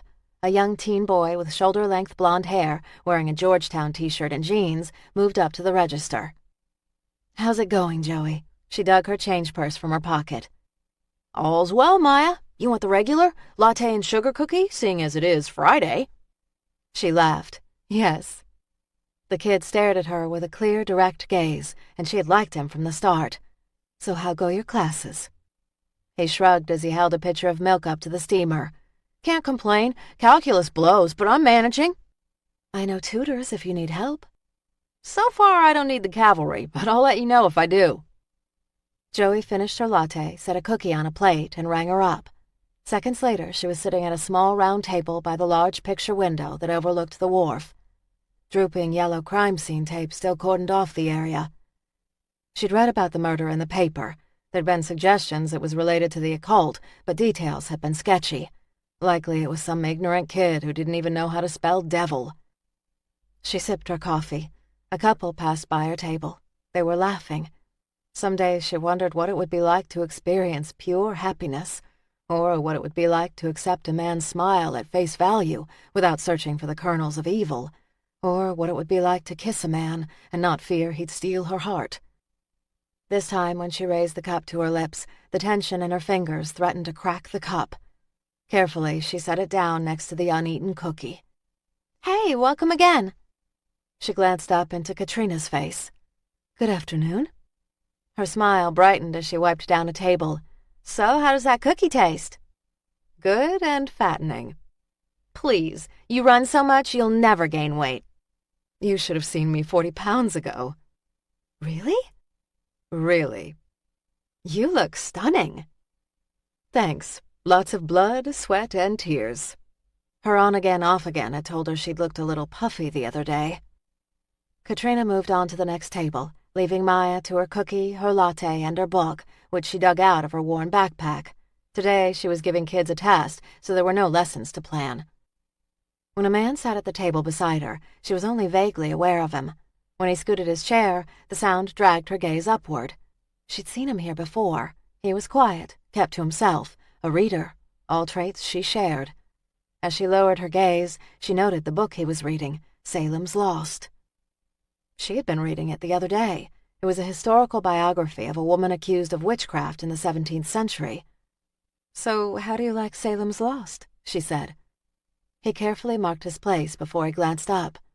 "I'm not buying the writer's hypothesis. I mean, really, bacteria caused mass hysteria that led to the witch trials?" "It's a theory that has been debated a few times." She relaxed back in her seat. "Not many folks get into the history of Salem." "There's a lot to be learned from history." He broke a piece off his muffin as if he were going to eat it. "But in this case, I think the writer has it wrong." "Really?" He didn't let his gaze linger on her too long. "Bacteria in the bread did not make the town lynch those women. It was fear and greed." "Honestly, I agree with you, but it never hurts to explore new theories." On reflex, she pushed up her sleeves to her elbows. "However, the author provides some great historical detail."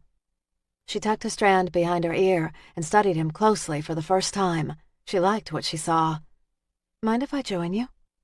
He scooted his chair back and held out an open-faced palm in invitation. The company would be nice. She picked up her cup and took the seat across from him. "I've seen you here before." "I like this place. Very homey." He glanced out the window toward the wharf. "You hear about what happened there?" "I did. Terrible." "I hope the cops catch the nuts soon." She extended her hand, and the silver bracelets jingled on her slim wrist. "I'm Maya Jones." He took her hand. "I'm Hunter Thompson."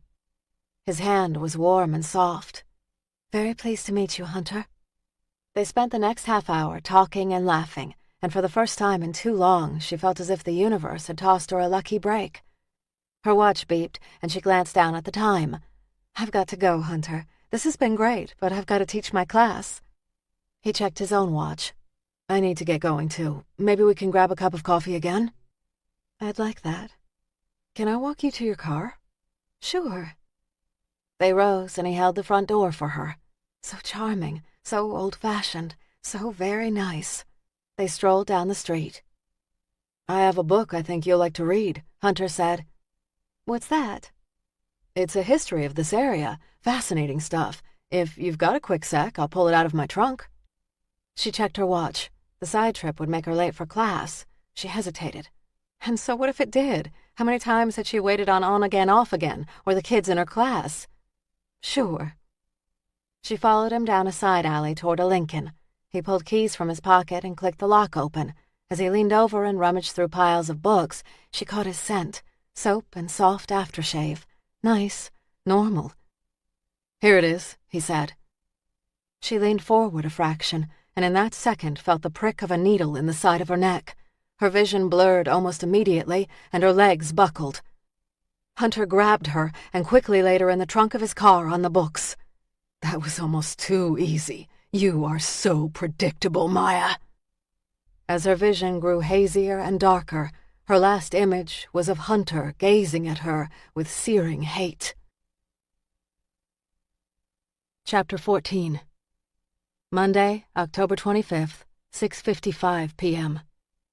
Charlotte had scored a clear victory today in court. Innocent. Her client had been released from jail and now was free to get on with her life. The press for Wellington and James had been outstanding. Life was looking up. So why did life feel so out of control? Why, in the light of so many successes, did she see only failure? Because you are too tired and you need a break. Because you were on this case too long and you can't just let go. She set aside the reports on her new client prospects and rose from her living room couch. Barefooted, she changed from her suit into gym shorts and an old t-shirt. This was her go-to comfort outfit that made her feel like herself and one that she'd never wear in public. In the kitchen, she set a copper tea kettle on the stove and turned on the gas burner. She wondered what Sooner was doing now. Where was she going to sleep when she left the carnival? The tea kettle blew. She shut off the gas flame, poured hot water into a black and gray mug, and set the kettle on a cool burner. Moving into the living room, she stared at the mountain range of brown boxes. The movers would be here on Friday. She'd signed the closing papers, taken the buyer's check, and finalized the lease agreement on the modest two-bedroom apartment. In 2 days, the consignment store representative would arrive, and she'd chosen what she wanted to sell and what she wanted to keep. It was all necessary. All had to happen, yet it was deeply unsettling. She'd moved around so much as a kid, and she'd hated it. There'd been no real school to attend, no long-term friendships. Everything had been temporary. Had Sooner hated the endless moving? Had the girl longed for a permanent place? Or was she part gypsy like her grandmother? The movers had packed most of her belongings, but she'd asked them to leave the back closet to her. She'd yet to tackle the task, because all that stuff belonged to Grace Wells, stuff she should have pitched a long time ago. Steam rose from the mug. You go out of your way to forget, and yet you save all the evidence. Hell, you couldn't even bring yourself to leave Alexandria. She opened the closet, turned the light on, and set the mug on a shelf before kneeling beside a box marked high school. Carefully, she removed the lid. On top was the white cap and gown she'd worn at graduation. She pulled out the hat and flicked the gold tassel. She'd been 7th in her class. Though her grade point average had been the highest senior year, the valedictorian was selected on the 4-year average. It didn't matter that she'd come to the party late, or that she was smarter than Nan Graham. All that mattered was that she didn't have a 4-year record to average. Below the gown was a collection of school newspapers. She'd wanted to write for the Jefferson Journal, but working 30 hours a week at the pizza place and school had eaten all her time. Charlotte closed the box and set it in the living room inside a sturdier moving box. She sealed the box and marked it with the word storage. She stared at the bold black lettering, her pen hovering. Why couldn't she just let go? Wasn't everybody better off if she let sleeping dogs lie? Shit. She scratched it out and then wrote trash. Afraid she'd overthink it, she recapped the pen and returned to the closet. The next few boxes were much the same. Bits and pieces of a past she'd never been able to release. Like the first box, she marked each as trash. The last and most battered box was shoved in the back corner. This was the carnival box that held the memories of her mother, Mariah, and Sooner. Her hands trembled when she opened this box. Her first image was of an old carnival program. It featured Madame Devine on the front.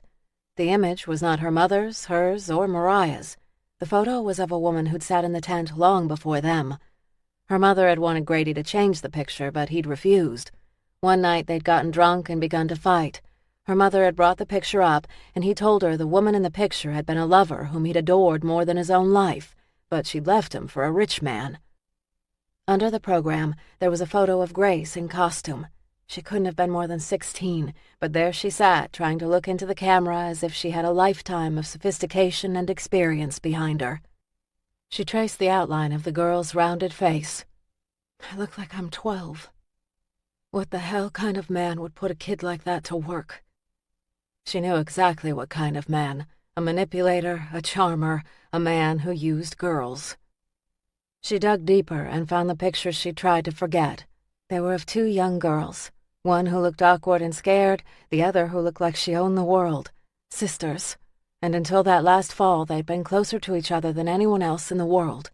That last fall had changed everything. Sooner had been born, and Mariah had died. A barely tolerable world had become unbearable. She traced Mariah's face, which was so much like Sooner's. Mariah, the girl doesn't know any different kind of life. She doesn't know it can be better. And Grady will see to it that she never does know different. So what are you gonna do, Grace? Bitch and complain, cut and run, or stand and fight? She checked her watch. The carnival would be open for another hour. Time enough to visit. He stared at the woman Maya lying on the floor. Her eyes were shut and her mouth slack-jawed. With a cattle prod, he poked her in the chest. She didn't move. He pinched her arm, hard. She didn't respond. Her breathing was so shallow and quiet, he thought for a moment she'd stopped breathing. He leaned close and pressed his ear to her chest. Under the fabric, he felt the faint but steady beat of her heart. She was alive. He'd overdosed her. He thought he'd not put enough in the syringe, and fearing she'd call out in public, he'd injected her a second time. Now he could see that he'd overdone it. She'd not awaken for another day at best. As much as he wanted to begin the Inquisition now, it would have to wait. Killing her now wouldn't be right. He needed the confession before God granted him the right to take her life. He kissed her on the lips. They were soft and supple. He let his hand slide to her breast, and he massaged the soft mound, and then pinched and twisted her nipple. She moaned, and a faint line appeared on her forehead. Despite the drug, she felt the pain. He got hard. He squeezed again and again. She moaned. His erection pulsed. "Even asleep, you have power over me." He moved to the edge of the gurney and grabbed fistfuls of her fabric skirt and dragged the hem up to her waist. He took a moment to stare at her long, smooth legs. He grabbed a hold of her ankles and pushed them wider apart. She lay limp, waiting for him, and already he found the lack of challenge deflating. Frustrated, he grabbed the folds of her blouse and ripped it. Buttons popped. He then pulled a switchblade from his pocket and sliced the center of her bra, which snapped open and freed her full breasts. He traced her nipple with the tip. When she didn't react, he sliced a little deeper into the areola. She whimpered, and blood oozed from the cut. His excitement returned. Of course, he'd not kill her now, but perhaps he could find something interesting to fill the time. He moved to a table where he kept several of his toys. Rummaging through the devices, he selected a thick, hard rubber shaft. He cut her panties free and tossed them on the floor. "You'll be sorry you ever tempted me, witch." He drove the shaft into her with so much force, a tear ran down her cheek. The night air had grown cool when Charlotte arrived at the carnival. The same familiar sense greeted her as it had the other night, but this time she'd been prepared for the memory triggers, and she'd not allowed herself to go back. Digging her hands in the pockets of her suede jacket, she moved through the dwindling crowds toward Sooner's tent. She hesitated at the flap, wondering if this was really what she wanted. Ignoring the warnings, she pushed open the flap and moved into the dimly lit room. A soft light glowed in the corner, and hidden speakers played a quiet, soothing tune. Incense burned. Sooner sat at her table, her gaze turned down onto tarot cards arranged in the Celtic cross pattern. "So you've come back to offer me more advice?" Charlotte moved across carpeted floor and took the seat in front of Sooner. Lavender incense burned and added a tang to the air. "I didn't see a line, so I thought I'd better jump at the chance. Traffic is always slow on Mondays." She remembered. She smoothed her hands over her jeans. "I've never sat on this side of the table before." Sooner slowly gathered her cards. "All those years of readings and you never had one." "No, I didn't have any interest." She tried not to marvel at the girl's resemblance to Mariah. "What's the old saying? The cobbler's wife has no shoes?"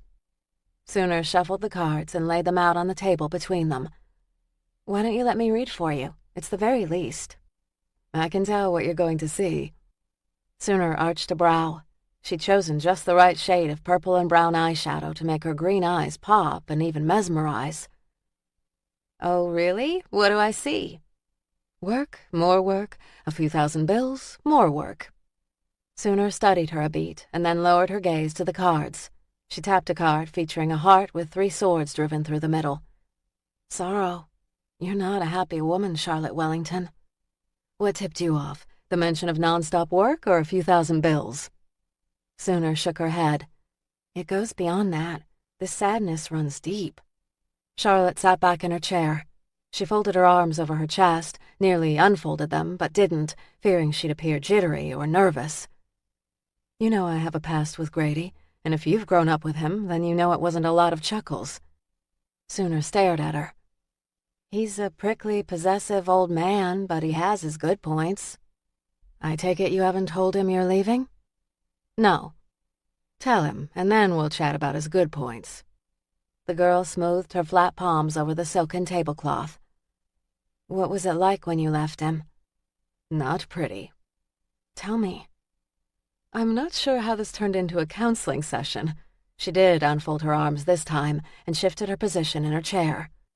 You came to me. There must be a reason. I came here to talk about you and your future, not me. I'm not nearly as interesting as you. I find you curious. Why? You lived this life, but you didn't let it eat you alive as it has so many. You got out. I'm getting out. I have a lot to learn from you, Aunt Charlotte. It wasn't easy. In fact, it was the hardest thing I ever did. But I can help make it easier for you. Sooner ignored the statement. I did a little poking around the carnival. You triggered memories with the older guys the other night when you paid us a visit. I thought I might. Grady was married to your mother? Yes. What happened to her? She died when I was 13. That's how my sister and I got the gig in this tent. She'd done it before us. Sooner glanced at the next card. The devil.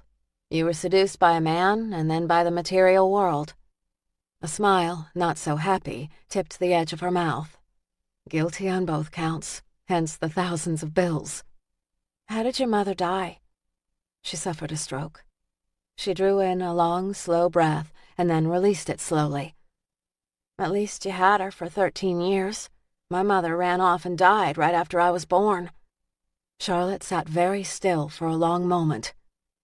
What has Grady told you about her? He doesn't like to talk about Mariah, but on my 13th birthday I kept pushing. Finally he got angry and told me she ran off. He said she wasn't right in the head. She said a lot of crazy things before she took off.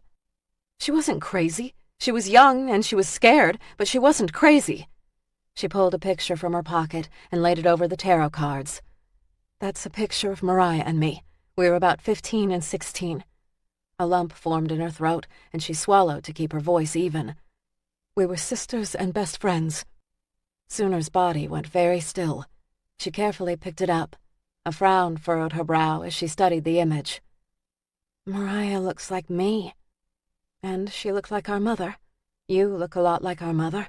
I nearly stumbled when I first saw you in court. Sooner traced her face. What happened the night she drowned? She had a date, but she never said a word about leaving. Grady sent out search parties for her. We were all worried.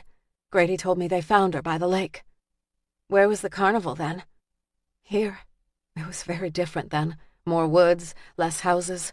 The carnival had 2 more nights to go before he wrapped and broke for the winter. Sooner stared at Mariah's image. I was supposed to work the tent that night, but I was tired, so Mariah volunteered. I tried to wait up for her, but I must have dozed off. I woke up about 3 in the morning. No reason to tell the girl that she'd been awoken by a nightmare filled with Mariah's screams, or that she'd heard those same screams in recent dreams. I got scared and went to Grady. I've never seen a picture of her before. Charlotte tried to ease the tension in her chest with a deep breath. Grady never told you about Mariah? No. She traced Mariah's face. Did she love me? Her voice was a bare whisper. Did my mother love me? Tears choked Charlotte's throat, and she couldn't manage a single word for several moments. Finally, she nodded. She loved you very much. She wanted the world for you. Then why did she leave? She was so young and so afraid. The explanation sounded paltry. I'm so sorry it couldn't have been different. Sooner stiffened. But it wasn't, was it? No, Charlotte straightened. I want to help. Why? Why do you care? Because we are flesh and blood, all the family the other has. The young woman's eyes glistened with anger and fear. Maybe Mariah lied to you. Maybe she'd been planning to leave for a long time. As kids, Mariah had stretched the truth, but she'd never lied to Grace. No, she didn't lie to me. Whatever. She set the picture down on the table. I don't want to talk about this anymore. I've got to wrap it up for the night. I don't want to dig into an old wound. Maybe you should. Maybe I should. Like I said, I don't want to. Just back off. Leave my tent. The last words were loud and tinged with so much anger. Charlotte knew enough about people to know when she could get through and when she couldn't, and right now there was no talking to Sooner. Okay. She left the girl sitting at her desk, her gaze cast on the photo. As she walked through the carnival and listened to the organ music and the laughter, her anger grew.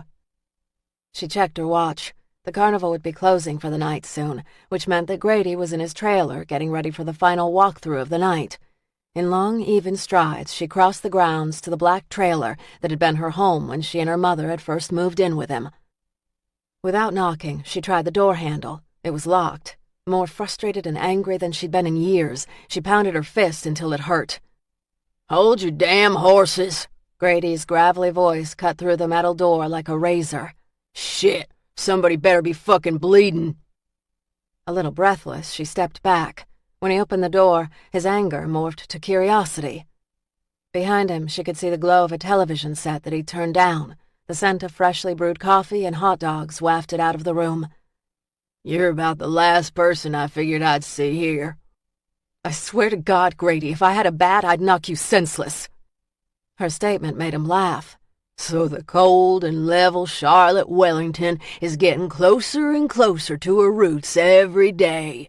You can take the girl out of the carnival, but you can't take the carny out of the girl." Why did you tell Sooner that her mother abandoned her? The humor vanished from his gaze. "How do you know what I told Sooner?" I just went to see her. "I thought you were done with this place. I thought we wasn't good enough for you." His attempts to make her feel guilty were a miserable effort compared to what she'd heaped on herself over the years. I found pictures of Mariah and me. I thought she might like to have them. Seeing the pictures prompted her to tell me about her mother's abandonment. Grady's expression hardened. "You and Mariah were so much alike, always wanting more. You wanted school, and she wanted a man to save her. She couldn't keep her legs closed for more than a few weeks." She was just a kid, and she drowned. Did you ever wonder what happened to her? "Fucking right, I wondered." Energy rushed out of him like a tidal wave, leaving him drained and pale. "It was only a matter of time before that girl came to a bad end. She wouldn't listen to good reason." Good reason, or your hard-ass rules and regulations? He shrugged. "One and the same." She pointed a shaking index finger at him. You had no right to tell Sooner her mother abandoned her. She believes her mother did not love her. If a mama had loved her, she'd have stayed close to home. Tears burned in her eyes. Home or you? One and the same. Acceptance seeped into her bones. I think you're right, Grady. You can't take the carny out of the girl. She leaned toward him, her voice low and determined. Carnies are fighters at heart, and we can be dangerous. And I can promise you, if you do not treat Sooner right, I will track you down and make you pay. His face paled only a fraction. What the hell could you do to me? I'm not a kid anymore, and I swear I will crush you, old man. I will crush you. She turned and left the carnival. In her car, the adrenaline had ebbed from her muscles, and her body began to shake. She tipped her head back and let the tears pool in her eyes and fall down her cheeks. All those years ago, she'd left the carnival because Grady had sworn Sooner would end up with a real family, and the bastard had lied. She pounded the steering wheel. What the hell kind of angle are you working, old man? You never do anything without a reason. The air in the car grew hot and stale, forcing her to turn the key in the ignition so she could roll down the windows. She'd been too young and afraid when Mariah had died to ask many questions, and then when she left the carnival, she'd been too busy running from her past to dare think about it. However, her days of running were over. She wanted to know what happened to Mariah, And fuck Grady, the past, and whoever didn't approve of her. Someone tapped on her window. Charlotte? Hearing her name had her turning. There stood Levi with a woman and 2 young children, his family, she presumed. Forcing a smile, she swiped her cheeks and got out of the car. Levi, what brings you here? Brought the family, he said. He glanced fondly at a thin brunette standing beside him. This is Marcia, my wife. Charlotte extended her hand. Nice to meet you. Marcia took her hand, and Charlotte immediately sensed nerves and worry.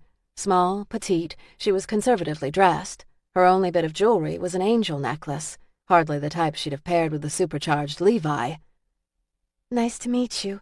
These are our children, Bailey and Jefferson.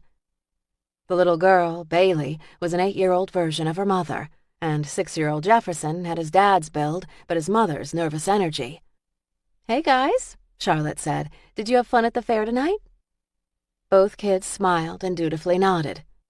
They're worn out, Levi said. We got a late start this evening because of my work, but we've been here for a couple of hours. I had to bring them. I loved this place. She flashed to the moment she'd been pounding on Grady's trailer door. There is a lot to see and do here. Did you kids try the Ferris wheel? They loved it, Levi said. Charlotte wondered if his family had the ability to answer for themselves. Great. Didn't expect to see you here, he said. Just taking a break. She glanced up and saw Grady moving toward them. She held her ground and waited as he approached. You all are in for a treat. This is Grady Tate, the owner of the carnival. Grady hesitated as if surprised she'd held her ground. Howdy, folks. He smiled at each, his gaze pausing on Marcia Kane for a split second. Ms. Wellington giving you the rundown on the carnival? Confusion sparked in Levi's gaze. You two know each other? She locked gazes with Grady. No more running. No more lies. I used to work for this carnival when I was a teenager. Grady was my boss. Grady, this is Levi Kane. He's a prosecutor in Alexandria. Grady nodded, his smile bright but disingenuous. Glad you could visit my show. We love the carnival, he said. He draped his arm around his wife's shoulders. Her smile was quick but stiff. Levi shook his head. Charlotte, you worked in a place like this? I don't believe it. All these years of hiding, and now she'd blown open the door to her past. Believe it or not, I worked as the carnival psychic. Really? When was all this? In high school. She was one of the best, Grady said. One of the best. Levi's gaze sparked with laughter. There are times in court when I wondered if you weren't part sorceress. Her laugh was humorless. Madame Divine sees all. He shook his head. So did you read palms and tarot cards? The whole deal. Even read tea leaves at one point. This was going to be all over the courthouse by Monday. So be it. Let the world know her past was a mess. Well, you learn something new every day. I was just trying to tempt Miss Wellington to stay a little longer, Grady said. Sorry, big day tomorrow. She checked her watch. It's getting late and I've got a mountain of work to do. I'll be burning the midnight oil too, Levi said. Well, nice seeing you. She got into her BMW. With a final wave to Levi and his family, she drove off, knowing she had to figure out what really had happened to Mariah. Grady poured a healthy dose of whiskey into his half-full cup of coffee. He took several large gulps before the whiskey took a little edge off his anger. He moved to a collection of newspaper articles and flipped to one featuring a large picture of Charlotte. The headline read, Local Attorney Shot, Expected to Recover. Who the fuck do you think you are? He said to the professional headshot the paper had used with the article. You were a fucking nobody when I married that mother of yours. Living in motels, no sense of discipline. You were headed to a life of shit. He took another gulp. I warned Mariah that her behavior was going to get her in trouble. I warned her, and in the end, she got what she deserved. I fucking came to you hat in hand, and you've been nothing but a bitch. He pressed the mug to his temple and closed his eyes. Sudden hot tears pooled under the lids. Nothing but a bitch. Checking his watch, he slammed down the glass and disappeared into the night. Maya woke to the heavy scent of urine and the coppery aroma of blood. A tiny sphere of light dripped from an overhead bulb that rocked and swayed over her head. Confused, she stared at the light, trying to clear the haze from her brain. Where was she? How had she gotten here? She moistened her lips and tried to roll on her side, but pain shot through her body like a lightning bolt cutting through bone and muscle. Oh, God! Had it been an accident? Tears pooling in her eyes, she relaxed back and took deep, even breaths. Think! Remember! And through the darkness and fog, her mind tripped back to the coffee shop, the new man, and the needle and the crushing fear. He drugged her and tossed her in the trunk of his car. Moaning her fear and frustration, she rolled her head from side to side. How could she have been so stupid? How many times had she told her students to be careful and not trust strangers? Carefully, she pried her eyes open, squinted past the light above, and focused on her surroundings. She craned her head to the right and saw a simple workbench with everyday tools: hammer, screwdriver, drill. Down here, the objects she'd never thought twice about took on a whole new and menacing meaning. The rattle of keys to the right caught her attention, and she spotted a figure moving toward a workbench. He set his keys on the bench, removed a rubber apron from a peg, and slipped it over his head. As he tied the strings at the base of his back, he turned toward her. "You're lucky I don't have a lot of time." "Why?" He grabbed a fistful of her hair. "Because there are so many others I have yet to kill." "I don't understand." "Sure you do. You all talk to each other. I know you do." He shoved out a frustrated sigh. "But nothing has happened that I cannot fix." "Fix what?" "It doesn't matter. It's time." Fear sharpened her senses. "Time for what?" "Your confession." Maya stared into dark, clear eyes that looked so sane. She'd always made it a policy not to open herself to strangers. She'd heard enough horror stories, but he seemed like such a good guy, normal, grounded. She turned her head away from his gaze. "Where am I?" "My special place. It's where I do my work." "Work? What kind of work?" "God's work. Evil shouldn't be so calm and attractive. It should be angry and hideous." Her body ached so much. Her insides felt like they were on fire. "Oh, God, what did you do to me?" She tugged against the restraint securing her hands above her head. His expression hardened. "How dare you call on his name?" "What?" He leaned over the table and pressed his lips right next to her ear. "People like you don't have the right to call to God." "People like me? Logic. Try to reach him. Maybe he's made a mistake. What kind of people are you talking about?" "Witches? Those that have been sent by the Dark Prince to destroy all that is good?" Hysteria bubbled. "What are you talking about? I'm a history teacher. I barely date. I pay my taxes. I have a cat. I've never missed a mortgage payment." "And you teach the dark arts." He unlocked something under her, which enabled him to move the gurney toward a wall. He butted the head against a big sink. "I teach history." "Of witches?" He reached behind her and turned on a faucet. Immediately, water rushed in the sink behind her head and pooled and gathered. "I talk about the history of Salem, of the women who were persecuted." God, how many facts did she have to throw at this man to reach him? "Witches?" "Not witches! Good women!" She all but screamed the last words.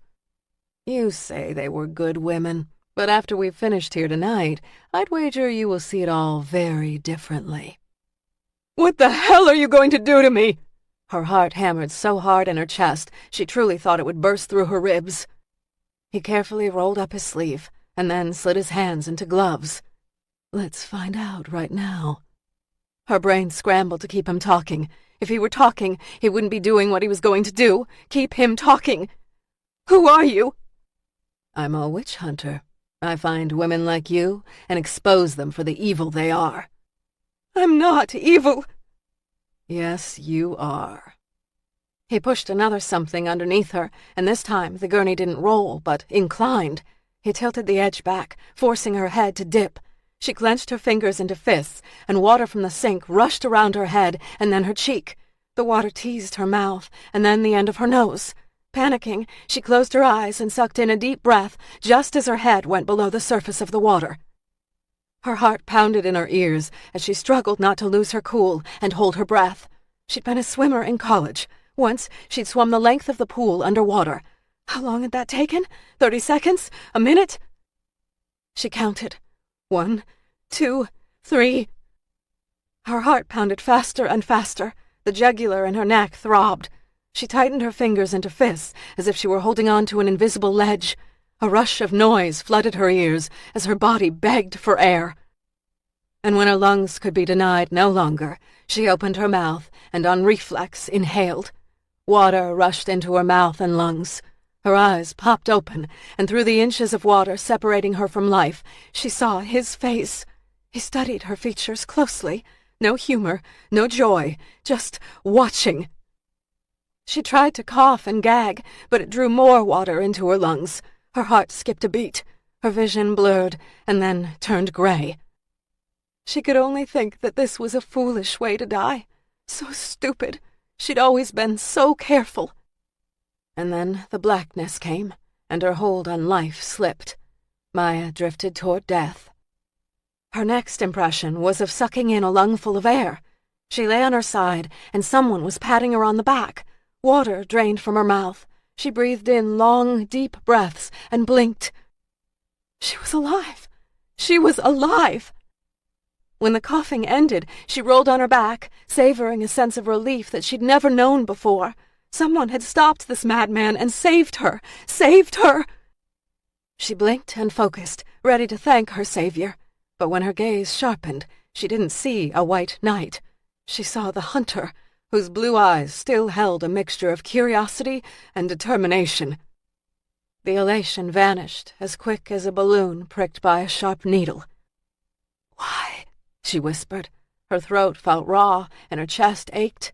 She suspected she had a broken rib because each breath now hurt. He'd drowned her, and then he'd brought her back to life. She pictured him pumping on her chest and then blowing air into her lungs, performing CPR until he'd forced the air and life back in her.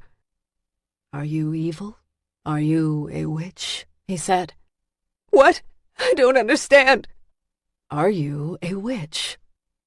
He wanted a confession, but as much as she wanted to give him one to make this nightmare end, she sensed if she told him, he'd kill her. And she knew, despite the horrors of this room, she wanted to live. "I am not a witch." He shook his head. The strong ones never admit to the evil at first. He released the knob on the gurney again. But in the end, they all do confess.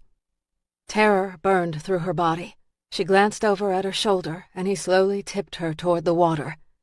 "I am not a witch. I am good. I don't Rushing water into her mouth cut off the last of her words. Chapter 15. Tuesday, October 26th, 10 a.m. Rockoff was called into court for a pretrial hearing, but the prosecution and defense had settled on a plea agreement. He hated the time spent in courthouses waiting to testify and doubted he'd ever fully accept it. Today, however, the summons to court had not bothered him as much because he'd half expected to see Charlotte. The White case was finished, but she was in the courthouse often enough that a chance meeting was possible. He rubbed the back of his neck, wondering when he'd begun anticipating seeing Charlotte, not just in bed, but also in public. They'd been intimate a half-dozen times, and he'd learned things about her he suspected few knew. He knew makeup hid freckles on her nose, knew her scent and the brand of her silk undergarments, knew which touches made her coo. But beyond that, he knew little more than her public profile. As he moved down the courthouse steps toward his car, the dark edges of his black suit flapping in the breeze, the cell in his pocket vibrated. He dug it out and paused on the sidewalk. "Rockoff."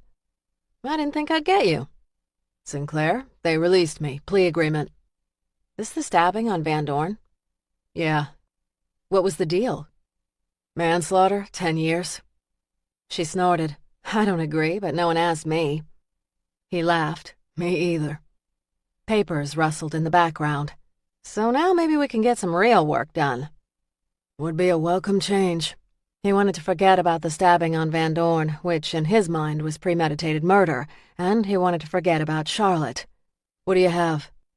I have a line on another one of Diane Young's more active clients. They'd spent the last week slowly going through the list. Diane Young had hundreds of clients, but most were out of state. They decided to narrow the field by interviewing anyone in a 50-mile radius. That had shrunk the list to 30, and so far, members of the homicide team had talked to 28 of those. The remaining 2 had taken more legwork to find.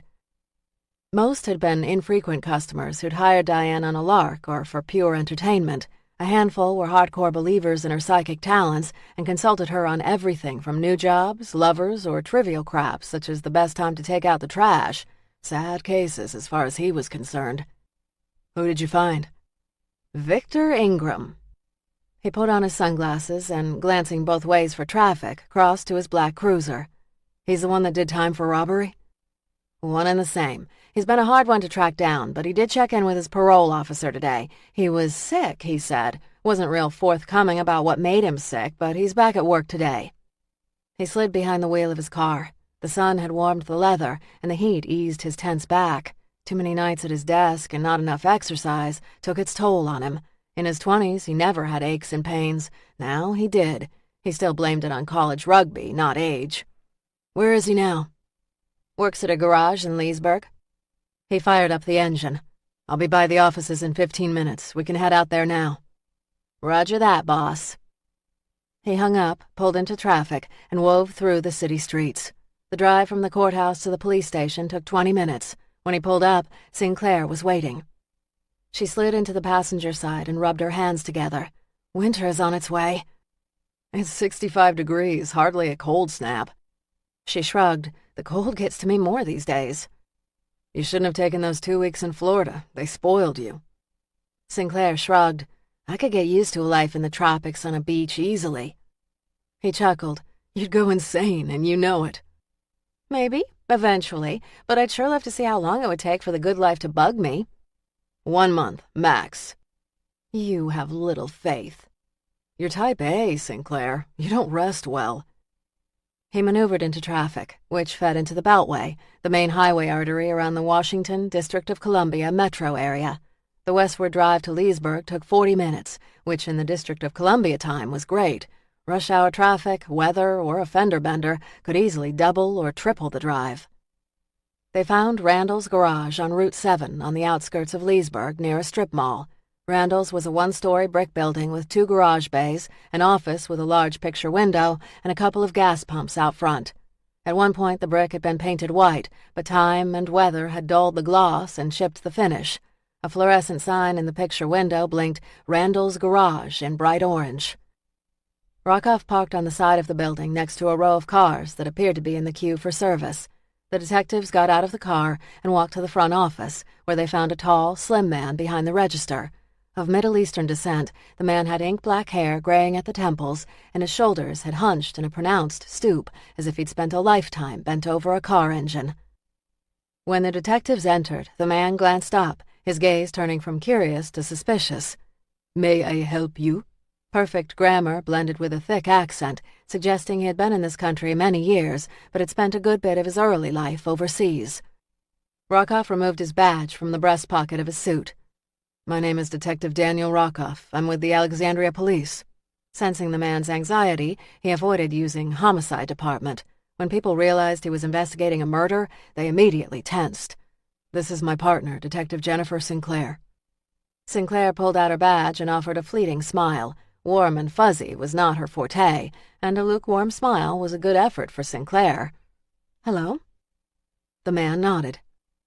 "And you are?" Rockoff tucked his badge back in his pocket. "I am Mr. Randall. This is my garage." Apprehension rippled through the man's body, but Rockoff didn't necessarily see that as a sign of guilt. This man was clearly from a country where a visit from the police could mean real trouble. How many times had his own grandmother hesitated around police? "We're here to speak to an employee of yours, a Mr. Victor Ingram." Mr. Randall expelled a small breath. "He is a mechanic. Is he in trouble?" "No, sir. We just want to ask him a few questions. Routine." Mr. Randall pulled a rag from his back pocket and absently wiped his hands. "He is in the 3rd bay working on a Ford truck. You can go through the side door in the office and you will see the truck." "Thank you," Rockoff said. Rockoff and Sinclair moved through the door that led into a 3-bay garage. On the first rack, 5 feet above the air, was a red Honda. The next bay was empty, and in the third, the white Ford truck that Mr. Randall mentioned. The heavy scent of oil and gas hung in the garage air, and the buzz-buzz of a pneumatic wrench blended with the rock music blaring from a radio. "You should have taken the time to change," Sinclair said. "That pretty suit of yours could get trashed in a place like this." "It won't. Want to bet?" Rockoff and Sinclair both reached to the straps on their gun holsters and unsnapped them. Neither were expecting trouble, but were ready for it. $10. "You're on." As they stepped around the red Honda, Rockoff spotted a mid-sized, lean man with a spotty beard. A mechanic's jumpsuit covered a white t-shirt and grazed the top of scuffed brown work boots. Thinning dark hair was slicked back. A spider tattoo clung to his neck. "Mr. Ingram," Rockoff said. The man looked up, and immediately gray eyes narrowed as he glanced from cop to cop.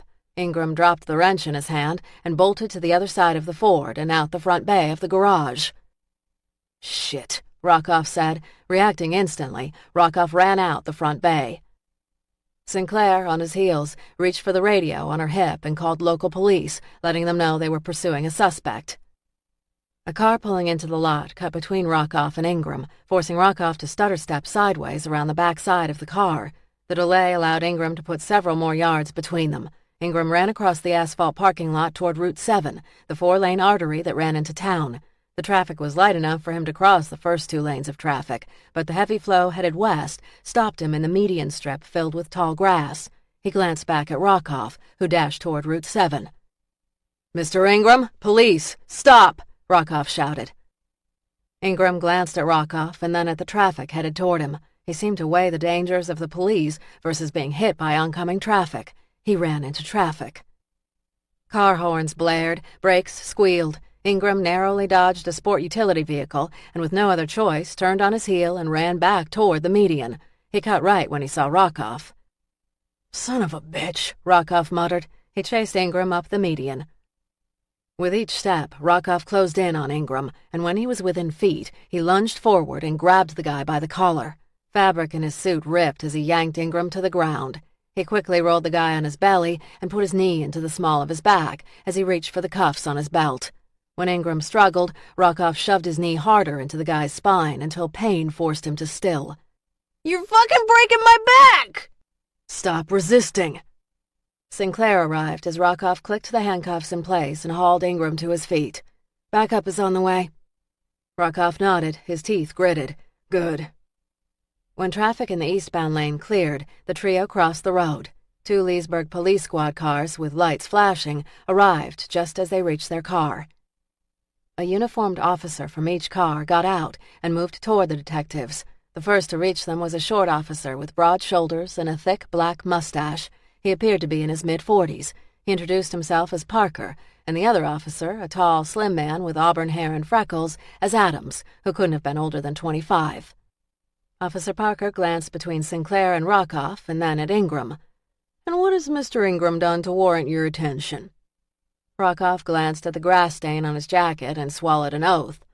"All we wanted to do was talk to him about a case we have in Alexandria. He wasn't in trouble until now." Ingram struggled with his cuffs.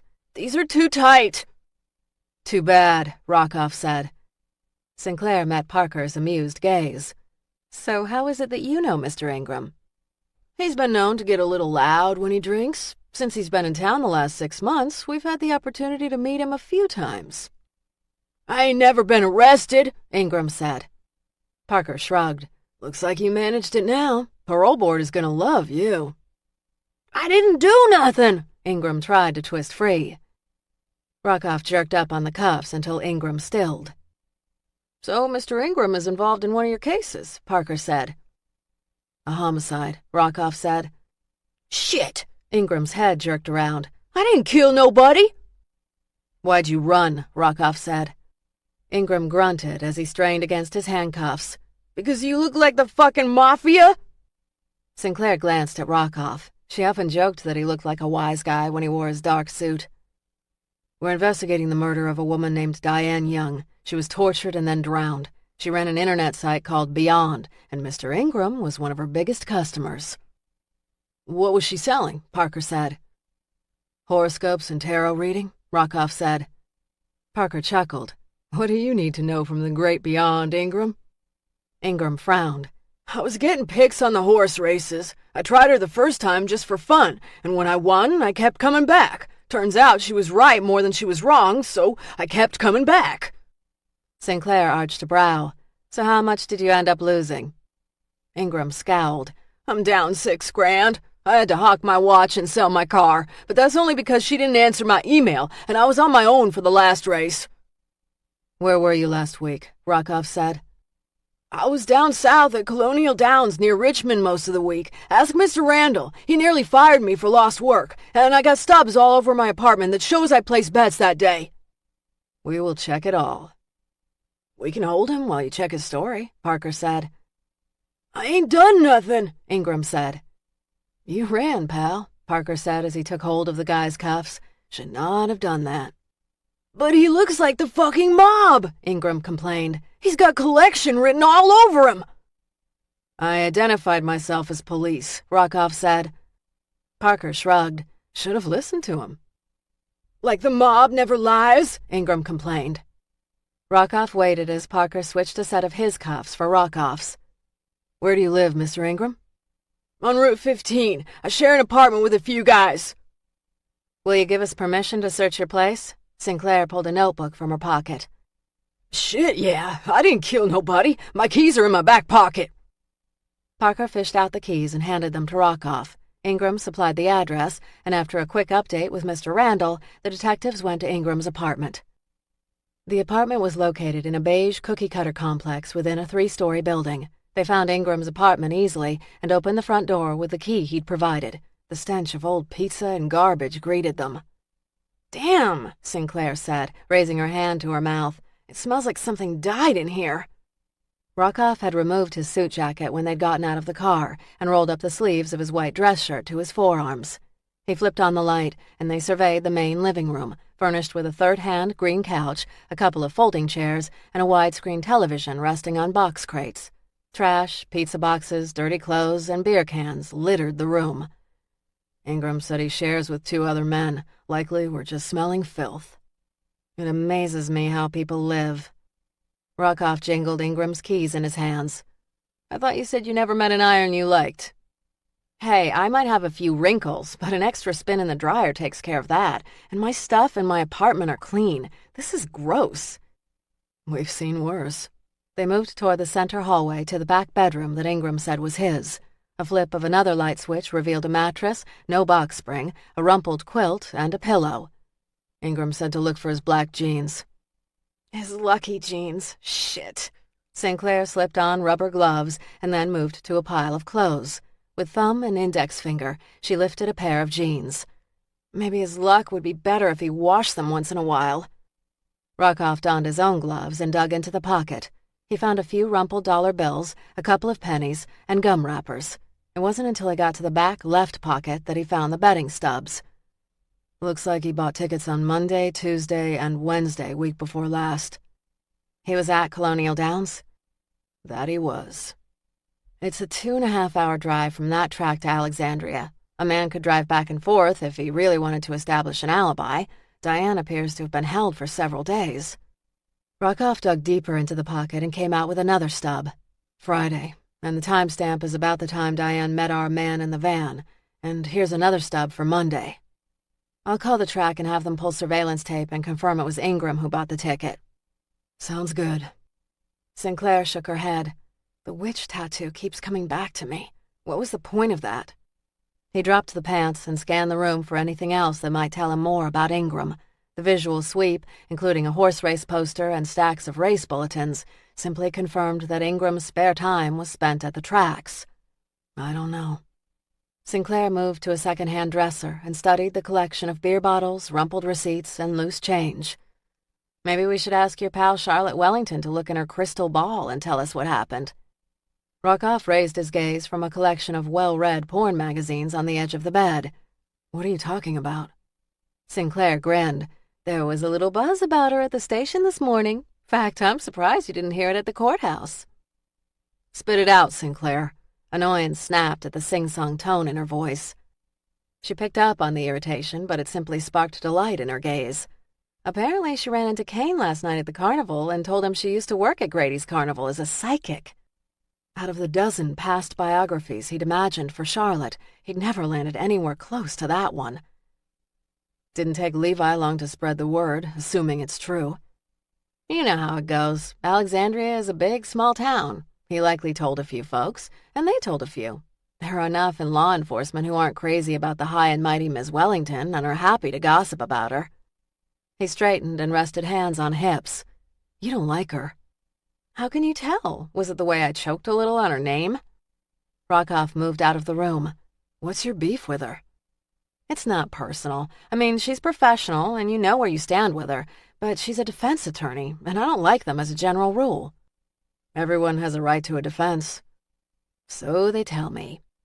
He shook his head. He understood her sentiment. It was hard to work months on a case, secure an arrest, and see a scumbag walk. We're done here. When the place was locked up and both were headed back east, Sinclair studied Rockoff. You really like her. He tightened his hands on the wheel, wondering when his partner was going to let this bone go. Who? She brushed imaginary lint from her pant leg. Please, Wellington, you like her. Why do you say that?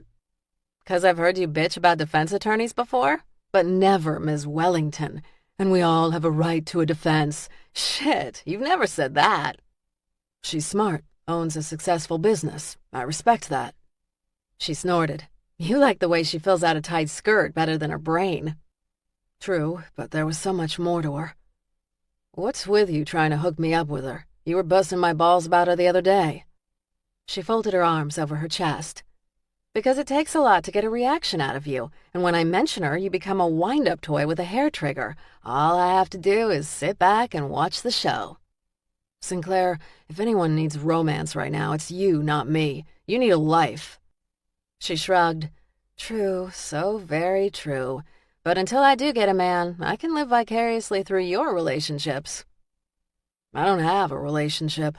Correct enough on so many levels that it wasn't far from a lie. Rockoff wondered what the cops would say if they knew of his connection to Charlotte. Shit, he knew. It would be open season. Positioning a body was akin to a holy ritual. Over the years, he'd grown quite rote in his approach. Eyes to the sky, arms outstretched, clothes neatly arranged, and, of course, the witch tattoo on the forehead of the slain. Today, however, he'd taken an extra moment to cover the windows. He'd had the growing sensation that someone was watching him. Grace, no doubt. So he'd taped garbage bags on the windows so that she could not see him and try to stop him. God is in the details, he whispered. He adjusted Maya's head so that it was a little straighter, and then he fanned out her hair around her face. Death had vanquished the evil from her body, and she looked so utterly peaceful. He leaned forward and kissed her lips. Go with God. He glanced around the abandoned office floor. A sliver of moonlight illuminated the building's third floor. Wires hung from a dropped ceiling. The industrial gray carpets were still indented with the impressions of long-gone cubicles, and watermarks stained the west wall. Outside the large window, stars winked behind wisps of clouds above the Alexandria skyline. By early morning, the place would be filled with workmen ready to demo the building. In the early days, he didn't take the time to position his prey. He simply dumped the bodies and ran. In those days, he did mark his victims, but only with crude lettering carved with a knife. Many times, the word was illegible and the warnings to the world unclear. That's the way it had been with his first. He'd been so scared in the hours and days after her kill. Each time the phone had rung or someone had knocked on his door, he was sure it was the police. But the days and weeks passed and no one came for him. Realizing he'd gotten away with murder, he'd been jazzed and had gone to a tattoo artist. He'd had the witch's name tattooed on his bicep as a reminder that real evil existed and that he must always be vigilant. He glanced at the faded tattoo. Grace. He told the artist she was his girlfriend, and he wanted her to be a part of him forever. The artist had suggested a heart wrapped in roses. He'd liked the idea, but told the man to add thorns as well. They both shared a big laugh over the perils of love. But he'd just come to realize he'd not killed Grace. She had sent a decoy to take her place. He pulled the stakes and mallet from his backpack. Carefully, he positioned the pointed edge of the stake on her open palm, and then hammered it through the cold flesh into the hard floor. He repeated the task on her next palm, and then her feet. Breathless, he backed away from the witch, taking one last moment to admire her. He pulled a bag of salt from the same bag and drew a clean, careful circle around her body. He etched a pentagram in the dirt just below her feet. Perhaps God had denied him grace so that he would learn to grow as a hunter. And now, with the carnival in town again, he had to admit that life had certain symmetry. God had not only revealed to him sooner the witch's spawn, but gifted him with grace. Chapter 16. Wednesday, October 27th, 6 a.m. Rockoff had gone home well after midnight and fallen into bed exhausted. For 8 days, they'd been chasing leads and talking to all of Young's clients. They'd walked the crime scene and the area around it until their feet ached. They'd revisited Diane's sister, spoken to neighbors, but there'd been no leads on their killer. Dr. Hansen had found skin scrapings under the victim's fingernails, but DNA results had yet to come back from the Commonwealth's lab. He wasn't holding his breath for a quick return. The backlog at the state lab was crushing, and even a high-priority case had weeks to wait. The call from uniformed patrol came just after 6 in the morning. His buzzing cell phone woke him up out of a sleep so sound it had been dreamless. Sitting up bolt straight, he checked his watch and snapped up his phone. Rockoff? It's dispatch. Uniforms found a body of a young woman. She was killed like your victim. His victim. He shoved out a breath and swung his legs over the side of his bed. Where? He scratched out the address on a pad always on his bedside table and told dispatch he'd be on the scene in a half hour. As he moved across the room, stiff muscles aired their grievances. The bed is too small, the mattress too soft. Flexing his shoulders up and down, he kept moving. As he reached the bathroom door, he heard his grandmother moving down the house's center hallway toward the kitchen. He could tell her to go back to bed, as he'd done so many times in the last couple of weeks, but she'd simply wave him away as she brewed him a strong cup of black tea and toasted a bagel for him. He ducked under a hot shower and let the water pulse over his face. He turned his back to the hot spray, wishing he could stand there for an hour and let the heat work the tension from the muscles in his shoulders, but there was no time for that. He quickly toweled off and dressed in khakis, a long-sleeved shirt, and brown-laced shoes. He slid a leather belt through the pant loops and attached his gun holster, cell, and cuffs. When he entered the kitchen, his grandmother had set the bagel and black tea on her small kitchen table. How many times had he sat at this table as a kid, as she'd made him a snack after school? He kissed her on the cheek. You did not have to get up. As expected, she waved him away. Of course I did. You must eat. I can always grab something on the road. He bit into a bagel purchased at the Russian deli. Bagels from the chain stores were never as good as these. I saw your suit. Yeah, I'll get it to Dad. I've already taken it. He says to not dress up when you chase bad guys. I try, but sometimes the bad guys don't give me time to change. He sipped the black tea. She dropped a sugar cube into it to ease the bitterness. It will be ready by Friday. Dad doesn't have to rush. He does not mind. She moved to an avocado green refrigerator that dated back to the 1970s and pulled out a bottle of orange juice. I mind. He's busy enough. He is your father. He loves you. Let him do this for you. She filled a glass with juice and sat across from him. She sipped as he ate his bagel. Daniel, it is time you move back to your apartment. He glanced up at her. Alexa will be back in a couple of days, and then I will. I am glad you two stayed with me while I was sick, but I am better now. Now you and your sister must leave my house. I like it here. She arched a brow, sensing a lie behind the words. I've said it before. A young man needs his own life. A young woman needs her own life. She raised her chin. I changed the locks in 2 weeks. He laughed. You're kicking us out? Yes. I have spoken to your father and mother, and they agree that you and Alexa must live your own lives. Do they agree you should live alone? She was old, but no less cagey than a seasoned thief in a police interview room. That is my concern, not yours or theirs." He wasn't sure what was driving this or why she chose to tell him now. "I don't have time to talk about this now." "There is nothing to talk about. You have 2 weeks." She hesitated. "I need my space." "Space? That is the right word, no? It's the right word. Okay, you need space. I'll talk to Dad." "Talk all you want, but the locks will change." "I'm in the middle of a murder investigation." She shrugged. "Then after you catch your bad guy, I will change the locks." He rose, kissed her on the forehead, and grabbed his thermos. "Aren't you worried Alexa and I will starve if we leave?" She shook her head. "You both can cook. You just choose not to." "We've got you." "Which is the problem. You need a woman. She needs a man. Neither of you needs a doting grandmother. Now go and find your bad man." It was an order, not a request, and he had no doubt that if he didn't move his things back to his apartment, she'd put them on the curb. She loved him, wanted the best, and she'd kick him and his sister to the curb to see that they got it. Rockoff left his grandmother sipping orange juice at the kitchen table. All thoughts of his grandmother's edict had left Rockoff's mind by the time he pulled up in front of the crime scene, an abandoned office building on Van Dorn. The parking lot was filled with 7 police cruisers with lights flashing. The parking lot had been roped off with yellow crime scene tape, and news crews had gathered across the street. He rubbed the back of his neck and got out of his car. Sinclair was on the scene, as were Detectives Deacon Garrison and Malcolm Keir. The 3 stood together, watching as a trio of forensics technicians moved into the old modular office building, likely built in the 50s. No doubt in its day it had been cutting-edge design. Now it looked dated and old. The grass in the parking lot islands was tall and unkempt, and the asphalt pitted and cracked.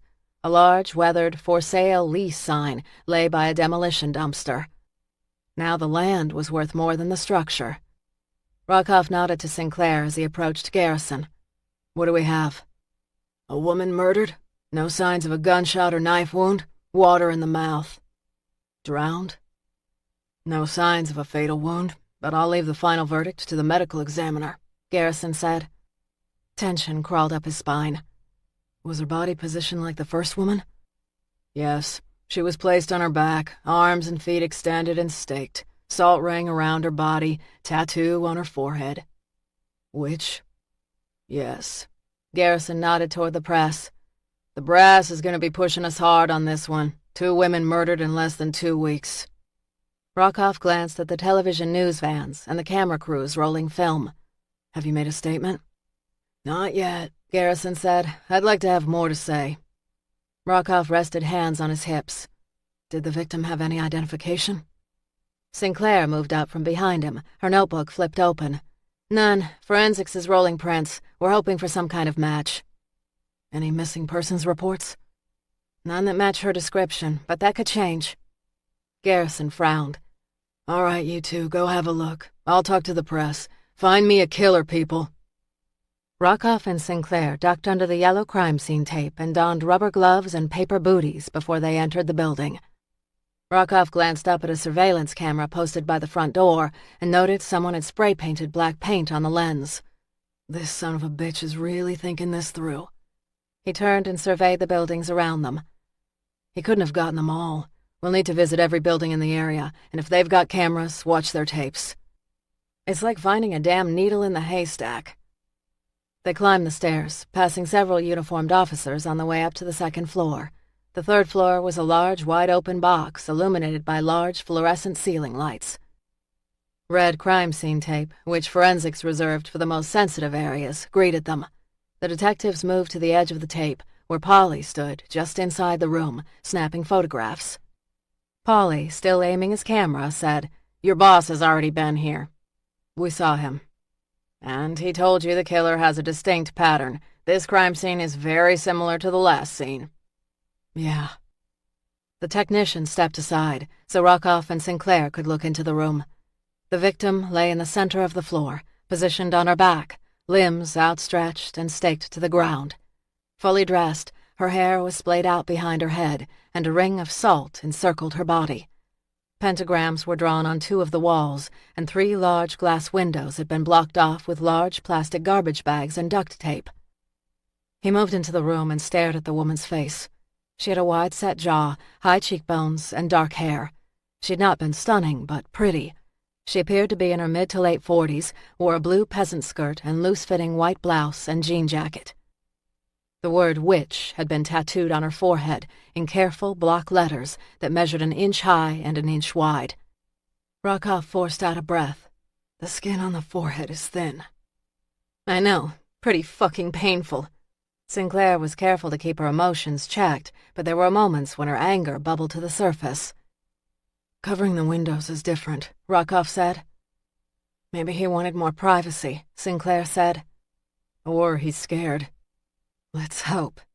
The circle is as defined as the last. He likes to take his time. He likes precision. He picks places where no one goes, Sinclair added. Abandoned places. He's got a system. He's obsessive-compulsive about getting the details right.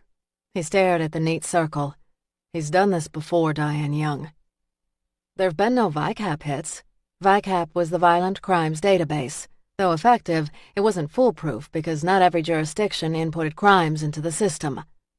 Maybe this is the first time he decided to show off his work to the world. Maybe whatever he did before, he hid because he didn't want to be discovered. So why go for an audience now? Ego? Maybe he's tired of working in obscurity. He wants the world to know what he's doing. A master needs his work recognized. Bitterness dripped from the words. Rockoff studied the salt circle and tried to imagine the killer painstakingly dribbling it out.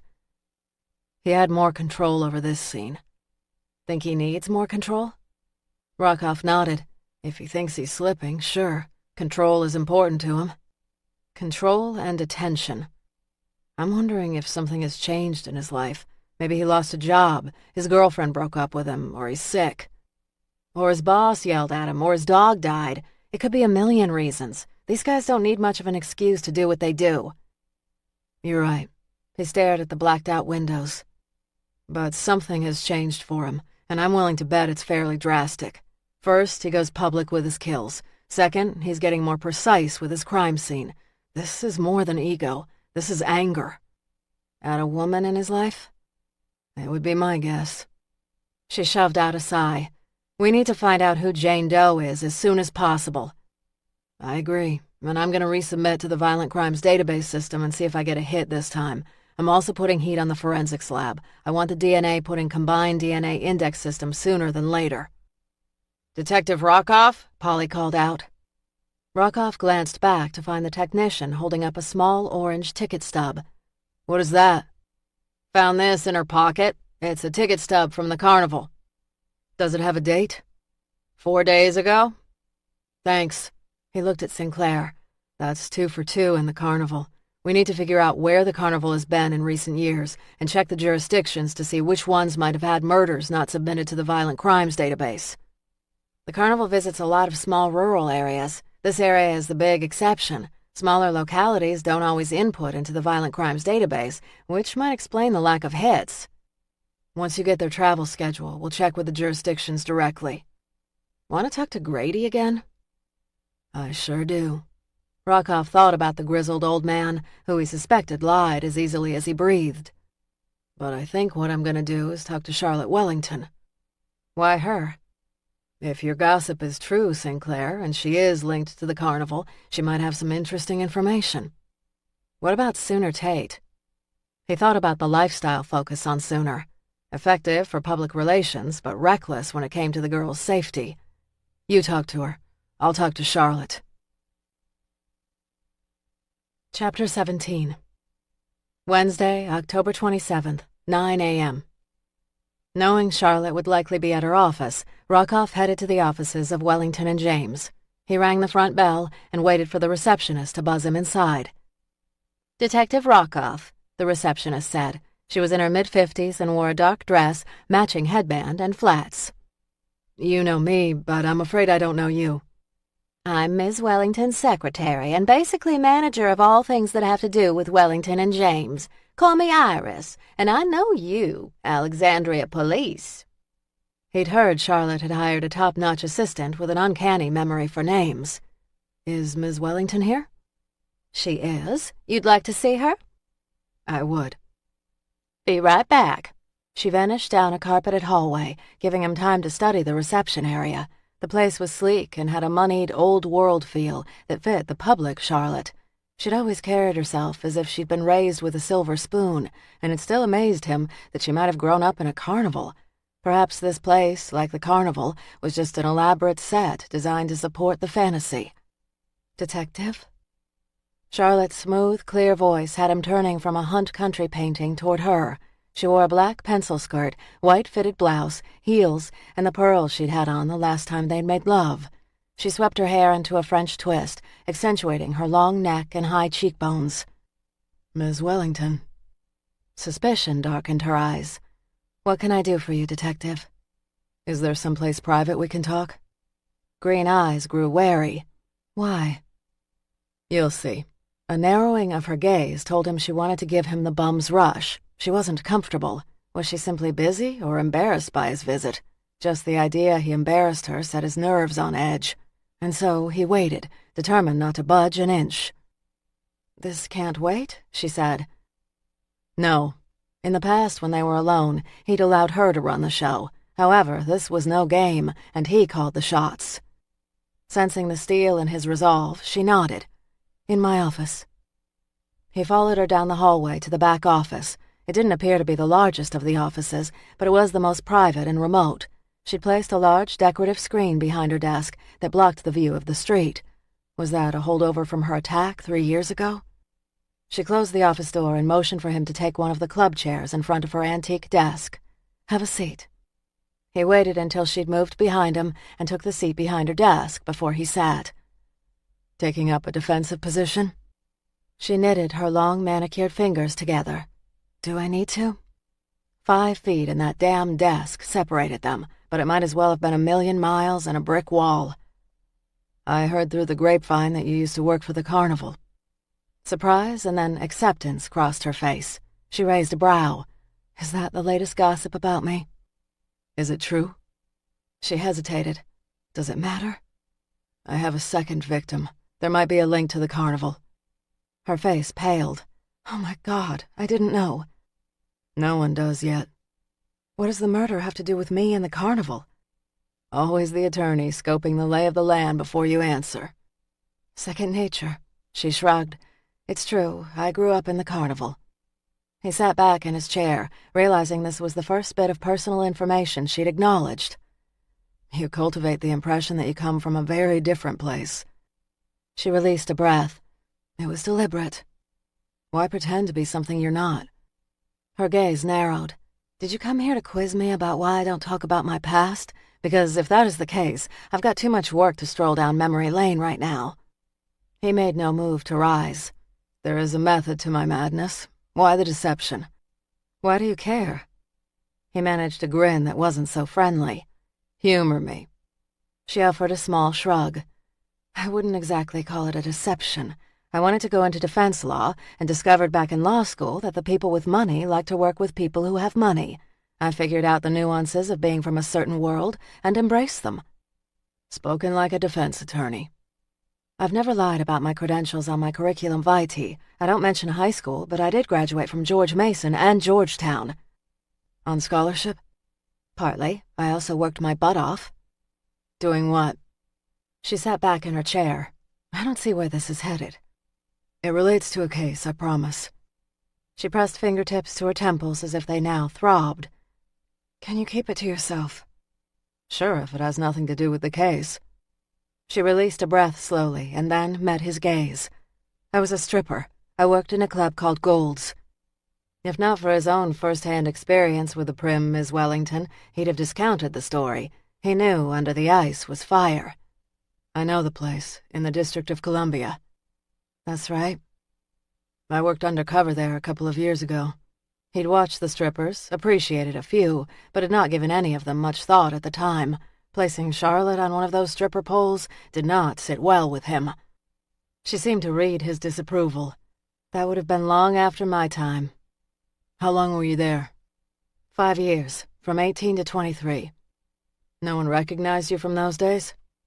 I wore a wig and a half mask. It was part of my mystique, a trick I learned at the carnival.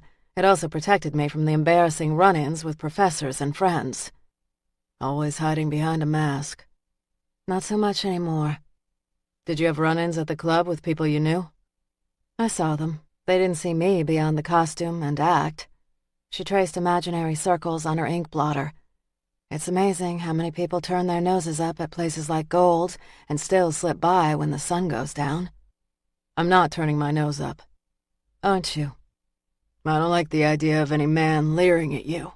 His tone had lowered to a growl, but I'm not judging. She didn't answer. He now knew when she was silent, it didn't mean she was cold or unfeeling, but worried or stressed. Did you turn tricks? No. The word was clear, crisp, and without hesitation. What if I'd said yes? I'd have to find my way around it. Better to know the truth than nothing at all. Again, she was silent. When did you leave the carnival? When I was 16. Why'd you leave? She shook her head.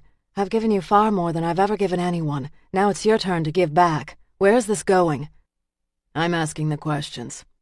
Not until you tell me why. What does my past have to do with your murder investigation? I could arrest you and we can talk at my office. She laughed. Don't pull that cop line on me, detective. Don't. You would not arrest me. I would, in a heartbeat. And I will drag out the question and answer session until we all go insane. Tell me why, and I will help you. He could force this, and no matter how long she dragged out a question and answer, he'd win in the end. But he wanted them on the same team. What I'm sharing with you now isn't public knowledge. I don't want the details getting out to the media. Seems to be the day for secrets. They always crawl into the light eventually. So it seems.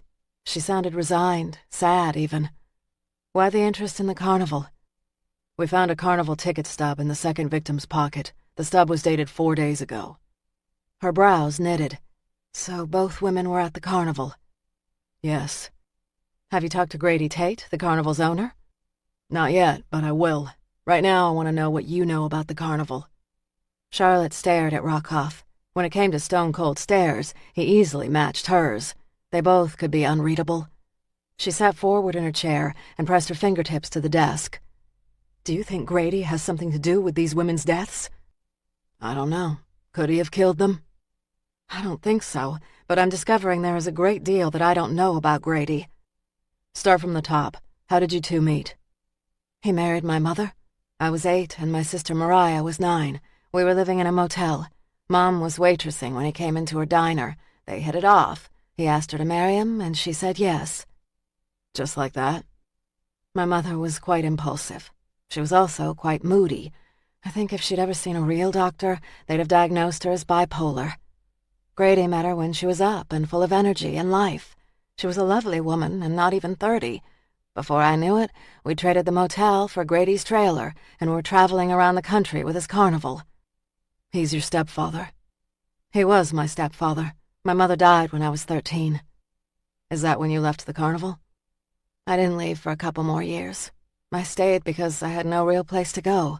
I knew my mother had an older sister, but I didn't know how to find her, so I stayed.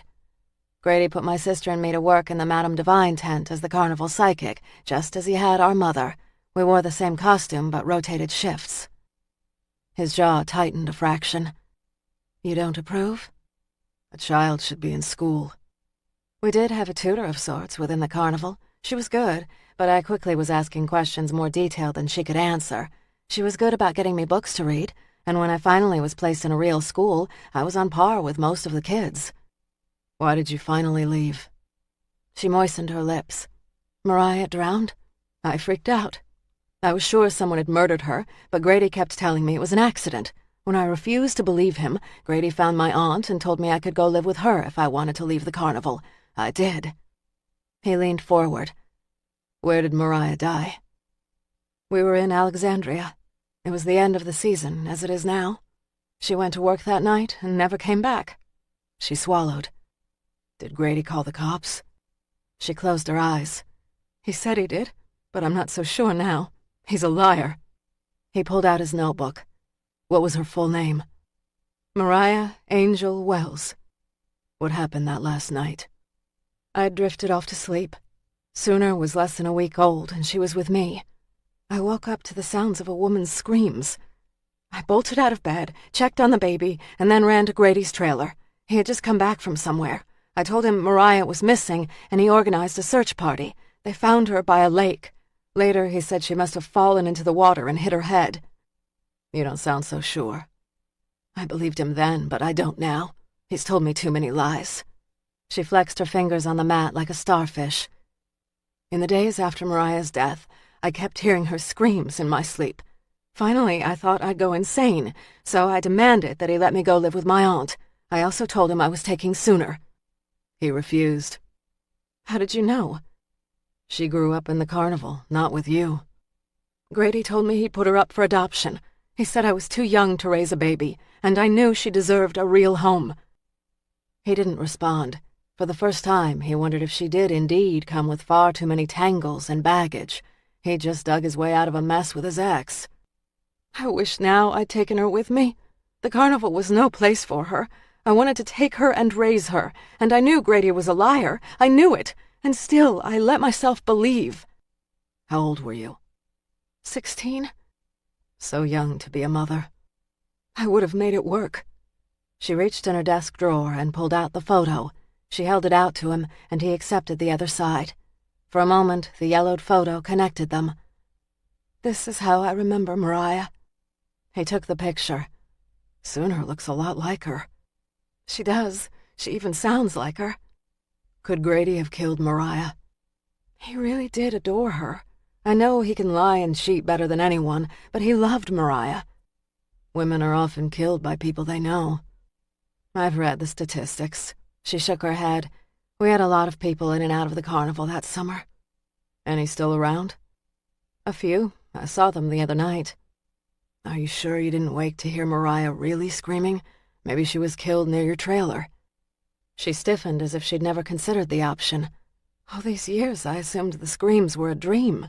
She shook her head. I wasn't awake. I know that. How do you know that? She closed her eyes, not wanting to see his reaction.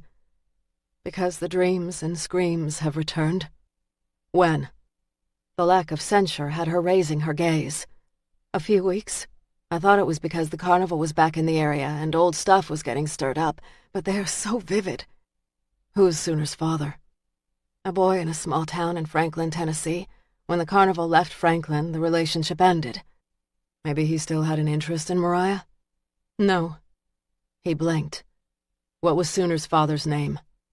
He gave the name of Matt Davis, but that proved to be a lie when Grady tried to find him.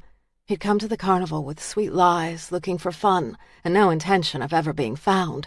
And in retrospect, he was smart. Grady wanted to kill him. His jaw tensed. I can only imagine what you're thinking. Not as dire as you might think. She nodded. You're gonna ask around about Mariah? I am. Do you think her disappearance is related? Maybe. Why? This killer has a thing for witches. He's drowned one and likely the second and marked both with tattoos. Both had connections to the carnival, and at least one had a fortune-teller thing going on. So, yeah, I think Mariah fits the profile. Honestly, you could be talking about me as well. I know, which is why I want you to be very careful. She offered a smile she was not feeling. I am careful. We all think we are careful until we're faced with a nut who is determined to kill and has nothing to lose. She offered him a wan smile. I've been faced with a nut and survived. You were lucky. I'll be careful, I promise. He rose, and so did she. However, he moved around the desk and closed the gap between them. So is the past the reason you wanted to keep things cool between us? Color rose in her face. It's not wise to mix business with pleasure. He stood at least 6 inches taller than her. I'm not asking you what's wise or not. I'm asking if your past has built that wall of ice around you. I don't know. She shook her head. I know. The answer is yes. I saw my mother win and lose more men than I can count, and I witnessed enough girls at the club fall for a guy, reveal all, and then lose all. So let's just say I've not seen many successful relationships, so I keep mine light. I've been thinking about the ground rules you set up. Nothing has changed.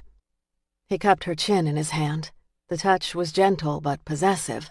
He kissed her softly on the lips. Time to renegotiate the rules, counselor. For an instant, she stood stunned, the soft pressure of his lips lingering on her own. I don't renegotiate. I do. Grady stood in the growing shadows, staring at the little curio shop located on Washington Street. Ageless had closed 20 minutes ago, and the entire brick building was dark except for the light in the room facing the side street. Sooner was in that room, moving, carrying, and unpacking boxes. Tonight, Sooner had told him she was leaving the carnival when it closed next week. He thought she was kidding at first, and had laughed. She'd gotten pissed and stalked out of his trailer. He'd decided to give her time to cool off and realized she had nowhere to go. He was her life. Tonight was her scheduled night off, and in years past, she always spent her night off alone in her trailer reading. When he'd knocked on her door ready to make peace, he'd realized she wasn't there. He'd scrambled around the fairgrounds looking for her until Obie had told him she'd driven into Old Town. 2 years ago, he'd put a tracker on her car, and so he'd activated it. He'd found her easily. Now, as the evening cold seeped into his bones, he was torn between dragging her home and letting her learn firsthand some of life's nasty lessons. He'd taken care of everything since she was a baby. She'd wanted for nothing, and now she was leaving him. She passed in front of the window again and stared out, almost as if she knew he was out there. He sank deeper into the shadows. God, but she looked so much like Mariah. It was easy to watch and listen to her and be transported back to the time when Mariah had been alive and so full of life. He closed his eyes and tried to imagine Mariah's laugh and the way her eyes lit up when he gave her a new, shiny piece of jewelry. Just having her close had breathed life into him and made him excited about getting up each morning. And then, just as quickly, she was gone. He glanced at his hands, remembering how cold her body had felt the last time he'd touched her. He fisted his fingers. He'd have given his own life in that moment if he could have taken back the events of that day. As he'd raised his poor dead Mariah in his arms, he'd held her close to his chest, whispering in her ear that he forgave her and would take care of her. She didn't need to worry anymore. No one, not even he, could ever hurt her again. On that long-ago night, he'd glanced around the isolated stretch of woods and knew he couldn't leave her out in the woods for the animals to find. So he'd carried her body to the lake and laid her down, knowing she'd soon be found. He'd returned to camp and found Grace banging on his trailer door, demanding to see Mariah. Grace was more like her mother than she'd ever dare admit. She had the sight, though she'd done her best to deny it all her life. He'd organized a search party and soon led the group to Mariah. And now, as he stared up at Sooner's window and watched her pass, he had to wonder what she was doing with this new shop of hers. Did she really think she could make a new life? A car pulled up in front of the shop and parked. He recognized the BMW and wondered how Charlotte knew about Sooner's secret place. Figures you'd be mixed up in this, Grace. You always were the one that stirred up trouble. He watched as Charlotte made a call on her cell phone. Upstairs, Sooner answered hers, and seconds later was downstairs to greet Charlotte. The two vanished back inside the building. Grace had put stupid, terrible thoughts into Mariah's head back in the day. Education, independence, life doesn't have to be this way. She'd done her best to shit all over the world he had built. And now she was trying to do the same thing again. He'd brought Sooner back to her for a specific reason that had nothing to do with Grace. If not for Sooner's arrest and likely incarceration, he doubted they'd ever have stood face to face. But the kid had gotten into trouble, and his back was to the wall, so he'd been forced to call Grace.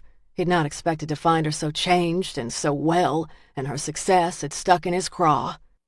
He'd given in to pride and rubbed salt into her old wounds, and he'd taken pleasure in her pain. But once he'd had his fun, he'd expected that to be that. He would keep what was his, and she would be left alone. But as always, Grace had her own plans. Well, you ain't winning this tug-of-war, bitch. He'd have dealt with her right here and now, but he had a more pressing matter, another person to hunt down.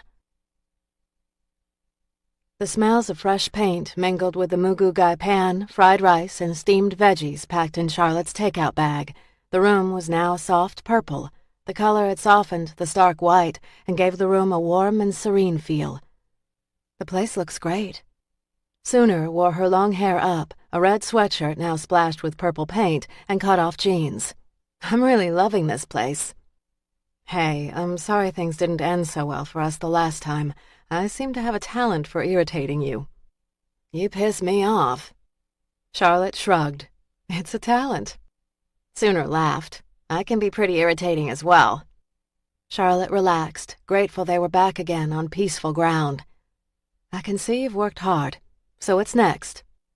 I found the coolest bureau at a yard sale. The owner is a sweetie, and he's promised to deliver it to me tomorrow. Also, I bought a mirror from him and a couple of chairs. The space will be sparse at first, but it will fill in with time. The girl's excitement had stripped away the cool, sophisticated air, and she looked just like an 18-year-old kid. You're making real headway. I can't wait until it's all done. Don't suppose you're hungry? I'm starving. Good. Sooner pulled up 2 folding chairs and placed them by a large box. It's not a fancy table, but it will do. I don't mind if you don't. They each took a seat, and Charlotte handed out napkins, forks, and a couple of sodas. So what's in this box? Fabrics. A store was just going to throw them out. I took them, knowing there will be something I can make. She handed Sooner a bento box. Dig in. This is great. You didn't have to do it, especially considering I was a bitch to you the last time I saw you. I was worried about you. She stabbed a piece of broccoli with her fork. You tell Grady you were leaving? Yeah. Charlotte stared at her food. How did it go? I don't think he believed me. He laughed. He said I didn't have anywhere to go, and I had to stay with him. I told him to piss off and stormed out. He didn't follow? No, he understands it's final with me. Charlotte shook her head. Grady doesn't let go very easily, Sooner. He's not going to just watch you walk away from his carnival. There's always a price to pay. You walked away. She set her fork down. I was more trouble than I was worth. Sooner's eyes twinkled.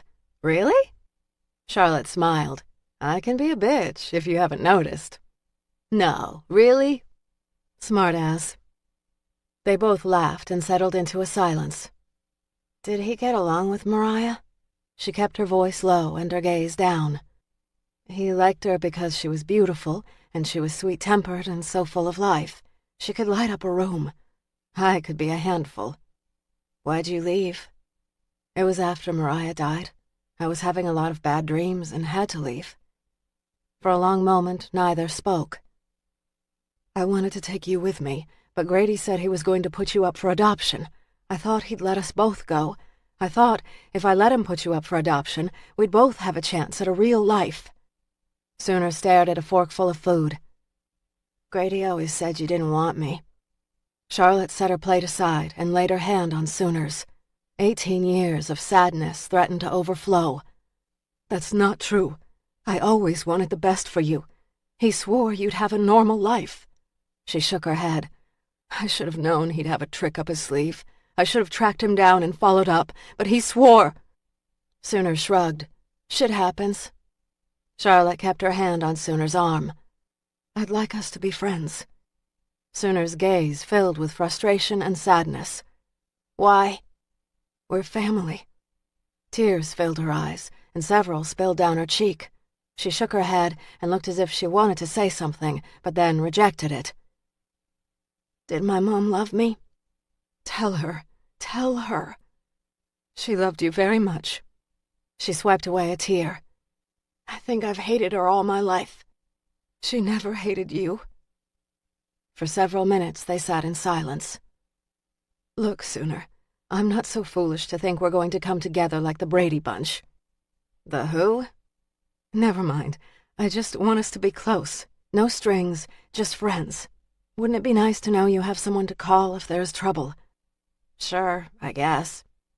I'm here if you need me. She reached in her coat pocket. I want to give you some cash. Think of it as a housewarming gift. Thanks, but no money. She dug deeper in her purse for her wallet. Why not? You can use it to furnish the place. No charity. I work for my money, period. She'd not expected that. Please take the money. No. She shoved out a breath, realizing her respect for the girl had risen sharply. I'm throwing a charitable fundraiser. It's kind of a Halloween theme. Actually, my partner is doing all the work. Proceeds go to cancer research. It's this Saturday. Good. We could use a card reader, someone to liven up the party. I mean, Angie's got a band and food and jugglers, but no card readers. It's honest work, and it pays well. She stared at Charlotte for a long moment. It's for charity. Yeah. Sure, I'll do it, but I'll donate my services. I want to pay you. No, I can give just like everyone else. I want to pay you. If it will make you feel better, I'll bring my shiny new business cards and pass them out. I'll consider it a marketing event. Charlotte shook her head. Why won't you let me help you? No one helped you. No, and I took some shortcuts that I regret. It would be nice if you could avoid mistakes like that. I won't make those mistakes. Charlotte arched a brow. Sooner. You'll keep me on the right path, I've no doubt. She smiled. I'm going to do my best. The two ate in silence for several minutes before Charlotte said, I want you to be very careful. There's a nutcase out there killing women. I read about that woman in the paper. You'll be reading about another one in the morning paper. She was killed the same way. That doesn't mean I'm in danger. This guy seems to have a thing for strong women and the carnival. Grady's carnival. I think you could be his perfect victim. He dug the knife blade into the end of the wooden shaft and pushed hard until the wood splintered and slid free. Without much thought, he repeated the process over and over until the tip of the wood reached razor sharpness. Setting the knife down, he pressed his thumb to the tip, watching in fascination as his skin tore and bled. Smiling, he laid the stake down next to the 7 others he'd fashioned. 4 were reserved for Sooner and 4 for Grace.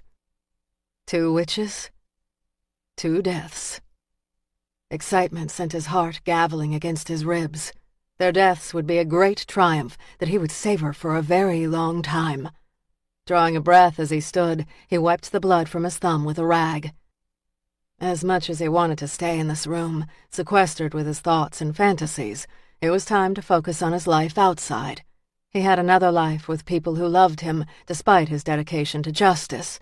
Tonight, he'd promised his love a real date. It would be time for just the 2 of them. He would find the right words to say, listen as a lover should, and win back her love. Even a warrior needed a life outside of battle. He carefully rolled down the sleeves of his shirt, fastened his cuffs, and then tugged them down over his wrists. The cuts in his arms were bandaged, but he still had to be careful. It wouldn't do to start bleeding again. As he slid on his jacket, he glanced at the wall where he displayed his photos. They were the faces of evil, the witches he had slain. Maya had brought the number of images to 18. Gently, he traced the photo image of her terrified face. Satisfaction collided with anticipation. By Saturday night, the number of photos on his wall would be 20. Chapter 18. Thursday, October 28th, 11 a.m. Rockoff had expected a needle in the haystack when he'd started searching for Mariah Wells. Armed with her name, a picture, and the date she died, he didn't hold out much hope that he'd find anything. He contacted the surrounding jurisdictions, gave them her vital statistics, and asked them to check morgue files. He also called Dr. Henson and asked her to review old autopsy files. It was just after 11 when Sinclair appeared in his doorway, file in hand. I've got all the missing persons reports on women who match our second victim. He took the files from her. Great. Word is you're asking about another missing persons case. What gives? How do you know everything? It's a gift, and I've also got a file from Fairfax. An officer just dropped it off. It's the file you requested. Mariah Wells. Jane Doe as far as he's concerned. She glanced at the folder tab. Murdered 18 years ago. Rockoff sat back in his chair and dragged his hands over his short hair. He opened the file and examined the autopsy picture. She'd been dead at least a day. Her lips had turned black and her skin a sallow gray. But this was Mariah. Who is she? She was Charlotte Wells's sister. Mariah Wells. Charlotte doesn't know her sister is dead? She knows. She believes she drowned in an accident. That chick did not die accidentally. You looked at the file already? Sure. It isn't often you call in favors. That's not your style. I had to see what all the fuss was about.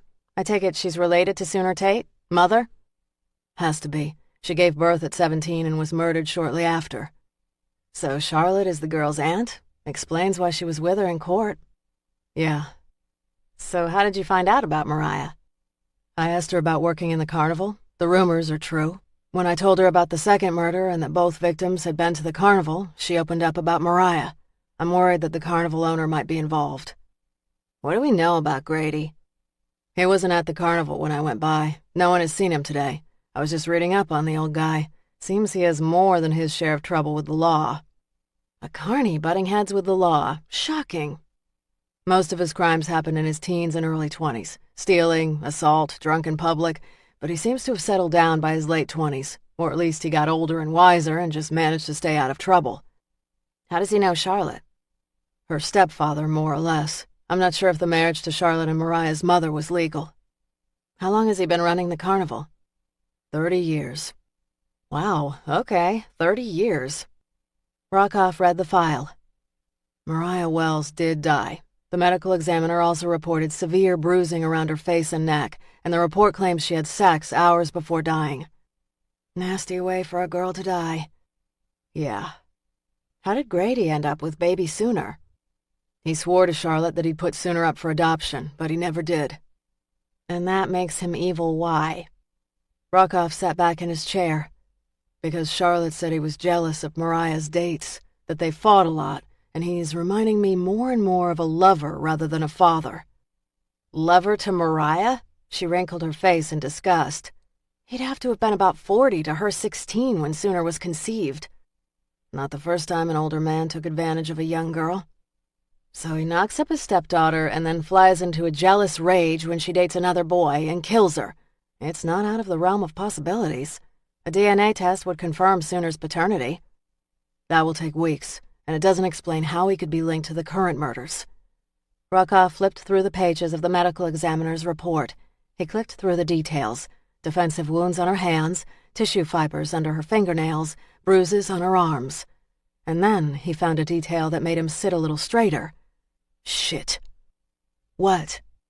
The killer wrote on her body with a pen. What did he write? Witch. Shit.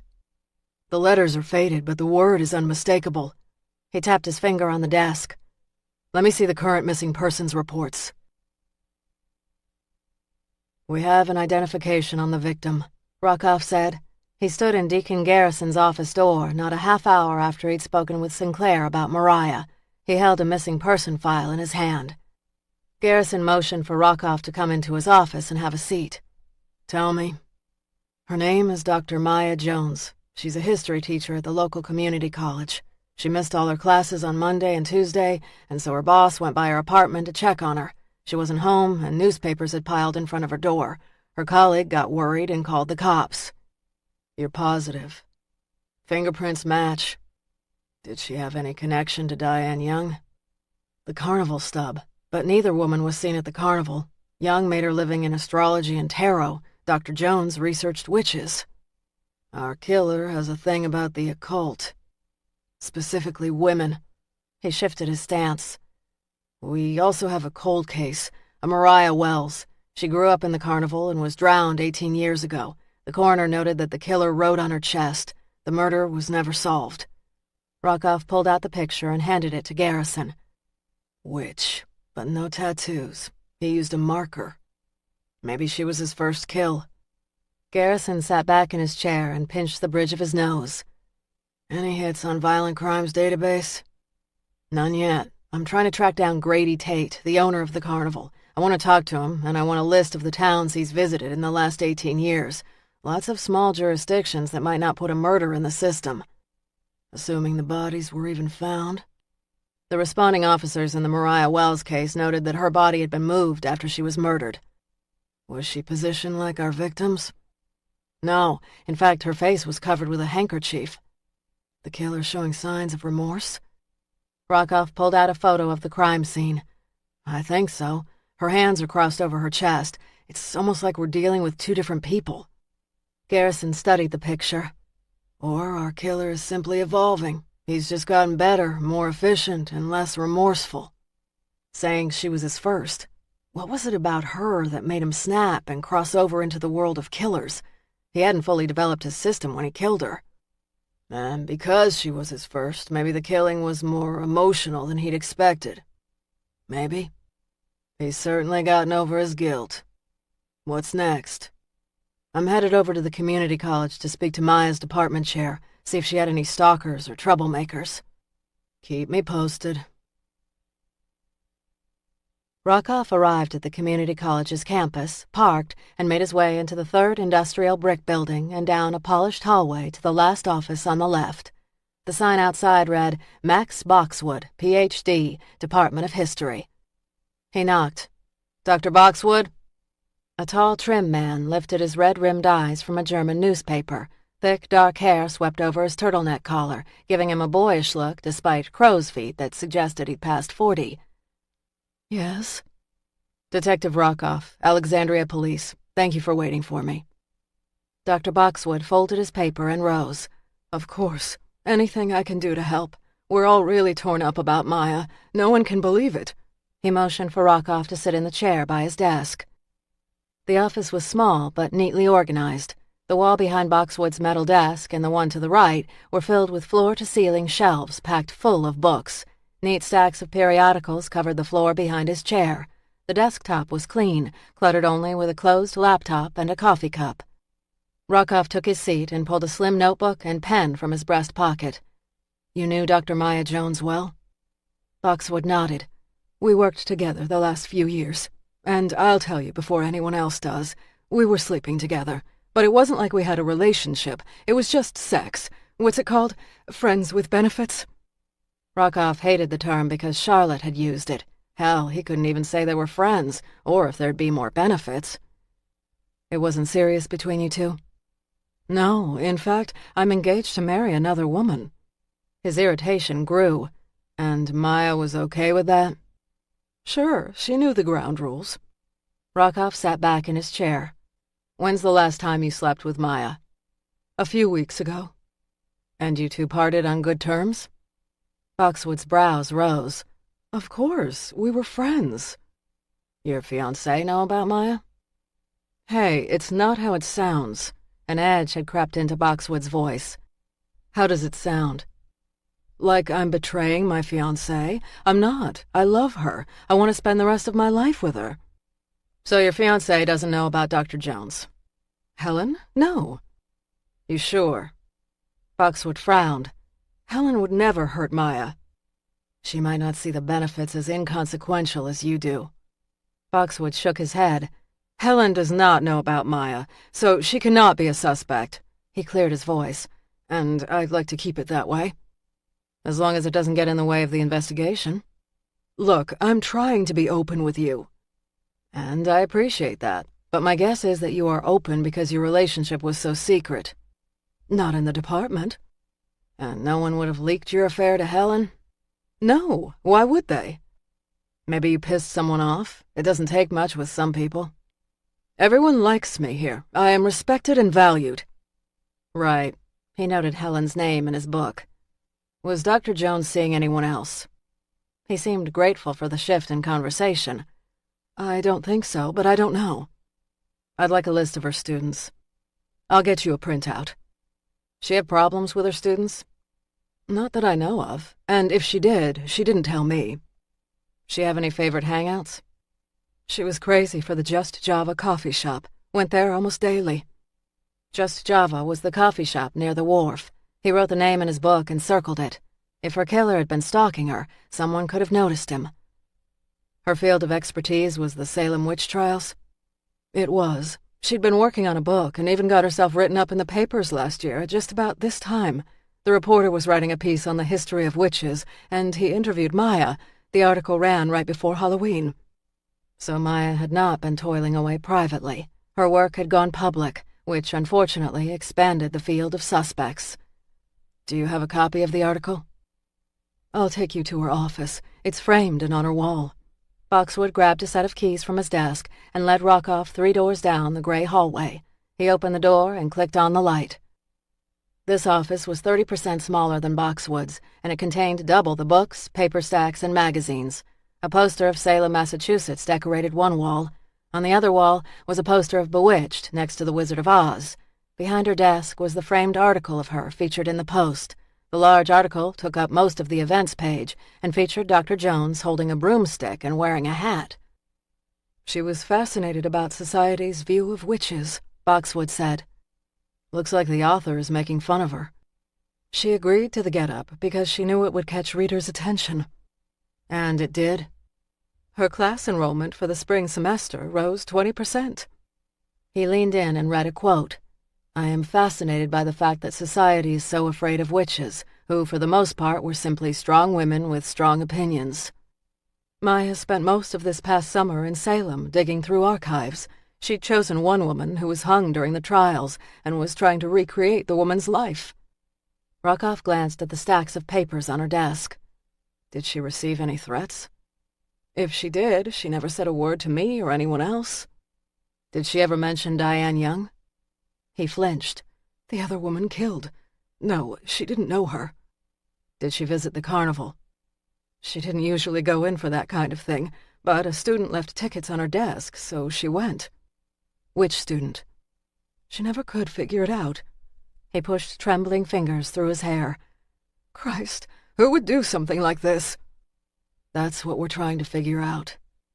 Tears welled in Boxwood's eyes, and his voice cracked when he spoke. She didn't deserve this. No one does. Rockoff and Sinclair arrived at Just Java a little after 4:30. Most of the round tables were full with patrons holding coffee cups, and the place buzzed with conversations punctuated by the hiss of cappuccino machines. As it had before, it smelled of cinnamon and coffee. The detectives moved to the front cash register and showed the young cashier their badges. The kid doled out change to a customer and wiped his hands on his green apron. You guys back again? Afraid so. Rockoff pulled out the Department of Motor Vehicles photo of Maya Jones. Has she been in the shop lately? The kid shrugged. That's Dr. Jones. Haven't seen her in a few days. She's a regular. She in trouble or something? No, Rockoff said. She wasn't the woman killed at the wharf. No. Did you serve her? I did. She always gets the skinny latte with extra foam and a cookie on Fridays. Nice lady. Did she meet anyone here? Sinclair said. Honestly, I couldn't tell you, but ask Katrina. She's our waitress, and she gets around the room. I'm stuck behind the metal dragon. He patted the cash register and smiled. Is she here? Rockoff said. Yeah, on the floor. He pointed to a tall, slim woman with long, dark hair. Thanks. Sure. The detectives cut through the crowd and approached the waitress. She balanced a tray full of dirty dishes as she approached. Katrina. Rockoff pulled out his badge. That's right. She blew long, dark bangs out of her eyes. What do you need? We're looking for this woman.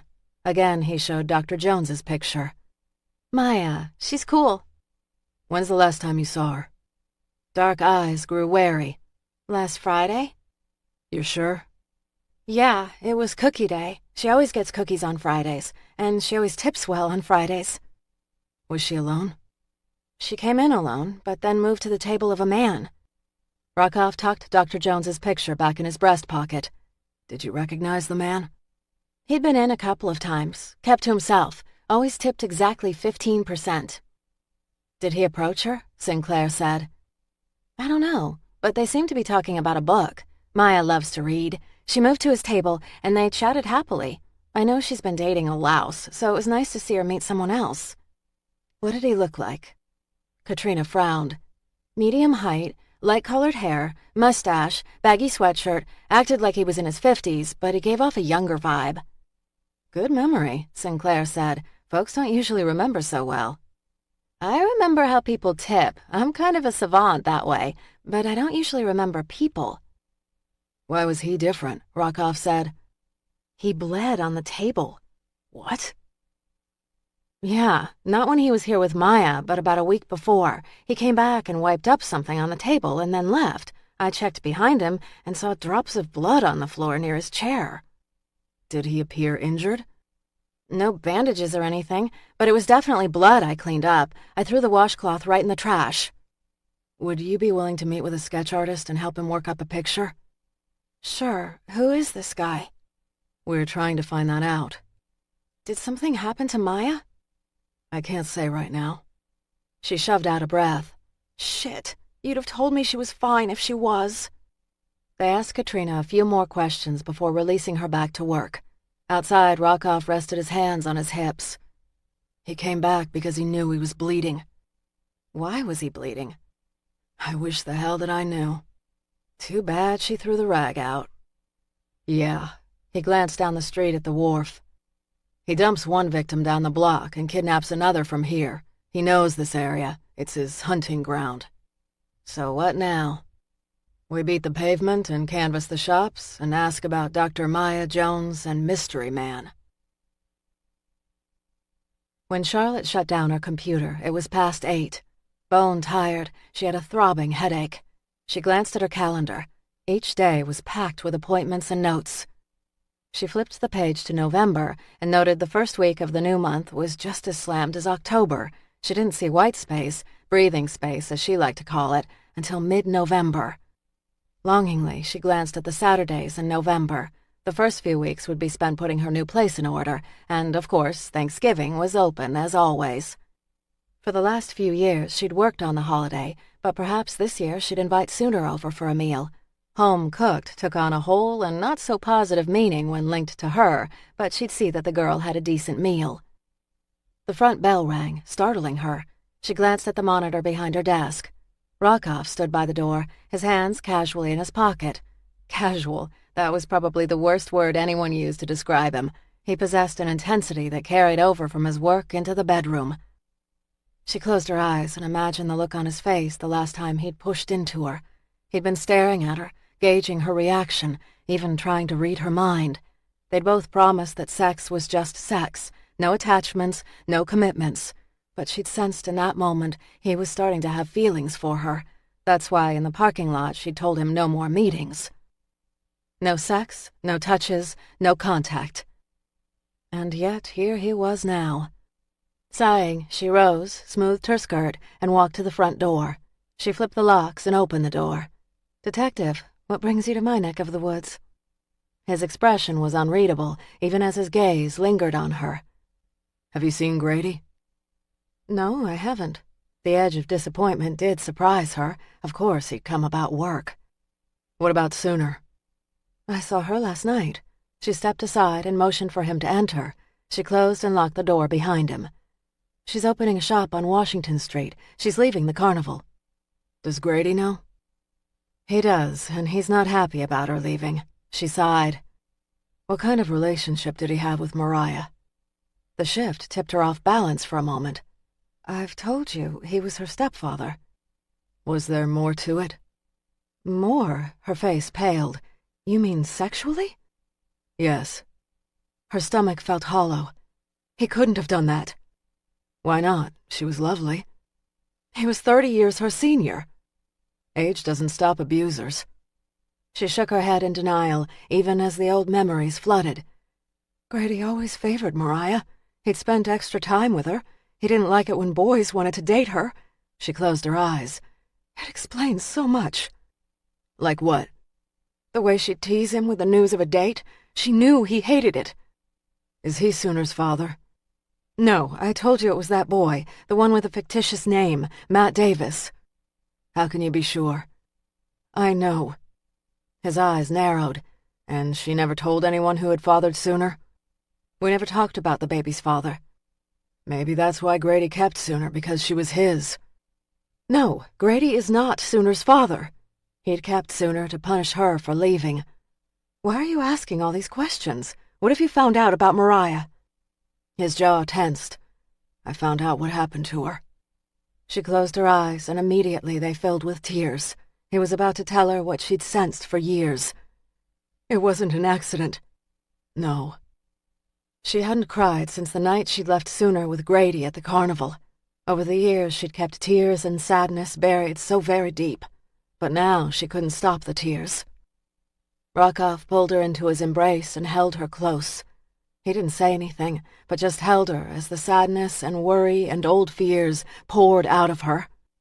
Finally, she pulled back and swiped the tears. I'm sorry. It's okay. His tone was soft and firm. I guess I've known it all these years, but to hear it is another matter. I'm sorry. She shook her head. You shouldn't be sorry. You gave me the answer I've needed for too many years. She pulled back away from the heat and the touch of his fingers on her arms. How? He hesitated. She was drowned. Like the other two women? Yes, and she was marked with the word witch. Oh, God. He enunciated each word carefully. Could Grady have killed Mariah in a jealous rage? She felt sick. He's a liar, you know that. She shook her head. I can't believe he'd kill her. Rokov was silent for a moment, and then, in a low, dangerous voice, said, Did he ever try anything with you? You two were the same age. Did he ever touch you? She paled. Charlotte. I was too argumentative. Grady used to say if I could just be more like Mariah, his life would be easier. His gaze burned into her. Is that a yes or a no? A no. Grady never touched me. A grim smile tipped the edge of his mouth. Okay. The question satisfied, his mind seemed to return to the matter at hand. You said you both worked at the Madame Divine tent. That's right, we took shifts. You wore the same costume. And the same wig and mask. Grady didn't want folks knowing Madame Divine's identity. He never wanted the mystique ruined. Or he never wanted the public knowing his psychic was two underage girls. That too, I suppose. If Grady didn't kill Mariah, he said carefully, could the killer have come into the Madame Divine tent as a customer and become fixated on her? Sure, maybe. We saw so many people, I lost track. The killer could just as easily have gotten a reading from you as Mariah? Her stomach dropped. You're saying whoever killed her was really after me? Maybe. Maybe he just wanted Madame Divine. If the public didn't know she was two people, then he wouldn't either. Oh, God. What? We switched at the last second that night. I wasn't feeling well, and Mariah was happy to get out of the trailer and away from the baby. He frowned. Did anyone odd come into your tent before Mariah died that set off alarm bells for you? It has been 18 years. I've blocked all that out. And after Mariah died, I was gone for good in less than a week. When was the last time you worked in the tent? About a week before she died. After she was gone, I refused to go into the tent again. Grady give you a hard time about not working? Yes, he was furious. He said... She paused and swallowed jagged emotions. He said it should have been me. Rokov opened the manila folder at his side. These are Mariah's crime scene photos, and they are rough. She moistened dry lips and tried to dismiss the growing nausea in her gut. Let me see. He hesitated a moment and then opened the file. She stared in horror at the colored picture of Mariah lying on her back, her face covered with a handkerchief and her limp body lying by a road. Tears choked her throat. I don't see a connection. Have a closer look. She clenched her fists. She lowered her gaze and drew in a sharp breath when she fully took in the image of her sister lying in the grass. She'd seen her share of autopsy photos, and though she'd found them sobering, they'd never been as devastating as these. You all right? Yes. He flipped to the next picture. It was another angle of her lying down. He wrote on her. Yes. All she saw was the violence and the hatred that had spewed out of a monster onto her sister. But as she'd allowed logic to elbow and subdue emotion, her mind locked on a detail. That handkerchief is Grady's. He always carried one like that. It appears fairly generic. He bought them by the dozen because he always needed one in his pocket. He called them his good luck charm. Her knees gave way, and he quickly closed the file and caught her elbow, preventing her from crumbling. He guided her to a cream-colored sofa. I still hear her screams in my dreams. Her last moments must have been a nightmare. He sat beside her. Though he didn't touch her, his presence gave her the strength to stay calm. She wasn't going to cry this time. It's no shame to cry, he said. My mother taught me never to cry. A foolish lesson for a mother to pass on to a child, but until today I've not cried in a very long time. I'm sorry I was the cause. It wasn't you. You gave me the answers I needed for so long. She tossed him a sidelong glance and found him staring at her. Where is she? Grady said he had her buried in Fairfax, but he wouldn't let me see the grave. She was never claimed, so she was cremated. She pressed her fingertips to her eyes. She should have been claimed. We should have gathered and honored her. Let's go, he said. Where? Get away from here. Get something to eat. I'm not hungry. You need a break. You need an hour to get away from this place and the white trial and the worries you're carrying about sooner. I don't need a break. Get your purse or whatever it is you carry. Break. Detective. He shook his head. I think we moved beyond the formal titles a long time ago. My name is Daniel. She shook her head. Detective, I told you we were not going to move beyond the formal titles. As I remember, we did. 5 times. Color rose in her cheeks. That was different. Really? How? It was a diversion for both of us. We both knew it was what it was. Meaning? Not personal. When a man and a woman get naked, it's personal. He rose and pulled her with him. Now get your purse. We're getting out of here. Chapter 19. Thursday, October 28th, 8:55 p.m. Too tired and overwhelmed to argue with Rockoff, Charlotte grabbed her purse from her desk drawer and shut off the lights. Rockoff waited on the front porch beside her as she set the alarm and locked the deadbolt. He guided her down the stairs to an unmarked police cruiser, opened the passenger side door for her, and waited as she slid into the car. He closed her door. The car's interior had remained warm and immediately subdued the chill clinging to her bones. Without a word, Rockoff got behind the wheel and fired up the engine. A quick glance in the rearview mirror, and he was driving down the street. Before long, they'd maneuvered around the latest patch of road construction, so much a part of this area, and were on I-495 South. She didn't ask where they were going, knowing she was safe, and for these few moments with him, she did not have to worry. When he pulled into a residential neighborhood, she sat a little straighter. The houses were small, many built in the 50s, but the lawns and properties were neatly kept. Where are we? I have to stop by my parents. They're having dinner, so we might as well grab a bite there. Immediately, she tensed. I shouldn't be here. Why not? Their food is good, better than any restaurant, and you're hungry. No, they're not expecting me. She stared down the street, wondering if they'd passed a metro stop, a bus, or a subway line. He ignored her. Mom cooks enough for an army. Besides, it's late, and some of the clan will have cleared out. I don't like being around real families. They were reminders of too many personal disasters. I can wait in the car. No. He parked behind a black Lincoln and came immediately around to her side of the car. He opened the door. Don't be a baby, Wellington. It's just a meal. Breaking bread with family is personal. More personal than sex? Absolutely. She got out, hugging her purse close. Rockoff followed and pressed his hand into the small of Charlotte's back, guiding her toward his mother's front door, decorated with dried cornstalks. He could have called his mother and begged off the meal. God knows he'd done it enough times. But he'd wanted Charlotte to meet his family. Why? And to fully answer that question required more time than he had. All he knew was that they were both hungry, and there was no better place to nourish her than here. Without knocking, he opened the front door. Immediately, the sounds of laughter and music rushed out to greet them.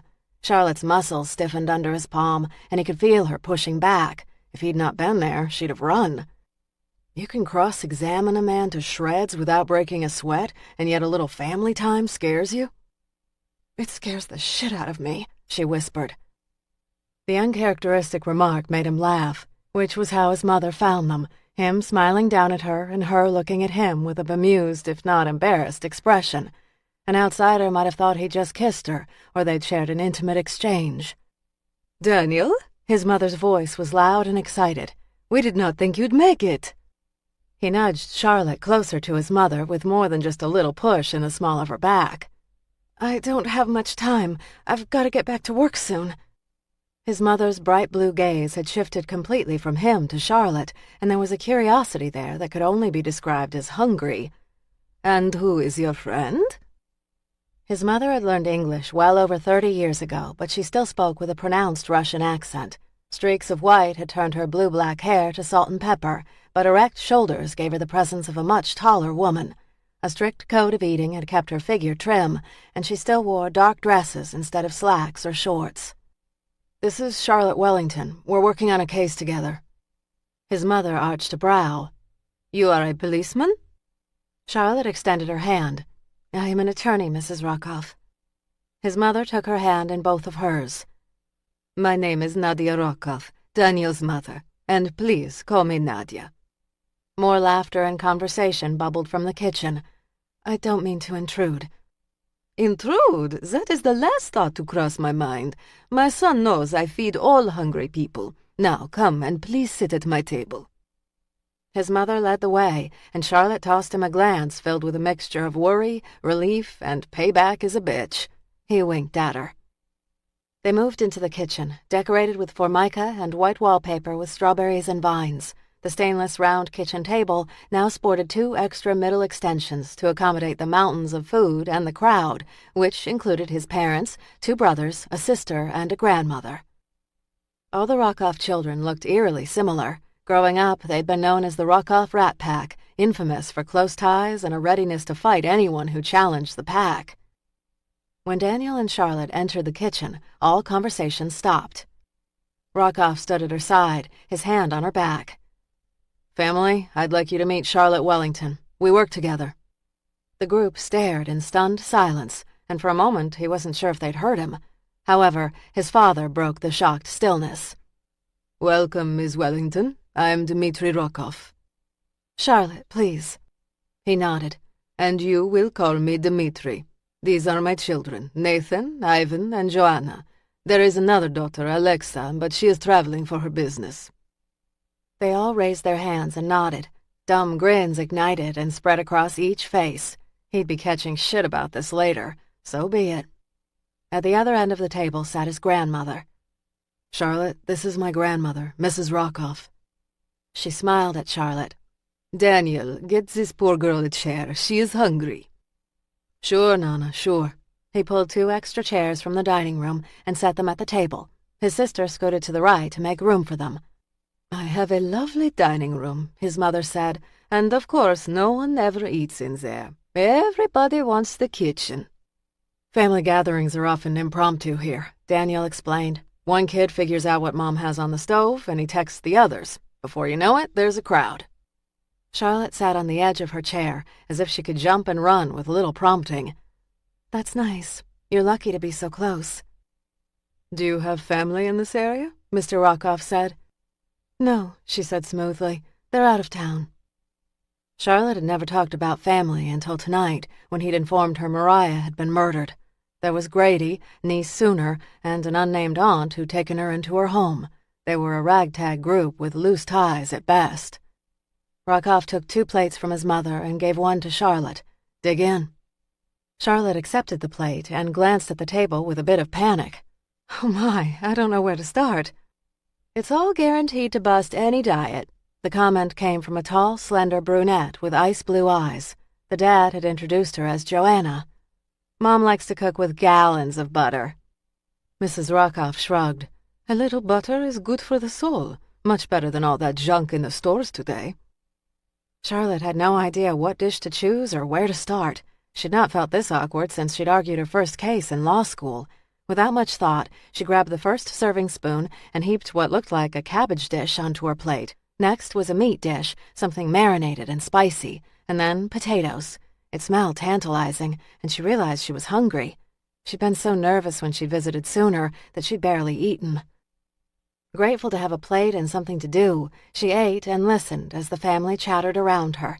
Rockoff's brothers razzed him about cleaning his stuff out of the backyard shed, discussed who would rake Nona's leaves, and Alexa's latest text from Boston. He took it all in stride, letting all the good-natured razzing roll off his back. When Charlotte had first suggested they sleep together, she'd not really thought of Daniel Rockoff as a person. She'd sensed he was honorable and good, but that had been secondary to her primary goal, ending a very long and lonely dry spell. And he'd done it. In fact, he'd done such a good job, she'd been unable to forget him. She'd called him the second time, half hoping it wouldn't be as good as the first time. Better to be disappointed early and move on. But the second time had been as good as, if not better than, the first. Before she realized it, she couldn't stop anticipating the next time. She'd convinced herself it was just sex, a basic need, not so different than food or water. But she'd been fooling herself. It was more than sex, and Daniel Rockoff was so much more than a man in a motel room. He was a man who could be gentle with horrific news, who was loved by his family, and who was respected by his co-workers. She'd not only learned a lot about Daniel Rockoff these last few days, but had broken all the rules she'd established for their relationship. What emotional price would she eventually have to pay for allowing too much familiarity? Better to pull back. Just sit, eat, and make a quiet retreat from the conversation. The Rockoffs had a different plan. "You were representing that woman who murdered her husband, weren't you?" The question came from Joanna. "That's right," Charlotte said. "I read about you in the paper." "You did?" She smiled but didn't expand. "Have you spoken to Ms. White since the trial? She must be pretty relieved." "She's putting her life back together," Charlotte said.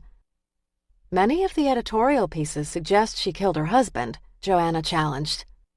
"That is their opinion," Charlotte said, grateful for something businesslike to discuss. "The jury found Ms. White innocent." Joanna shared her brother's intense gaze. The evidence could have gone either way. The jury did not agree. Juries can be swayed by emotion. Rockoff set his fork down and glanced at his sister. "Be nice, Joanna." Joanna arched a brow. "Hey, I was just asking questions." Charlotte laid her napkin by her plate. "Your questions don't bother me, Joanna.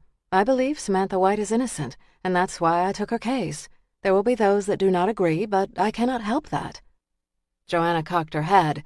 "How could you know she was innocent?" Charlotte shrugged. "A gut feeling." "That's it?" That was it.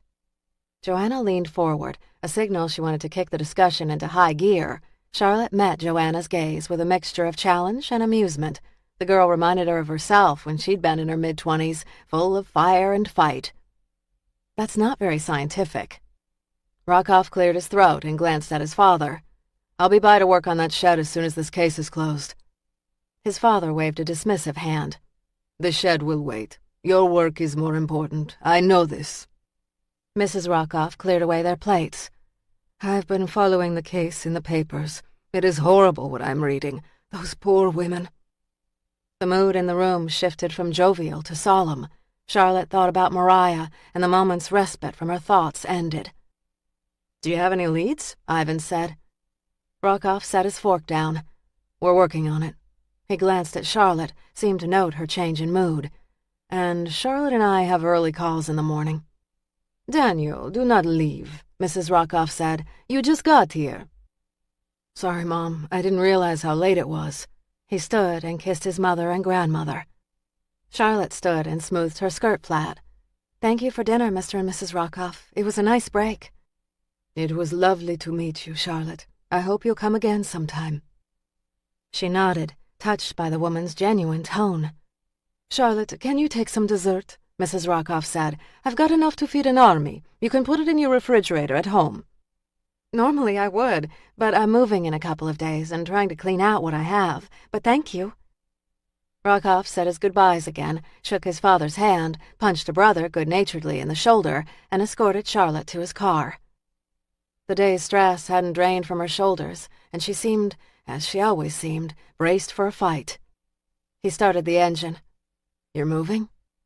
The comment had slipped out so easily when she'd spoken to Mrs. Rockoff that she'd not thought about the fact that she'd told no one she was moving. "Yes." "Don't you have a swanky condo overlooking the river?" "Yes, it's been great." "You moving to a bigger place?" "Smaller. I don't need so much space as I thought." "Mind me asking where?" "You're full of questions." He shrugged. "Just making conversation." She smiled. "I doubt you've ever just made conversation, Detective." "You might be surprised. I do have my moments." "I've no doubt." He took the exit off the Beltway and wove through Alexandria toward her office. When he parked in front of her car, he shifted in his seat toward her. The light from a street lamp shone through and sharpened the angles on his face. So where are you moving to? Just a smaller place in Alexandria, near Seminary Road. Nice area, but not as nice as where you are. It's more convenient. His gaze narrowed. How so? Again with the questions, Detective. Just wondering why the step down. Her defenses strengthened. It's not a step down. His wrist rested easily on the steering wheel. From Riverviews to Seminary? Don't kid yourself. Why? Maybe I want to change. Is your practice in trouble? He had a talent for striking to the heart of a matter. It's fine. And it would be when she pumped in the profits from the condo sale. He tapped his fingers on the steering wheel. Why can't you just tell me? There is nothing to tell. His smile wasn't pleasant. What's made you so guarded? Was it the shooting 3 years ago? She arched a brow. Are you always this direct? Yes. Are you always this evasive? Yes. Charlotte, just tell me. He laid his hand on hers. The warmth coupled with the strength and the cover of the night was her undoing. I've been guarded since before I could walk. If you don't have loving parents, you learn to hold your cards close, and the shooting didn't help. In the moments I was in that bathroom waiting for that man to return and finish the job, I knew there was no one in the world that was going to save me. I had to save myself, and I did. She released a sigh. And I'm selling the condo because too much pro bono work and not enough high-profile cases have chewed into the firm's bottom line. Selling my condo is the only way I can save the firm. The money should buy me 6 months. And then? She smiled, hoping the simple gesture would bolster her confidence. By then, I will have landed another big fish, and I'll be fine. Just like that? Don't worry about me, Detective. I'm a cockroach. I'm a survivor in every sense of the word. As he studied her, a smile that held no warmth curled his lips. Good, because I want you around for a long time. I've redefined being careful. I'm all about security. A quip danced on the tip of her tongue, but she let it pass. See you soon, Detective. Sooner rather than later, Counselor. A sad smile tipped the edge of her lips. You know that's where Sooner got her name? How? She was born a month early, and Mariah took her first look at her and said the kid came sooner rather than later. Somehow Sooner just stuck. It's a catchy name. It seemed pretty cool when I was 16. Now I wish she had a more conventional name. She gripped the handle of her purse tighter. One more thing to add to the things I wish I'd done differently list. What else would you do differently? It's too late to get into that discussion. Maybe some other time. He nodded. I'm sorry again about Mariah. Thanks. She got out of his car and hurried to her own car. She clicked the lock open and slid behind the wheel. As he waited and watched in his car, she started her car. Pulling out onto the street, she glanced in the rearview mirror and realized he was slowly following behind her. When she reached the stop sign, she paused and then took a left toward her house. He followed her for 2 more blocks and then took a right. She gripped the wheel, grateful and sorry he no longer followed. The #1 rule is not to care, she said. Since she'd fled the carnival, she'd never broken the ironclad rule. Not once. Now it was becoming a habit. First with her employees, then with Sooner, and now with Rockoff. It was close to midnight when Grady stood outside the 2-story brick home. The neighborhood, tidy, look-alike lawns, neat curbs hugging well-paved streets, and houses that all spoke of stability, money, and decency. He knew firsthand how much shit hid behind respectability. Folks who lived in places like this might think they were better than him, but they were just as dishonest. Nearly every house on the block was dark. Good. He exhaled a lungful of cigarette smoke and ground out the butt in the ashtray of his truck. Tight-ass fuckers. You don't fool Grady. He got out of the car, cringing against the cold, hurried across the street. He crossed the lawn of a neat little house and hurried to the back fence. Carefully, he opened the gate. In the distance, a dog barked. His lungs burned as he jogged around the side of the house to a small side door. Pulling a screwdriver from his jacket pocket, he wedged the tip under the lock and pushed. The wood cracked and splintered, and the lock slid open. A turn of the handle, and he was inside the house. The utility room was small and painted a bright yellow. Across from the door stood the washer and dryer, piled high with freshly folded laundry. A basketball, scooter, and baseball mitt filled a corner, and there was a cat's litter box to his right. A cat wouldn't be a problem, but a dog was another matter. Those fuckers made a lot of noise. He waited, listened, but didn't hear a sound. Carefully, he moved into the house, which smelled of pine sol and pizza. He'd watched the house for a couple of days and knew the woman here lived alone with her 2 young children. He wasn't sure what had happened to her old man, but right now he didn't care. She was alone, defenseless, and that was all that mattered. He moved down a carpeted hallway and up the stairs, past dozens of framed pictures of her 2 children. The little girl reminded him of a cleaned-up, suburban version of Grace. The top step creaked, and he paused, ready to dash back down the stairs. But the house remained quiet, except for the hum of the heater. He moved to the back room and opened the cracked door. Moonlight filtered in through a window, casting a beam of light on the bed where the woman slept. She lay on her side, away from the dresser and window. He stood at the edge of the bed, watching her sleep. She had no idea that monsters didn't just lurk in the imaginations of children. Monsters lived in the real world, and sometimes they were so close you could feel their breath on your neck. She groaned, rolled on her stomach, and let out a sigh. She was pretty in a mousy sort of way. Monsters ate mice like her for breakfast. He turned and moved toward the dresser.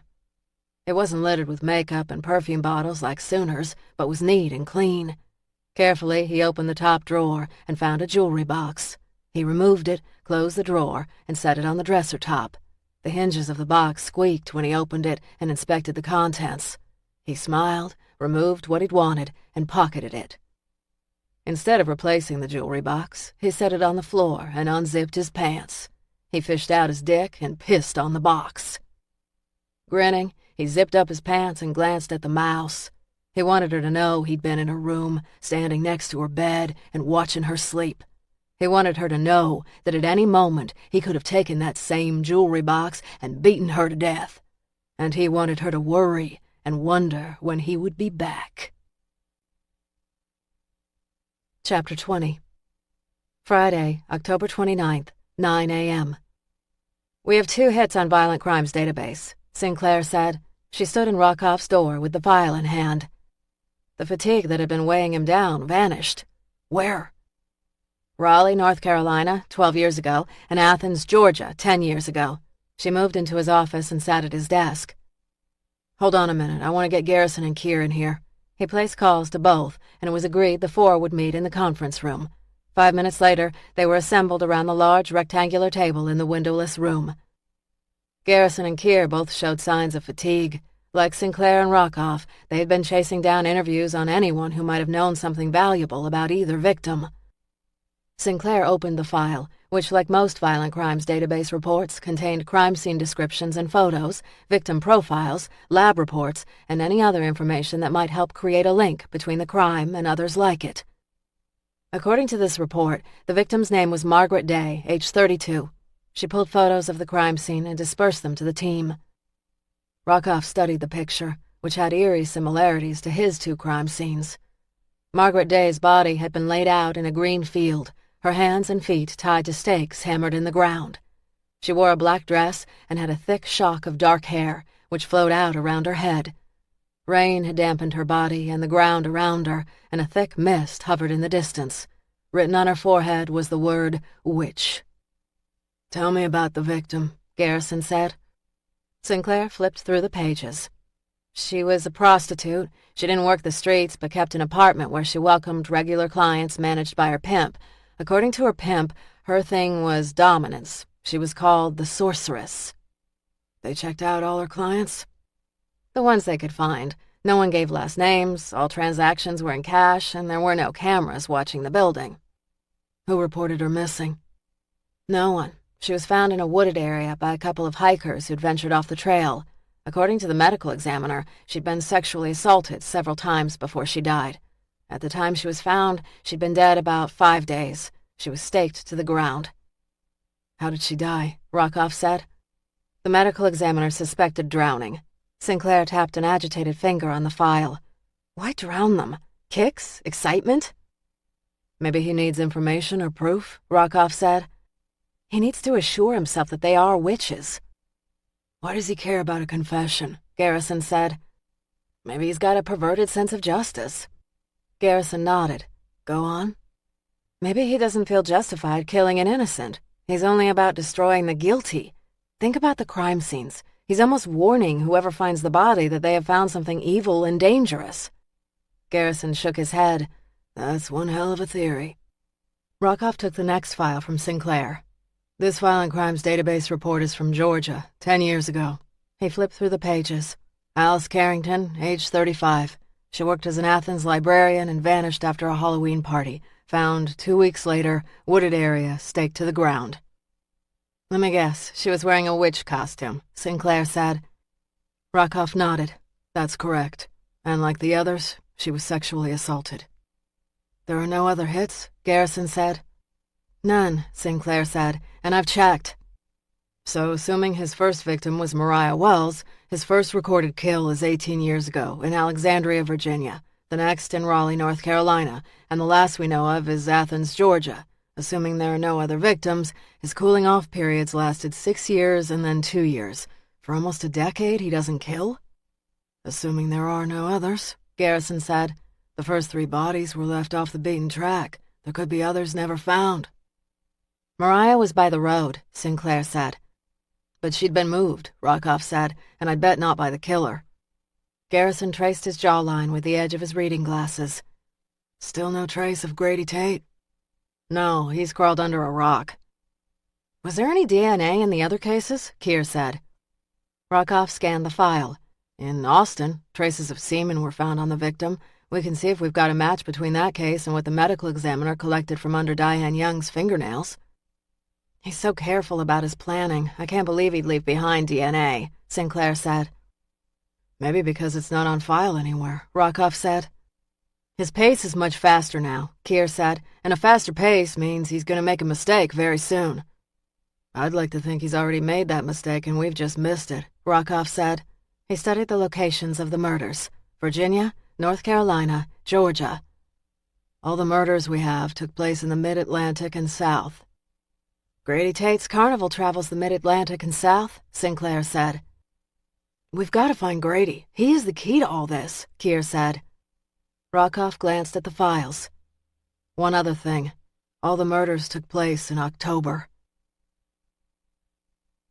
Perfection was its own brand of holiness. This, he understood, had been the key to his survival all these years. He'd been careful to control his impulses, knowing a man who let his emotions run amok was a fool doomed to fail. He'd made a lot of mistakes in his past, and had let emotions rule him.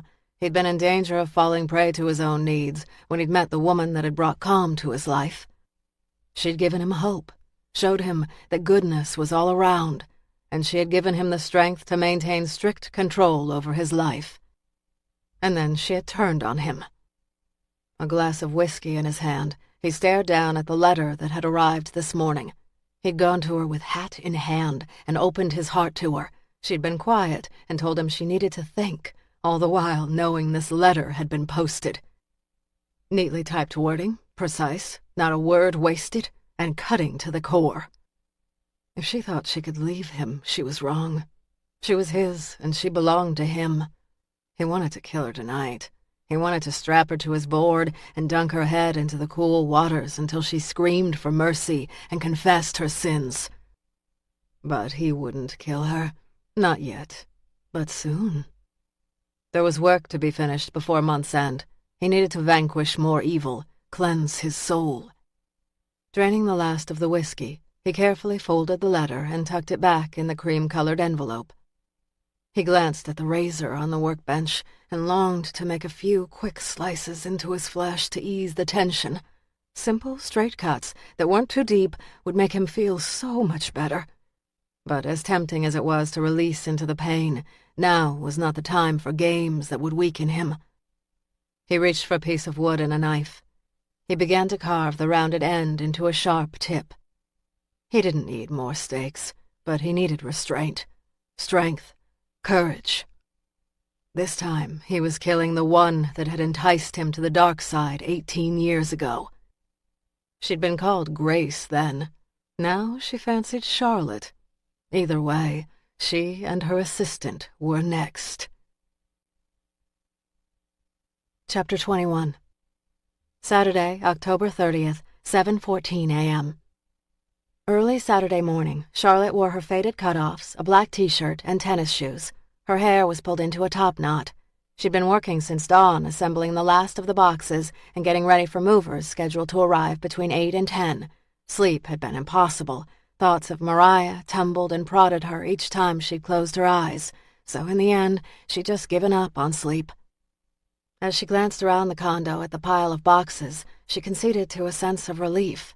There was a time when she'd convinced herself that this place had fit her like a glove, but much like the too expensive outfit that couldn't be returned, she'd often not felt wholly comfortable here. She'd never gotten past the feeling that the real owners would burst into the space and demand that she leave. The front bell buzzed, and she glanced at her red sports watch. 7:45. The movers were early. The one time she needed them to be late, they were early. She hurried to the door and, without looking in the peephole, snapped it open. Rockoff stood at her threshold holding 2 cups of coffee. "Detective?" "Counselor." He handed her a coffee. "Moving day?" "It is, and it's not a good time to visit." "Never a good time to visit with the cops." He smiled and sipped his coffee. "Let's chat." "I can't. Not now. I'm under the gun with this move." A smile that wasn't a smile tipped his lips. "I'll help." "I don't need your help." He shrugged. "Too bad." "Leave." "No." He stepped over the threshold and brushed past her. He surveyed the collection of boxes, set down his coffee cup, and shrugged off his sport jacket. "When did you say the movers were coming?" "About an hour, and I refuse to pay them extra while they wait and watch me pack." "Then we better get busy. Where do we start?" "The kitchen?" He nodded and moved into the kitchen. He whistled his appreciation. "So this is how the other half lives." She'd only heated soup and made toast in the space, but it was a designer's dream. A muted palette of blues and greens stood as a backdrop to white Carrara marble countertops, a crystal backsplash that mirrored hanging lights, stainless steel Wolf appliances, and a wine refrigerator stocked with expensive wines. This was the kind of kitchen she'd dreamed of as a kid, and for a time all her dreams had come true. But now she could no longer support the dream. She grabbed an empty box and handed it to Rockoff. "You can start wrapping the dishes in the cabinet." "Why not have the movers do this?" "I don't trust them with the delicate stuff." She turned her attention to a stack of pots, which she'd laid out on a farmhouse-style table surrounded by 8 upholstered chairs. Grabbing newspaper, she began to wrap. "You mentioned that Mariah had a date that last night." "Yes, I got the impression he was a local and he'd come to see the carnival. We always had a lot of local boys coming around the carnival looking to hook up or seeing if they could score drugs." He raised a brow. "You're wondering if I'm guilty of either." "I'm a cop. I'm paid to wonder." He filled a box with wrapped plates and sealed it with packing tape. She shoved aside the old defensive feeling. "Sorry, I guess you can take the girl out of the carny, but not the carny out of the girl. I'll never forget how people looked at me when I was a kid." "That why you've perfected the polished image?" 2 pots clanged together as she dropped them in a box. At this point, she didn't care so much about her stuff. She just wanted it moved and gone. "After Mariah died, I knew I had to leave. I swore the rest of my life would be different."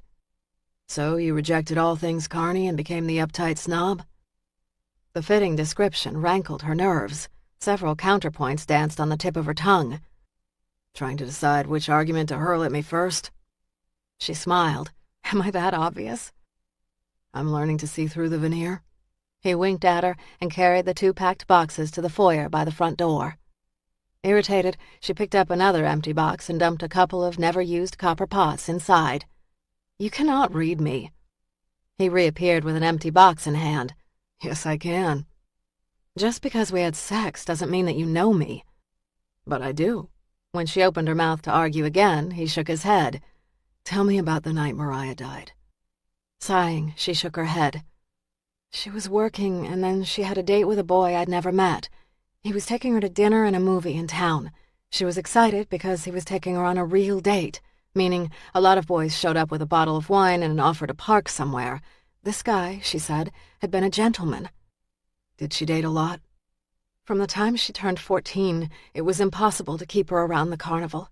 She searched for every chance she could to get away. Sudden emotion choked her throat. Mariah was so desperate for another life. I saw it, but I couldn't help her. I was consumed with my own fears and dreams. I wish I'd paid more attention to her. Maybe she would have stayed in that last night. You were just a kid. Don't carry that burden. But she did carry the burden, along with another far heavier. That last night, Mariah said that Grady was very angry about her date. She took pleasure in making him worry. She bragged that he had given her an expensive necklace, and she was going to wear it on her date. He was possessive. Very. Where was Grady that night? Working the rides, making sure everything ran smoothly. We only had a couple of nights left in town, and it was the big push to make cash. But he could have been anywhere that night. Yeah. Could he have killed Mariah? You asked me that last night, and you've had a chance to sleep on it. She sighed. I don't know now. Maybe. He wouldn't be the first man to kill someone he loved. She was unable to say the word lover. Her date gave her a rose when he asked her out. She'd forgotten that detail. But I guess that doesn't help too much. 18 years and a rose purchase. Not likely. She closed her eyes and let her mind drift. She'd spent so many years forgetting that her ability to remember had grown rusty. She also said he was uptight, a straight arrow. He had taken a semester off from school, but planned to return in January. Why had he dropped out? He'd been sick. Images were pushing their way to the forefront of her mind. And he was worried about going back. It was important to him that he succeed in school. Did he say which school? No. A fall dropout 18 years ago from a college near Alexandria. He told her he could barely afford the in-state tuition. Rockoff retrieved his notebook from his jacket pocket and scribbled down the details. Why would he start killing again, here and now? She asked. We think he's killed other women in Raleigh and Athens. Those towns were major carnival stops. What were some of the other cities? Nashville, Charleston, Roanoke, Virginia, Asheville, North Carolina, Atlanta. Grady would have the full list. He was good about keeping notes on the different stops. Did you keep any kind of log? No records. It was all informal.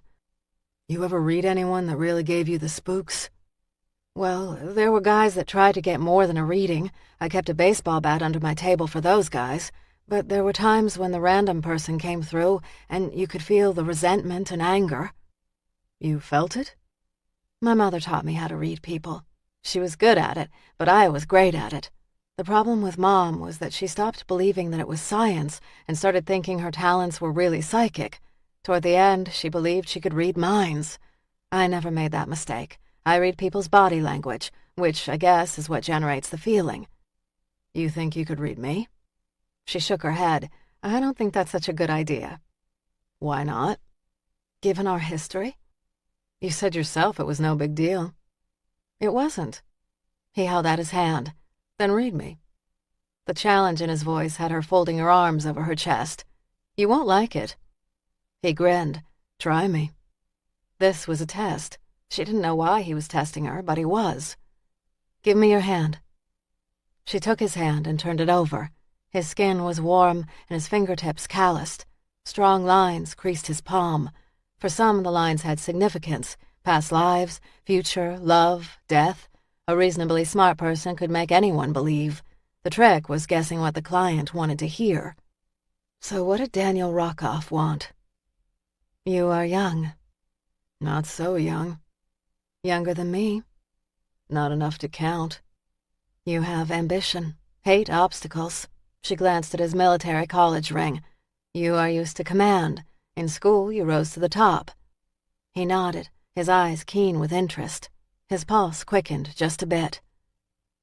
You are from a hard-working immigrant family, but you dress like a man who wants to rise to the very top, just as you did in college. You've met my family. No magic there. He stared at her with an intense gaze. It's never magic. It's all observation and guesswork. She traced her index finger over his palm. The faint callus on his left ring finger told her something she'd not realized before. You dress as if you would like to be a chief, a mayor, or a senator, but those titles hold little interest for you. I think that's why your first wife left you. She wanted the big titles for you, but you see the real power behind the scenes. He was silent for several moments. I never told you about my first wife. She frowned, a slight callus at the base of your ring finger. Then how did you determine why she left? Lucky guess. He captured her hand in his and slowly turned it over. His grip wasn't gentle or painful, but it was unbreakable. Now it's my turn. The grim set of his jaw told her she'd struck a nerve. I don't need a reading. His grip remained firm. Turnabout is fair play. You asked for your reading. I do not wish one. He traced her lifeline. You are at a crossroads. She arched a brow. What tipped you off, the hundreds of boxes? It's more than that, he said. You are questioning. Charlotte arched a brow. You mean like when the movers are going to be here? Like, why do you do what you do? You can catch the big fish, but the question is, do you want to? You mean I'm afraid that I might get bitten by another big fish with teeth? Believe me, I'm not afraid of teeth, and for the record, I know how to bite hard. A smile tipped the edge of his lips. I remember. Immediately, color rose in her face, and she remembered the second time they'd slept together. She'd been beyond excited to see him, and they barely made it to the hotel room before they'd each dropped their clothes. He'd stripped the coverlet from the bed, and they'd fallen onto the mattress. When her orgasm shuddered through her, she'd bitten his shoulder. You hate letting go more than anything in the world. It's why you only drink at home, and then only moderately. You are drawn to the idea of family, but fear it as well. You've noticed my wine refrigerator in the kitchen and my reputation for being a non-drinker. No one wants an out-of-control attorney. You take control to the next level, and I know why that is now. She didn't want to ask why and show him she cared. However, her voice failed her, and all she could manage was a cocked eyebrow. He leaned forward, his lips close to her ear. You're afraid. No, I am not. You are. You're afraid the real truth will come out. She cleared her throat as her heart pulsed rapidly under his fingertips. God, did he know? And what truth is that? He shook his head. I want you to tell me. If he didn't look so serious, she'd have called him a con man. She wanted to tell him he didn't know anything, but somehow she feared he did know the truth. Everyone says they want to know the truth, but they really don't. Once the fantasy is destroyed, the fun ends. Not for everyone. She wanted to connect with him, but the words would not form. All she had at this moment was her body and the ability to touch. She kissed him. He cupped the back of her neck and pulled her to him. His kiss began gently, but quickly intensified before he broke the contact. Has sex always been an escape for you? The whispered words didn't soften the challenge. A good attorney knew when to avoid and when to attack. No more of either.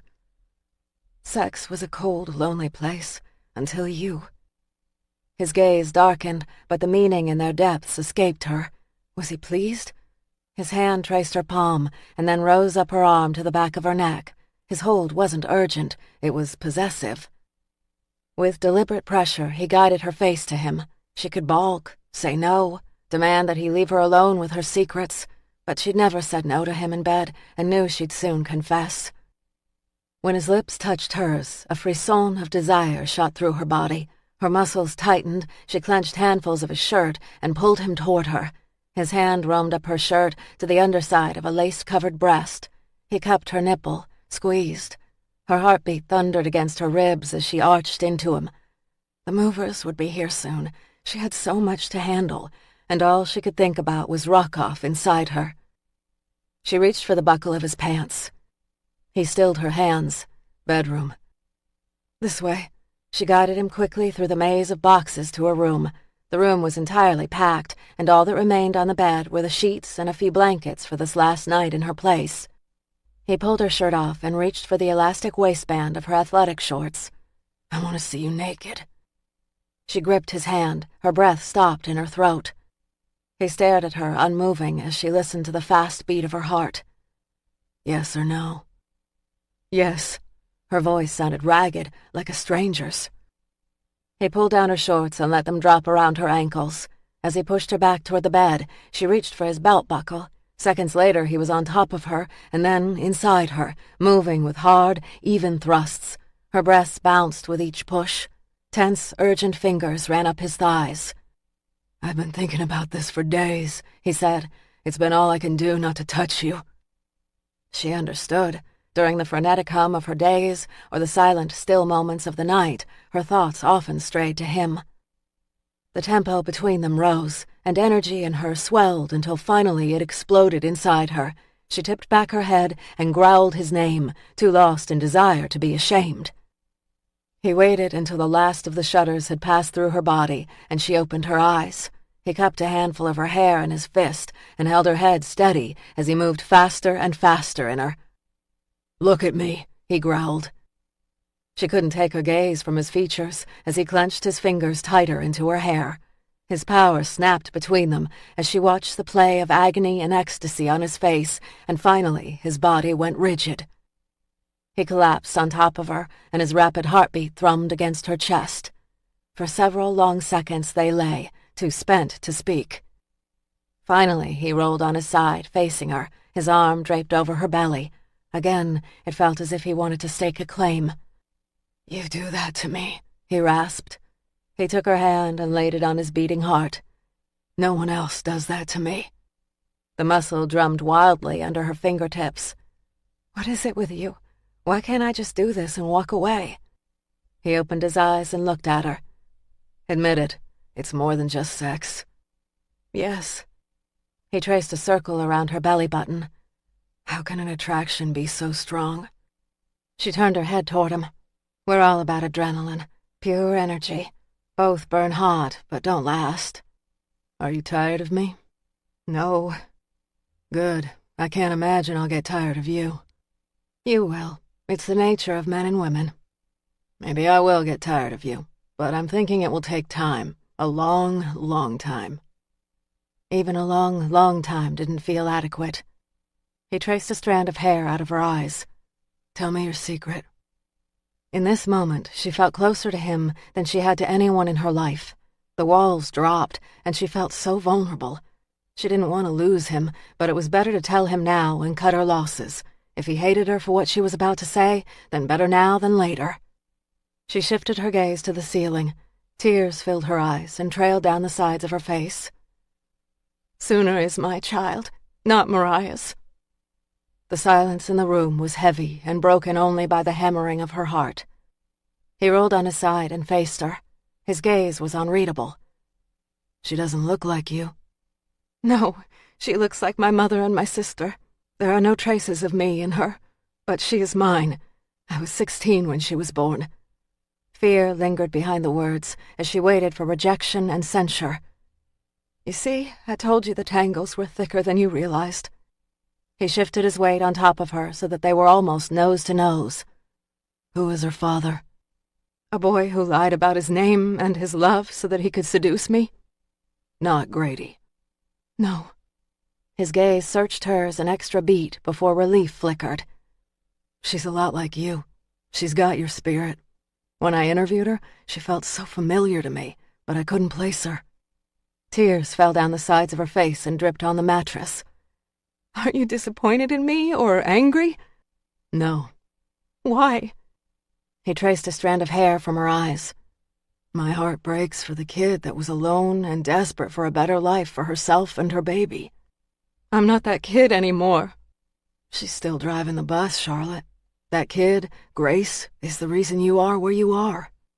For so long, I just wanted to forget Grace.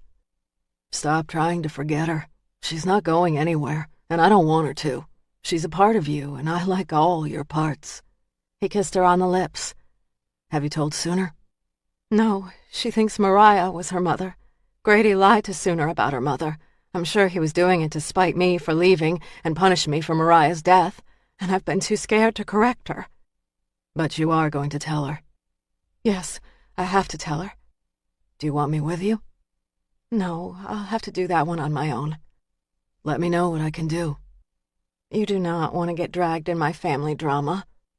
He brushed a strand of hair from her forehead. You act like I'm afraid of a little trouble. She stared into his dark and determined gaze. Why do you want me? Why don't you find yourself someone sweet, uncomplicated, and who isn't terrified of commitment or has an 18-year-old kid? You are a good-looking man, Daniel Rockoff. I would think you could find someone a little more perfect.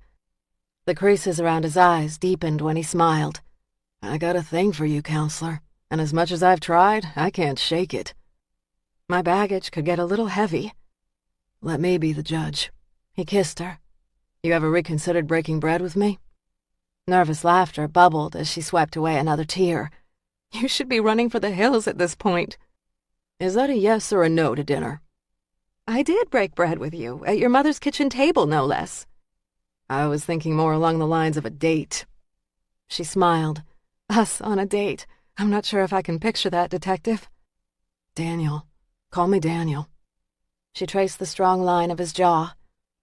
I haven't told Sooner the truth, and when I do, my life could get messy.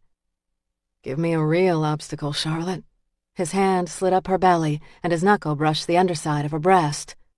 The one I just gave is fairly significant.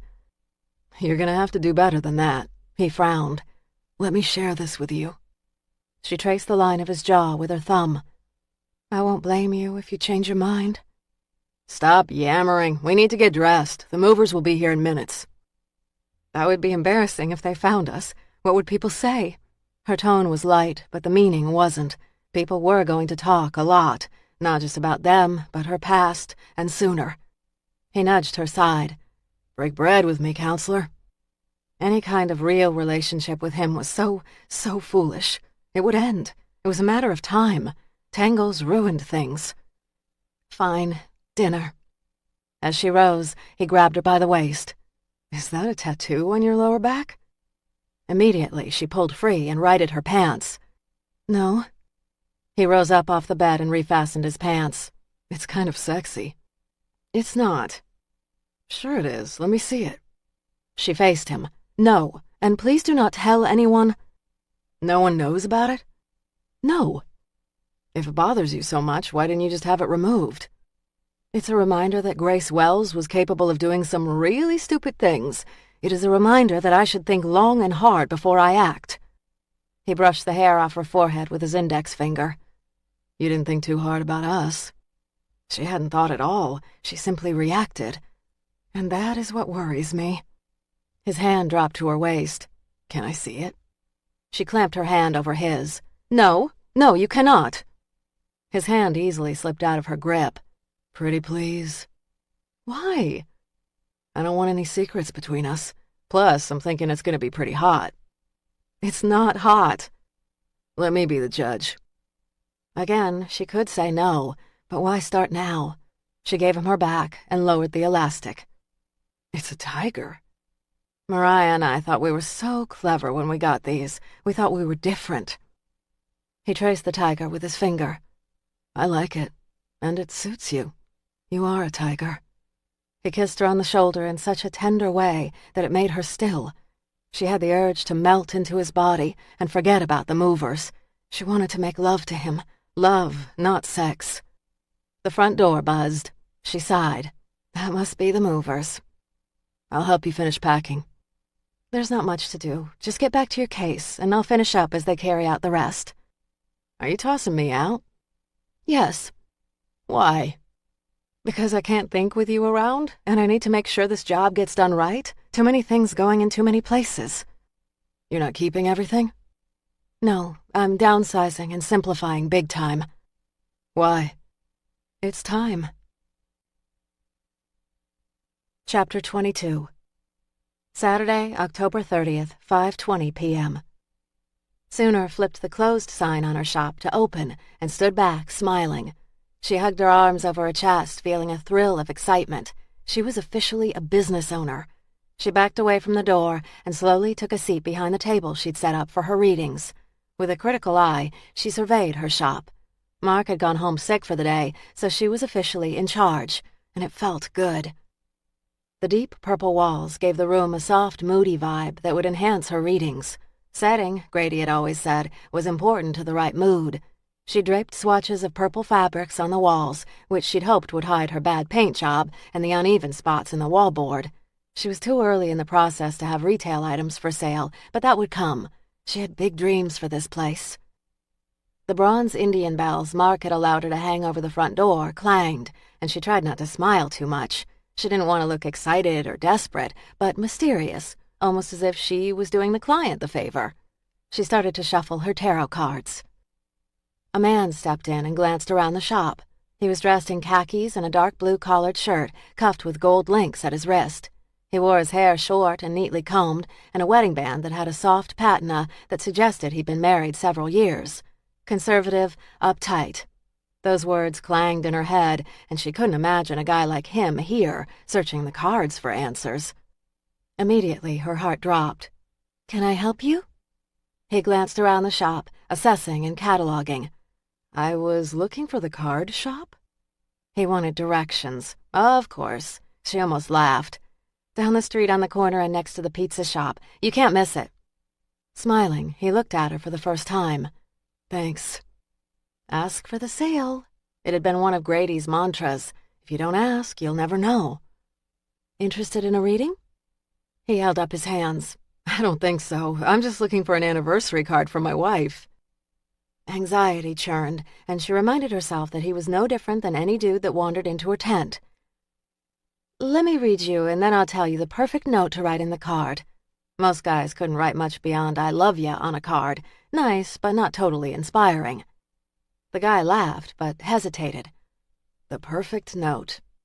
"Perfect. The goodwill that comes your way will be well worth the $20. $20? I can write "I love you" for free. If you want a hot, steamy night on your anniversary, you're going to have to do better than those 3 words. He let the door close behind him, and he took a step into the shop. She imagined herself fishing, line in the water, and the fish had just grabbed a hold of her bait. What guy, even an uptight dude like this, wouldn't explore the possibility of hot, steamy sex with his wife?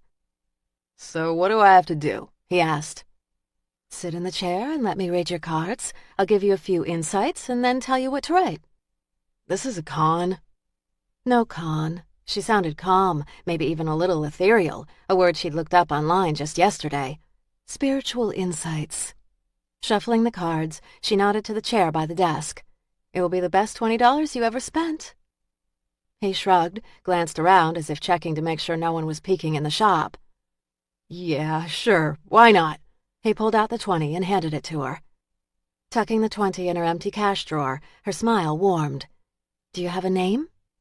"Honestly," he said, leaning toward her, "I'd rather not give it. This is just a little weird for me, and I half expect someone to jump out with a camera and tell me I've been punked." "No cameras, no worries. Just you and me and the cards." He relaxed back in his chair. "Great." She set the shuffled deck in front of him.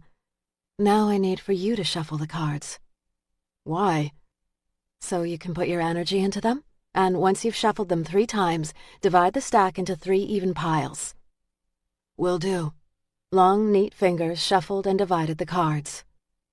She set a timer at her side for 15 minutes, and then arranged the cards carefully and deliberately in the Celtic cross pattern.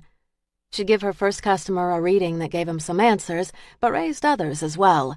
The other questions often prompted people to buy more time or return later. Carefully, she studied the 10 cards. The Judge, the Destroyer, Nothingness. It was an unusual spread for a man that seemed so mild. "I think there's more to you than I first realized." "That's what I keep telling my boss." His eyes danced with laughter. She lowered her gaze back to the cards. Death sat in the center, and this, of course, could simply mean change, but this grouping didn't feel like change. It felt like emptiness, and when she closed her eyes, she had the sense that she was falling into a great abyss. A cold chill passed through her body. She'd never experienced a reading like this. The man leaned forward and studied her with an intensity that made her stomach churn. "You look so much like her," he whispered. Her eyes snapped open. "What?" "You look like her." "Who?" He smiled. "A woman who once read my cards. You look so much like her." "Are you certain I've not read your cards before?" she said. "Perhaps at the carnival last week?" "This is my first time in this shop." "Our paths have crossed before." She stared at him, feeling energy buzz from the cards into her fingertips. On reflex, she moved her foot to the panic button Grady had always maintained under her desk, but it wasn't there. Grady was not at the ready to save her. Mark had gone home sick. She was on her own. He cocked his head. "Are you going to give me my reading? I need to know what to say to my wife so that she'll forgive me and take me back." "You said you were buying her an anniversary card." "It is our anniversary. She hasn't gotten her divorce yet." She opened the cash drawer and laid his 20 between them. "I don't think that I can help you. Sorry." "Why not? Now you've got me curious. What do you see in the cards?" "Tell him what he wants to hear. She loves you, and she will take you back. She will remember her love for you." His gaze sharpened. "Really?" "Yes, really. Now I must go, sir. I have a party to work this evening." He didn't touch the money. "I don't want a refund. I want you to tell me what you see." "That your future is bright and wonderful." He rose, but this time when he stood, tension gripped him, sharpening every muscle in his body. He'd first seemed affable and a bit of a fool, but no more. "I think that you are right. I feel good about the future." "Good." "Do you feel good about the future?" She rose. "Me? Of course I do." "That's good. You should feel good about it." A tentative smile teased the edge of her lips. "Because of my new business." "Because God is going to cleanse you of your sins and set you free." He smiled. "Who are you?" "Doesn't really matter." He turned and very calmly left the shop. For several seconds the bells jangled and swayed. She got up and ran to the door and locked it. Shit, a nut on the first day. She glanced at the clock, and seeing she was going to be late even if she hurried, she grabbed her satchel and moved to the back of the shop. She'd parked in the back alley. Sooner shut off the lights, except for the 3 glowing lava lamps that Mark kept burning, and exited the back door. She shoved her key in the lock, twisted the bolt in place, and then jingled the handle to make sure the door was locked. Under the glow of the moonlight and a blinking street lamp, she moved to her beat-up Ford pickup truck. She shoved her key into the lock. She was looking forward to tonight. She liked Charlotte and thought the two of them might be good for each other. She could use a little polishing, and Aunt Charlotte could use a little mussing up. As she opened the door and tossed her purse on the seat, a strong hand banded around her waist and another clamped over her mouth. She immediately kicked and clawed at the hands. She jabbed an elbow and heard her attacker grunt. "Hope I broke a bone, motherfucker." "You are an abomination, but I won't send your worthless soul to hell before it is cleansed." She dug under the folds of her gown and found her phone. He snatched it from her, dropped it to the ground, and smashed it with his boot. He jabbed a needle in her neck and shoved in a plunger. Spots quickly formed in front of her eyes as her body lost control. God, was she going to die at the very start of her new life? Maybe Grady had been right. Maybe she should have stayed with him where she was safe. Her vision went dark, and her legs slumped. Her world went black. Charlotte's nerves were in shreds after her confession to Daniel today, and tattered emotions aside, the movers had also arrived, a half-hour late. She'd spent the morning supervising the move, cringing when movers dinged a wall, and yelping when they dropped her sofa. A panicked call to the handyman and a little pleading had him at her condo by 3 to patch and paint the wall. By the time she'd written him a check, the paint on the newly smoothed wall corner was drying. By 5, everything had either gone into storage, to charity, or to her new apartment, a cramped, unorganized mess. Thankfully, she'd kept her evening dress she'd planned to wear to Angie's fundraiser in her car, along with her hair and makeup gear. Tomorrow would be all about sorting, organizing, and making sense of her new place. It would have been so easy to sequester herself behind the boxes in her new apartment, pour a glass of wine, and hide in a hot tub. There were enough legitimate reasons to bail on Angie's charity event, but Angie had worked hard on her Halloween fundraiser, and it did mean a lot to her. Charlotte could be a bitch and a ball-buster, and there were many who didn't like her, but no one truthfully could say she'd ever broken a promise.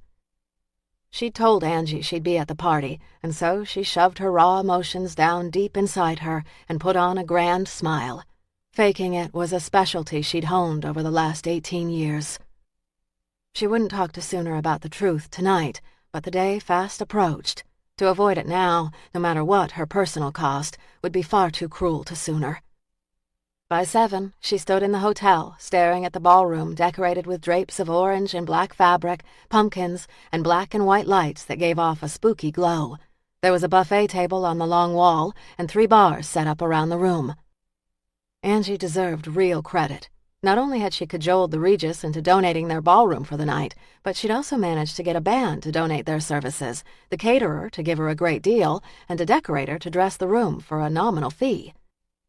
Angie had called upon all the area's rich and elite to come and be entertained, so they'd open their wallets, and it appeared they had come in force. Charlotte had worn her hair loose and curled around her shoulders. She'd chosen a sleek black dress that skimmed her curves and dipped low in the back. High heels and diamond earrings and bracelet completed a simple and elegant look. She'd been unable to bring herself to wear a costume, as Angie had requested, but she had compromised and purchased a lovely mask to carry and wear if need be. Angie, wearing a sleek red dress, wore a red witch's hat and makeup that made her green eyes pop like a cat's. "I should be grateful for the mask." Charlotte smiled as she saw a group of noted businessmen and their wives chatting. They were dressed as members of the Starship Enterprise. "I'm feeling underdressed." She smiled. "Good. You've outdone yourself, Angie." "So far it's going well. I think it will be a profitable night." A waiter passed with a tray of champagne, and both women declined. "I was hoping your girl Sooner would be here by now." "Your girl? She's late?" "By almost an hour. I'd asked her to be here early for setup." "That surprises me. She was looking forward to this." "Tips alone would be generous."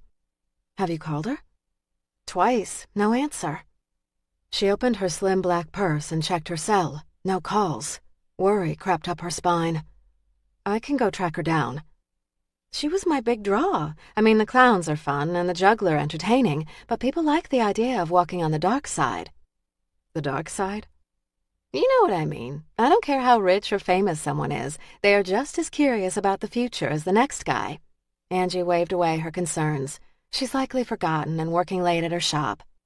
Then why doesn't she answer her phone? Maybe she turns it off during readings? I mean, the cell sure would break the vibe. That made sense. Sooner, like her, had been raised never to break character. "I'll have a seat at her table and fill in until she gets here." She was going to read tarot cards. Do you have cards? "No, I generally don't carry tarot cards," she said, smiling. "But I can read palms." Maybe Sooner had just blown them off. She was young and pretty, and men loved her, and she'd missed that one appointment with Charlotte. "You can read palms?" Angie's relief prompted a smile. "You haven't heard the tidbits about my Carney days?" "I had. I kind of thought you'd cracked a joke and it had gotten blown up." "No, no joke. I worked the circuit when I was a kid with my family." Angie laughed. "One day you're going to have to tell me all about it." The band filed onto the bandstand in the corner and started tuning up. "It's not so very interesting." "Charlotte, you were raised in a carnival and not in high society as we'd all thought. Sorry to burst your bubble, but that's interesting." Charlotte let her gaze move across the room. "Where's my table?"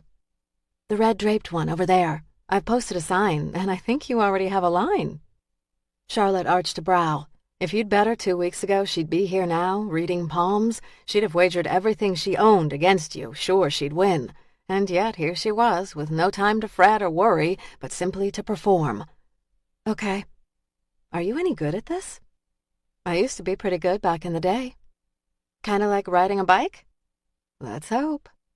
Angie stared at her as if seeing her for the first time.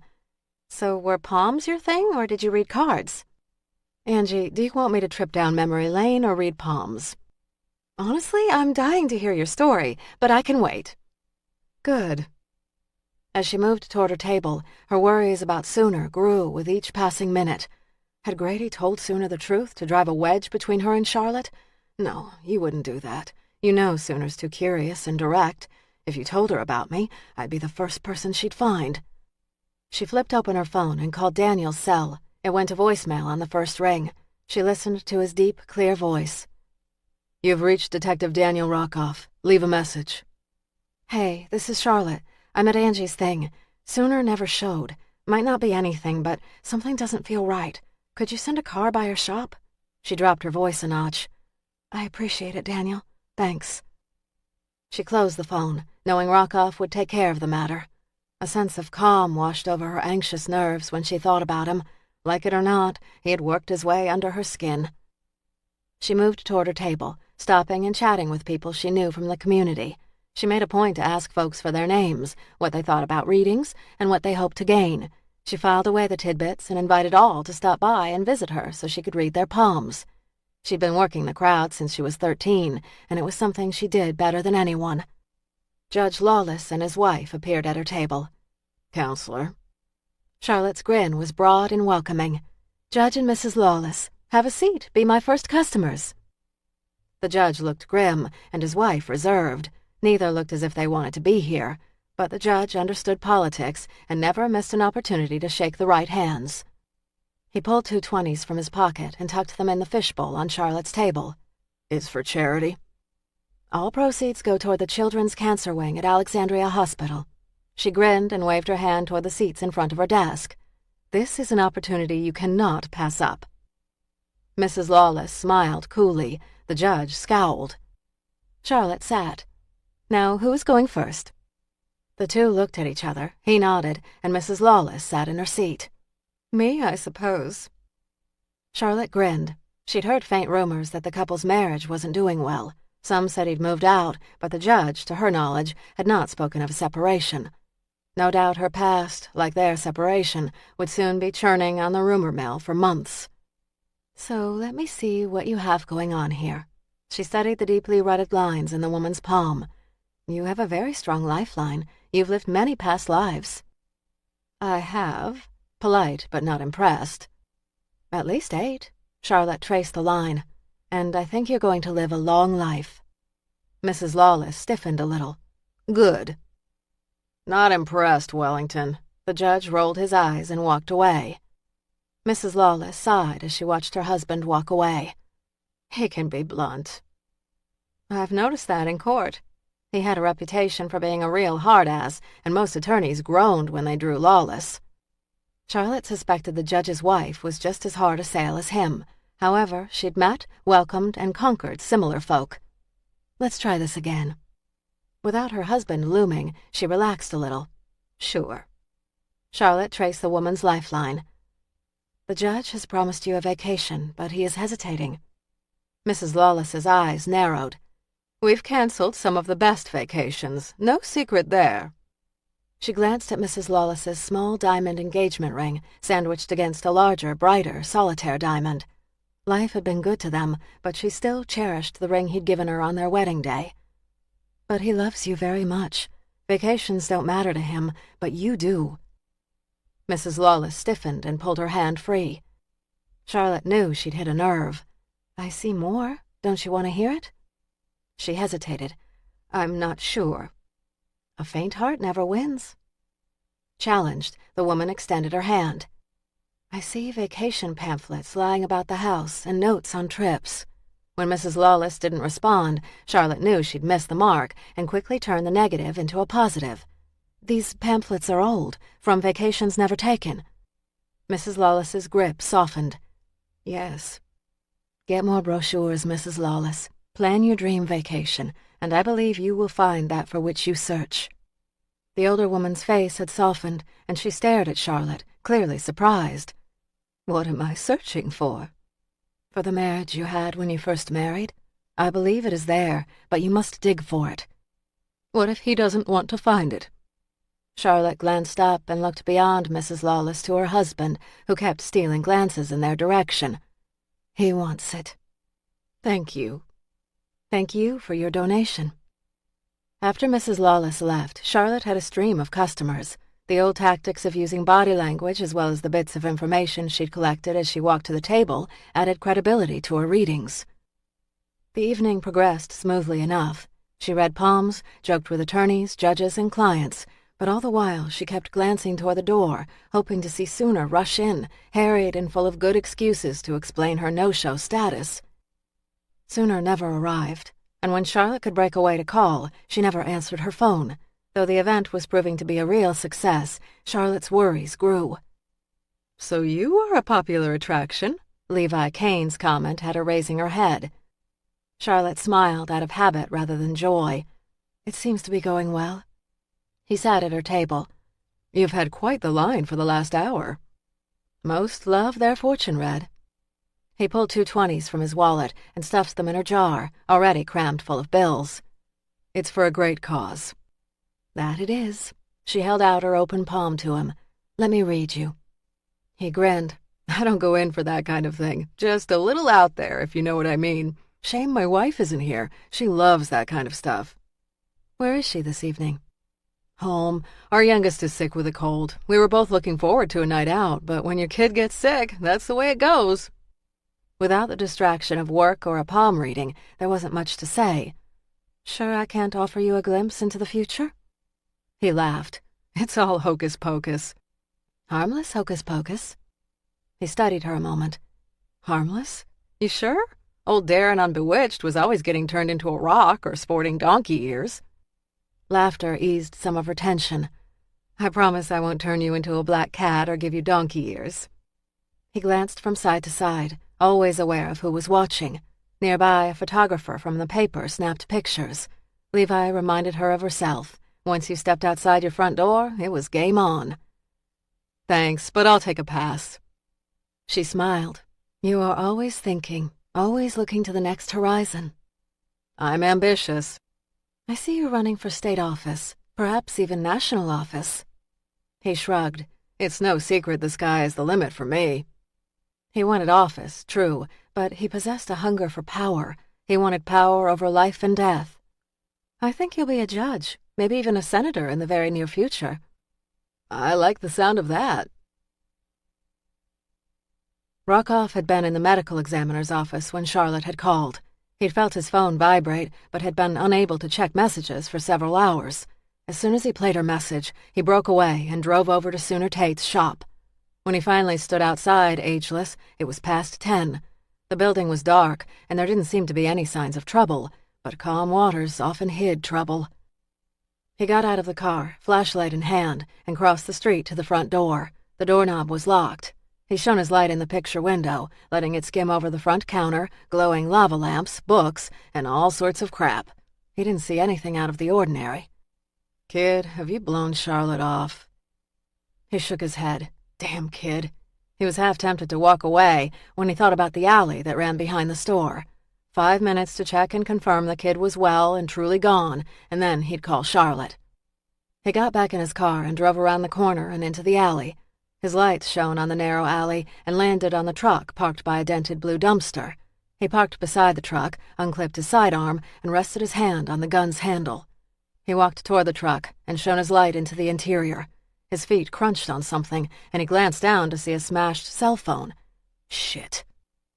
Inside the truck, Sooner's satchel purse lay on the seat, as did her keys. He tried the door, unlocked. He removed his gun from its holster and reached for his radio. "Dispatch, this is Detective Daniel Rockoff. I need units at 101 Washington Street. I've got signs of a possible attack." "We'll dispatch units, Detective Rockoff." He called Sinclair. "I need you to get over to Sooner Tate's place on Washington. I think the killer has been here." "How do you know?"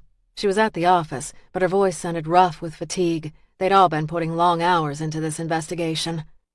"Her truck is here, and so are her purse and keys, but someone smashed her cell phone. Sooner was his perfect victim." "I know. What would Charlotte say when he told her that her child had been kidnapped?" Sinclair must have picked up on the extra tension in his voice. "He holds his victims for several days." "Which is why we might have a chance this time." Patrol cars arrived in minutes, and soon the scene was filled with uniforms and a forensics team. The shop owner was summoned, and he arrived blurry-eyed and annoyed to unlock the front door. While forensics worked inside the store and around the truck, Rockoff and Sinclair walked up and down Washington Street, showing copies of Sooner's mugshot, which Sinclair had brought. Most of the stores were closed this time of night, but a couple of restaurants and a movie rental store remained open. The clerk in the movie rental store reported that he'd seen a black sport utility vehicle parked in front of Sooner's. "What made you notice it?" Rockoff said. The kid with red hair and freckles shrugged. Everyone on the street has noticed sooner. She's something to look at. We all knew she was set to open today. And did she?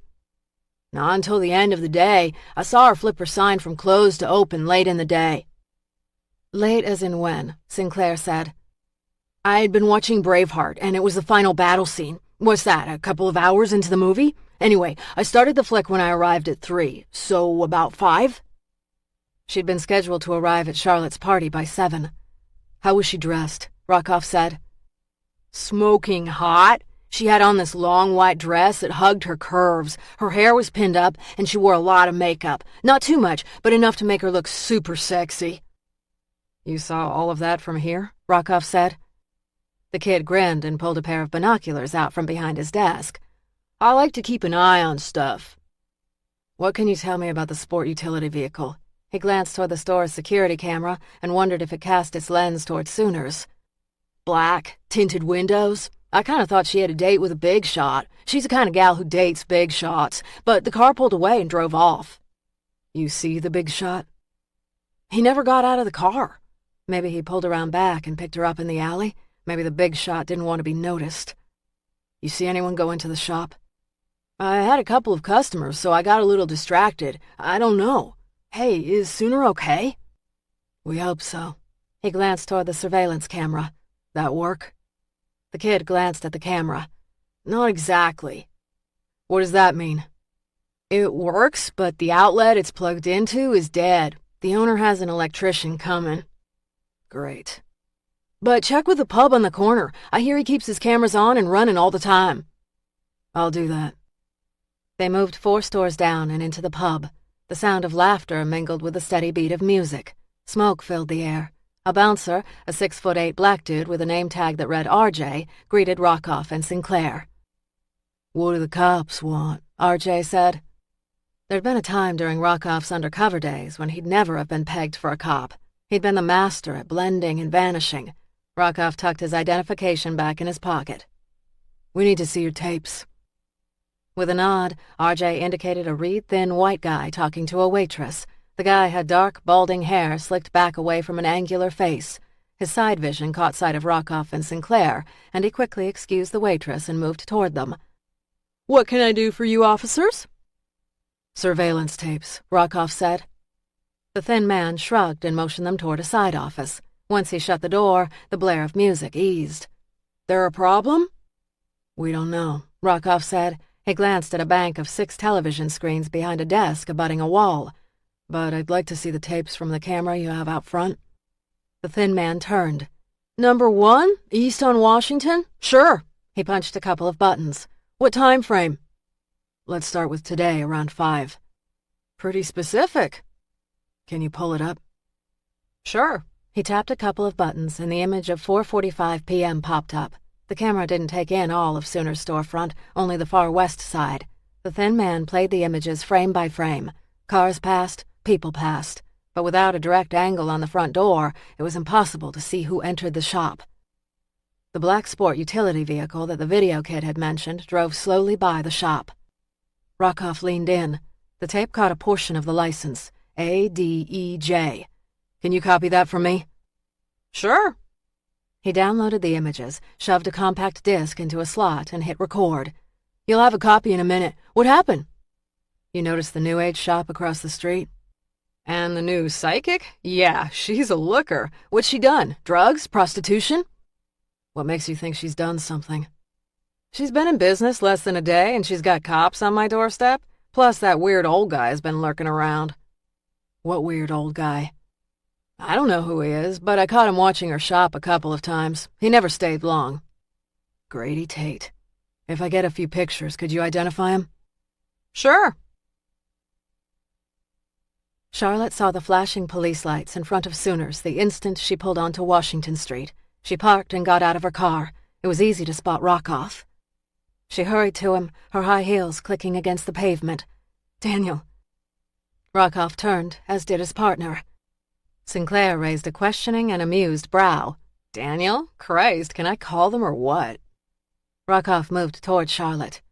You were right to call. There were signs of a struggle in the alley. Her stomach clenched. Did you find Sooner? Not yet, but we're doing all that we can. Feeling both helpless and angry, she shook her head. I knew something was wrong. Detective? Rockoff turned toward a forensics tech. Yes? We found a $20 bill in the desk. I dusted it and pulled 2 nice thumb and index prints from the edge. Thanks. Let me know the second you have identification. Do you think the killer gave it to her? Charlotte gripped his arm, uncaring if anyone saw her. He patted her on the hand. If he did, then we might be able to identify him and find her. Sooner awoke in stages as the fog cleared from her brain. Her eyelids felt heavy and her mouth dry. She realized she was sitting in a metal chair. Her arms were tied to the chair's arms and her feet to the legs. She tried to rock from side to side and knock the chair to the side, but discovered it was bolted to the floor. Her vision cleared to a dimly lit, plain, windowless room made of concrete. All she could see in front of her was a metal door. The room was empty to the right and to the left. She craned her neck behind her, but could only make out some sort of tub and a stack of cinder blocks. Heart now hitting her ribs, she tried to twist her hands free. All she managed to do was cut the tender flesh of her wrists as she twisted and turned. Shit! Where am I? She screamed, but the thick walls boomeranged her voice right back. She'd been in fixes, drunken townies looking for fun, or a mugger aiming to grab her cash, but nothing like this had happened to her before. The door opened and a brighter light switched on and drowned the room in light. The brightness made her wince and turn away. What do you want? She said. Your confession. Her pupils adjusted and she looked up. Whoever this creep was, he stood just behind the light so that she couldn't see his face clearly. She did make out the outline of a robe and hood. What was he, some motherfucking monk? God help her. This wasn't about sex or money. This guy was crazy. Why do I have to confess? I can't send you to God without a confession. She strained against her bindings, letting the rope dig into her skin. Pain kept her mind focused and her panic tethered. She'd been dealing with crazies since she was a kid and knew the futility of arguing. They believed what they believed. God doesn't want me with or without a confession. God wants you clean and pure, he said. His kind got off on fear and control. He had control, but she'd withhold fear as long as possible. She managed to laugh. That ship has sailed. Redemption is always possible, no matter how unclean you once were. Not in my case. God will want more from me than just a simple confession. I've lied so much, the words will be meaningless to him. Tension rippled through his body. Good. Keep him off balance. Keep him thinking. How would you know what God wants? He said. I know. Her voice didn't wobble or betray the fear tearing her gut. He crossed the room, grabbed the back of her hair, and jerked hard. How do you know what God wants, witch? Pain pulsed across her scalp. I know he wants more. You need to find more like me, or he will be angry. Her captor released her hair and stepped back. He studied her with narrowed eyes. He wants the other witch too, doesn't he? That's right, he wants us both. I'd thought to wait and save her for last, but maybe not. She didn't know who he referenced, but hoped she could buy enough time to get free and get out of here before he returned. He stepped back and moved to the door. I'll take care of you both. It seems right that you two go to God together. When he slammed the door behind him, she closed her eyes and started to weep. Forgive me. Chapter 23. Sunday, October 31st, 1 a.m. Daniel had told Charlotte to go home. He wanted her locked behind her apartment door, safe and secure. But just sitting on her hands and waiting for someone else to save sooner wasn't an option. She did go home, but only to change quickly into jeans, a thick sweater, and sneakers. As she hurried back to her car, she thought about Sooner, lost and afraid, and calling for her. She hoped to put aside all the time and memories they'd lost. She'd hoped they'd make new memories. Now she feared that window into the future was closing quickly. She stiffened her spine. Feel sorry for yourself later, Grace. Daniel was still trying to get a warrant to search Grady's trailer. Likely it wouldn't be until midday when the judge signed it, but she didn't need a search warrant. She wasn't concerned about convictions or due process. She simply wanted to find Sooner. She slid behind the wheel, fired up the engine, and backed out. Find sooner. Find sooner. Finding signs to the I-395 on-ramp, she headed south and then followed the interstate and back roads to the carnival. Even this early, the road was crowding with traffic. When her phone rang, she was glancing in her rearview mirror at a black truck that was annoyingly close to her bumper. She slid into the right lane as she hit send. "Charlotte Wellington." "It's Angie." Her voice sounded rough with fatigue. "Have the police found Sooner?" "I haven't heard. I'm headed to Grady's now." "Are you going alone?" "I'll be fine." "Malcolm says Grady's a suspect." "I don't care what they're calling him now. I just want to find Sooner." "Charlotte, does Daniel know where you are?" Concern dripped from the words. "No." "He needs to know." "I'll be fine. I've handled Grady before, and I will again." "Daniel should know what you're doing." "I'll tell him." The sport utility vehicle's headlights bounced off her rearview mirror, temporarily blinding her. Angie hesitated. "Is there anything I can do to help?" No. She softened her tone. "But thank you." "I'm sorry." Charlotte raised her chin. "Thanks." "I know this isn't the best time, but thanks for last night. You were a big hit. We raised over 200,000. The truck passed her and zoomed ahead. "Well done." "I couldn't have done it without you." "Sure you could have."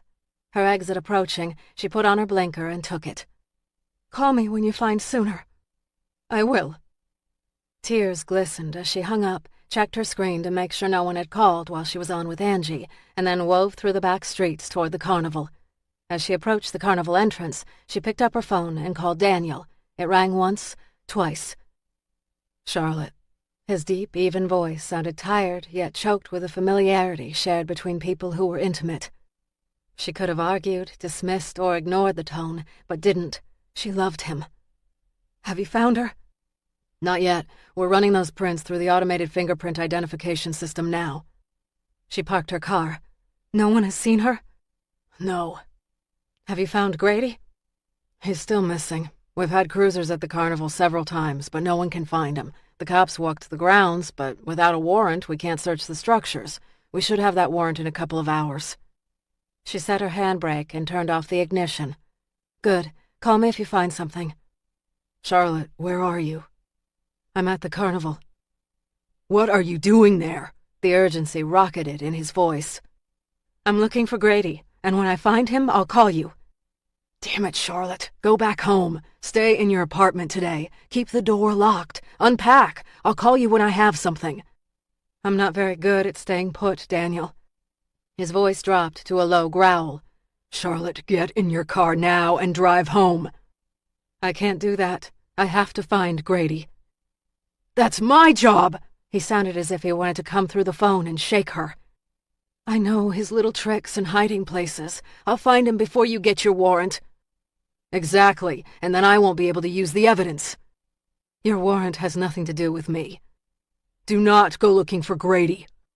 She got out of her car. A breeze blew, chilling her skin. "If it's any consolation, I think I love you." "Charlotte," he groaned, "please go home." "I'll call back in a few minutes." She closed the phone and shut it off. The carnival was quiet and all but deserted. The crew would have had a late Friday night, and everyone would be sleeping for at least another hour, because tonight was the closing and the place would see big crowds. She spotted Grady's trailer and moved toward it. She tried the silver, chipped handle, but discovered it was locked. "You're gonna have to do better than that, Grady." Digging in her purse, she pulled out a metal nail file. Mariah had taught her how to wedge open the lock on Grady's trailer when they were kids. A couple of times they'd pry open the lock and take beers from the fridge and cigarettes from his desk drawer. Mariah had handled the beer and smokes well. Charlotte, after half a cigarette and some beer, had grown lightheaded and nauseated. She'd thrown up several times. "Good times," she quipped. She reached for the lock when she heard the crunch of footsteps behind her. "Miss Wellington?" She slid the file between her fingers, a defensive technique she'd learned after the attack several years ago. Slowly, she turned and saw Lonnie White striding toward her. Behind him sat the black sport utility vehicle she'd noticed following her on the highway. He jabbed his index finger at her. "I want to talk to you." She moved away from the trailer, knowing it cut off one of her avenues of retreat. Keeping her expression neutral, she searched around him for signs of anyone else. They were alone. "It's time you and I talked." Red-rimmed eyes broadcast a hangover, sadness, and anger. "I don't have time for you." "We need to talk." "We have talked. There's nothing else to say." Her hands trembled as she walked toward her car. He moved quickly in front of her and blocked her path. "Bullshit. You bitched at me enough, but I didn't get to say my piece." "Sober up, Lonnie, and then we'll talk." The sternness behind the words belied her rising fears. She tried to sidestep him. Lonnie blocked her, curling dirty, rough fingers into a fist. "You saw to it that Samantha went free. She's a damn witch, and she doesn't deserve to live, let alone walk the streets free." "What did you call her?" "A goddamned witch. She cast a fucking spell on my brother, and she killed him. Then you used that legal bullshit and made the jury think she was innocent." She took a step back. He talked about witches and spells. He lived in Raleigh, but he'd been back in Virginia for several weeks. He could have killed those 2 women in Alexandria. "Go home, Lonnie. Get some sleep, and we will talk later." She fished in her purse for her phone. His hand shot out. He grabbed her by the collar, and he tugged hard. She stumbled forward, and her phone flew out of her hands and skidded across the hard ground. In a panic, she drove the flat of her hand into his nose, just as a self-defense instructor had explained. The nose was a sensitive spot, and if hit hard enough, could kill. The force of her strike wasn't deadly, but the sharp, painful jolt would slow him down enough so she could get to her car. He seized her throat and squeezed. "I've been wanting to do this for weeks." She clawed at his hands, screamed, and kicked at his shins. He dodged her kicks and tightened his grip. White spots appeared as she grasped for a full breath. Was her life going to end on the grounds of the carnival? Grady would have a laugh over that. Somewhere, her fogged brain registered the thunder of footsteps running toward her. Daniel? Hope exploded. As he got close, she realized her savior wasn't Daniel, but Levi. Where had he come from? Levi grabbed Lonnie by the back of his head and twisted hard. Lonnie screamed and, now off balance, was forced to release Charlotte's neck. She sucked in a breath and stumbled back as Lonnie fell to the ground. Levi had Lonnie on the ground and his knee in his back. "Levi?" "Yes, you're fine." Lonnie lay on the ground, struggling and squirming. "Let me up. That bitch is gonna pay." Levi ground his knee deeper into the man's spine until Lonnie winced and cried out in pain. "I will break your spine in 2 before I let you get away." Lonnie shouted several expletives, but pain forced him to go limp on the ground. "Charlotte, are you all right?" "Levi, where did you come from?" "I brought my kids back out here last night. My daughter left her coat behind. It's her favorite. Shit, what are the chances I'd be here?" "I'm just glad you were." Her fingers traced long scratches made by Lonnie's fingernails as he gripped her neck. As adrenaline faded, the wounds grew painful. "You better get those looked at," Levi said. "Yeah, you're right." Lonnie growled.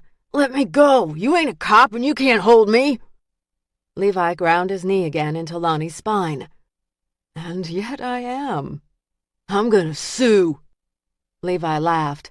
"I know a good defense attorney who just might help me out with the case." Charlotte nodded. "My services will be free of charge." Levi winked at her. "Appreciate it." Charlotte spotted her phone on the ground and reached for it. "I'll call the cops." "Open your trunk." "Why?" "I need to stow this bird somewhere." "You can't put me in a car trunk!" Lonnie screamed. Levi twisted the guy's thumb until he screamed. "Get in the trunk or I will break your hand." Lonnie screamed when Levi manipulated his thumb backward. He scrambled to his feet and moved toward Charlotte's BMW as she hurried ahead and fumbled for her keys. With a shaking hand, she opened the trunk. The rising trunk blocked her view of Lonnie and Levi for a moment, and she used the interlude to run a shaking hand through her hair and gather her wits. Thankfully, Daniel had not been the one to rescue her. He'd have been upset, and she sensed he wouldn't have been afraid to lecture. At least Levi didn't have an emotional stake in her life, so he would be cool. As she tried to calm herself, she heard a grunt and the whoosh of air. She moved around the open trunk door and saw Levi moving toward her. Blood covered his hands. She glanced at him and then at Lonnie, who now lay on the ground in a thickening pool of his own blood. "Levi?" He jumped forward, and before she could process the situation, he drove a needle into her arm and jammed his thumb down on the plunger. She stared at him, struggling to mesh realities. Levi? He held her as she relaxed involuntarily into his arms. I've been waiting for you for 18 years, Grace. What? Instead of answering, he scooped her up in his arms and laid her in the trunk of her own car. She stared up at his smiling face as he slammed the lid closed. Rockoff got the call 15 minutes after he'd hung up with Charlotte. Annoyed, tired, and frustrated as he sped toward the carnival, he'd snapped into the phone, "Rockoff." This is Garrison. He shoved out a breath. Yeah? A patrol returned to the carnival. They found a body. His thoughts jumped to Charlotte. Who? Lonnie White. His throat was cut. Was there any sign of Charlotte? No, why would there be? She called me just minutes ago and told me she was looking for Grady. She thought he could help us find sooner. Garrison hesitated, clearly detecting the concern and familiarity. According to patrol, they spotted a black BMW driving away from the scene. Charlotte drives a BMW. A man was behind the wheel. He took the carnival exit. I'm almost at the carnival. Good, because patrol opened Grady's trailer searching for the killer, and they found some disturbing images, news articles on several murdered women, and Levi Kane. Levi Kane? Garrison shoved out a breath. Yeah, the prosecutor, who's not answering his cell, home, or office phones. In fact, I am standing in his office and have spoken to the night security guards. He's not logged in the building for 2 days. What about his home address? Kier and I can be there in 15 minutes. I'll search Grady's trailer. I'll call you as soon as I know something. Rockoff hung up his phone and pulled into the carnival parking lot, now filled with a half-dozen cop cars with flashing lights. He showed his identification and rushed toward the yellow crime scene tape. A white, bloodied sheet covered Lonnie's body. He moved past the scene to Grady's trailer, where a uniformed officer stood guard. He showed his badge and identified himself before gaining admittance. The trailer wasn't large. There was a front section with a bed covered with rumpled blankets, a small galley kitchen along the wall, a bathroom with dozens of prescription bottles on the sink, and in the back a larger space with a table and several bench chairs around it. Spread on the table were dozens of articles featuring murders over the last 18 years.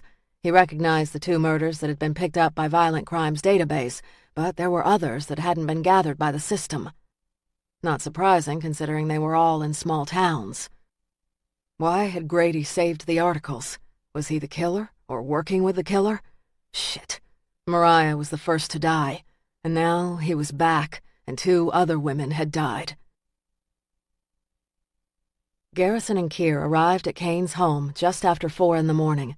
The Kane home was a neat suburban white clapboard house on a small green lawn. Leaves peppered the neat front yard.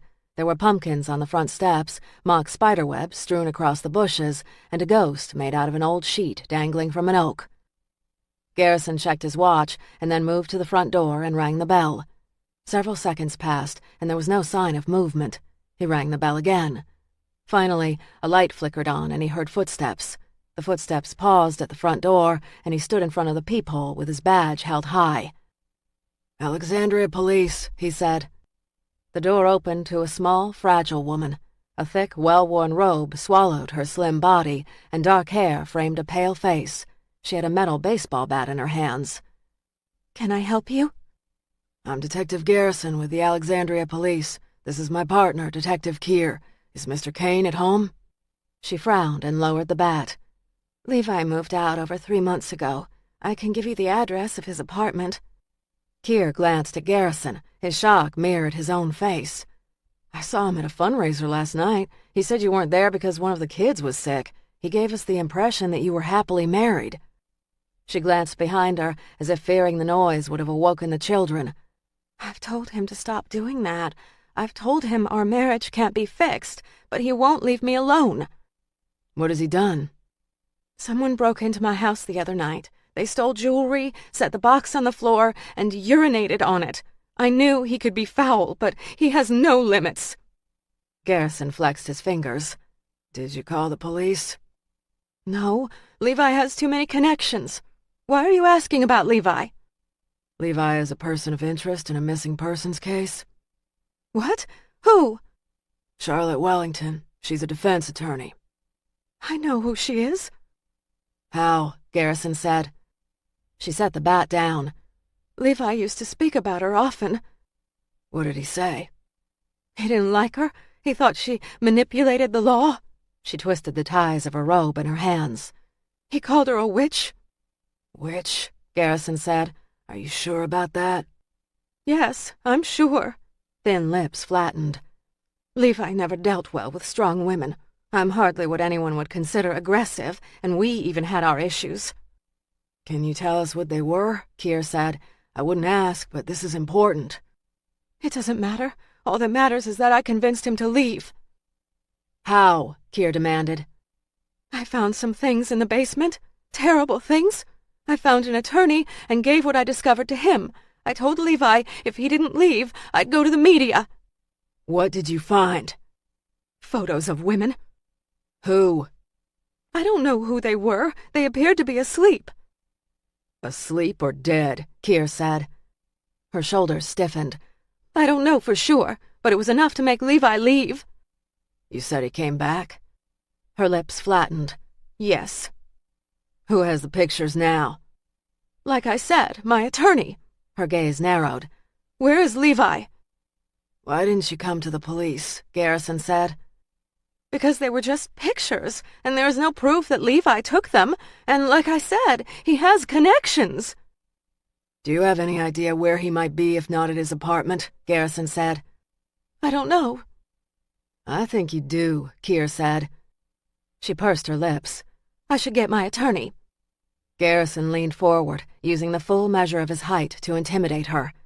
You should get an attorney, because I am going to prove that you knew those women weren't sleeping but dead. I didn't know. You've lived with the guy for how long? A decade? You are clearly afraid of him, so you know what he can do. She shoved a trembling hand through her hair.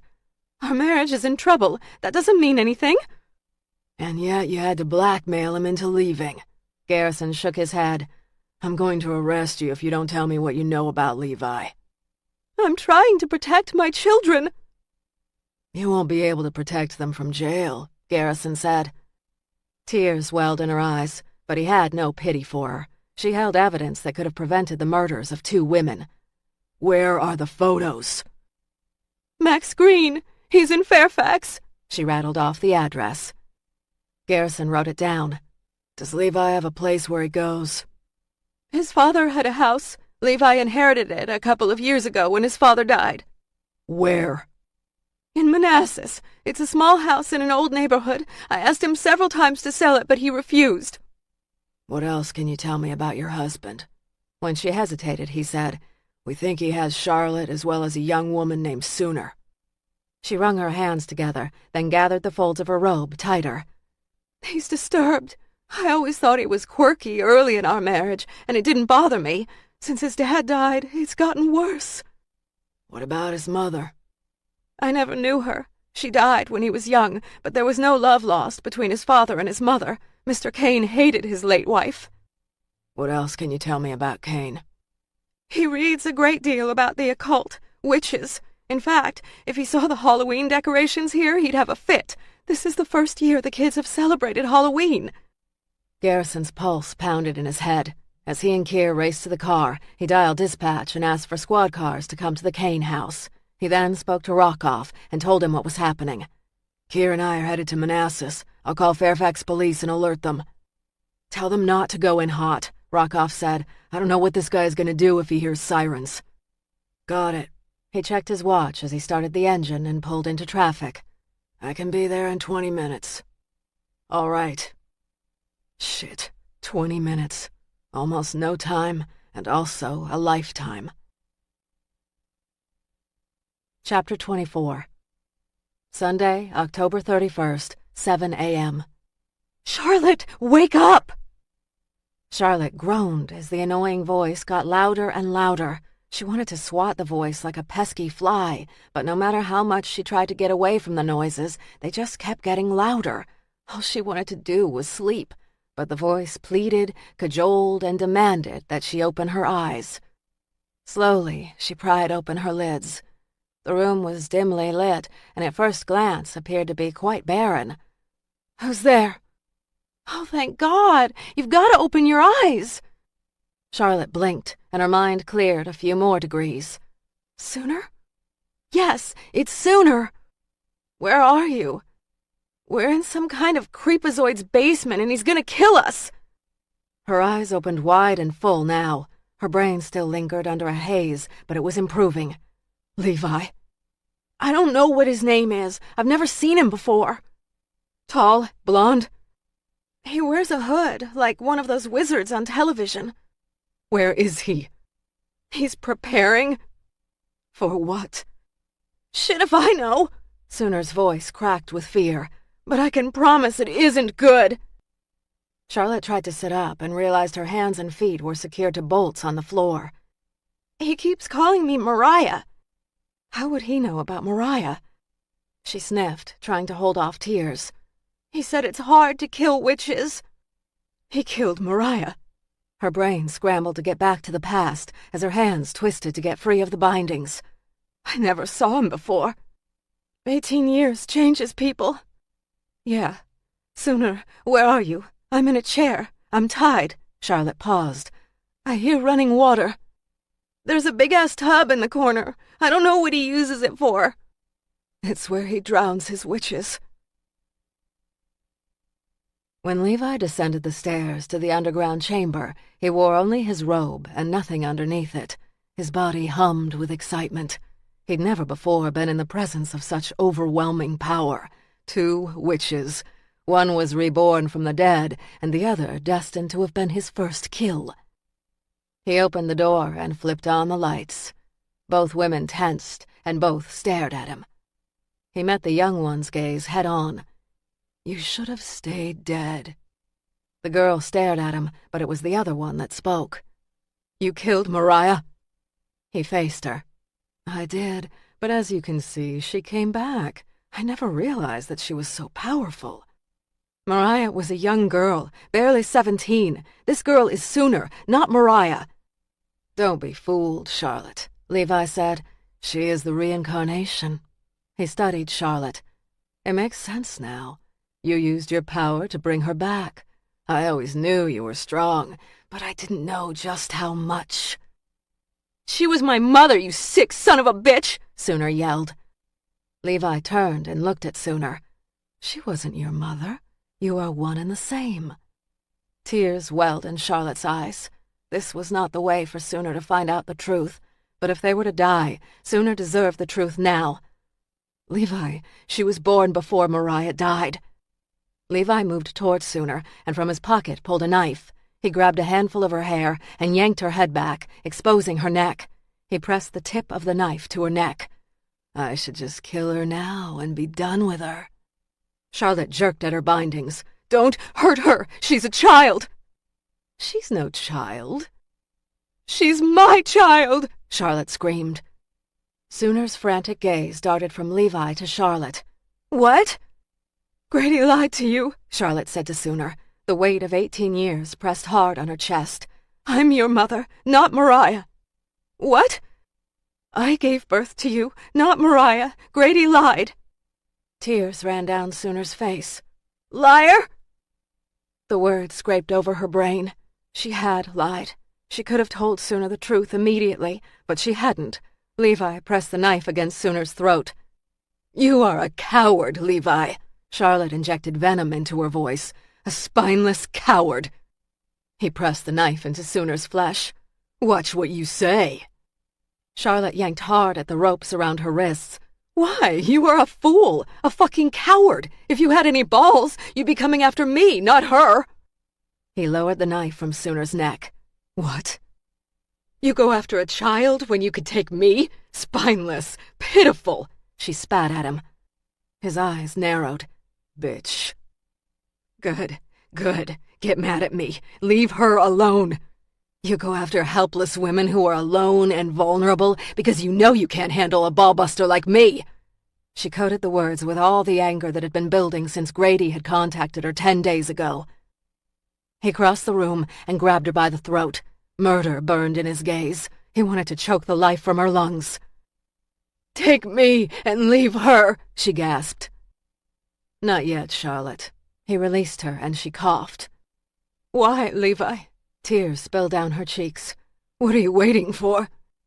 "It's about justice, about ridding the world of evil, something you would not understand." "Why wouldn't I understand?" "Because you are dedicated to releasing evil on the world." "What evidence do you have?" "You're the one that read me all those years ago. When you held my hand, I knew you were destined to be my first. You were the one that would enable me to cross from the light to the dark." "But you killed Mariah." "I didn't know there were two of you. The wig and the mask. I was confused. All these years I thought I'd killed you, and then I saw you at the carnival, and you said you'd worked there. I realized my mistake, and now I am correcting it." "How do you know I'm evil? What if you're wrong again?" She hoped his brain would connect with some shred of logic. "You're a lawyer. You know we are all entitled to a defense." "There is no defense for true evil." He backed away, fearing he'd lash out and kill her. "Did you really think Samantha was innocent?" She hesitated. "Yes." "She is not innocent." "How can you say that?" "I know, just as I know you are guilty." Rockoff and Sinclair arrived at the little home in Manassas, Virginia. It was a one-story white brick home with a neat front yard. The mailbox by the front door was not overflowing with mail, and only today's paper sat on the front step. Levi had been here recently. The house's large front window was curtained off with heavy drapes. All the shades on the other windows were drawn. There were no signs of life in the house. "It looks deserted," Sinclair said. Frustration ate Rockoff. "Yeah, let's have a look around back." Guns drawn, they moved around the side of the house through the gate of a chain-link fence. He lifted the latch and carefully opened the gate. It squeaked and groaned. He stepped around a green hose, neatly rolled into a circle, and moved toward a set of 3 stairs that led to a back door. The drapes on the door's windows were also drawn. "There's no way to look inside," Rockoff said. "Garrison is working on the warrant. It should be here any minute." Time had never carried such weight for Rockoff. Minutes, even hours, didn't matter in the big scheme, but today both could span the rest of Charlotte's and Sooner's lifetime. "Daniel." She'd spoken his name with such urgency. For the first time, he'd seen her vulnerable. God, but he did not want to lose her. He reached for the door handle. "The warrant will be here soon." "I hear something inside. Someone sounds like they're in trouble." Sinclair cocked her head and listened to the silence. "I think you're right. They sound pretty scared." Rockoff hesitated one more instant, as if to give her the chance to change her mind. They were investigating a prosecutor's home, and they better damn well be sure they understood the consequences. Rockoff understood he would risk all for Charlotte. Sinclair raised a questioning brow. "What are you waiting for?" He tried the door and discovered it was locked. Stepping back, he shoved his shoulder into the door. It bowed and groaned, but didn't give. His shoulder stinging, he hit the door a second time, and this time wood splintered and gave way. The door swung open to a neat kitchen outfitted with avocado green linoleum floors, a green countertop, and white appliances. Rockoff flipped on the lights. He studied the room, which looked as if it hadn't been used in a long time. As he crossed the room to the door that led to the front of the house, he heard the flip of a deadbolt and the slam of the front door. Rockoff raced toward the front of the house while Sinclair ran out the back. Blood now racing, he yanked open the front door as a hooded figure dashed toward a truck across the street. Rockoff chased the suspect, his long legs quickly eating up the space. He grabbed the guy by the hood and yanked back just as Sinclair came up, gun drawn. The man teetered off balance and fell to the ground. Rockoff grabbed his cuffs from his belt, handcuffed him, and rolled him over. Grady glared back up at them, his breathing sharp and quick. "Get the hell off me!" Rockoff hauled him to his feet. "What are you doing here?" "I don't have to tell you shit," the old man spat. Rockoff pushed him against the side of the truck. "Old man, I don't have time for you. I'm trying to find Sooner and Charlotte, and if you know something, tell me." Thick brows nodded. "Charlotte and Sooner are missing?" "Sooner 12 hours ago, Charlotte just this morning." "That son of a bitch Levi took them," Grady ground out. How do you know about Levi? Rockoff said. Because he's the bastard that killed Mariah. How do you know? When I saw his wife at the carnival, she was wearing an angel necklace. I recognized it. It's the one I gave Mariah. There are 1,000,000 angel necklaces in the world. Not like this one. I had it made for her. I know it was hers. That doesn't mean he killed her. The bastard that drowned her in that lake took the necklace. It wasn't on her when I found her. You're the one that moved her body? I couldn't bear to leave her like that. It just wasn't right. Old eyes filled with tears before he coughed and wrestled his emotions back in check. When I saw the necklace, I started digging. That's what I've been doing the last couple of days. What did you find out? That he was in this area going to school 18 years ago. Then? Other women have died like Mariah. Raleigh, Asheville, Greenville. I gotta look at Levi's credit card statements. Levi traveled to all those cities around the times of the murders. Rockoff would find out later what Grady had done to dig up the information on Levi. Do you know where he is? He's not in that house. I searched every inch of it. Then where? There's another house, in Alexandria. Who told you this? A bitter smile tipped the edge of his lips. I don't worry about legal channels. I know how to get around and ask questions. Where's the house? First, you're gonna have to promise me something. Levi reached behind Charlotte's head and tested the strength of the ropes. Since you're so anxious to die, let's get started. Charlotte stared at Sooner's tear-streaked face. She was doing her best to be brave, but Charlotte only saw a young, frightened girl. So you want me to confess? The faster you do, the faster this will all be over. And the longer she held out, the more time they might have for help to arrive. Don't, Charlotte! I don't care if he kills me, Sooner said. I do, honey. I do. She jerked at her chains. I have nothing to confess to you, you son of a bitch. I was hoping it wouldn't be too easy. Levi moved behind her, where he retrieved a large flat board, which he laid over her body. The weight pressed down on her chest, and though she could still breathe, the increased pressure made the effort more conscious. Smiling, he moved to the pile of cinder block and hefted the first. He laid it on the center of the board. Are you ready to confess? No? I didn't think you'd give up so early. The tough ones are the hardest and most satisfying to break. He placed another cinder block on the board. How long could she last? A half hour? An hour? Fresh tears welled in her eyes. They were not for her own life, but for Sooner and for the fact that she wouldn't see Rockoff again. For a moment, she nearly let despair wash over her. Surrender beckoned. She closed her eyes, and in that instant heard Mariah scream, "Coward! Baby! Quitter!" I'm not a quitter, Charlotte whispered more to herself. Levi leaned closer, studying her. What did you say? She met his gaze. I said I am not a quitter. We'll see about that. He laid another block on the center of the board. She struggled to breathe, but still managed to grin. So what is your story, Levi? When did you become the protector of the faith? He hesitated, the fourth cinder block in his hand. It's a duty I was born to do. I've known it since I was very young. So you always knew? I had glimpses of my destiny, but I didn't see the clear vision until 18 years ago when you read my palm and told me to follow my heart. What is it with you nutjobs and destiny? Sooner said. Her fists clenched. She glared at him. I mean, who told you that your destiny is such hot shit? He glared at Sooner. Shut up. It's a valid question, Charlotte said. The longer he talked, the longer he delayed, and the better their chances. Most of the crazies either think they're destined for greatness or they hate their mothers. I'll bet he hated Mommy Dearest, Sooner said. Levi swung around and leveled his gaze on her as he clutched the block. Shut up. Charlotte felt no humor, but forced a laugh from her laden lungs. Hit a nerve. He stared at Sooner, and then, as if wrestling a demon from his own shoulders, he turned and placed the block on Charlotte's chest. Keep talking. Soon enough, the weight is going to crack your ribs, and you will barely have the weight to confess. Breathing now was deliberate and a struggle. Soon her body wouldn't be able to tolerate the weight, and when she died, he'd go after sooner.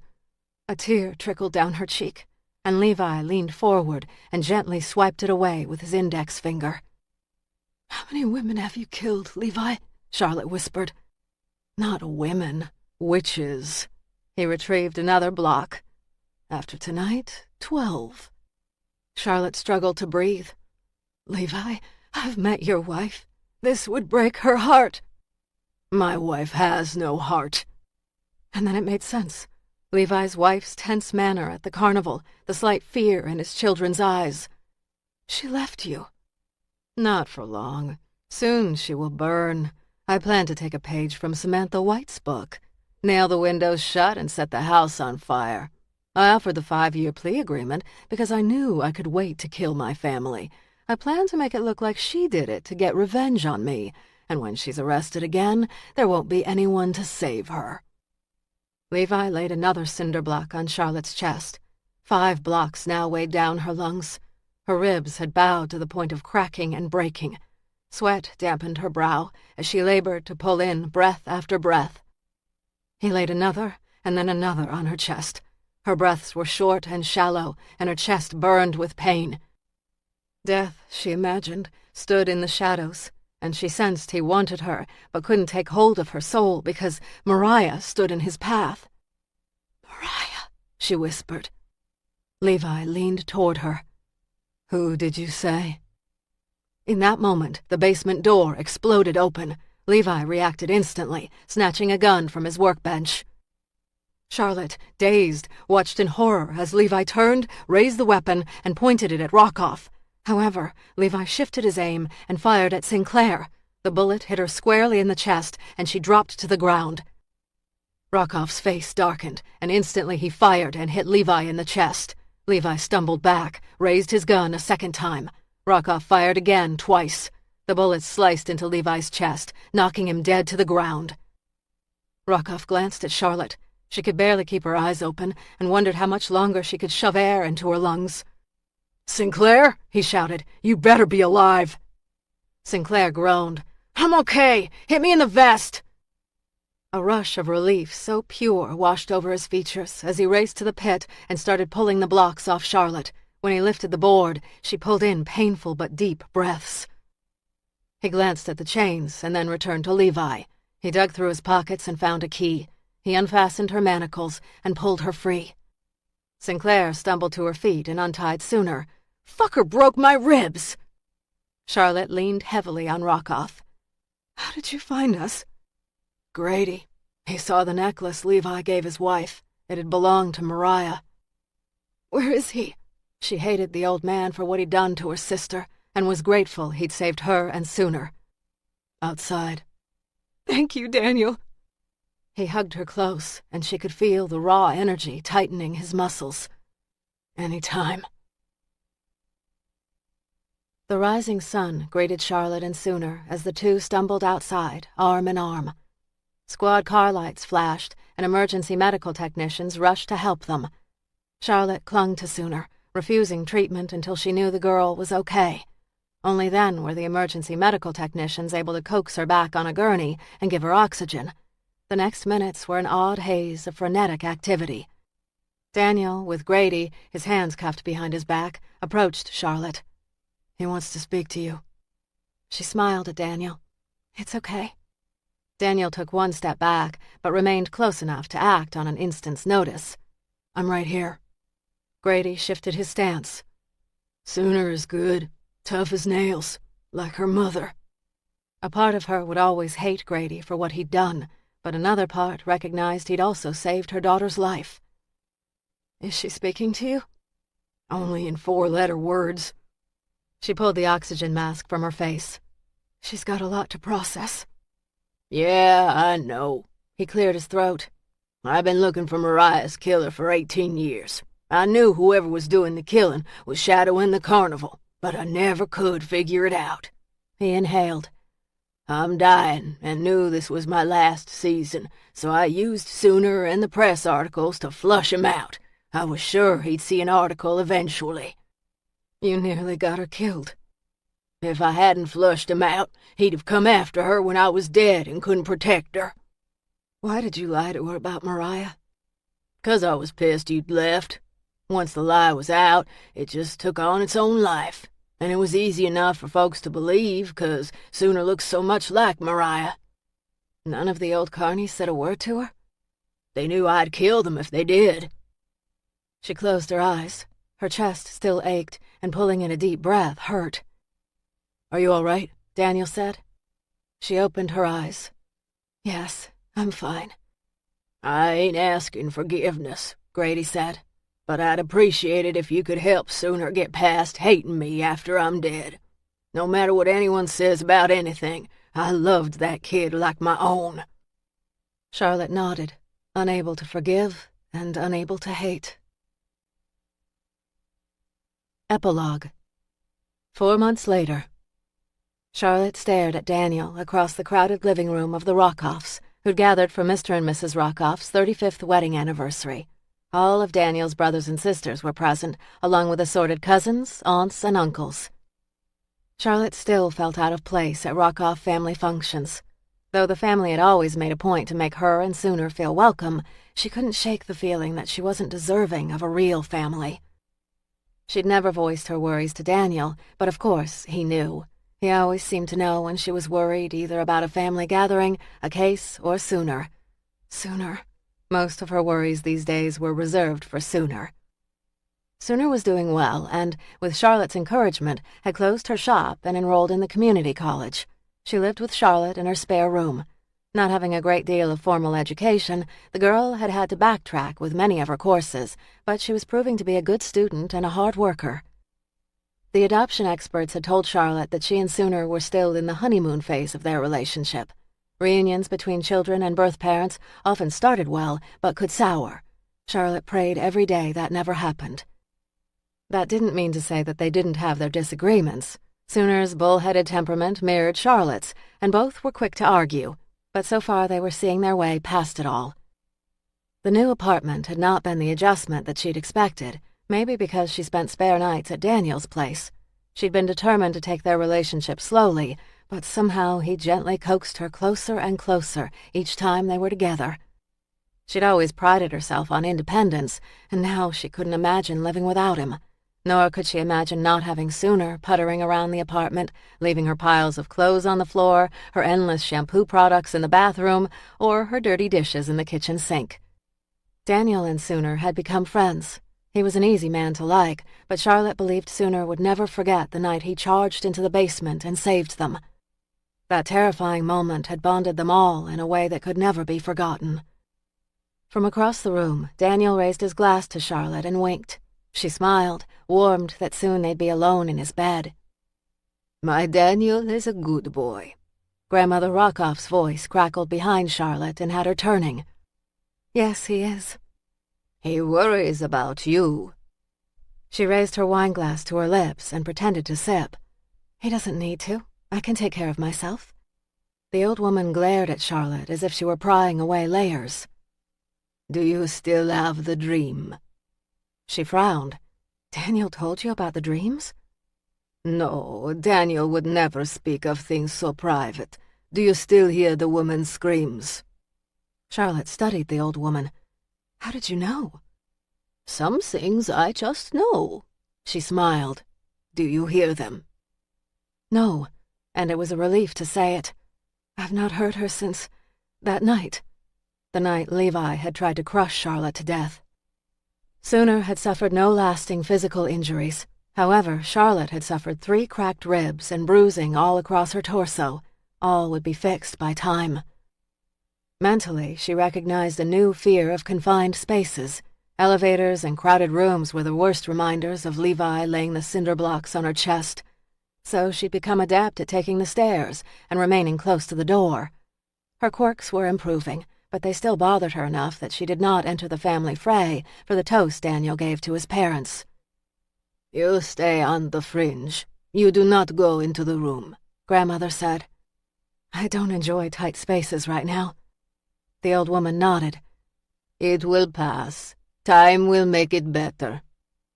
I hope you are right. She felt a bit like a cripple at times, and it made her angry.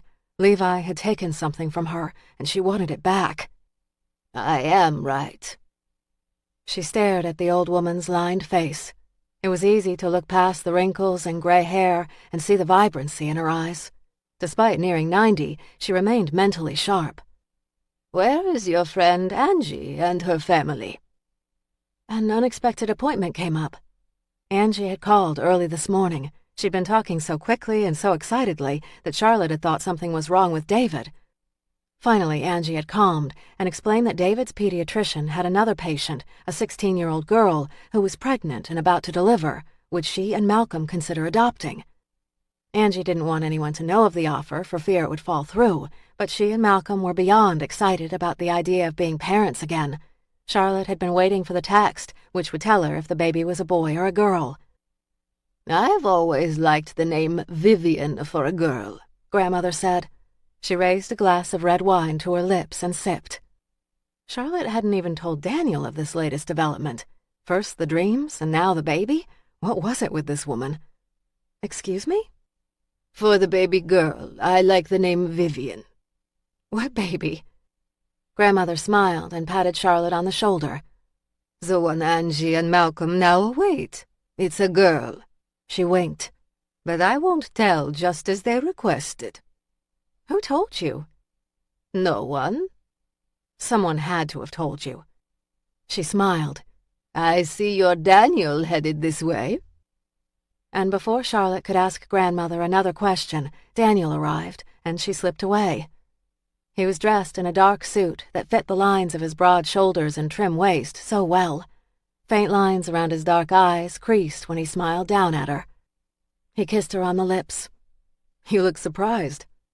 Your grandmother says the oddest things. Not bad things, just odd. Laughter danced in his eyes. She's been known to do that. I mean, she's kind of eerie about what she knows. How so? Does she sort of know when things are going to happen? He shrugged. If she does, she rarely says. She let the questions fade and hooked her arm in his, rose on tiptoes, and kissed him on the lips. He smelled of soap and the faint hint of aftershave. As fearful as she could be of tight spaces, his touch, having him close, had not bothered her once. Levi's wife and children had moved out of the home they'd shared when the police had determined that he had, in fact, been plotting to kill his family and blame it on Samantha. Upstairs windows had been nailed shut and incendiary devices had been planted. Most believed he planned to return to finalize his trap after he killed Charlotte and Sooner. Grady, satisfied that Levi was dead, had released his hold on Sooner and Charlotte and had left town with the carnival. There were charges pending against the old man, but it was likely he'd never see trial. He had stage 4 lung cancer and wasn't expected to make it to summer. Even despite his illness, Sooner could not bring herself to talk to him. All these years he'd lied about her mother's identity and Mariah's death. Charlotte, too, resented the old man.